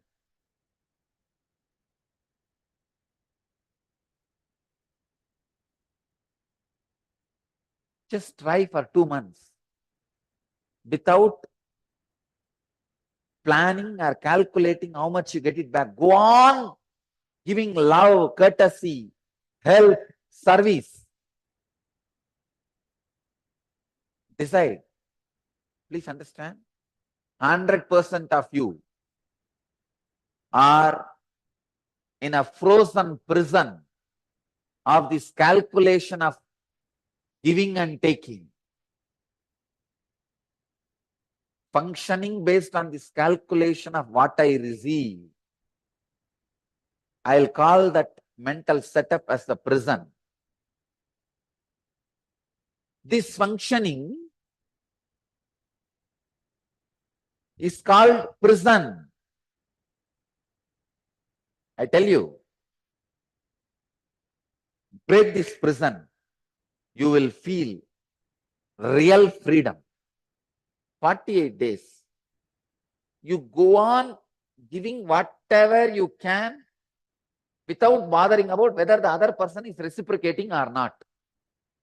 Without expecting reciprocation from the opposite side. Your time, your energy, your understanding, your love, your help, whatever you can give. Whatever way you can radiate your creativity, understand? I am not saying only in voluntary service. I am saying even in your regular job. Whether your job in which you are getting money as paid, money as a salary, or some smile, support, that as a reward, whatever it may be. Whole day, whether you are doing your paid job for which you are paid, or you are doing some voluntary service, or you are giving your love to the family, in every moment, decide for 2 months, I'll go to my extreme. For 48 days, I'll go to my extreme without bothering about how the other person is responding or reciprocating. In these 48 days, you will be at least 3 times more energetic, alive, intelligent than you are now. I can give you how to become 3 times better than you. Because you are caught with this one mental setup. See, this is what the first thing you learn in your life, how much you are given back, only give that much. It's a huge unconscious net where all the fishes, which are souls, are caught.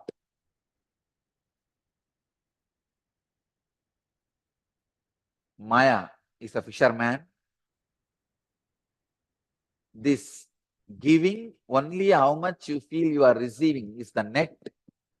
All of you, the souls, are the fish he is catching. If you get caught in the net, you are bound. One day he will just take you out of the water and eat. That's all. Break from this one net. The moment your mind is unconsciously planning, he reciprocates only this much, why should I? Understand, visualize you are in the net. You are in the net thrown by Maya. Let your fight with non-performance be the standard of measure. You may then ask, how can I work? I need some inspiration to work. You are fighting with non-performance. You are fighting with the shrinking feeling. You are fighting with the laziness. You are fighting with the non-creativity. Be the source of inspiration for you to live. People always tell, no. If the reward is not the source of my reason for performance, why should I perform? If I should not expect result, why should I perform? Understand, perform to break free from the inherent laziness you are carrying, inherent tendency of shrinking, inherent tendency of non-performance. First thing you need to do in your life is the decision to live and expand. Unfortunately, for most of the human beings, life is a forced happening on them. First thing, decide to live, will to live. Decide, I am going to live in every dimension of my life. I'll create wealth, I'll create health for me, I'll create mental happiness for me, I'll create beautiful, loving people around me. Understand, you can transform anybody into a loving being by your love. Love is like a phosphorus. The moment you put that on anything, it completely burns that. How phosphorus converts anything into its own. You drop phosphorus on anything, it will burn that and convert the whole thing into itself. Same way love. Love is like a fire. Drop on anybody, it will convert the person also into love. This one thing, if it becomes part of your life, you are liberated.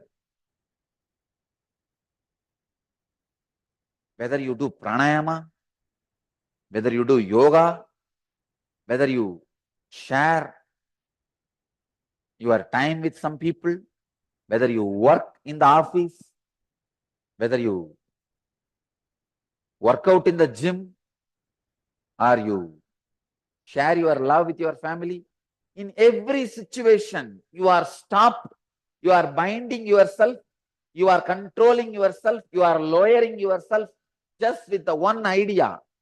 Am I getting back? Am I getting back? Am I getting back? If you are working out 2 days, you see, wow, if the muscle is not happening, oh, then I am not getting back. Let me reduce. Constantly, in every step, you lower yourself, you bind yourself. Whether it is your job, or it is your sadhana, or it is your love, whether it is in the line of physical health or mental health or relationship or creating wealth or your fulfillment, in every line, you stop with this one wrong mental setup, stopping because you feel you are not getting enough reward. Anything you get, you are going to feel you are not getting enough. Break from this one mental setup. I tell you, you will explode into enlightenment. Nitya Kriya, restoring Hatha Yoga to the world. A series of healing yogic processes revealed by Paramahamsa Nityananda to care and cure for diseases and disorders. Practice Nitya Kriya and awaken your Kundalini energy. To find out more, visit www.nityananda.org/Nitya-Kriyas.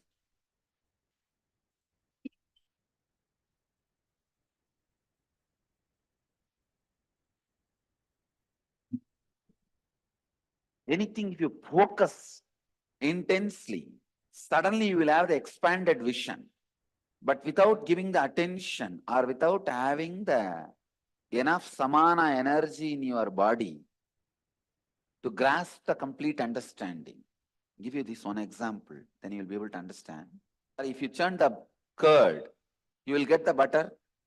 Out of butter, you can make ghee. Same way, if you churn your body with 1200 long breath, the butter which comes out is samana, the most subtle energy which gives you the understanding, which makes you constantly remember the ultimate truths. See, for example, when you sit and remember, you are God, the whole universe is made out of your imagination. It is made out of same stuff in which dreams are made. When you are having all these understandings, the precise day-to-day activities which need to be done precisely, you don't do. Or when you do the activities which needs to be done precisely, when you are doing them, you don't have this remembrance of the complete truth, of the whole. Samana solves that problem. If the samana energy is built in your body, one side you will be able to do the precise work like a thinking and writing, calculating, doing mathematics. You will be able to do all the precise down-to-earth work. At the same time, constantly your brain, your inner space will be remembering, will be residing into that beautiful cosmic truths. So even while you take the minutest decision of your life, like you are measuring the land and marking for some building, when you are doing that job, you neither remember you are the whole world, nor have the sense or the intelligence to remember. This is one of the biggest problem all the seekers in all traditions face.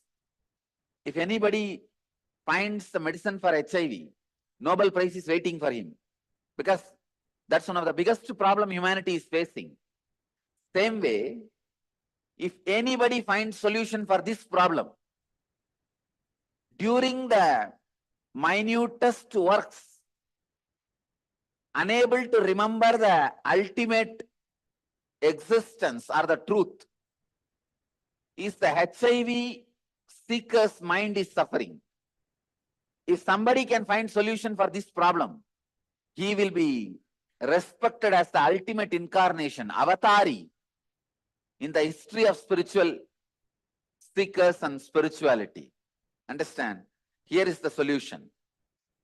No practice will be giving you the maturity or the understanding, ability to remember the highest truths when you are doing mundane jobs, especially like thinking, strategy planning, preparing certain argument, or organizing your money, organizing your balance sheet, the corporate decision making. During all those moments, forgetting the ultimate, that was one of the biggest problems. This is the source of all other problems. See, just like HIV is not an independently a disease. That creates a situation where all other diseases can happen. Same way, non-remembrance of the ultimate during your day-to-day activity is the HIV. The moment that happens, all other problems, degradation, destruction, losing enlightenment, losing the truth, everything starts happening. Solution for this problem is, by your ordinary brain, you will not be able to do both. Your brain is not capable of that. So your brain needs to be added something else, some other chemical. That chemical is what I call samana. That samana gets added to your brain only when 1200 long breath happens in your system. Even if you have done it for 6 months to a year, that's enough. Then after that, it never leaves you. See, this 1200 long breath creates the samana energy in you. In your brain, it settles like a gold coating. All the subtle grooves becomes permanent. 6 months to 1 year. If the 1200 long breath happens, that's enough. Your system will develop the capacity, ability to remember the highest truths of your life, even while taking minutest, smallest decisions. Ramakrishna says very beautifully, how many work you may do, your inner space has to be constantly in that restful awareness. Of course, all masters say that. But this is one of the eternal problem, still unsolved. In a practical way, here is the solution.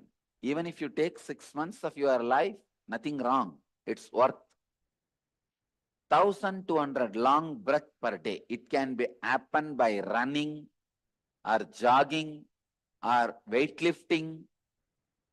There's one more important method through which your breath can become long breath. When you do the same actions with responsibility. See, for example, you are cooking in our kitchen every day and feeding people. The same job, if you connect yourself with the whole picture, why am I cooking and feeding? People who come here are either seekers or meditators or serving the society. So I am serving them. When you take that larger responsibility, the same work you do as your own personally, with a personal feeling connection, as your own, it is your personal responsibility. Whenever you take the responsibility, the same action makes your breath long breath. In your breathing, the samana intake will only be 10%. When the same action, you do it with maturity, suddenly the samana intake through your breath becomes 90%. Responsibility also can make your breath, the samana intake, drastically increase like 90%, and that also will make the long breath. So when you are responsibly working, even doing accounts or any work, those moments, how many breaths happen in you, that also will come under 1200 long breath. If you understand the whole vision, if you are working in a company, if you understand the vision of the company, and you are fitting with it, with the whole wheel, that chakra, that circuit, that loop, you are completing the loop with your whole responsibility. You feel responsible for the whole loop. Suddenly, the samana intake increases, the breath becomes long. If 1200 long breath does not happen in you, you will only become tired by remembering the higher ideas or trying to cope up with the pressure of the higher ideas in the real life. With 1200 long breath, the layer of lubrication is created on your brain, where all the subtle truths are constantly remembered by itself without you forcing yourself, and those subtle grooves are permanently locked by the gold coating. The subtle truths, higher truths create certain grooves in your brain. If the 1200 long breath happens, one, that samana makes the possibility for more subtle grooves to happen in your brain, means more subtle understandings constantly remembered by you. That's first. Second, the grooves which are created, those subtle grooves are permanently sealed, so that even during death, you don't forget the higher truths. This 1200 long breath is almost equivalent to your day-to-day meal. How you can't miss eating and how you don't miss eating, the 1200 long breath should not be missed. See, just like food creates little energy for your body to run, same way 1200 long breath creates the samana in your brain, which acts as a lubrication and takes care all your major decisions, and your life is done with higher intelligence. See, when you act with higher intelligence, what happens, the tension disappears in your day-to-day life. You don't feel suffocated or suffering. Life flows like a smooth understanding. Wow, what a free, beautiful flow. And everything you touch feels your sweetness. Your internal space is injected, infused in every object you touch. But I wanted all of you to understand this truth. Anything you touch, you infuse your inner space into it. The quality of your inner space is infused into it. You need to understand the problem is not mental, it is chemical. If you are trying with a mental technique, you are going to be again and again failure. Just like without sufficient protein, even if you do any number of weightlifting, working out, your muscles won't get built. See, for muscles to get built, just weightlifting is not enough. You need to supply enough protein. The natural protein, like vegetables or the protein-based fruits, vegetables, and all those things. Only when you give that food, the muscles get built. Same way, only when you do the 1200 long breath, this God consciousness gets built. The higher consciousness gets built in your system. Otherwise, you are like a person who is working out continuously, but eating only little wheat and little rice. Nothing else. Maybe whatever muscles you have will become tight, but you are not going to build muscles. Because to build muscles, the protein needs to be supplied. Protein supply is necessary. Same way, this 1200 long breath is the protein for your spiritual muscles. You need to have highest samana with spiritual intelligence. The samana energy is not sufficient enough. Only that you lack. Add that part, the samana component. The spiritual intelligence which you receive will become permanent. It will stay in your system eternally. As I say that living enlightenment, living with higher intelligence will become lifestyle in you. Dial the avatar. Paramahamsa Nityananda answers your questions live during the daily morning satsang every day at 7:30 a.m. Indian Standard Time. We invite you to directly talk to Swamiji and receive his blessings for your life to be filled with bliss and all the auspiciousness.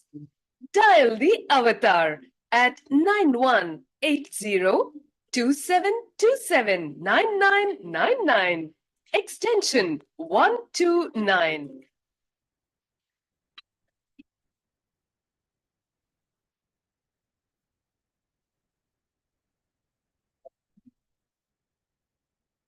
Satsanga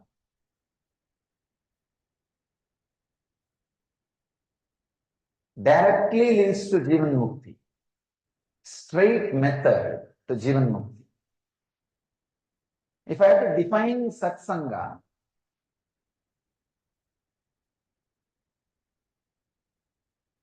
I can define in three ways. The ultimate Satsanga is just being with the Sat, your own Atman, unclutching. Be unclutched and be with your Atman. Be with your Sat. That is the first level, ultimate Satsanga.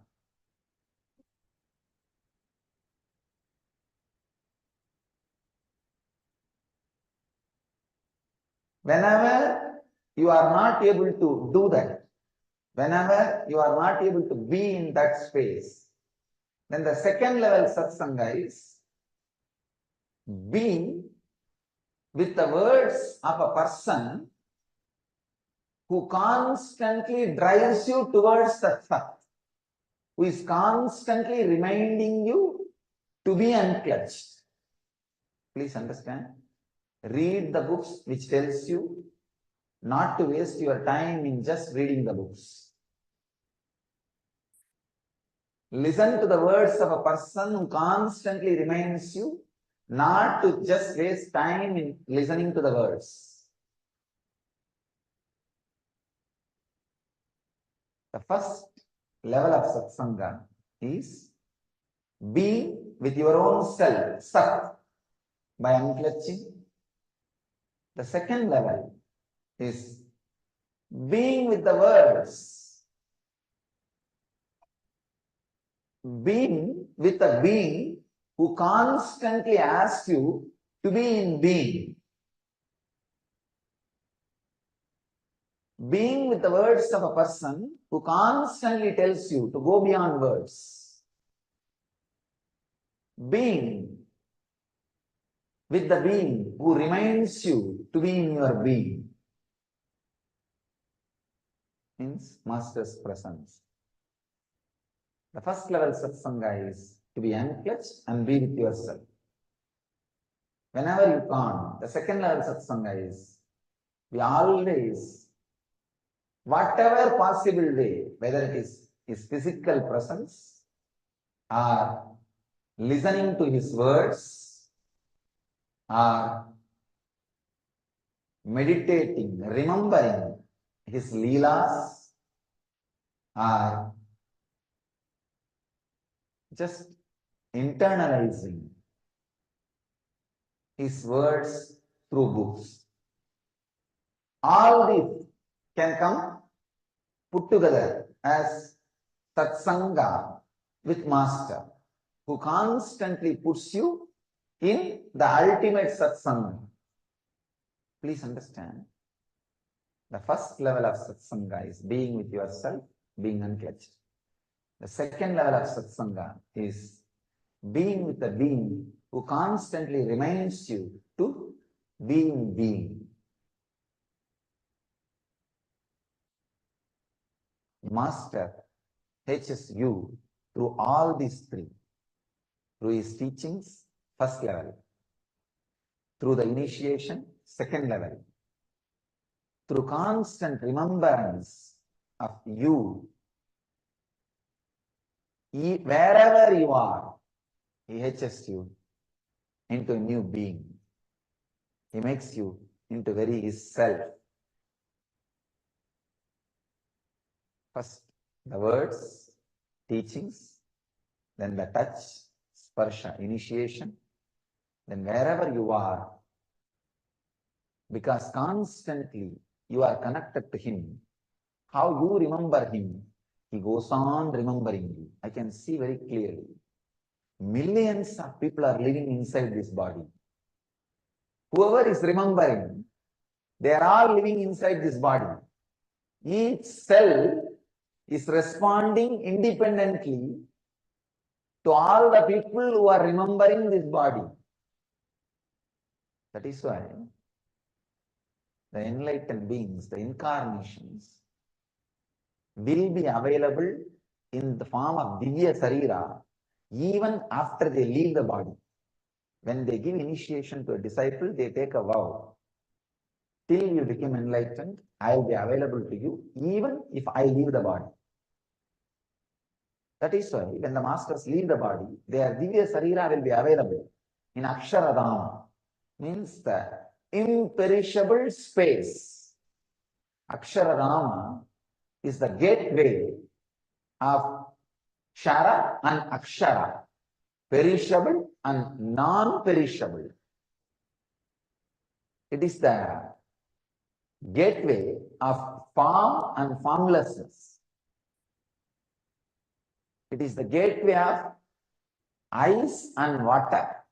Water is formless, ice is form. So where both of them are touching, that is the space called Aksharadama. We call it Shambhala. All enlightened beings, all incarnations, till all their disciples achieve enlightenment, reside in Aksharadama, in the form of Divya Sarira. Their Divya Sarira is available. Please understand. That is why, if you are initiated by an enlightened Sadguru or incarnation, you don't need another one master. Just connecting with that master is enough. Maybe sometime that master himself will guide you to a living master if required. If he guides, catch the living master. If you don't get guidance from him, don't worry. He himself will take care. Just retain the strong vidarka with him. That's all.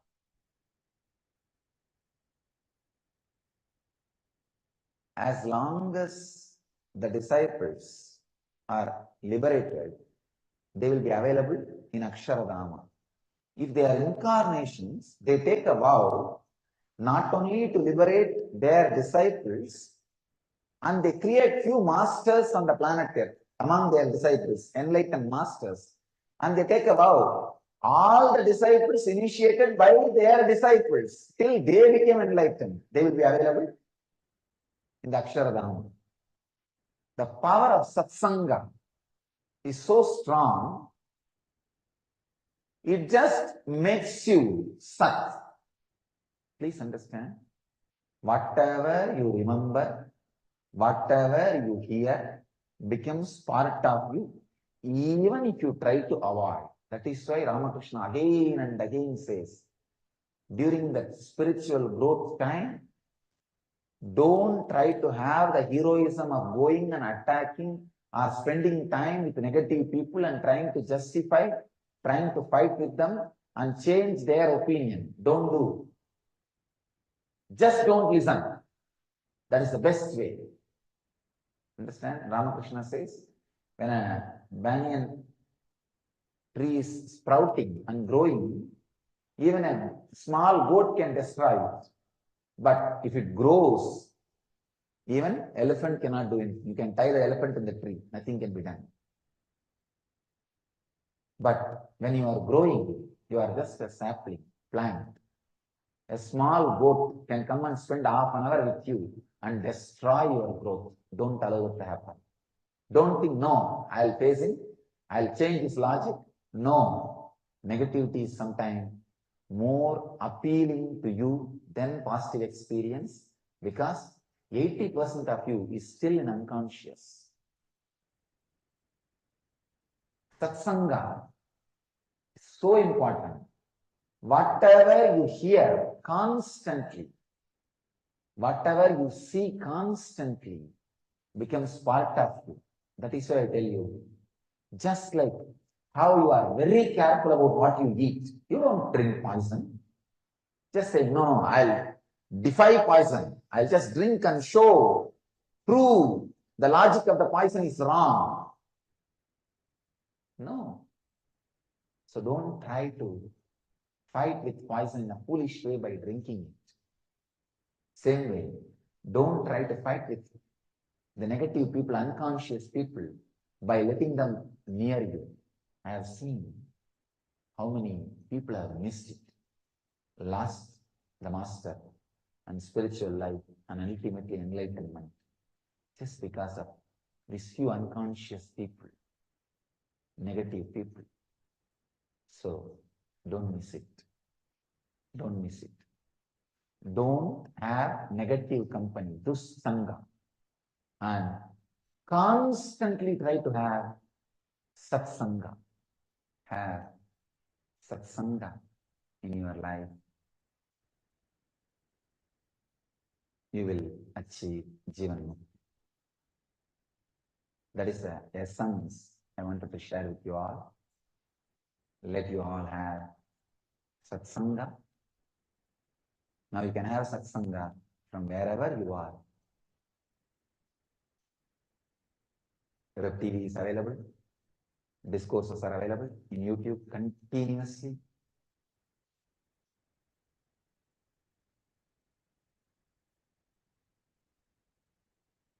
The Brahmi, B, making the warm into B, is directly sitting with the master and listening to his words. Hen, sitting on the egg and hatching the egg and making the chicken, is master directly working on you, doing the process, living enlightenment process or inner awakening, doing this process. Master remembering you and you remembering him, like a fish and tortoise remembering the eggs and hatching. That is what is satsanga. Through Web TV. Web TV does the job of fish and tortoise. How they hatch the egg, the same thing is done through the Web TV. So constantly be in the satsanga. You will remember me, I will remember you. You will become enlightened. Minute for peace. Increase peace. Meditate a minute. See the results. minuteforpeace.org.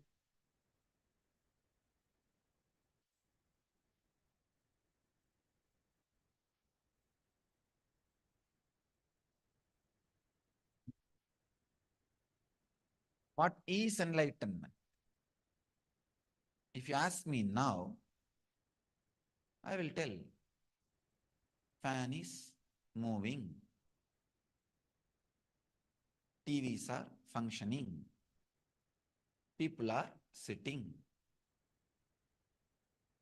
I am talking. This is enlightenment. Only truth as innate intelligence to reveal itself. Existence is great because it reveals all the truths about its reality.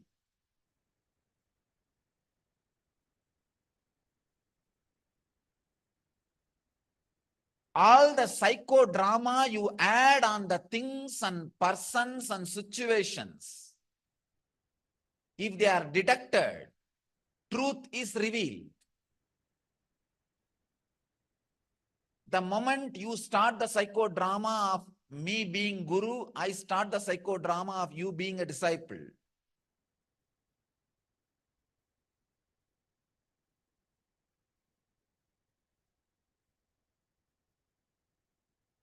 The moment you start the psychodrama of friendliness towards somebody, that person starts the psychodrama of friendliness to you. The moment you start the psychodrama of enmity towards somebody, the person starts the psychodrama of enmity towards you. Psychodrama of pain, pleasure, love, anger towards persons, object, or reality is corruption. Otherwise, in truth, in reality, shastrayonitvad,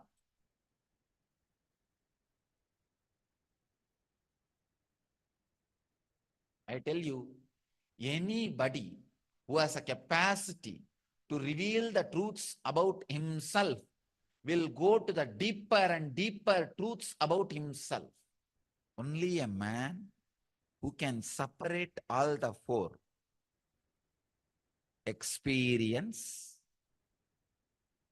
intellect which perceives the experience, the stuff out of which experience is made, and the pure consciousness on which the whole drama is being played. If you can separate all the four by samyama, you will have enlightenment. It's a very subtle concept. I am putting it on record. You will be able to practice this only if you have passed the pradeepa samyama, means that mirror samyama, which I said. 11 days, if you continuously experience that you are mirroring everything, mirroring everything, mirroring everything, that samyama will prepare you for the next samyama of Anandagandha. 11 days the Pradeepa samyama, 5 days the Anandagandha samyama, and 3 days this samyama on the pure consciousness, separating all the four: experience, intellect which perceives the experience, stuff out of which experience is made, and pure consciousness on which all this drama is happening. If you actually, your mind needs to be completely sensitive and highly aware. Some of the Bhashyakaras, commentators, are saying, even if a sound is created, your ear should become red. You should become that sensitive. If a strong sound is created, immediately your ears should become red. Samyama on experience and the pure consciousness. You will have a strong satori. You will have glimpse of enlightenment. It's a very powerful samyama. Maybe if some of you are committed to enlightenment as life's first priority, you can practice this. Actually, you will see whenever an experience happens, how that stuff, chemical out of which experience is made. You will understand the chemistry of experience. That will lead you to the pure, restful awareness, which is enlightenment. Pure, restful awareness, which is enlightenment.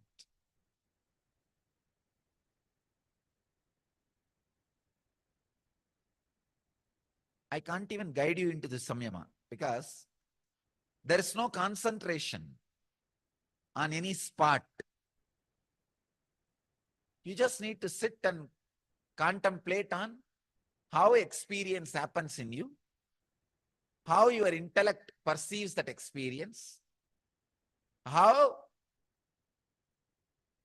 the stuff out of which experience is made is experienced by you, and the pure inner space on which all this drama is happening. You need to do samyama strongly.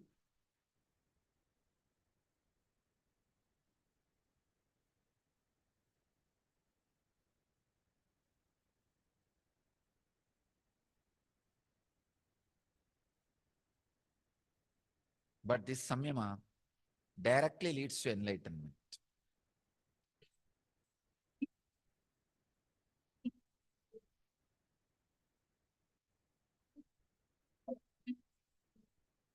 So if you are interested in having the complete enlightening Nityananda effect, N effect of Brahma Sutra, do all these four.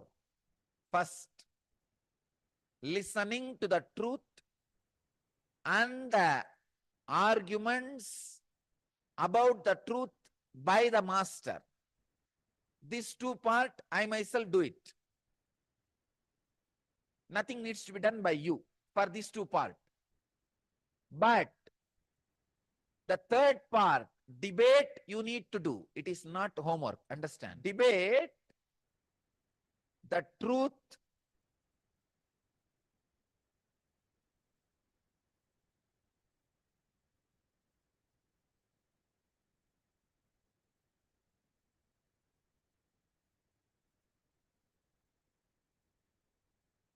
to the level your cognizance believes as factual reality.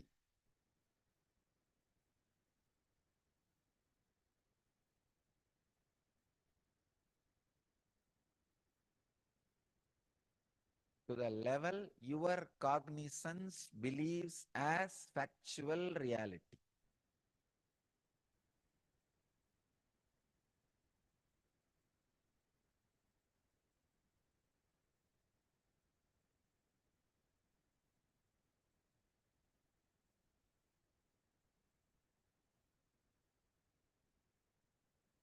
After the debate, whatever conclusion you came to, go out and teach at least to 5 people. I tell you, when you teach, your understanding suddenly develops. The fallacy of your logic is understood when you teach. For example, you have 100 reasons saying you are matter, source is matter. It is not consciousness. When I utter the truth, 25 of that logic will die. When I give the arguments supporting the truth, 25 more logic will die. When you do the debate, 25 more will die. When you go out and inspire 5 people, the last 25% will die. Only when you do all these 4, the fallacy of your logic will be realized by you.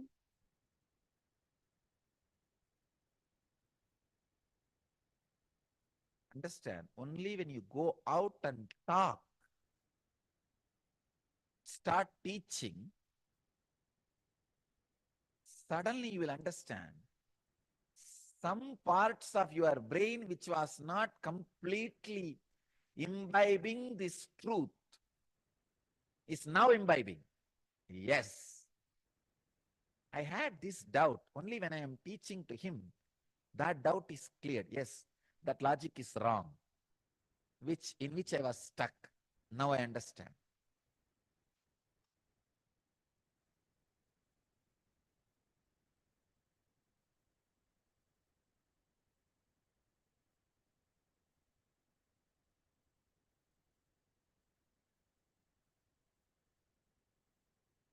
You know my trust in you. You know it's best for me to lead a blissful life. A life with no strife. Can't believe the things I do. Just spend a little time with you. Nothing will compare. I know you will take care. You're always showing us compassion. Your love is in this like an ocean. Nityananda, Nityananda. My life is my meditation. This is real deep connection. Nityananda, Nityananda. Oh, every time I see you,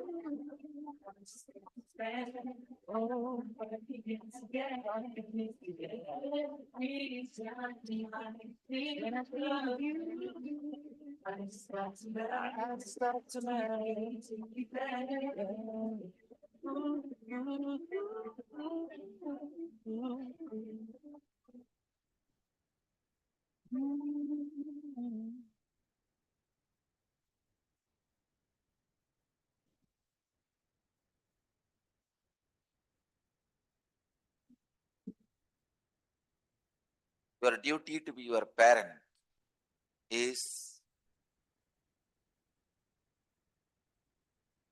giving them emotional and moral support when they need. I wanted to make it very clear. You are not bound by your parents to live the life they wanted. It is not your duty or responsibility. Many times you mistake your attachment and weakness as a duty and responsibility. No. See, if you are completely bound by your parents' way of living, if that becomes your responsibility or duty, there is no possibility for upgrading. Don't you understand? Then the whole humanity has to be in the same low consciousness, because nobody is going to take the risk and courage and break through and upgrade themselves. That is not your duty. That is not your responsibility. Responsibility to the parents is giving them emotional support, moral support. Very beautifully, one of my brahmachari told me yesterday, the best thing I can do for them is I brought them to you. That's all.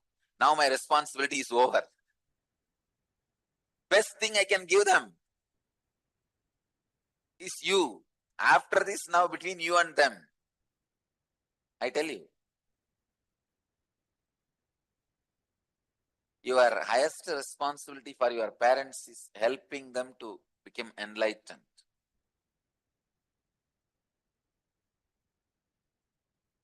Next, teachers.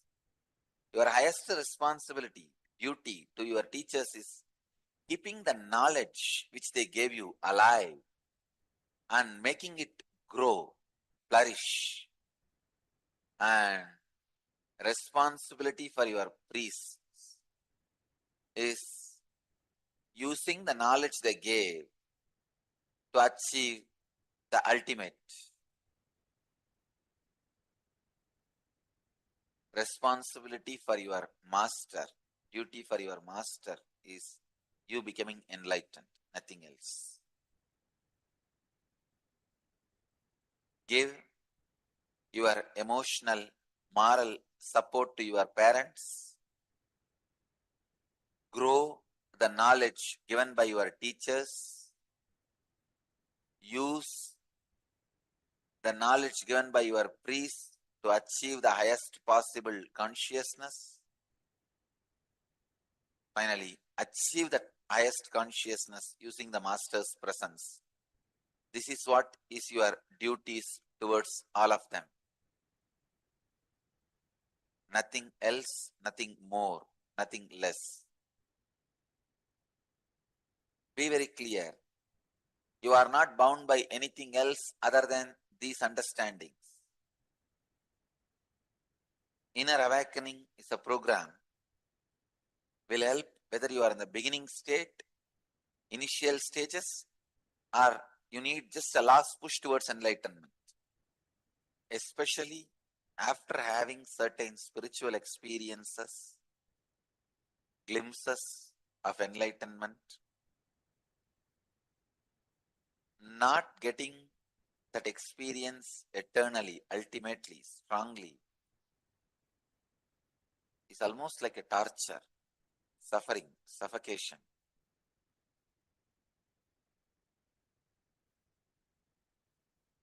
This is the moment you should have the physical presence of the master. You should be in the physical presence of the master.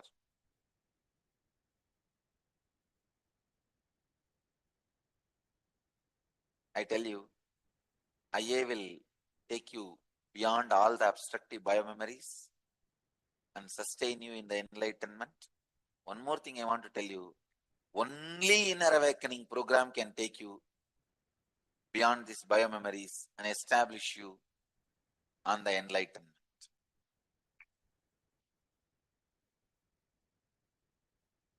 No other technique, no other process can take you to that state.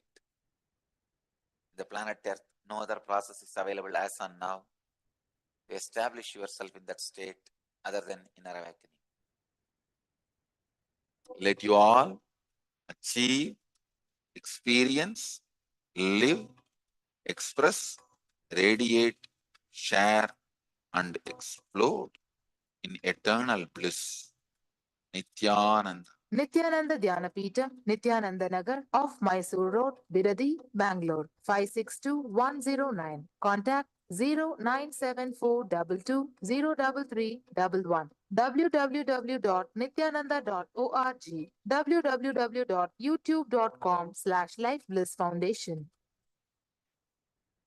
Welcome to Inner Awakening, the most powerful personal transformation retreat you could ever experience. In just 21 days, thousands are already experiencing the shortest route to constantly high energy levels, visible anti-aging, healing of chronic diseases, fulfilling relationships, and higher states of consciousness. What is the secret behind this transformation?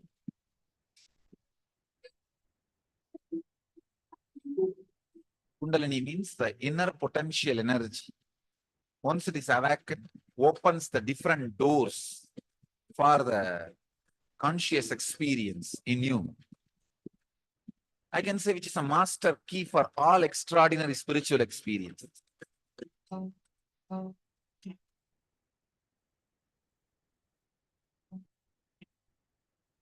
This extraordinary program is conducted personally by Paramahamsa Nityananda in the vibrant atmosphere of Nityananda Dhyanapītam Ashram.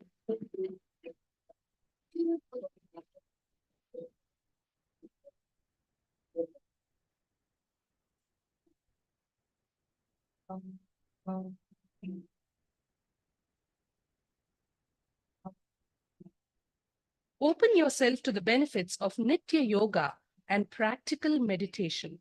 Experience physical and mental healing. Discover simple ways to handle life with success. Above all, enjoy individual darshan and blessings from Paramahamsa Nityananda every day. Take 21 days for yourself and carry home the transformation of a lifetime.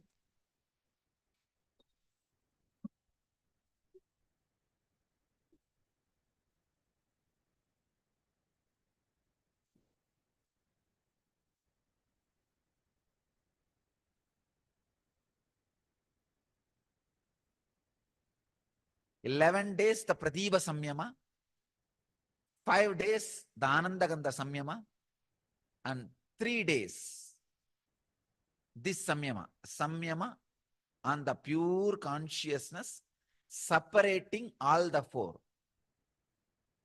Experience, intellect which perceives the experience, stuff out of which experience is made, and pure consciousness on which all this drama is happening. If you actually, your mind needs to be completely sensitive and highly aware. Some of the Bhashyakaras, commentators, are saying, even if a sound is created, your ear should become red. You should become that sensitive. A strong sound is created, immediately your ears should become.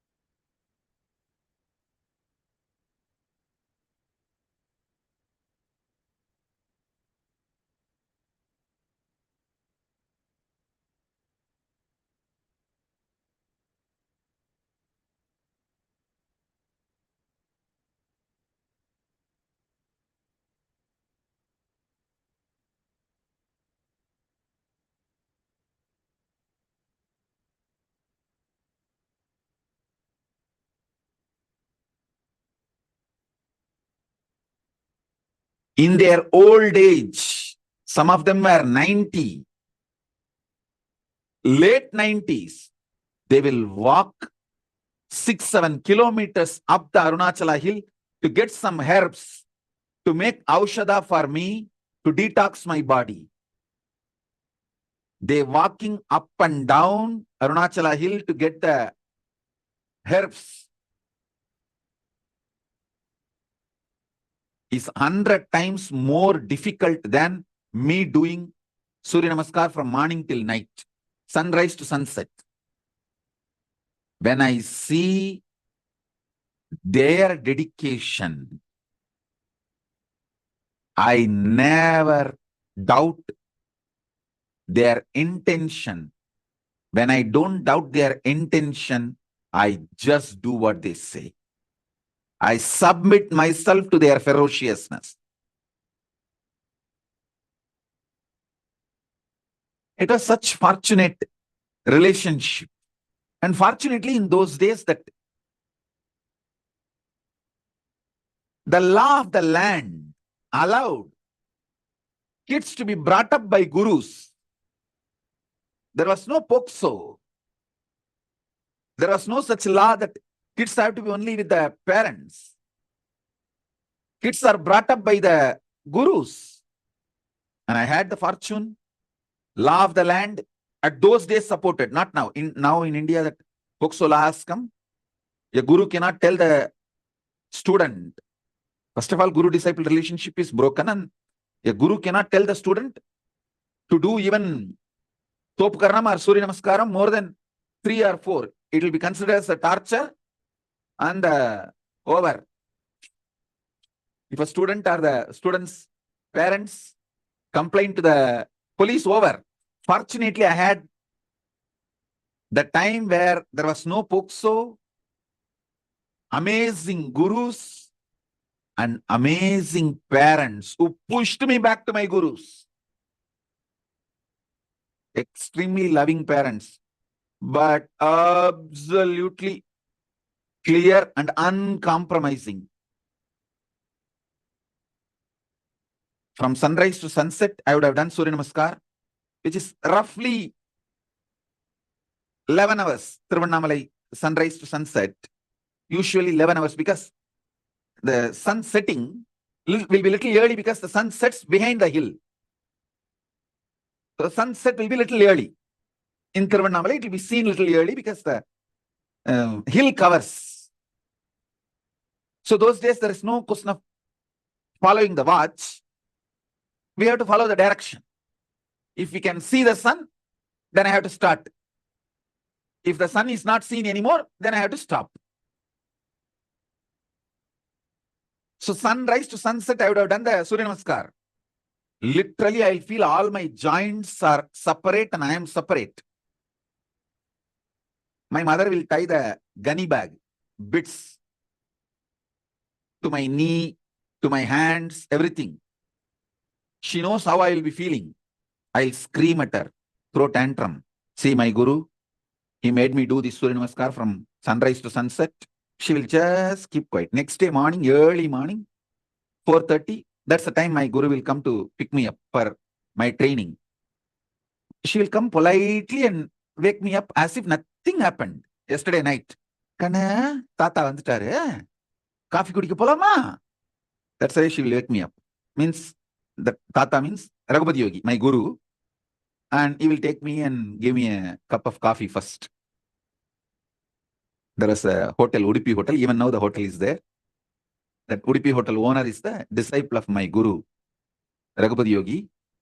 So he will take me there and we both will have a cup of tea, cup of coffee, then start our yoga classes to temple. She will act as if nothing happened.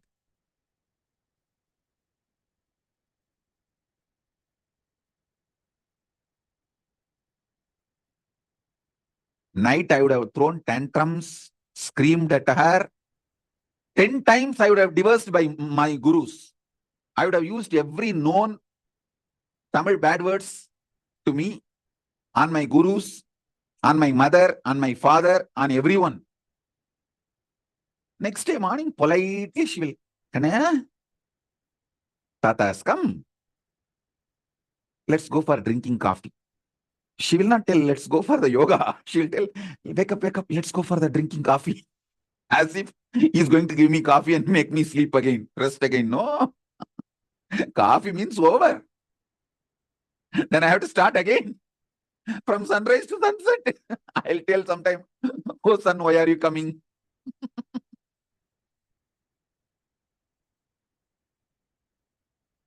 But I tell you, now even when I remember all this, feel so grateful to them.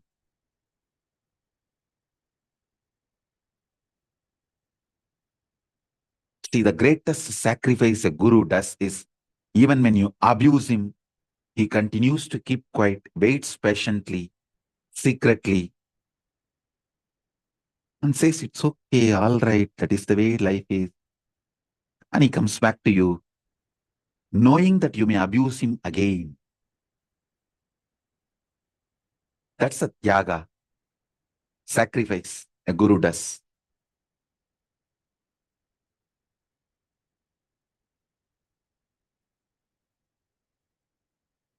I had that kind of amazing gurus. Fortunately, that kind of a legal system where the government has no right to interfere between guru-disciple relationship.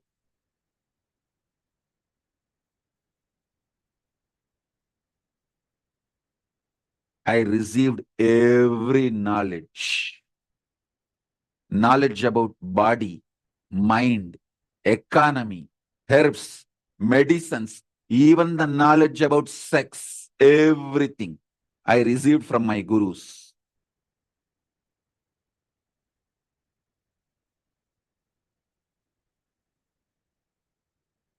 Fortunately, at those days, law, society, ecosystem, above all, my parents, all were supportive.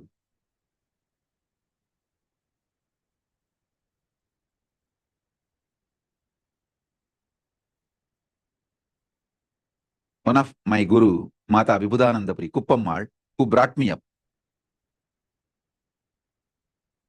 the main few people who collectively took the responsibility of me and worked almost 24/7 for me is Isakki Swami, Mata Vibhudanandapuri Kuppammal, Yogi Yoganandapuri Raghupati Yogi, Narayana Swami Tata, Totakara Tata, that's a nickname, Narayana Swami Pillai. These few people. Fortunately, I had the ecosystem.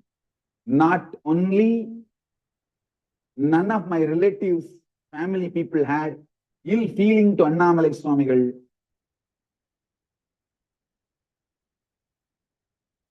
They did not even stop me going to my guru. Then, next, the most important thing is Kuppammal, my godmother, my guru, Guru Mata. She's not only my guru, she's literally my grandmother. Means my father's mother's close friend. Both of them were only the very close, thick friends, and both of them are initiated into Trividya Sampradaya by Isakki Swami. Both of them were great yoginis.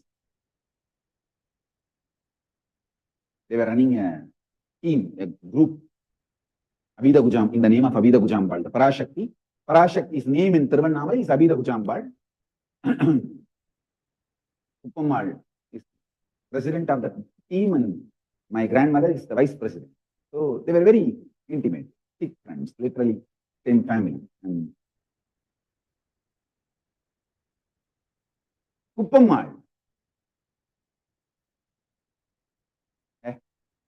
விட்றா இந்த பெரியவங்க என்ன சொன்னாலும்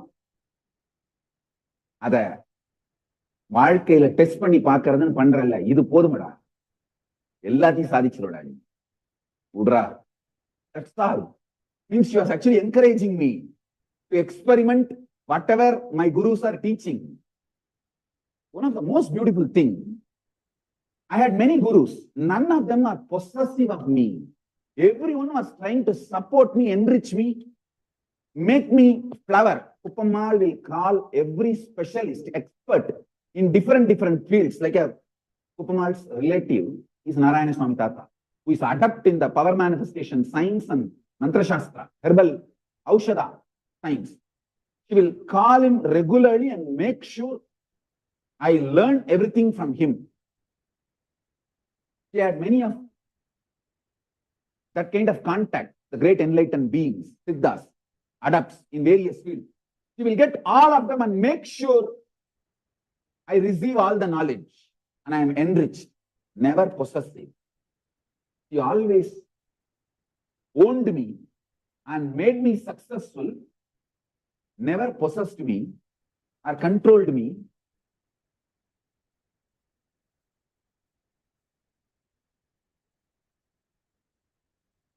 She will only protect me from anti-spiritual elements coming near me. But as far as the spiritual side, she will get every best things and provide for me.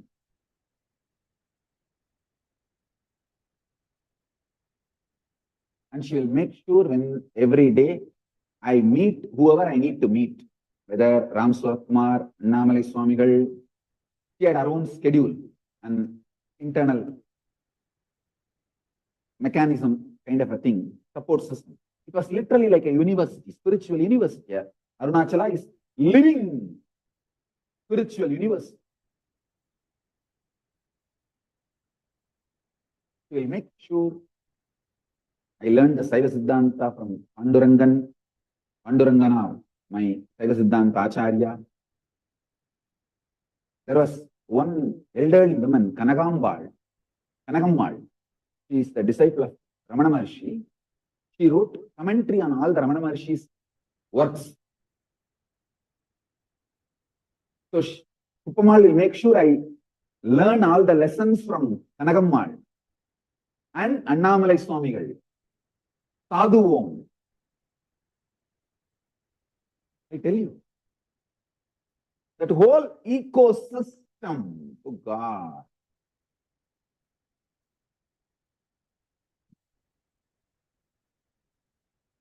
If you ask me who taught me Siddha, whole Siddha tradition, I will say Arunagiri Yogeshwara. He downloaded the whole thing and showed it. But Isaki Swami gave me the practical expertise in the field. He collected the herbs, showed me how the Pashana can be done, Navapashana can be done, or Aushadas can be done. The whole practical expertise was given by Isaki Swamigal, but the knowledge was showered on me by Arunagiri Yogeshwara. Akashic records were revealed to me by Arunagiri Yogeshwara, and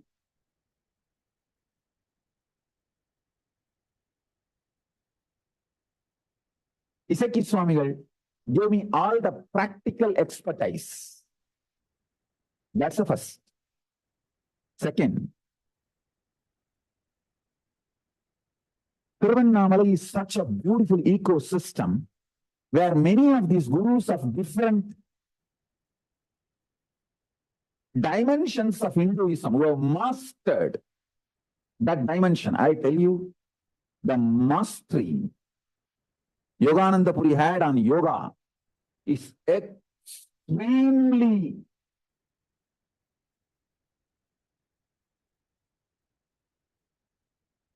powerful, amazing. I don't think any other human being can master yoga to that level where he will just tie the steel thread on his chest. He will inhale and tie that and exhale, and that thread will go to pieces. Mastery of pranayama and yoga. It is not that he has done this only once. He has done this multiple times in multiple stages. He had 43 heart attacks when he was in the deathbed, and he did not die. Hospital said that we can't even understand what is going on in him. He stops the heart and starts. After half an hour, they got frightened. So they sent him home. In the home, he said, all right, this is the time I'm going to leave the body, and he left the body. He's beyond any medical science. He's beyond any medical science. He taught me the knowledge of becoming Kalakalpa Degi. Means even when you leave the body, it will not rot, it will not deteriorate. See, the whole spiritual revelation was done to me by Arunagiri Yogeshwara. Making it as a practical expertise was done by Raghupati Yogi in yoga tradition. In Siddha tradition, Isaki Swamigal. So, I had a very powerful ambience, beautiful ecosystem. That is what I am struggling to reproduce. I think with the grace of Paramashiva, I'll make it happen. With the grace of Ganapati, Paramashiva, Kailasas, gods and goddesses, I'll make it happen. All the great beings, experts, masters in each field was available to me. Same way in Vedanta. I can't even imagine somebody beyond Annamalai Swamigal in Vedanta.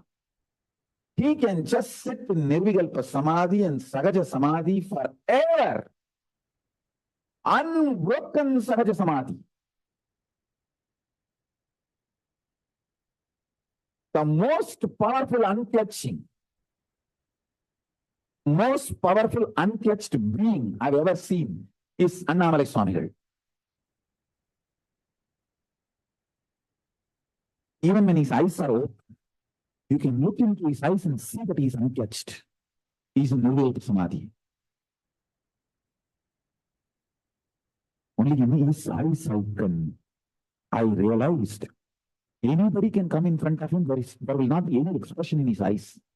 He'll be just singing, but there's no reaction from inside. Such pure Nirvikalpa Samadhi. One side, the great Isaki Swamigal. The other side, great yogi, Yogananda Puri. The other side, great Shakta, Tantric, Acharya, who achieved Parashakti, Kuppammal, Vibudananda Puri. The other side, Annamalai Swamigal. I tell you, all these people, all of them were completely in sync with other. Nobody had ego clash. Because fortunately, all of them are experienced beings, not just intellectual. Even the Shivacharyas who taught me in Tiruvannamalai temple, they were all in so much respecting all these gurus. They were all in so much sync. And Panduranganar, who taught me whole Shaiva Siddhanta, he was so much in sync with all of them. Actually, one guru will drop me in other guru's class. Many times, Panduranganar will take me and leave me with Raghupati Yogi and go to his home. And Raghupati Yogi will take me and leave me with Kuppammal and go to his home. All of them were in complete sync, bringing me up, making me flower. The whole knowledge, enlightenment science, which now I'm reproducing in Kailasa. I want all my kids to have mastery over all these fields. Veda, Vedanta, Agama, Agamanta.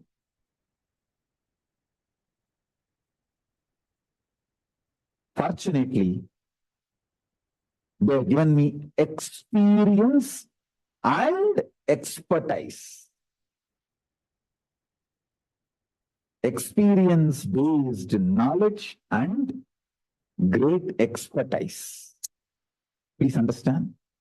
It's like how Subramanya was brought up by Karthikei Pengal, the 6 women brought up Subramanya. Same way, multiple gurus brought me up and made me manifest everything. Just one guru will not be sufficient to give me the expertise in so many branches of knowledge, so many dimensions of Hinduism. Just like how Subramanya was brought up by 6 Karthikei women, I was brought up by many of these gurus. by contributing in different dimensions. Please be very clear. I have started doing what I am doing now the moment I identify myself and my gurus, what they have to offer it to me and what I am supposed to offer it to the world. It is a simple Guru Sishya Parampara gone right. You only heard many things which have gone wrong. Now I am telling you, Nityananda and Kailasa is nothing but a living small stream of living enlightened masters, Guru Sishya Parampara gone right. That's all. I am defining one-liner. Hey, tell me, what is your Swamiji and Kailasa is all about? Always your spouses will be questioning you. Especially when you are locking yourself all day, sitting in front of a Zoom, watching the satsang, and laughing on your own, singing on your own. Your husband or wife or kids, all will be asking, hey, tell me in one line, what is your Swami and Kailasa is all about? In a small village, in those days, existed a living stream, small living stream of enlightened masters. That Guru Sishya Parampara gone right in the modern world is Nityananda and Kailasa. That's it. You might have heard, anything can go wrong will go wrong. I tell you, anything can go right will go right. I am just simple living stream of Hindu Guru Sishya Parampara from a small village gone right. That's it. A small Siddha Parampara gone right. A small living masters Parampara gone right. That's it.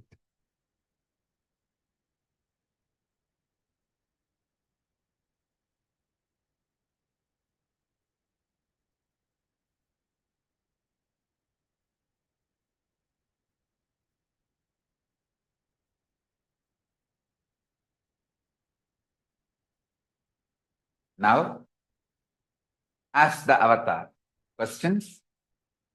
Nityanandam Swamiji, I am wondering who can call themselves initiated disciples of Swamiji. Swamiji mentioned in satsang, much gratitude, thank you. Listen, anybody who takes Shiva Dīkṣā declares their integrity to me. There is only three conditions: that you will not abuse Guru, Linga, Sangha. It's already there as per the Agama. And you will continue to start living the life of enlightenment, like aligning yourself more and more to vegetarian lifestyle or to puja, yoga, all this tuning, power manifestation, alignment you will start. These are the basic things. Anybody who follows this basic can claim, call themselves as my disciples, followers, devotees.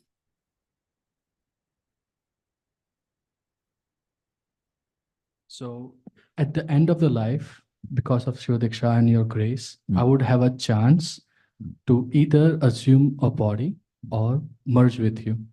So can I make that decision right here, right now, instead of waiting for those three? During the death process, you can make the decision. I will record that as your will. Even if you get imbalanced, I can do that. Exactly my problem. That's what I'm saying. Just in case something. That's what. Tomorrow, we will be going through the death process. Before that, I'll tell you, at that time, you make this as your declaration. So I'll record that into your system such a way, Even if you forget everything, this will stand up and guide you into that path by force. So by default, yes. It's possible. Perfect. Perfect.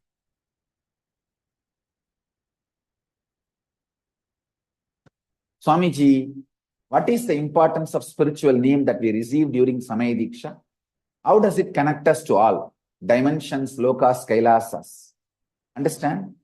That name you receive during Samaya Dīkṣā is as per Agama.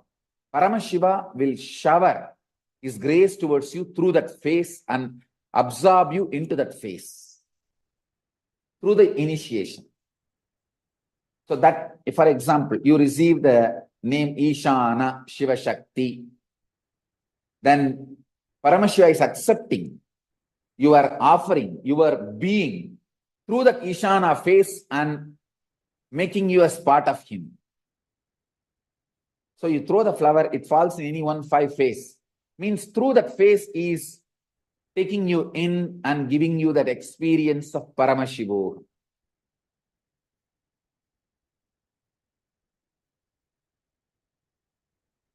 What is feeling connection? Let me explain. Feeling connection means having an open space for me to enter and work inside your patterns. Each field has their own ethics, other than like doctors have some ethics. Every field has their own ethics. Same way, in my field, there are some ethics enlightened beings have to follow. I cannot enter into your inner space and see or do any work unless you permit me. People ask me many times, can't you read my mind without telling? Me telling you. I tell them, no, I cannot. As ethics, I am bound. I cannot.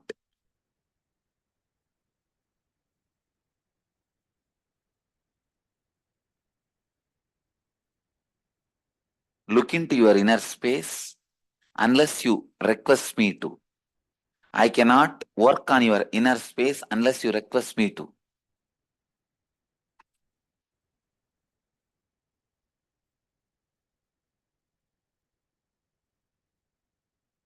See, fundamentally, you work with multiple fractured softwares.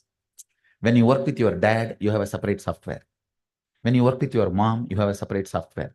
When you work with your father, the friends, you have a separate software. You are multiple fractured softwares. Now I am putting one software of oneness to do power manifestation. It is too small compared to the load which is around you.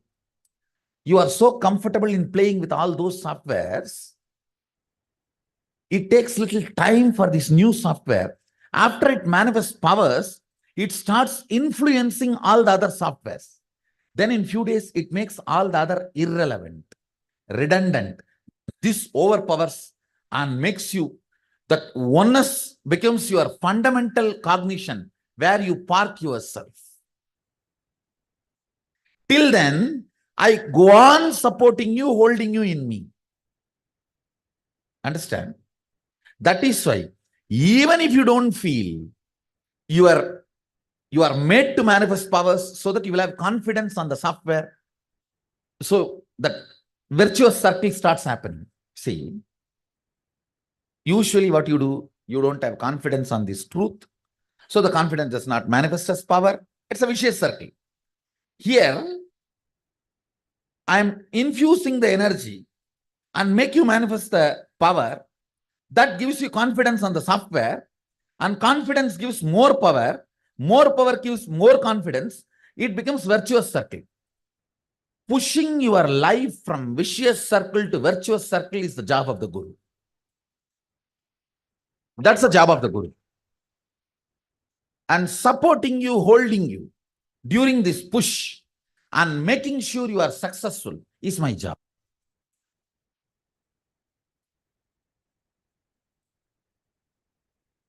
When the power manifestation evolves, he will lose taste over those silly fellows.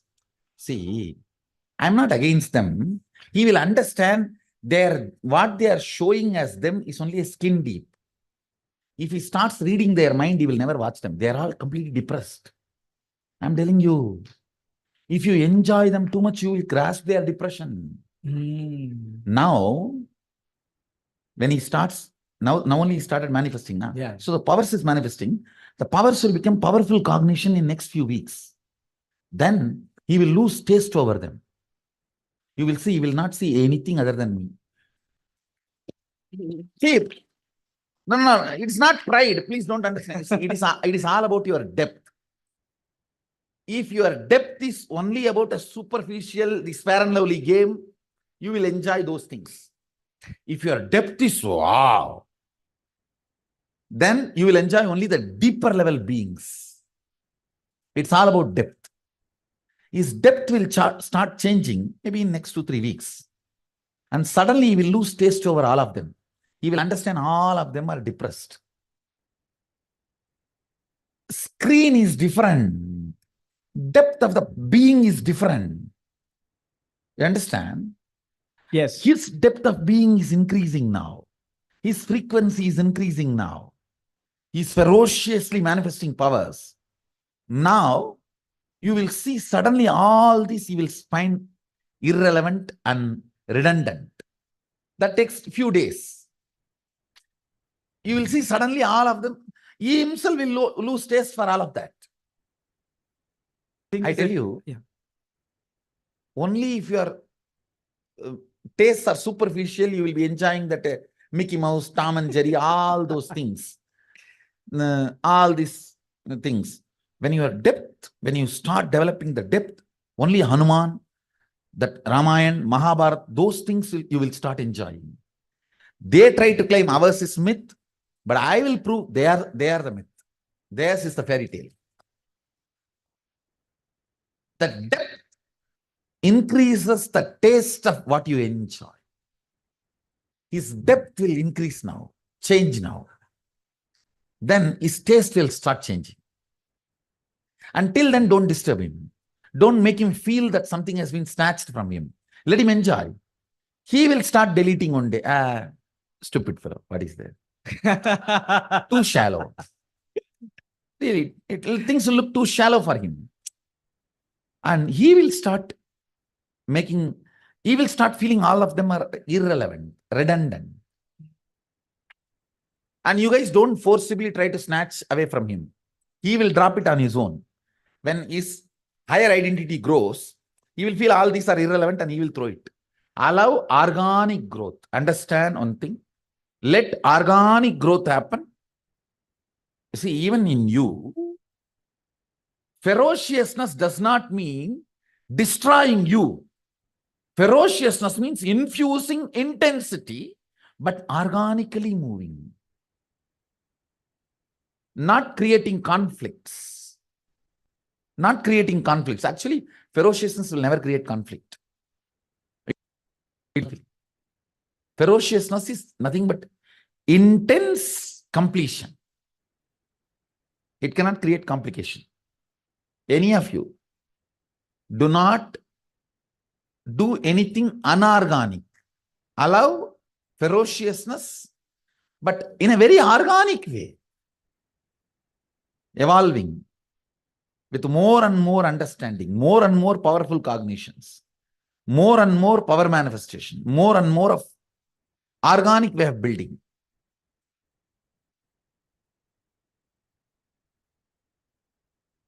This on and off is nothing but it is already gone into your muscle memory. It has not yet gone into your biomemory. Just a little more ferocious understanding and little more ferocious oneness. That's all. See, don't try to force. Force is different. Completion is different. Find what kind of a thought current is disturbing your oneness continuously and complete them. Then the intensity of the oneness will increase. For example, constantly if your mind is stuck in some insecurity while you are doing the power manifestation, hitting the thought is not the solution. Find what is the pattern that is sending these thought currents into me, like a water bubbles in the fish tank. Catching each water bubble and collapsing is not going to work. Stop the source, which is releasing the water bubbles. That pattern, catch it and complete, drop. You will see suddenly the intensity of the oneness increases.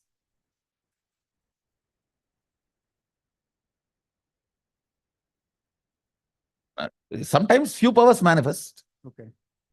That does not mean the whole space has become clear.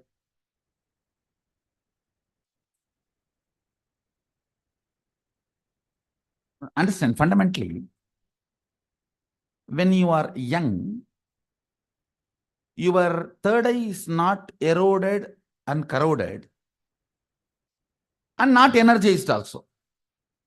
I need to only do the energizing process and put my software over. When you have grown up, it is eroded and corroded and not energized. So, energizing is a second job for me. Electric connection, I can just put my thumb over. But removing the old software and putting my software only is doing this whole detoxification and this work. Understand what I am saying? That is what is taking few days' time. But I commit with you, I'll do it for you.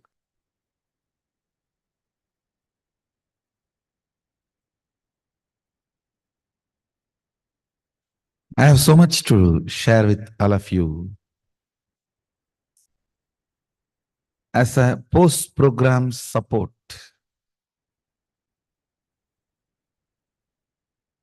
first of all, I need to make you understand what has been done to you.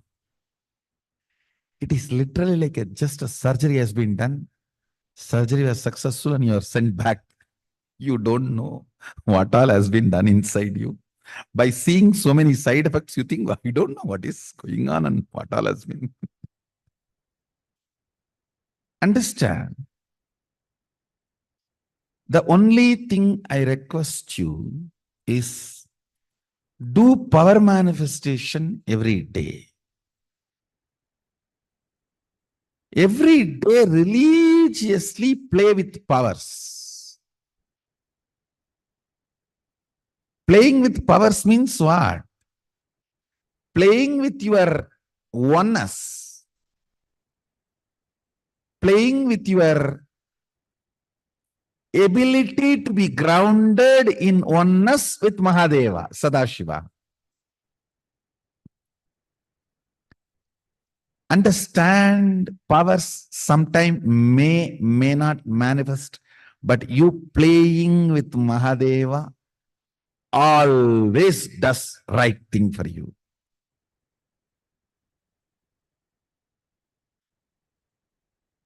That's the best thing for you. Sometimes the food you ate will be digested, sometimes may not be digested. That does not mean you will stop eating.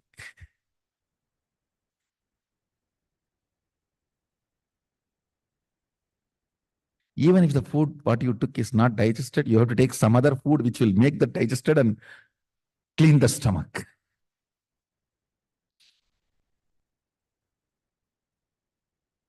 Some people ask me, what is the solution for power not manifesting? Solution for power not manifesting is power manifestation. That's all.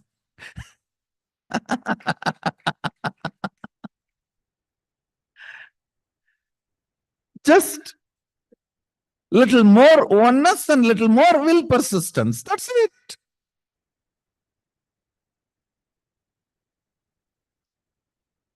Power manifestation will automatically make you integrated. Man with $1 billion will not lose his integrity for a penny on the street. Law of life. Understand? Law of life. Integrity is a law for the poor man, moral for the middle class man, way of life for a rich man. I'm not talking just in ordinary money sense. I'm talking from the sense of powerfulness. And what is will?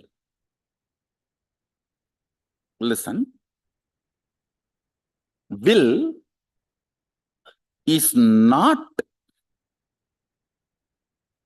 astra, it is shastra. I'll explain these two concepts. Astra means a weapon loaded, pre-planned, pre-programmed, and operated. Shastra means power is generated and immediately released, is Shastra. Will cannot be programmed earlier and kept and used. No. Now you generate and you release. The good news is, does not need training. Understand, Mahadeva very clearly says, state, space, manifestation, all the three does not need pre-training because it is fundamentally based on the space. Will power, will persistence is enough. Means you deciding now, from now what I want to do only matters. Till now what I have done does not matter. Whenever people ask me, Swamiji, what should we do after the inner awakening? Come on, bring more and more completion into you. Take next 6 months as a completion project. Every person involved in your life, you will complete with them. Every situation, you will handle it with completion. Yourself or others, more and more and more completion. More and more and more completion. More and more and more completion. Fill your life with more and more completion.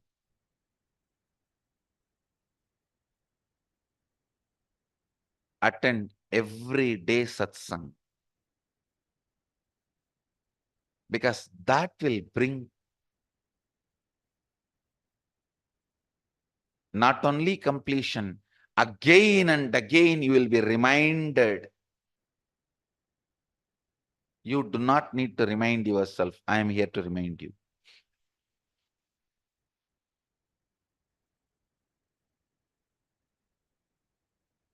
Satsang is nothing but continuous support by me after inner awakening for all of you. After inner awakening, continuous support for me. Continuous support from me for you.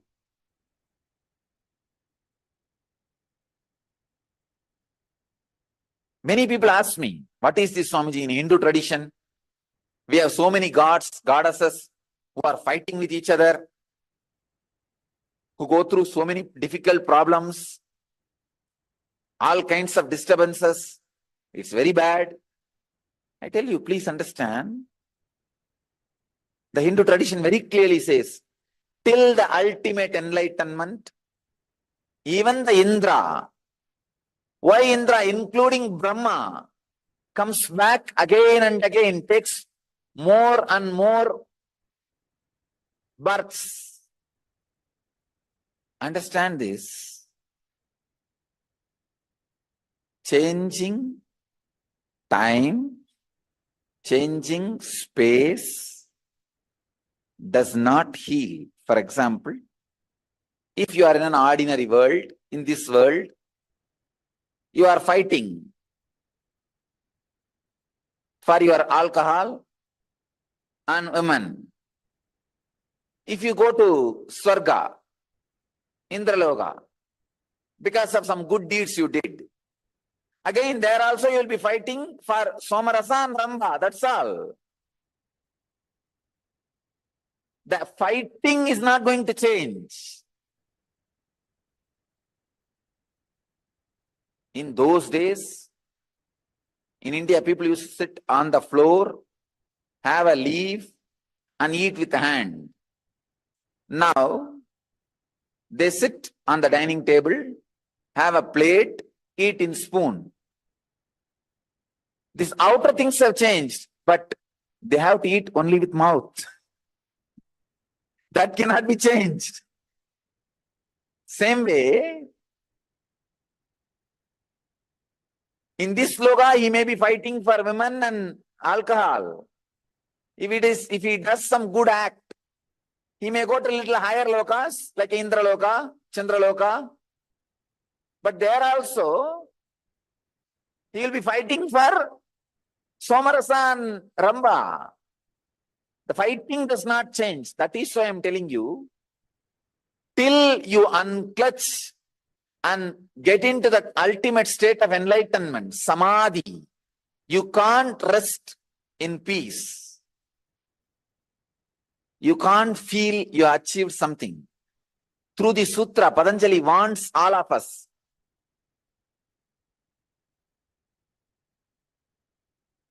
People ask me again and again. Last few days, this is one of the important questions. The moment people feel the breakthrough, joy, completion, fulfillment, the first thing, how can I retain it? Because they know it is the most difficult thing they got in their life. Now I am giving you the straight answer.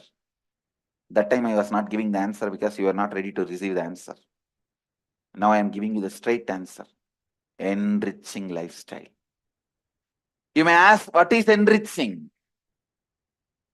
Again and again, making yourself authentic, integrated, responsible, and making others experience authenticity, integrity, and responsibility. If you can do it better than me, you yourself do it. Making them live. If you think I can do a little better than you, bring them to inner awakening. That's all. Simple logic. Enriching is making every human being live integrity, authenticity, responsibility, and helping them to achieve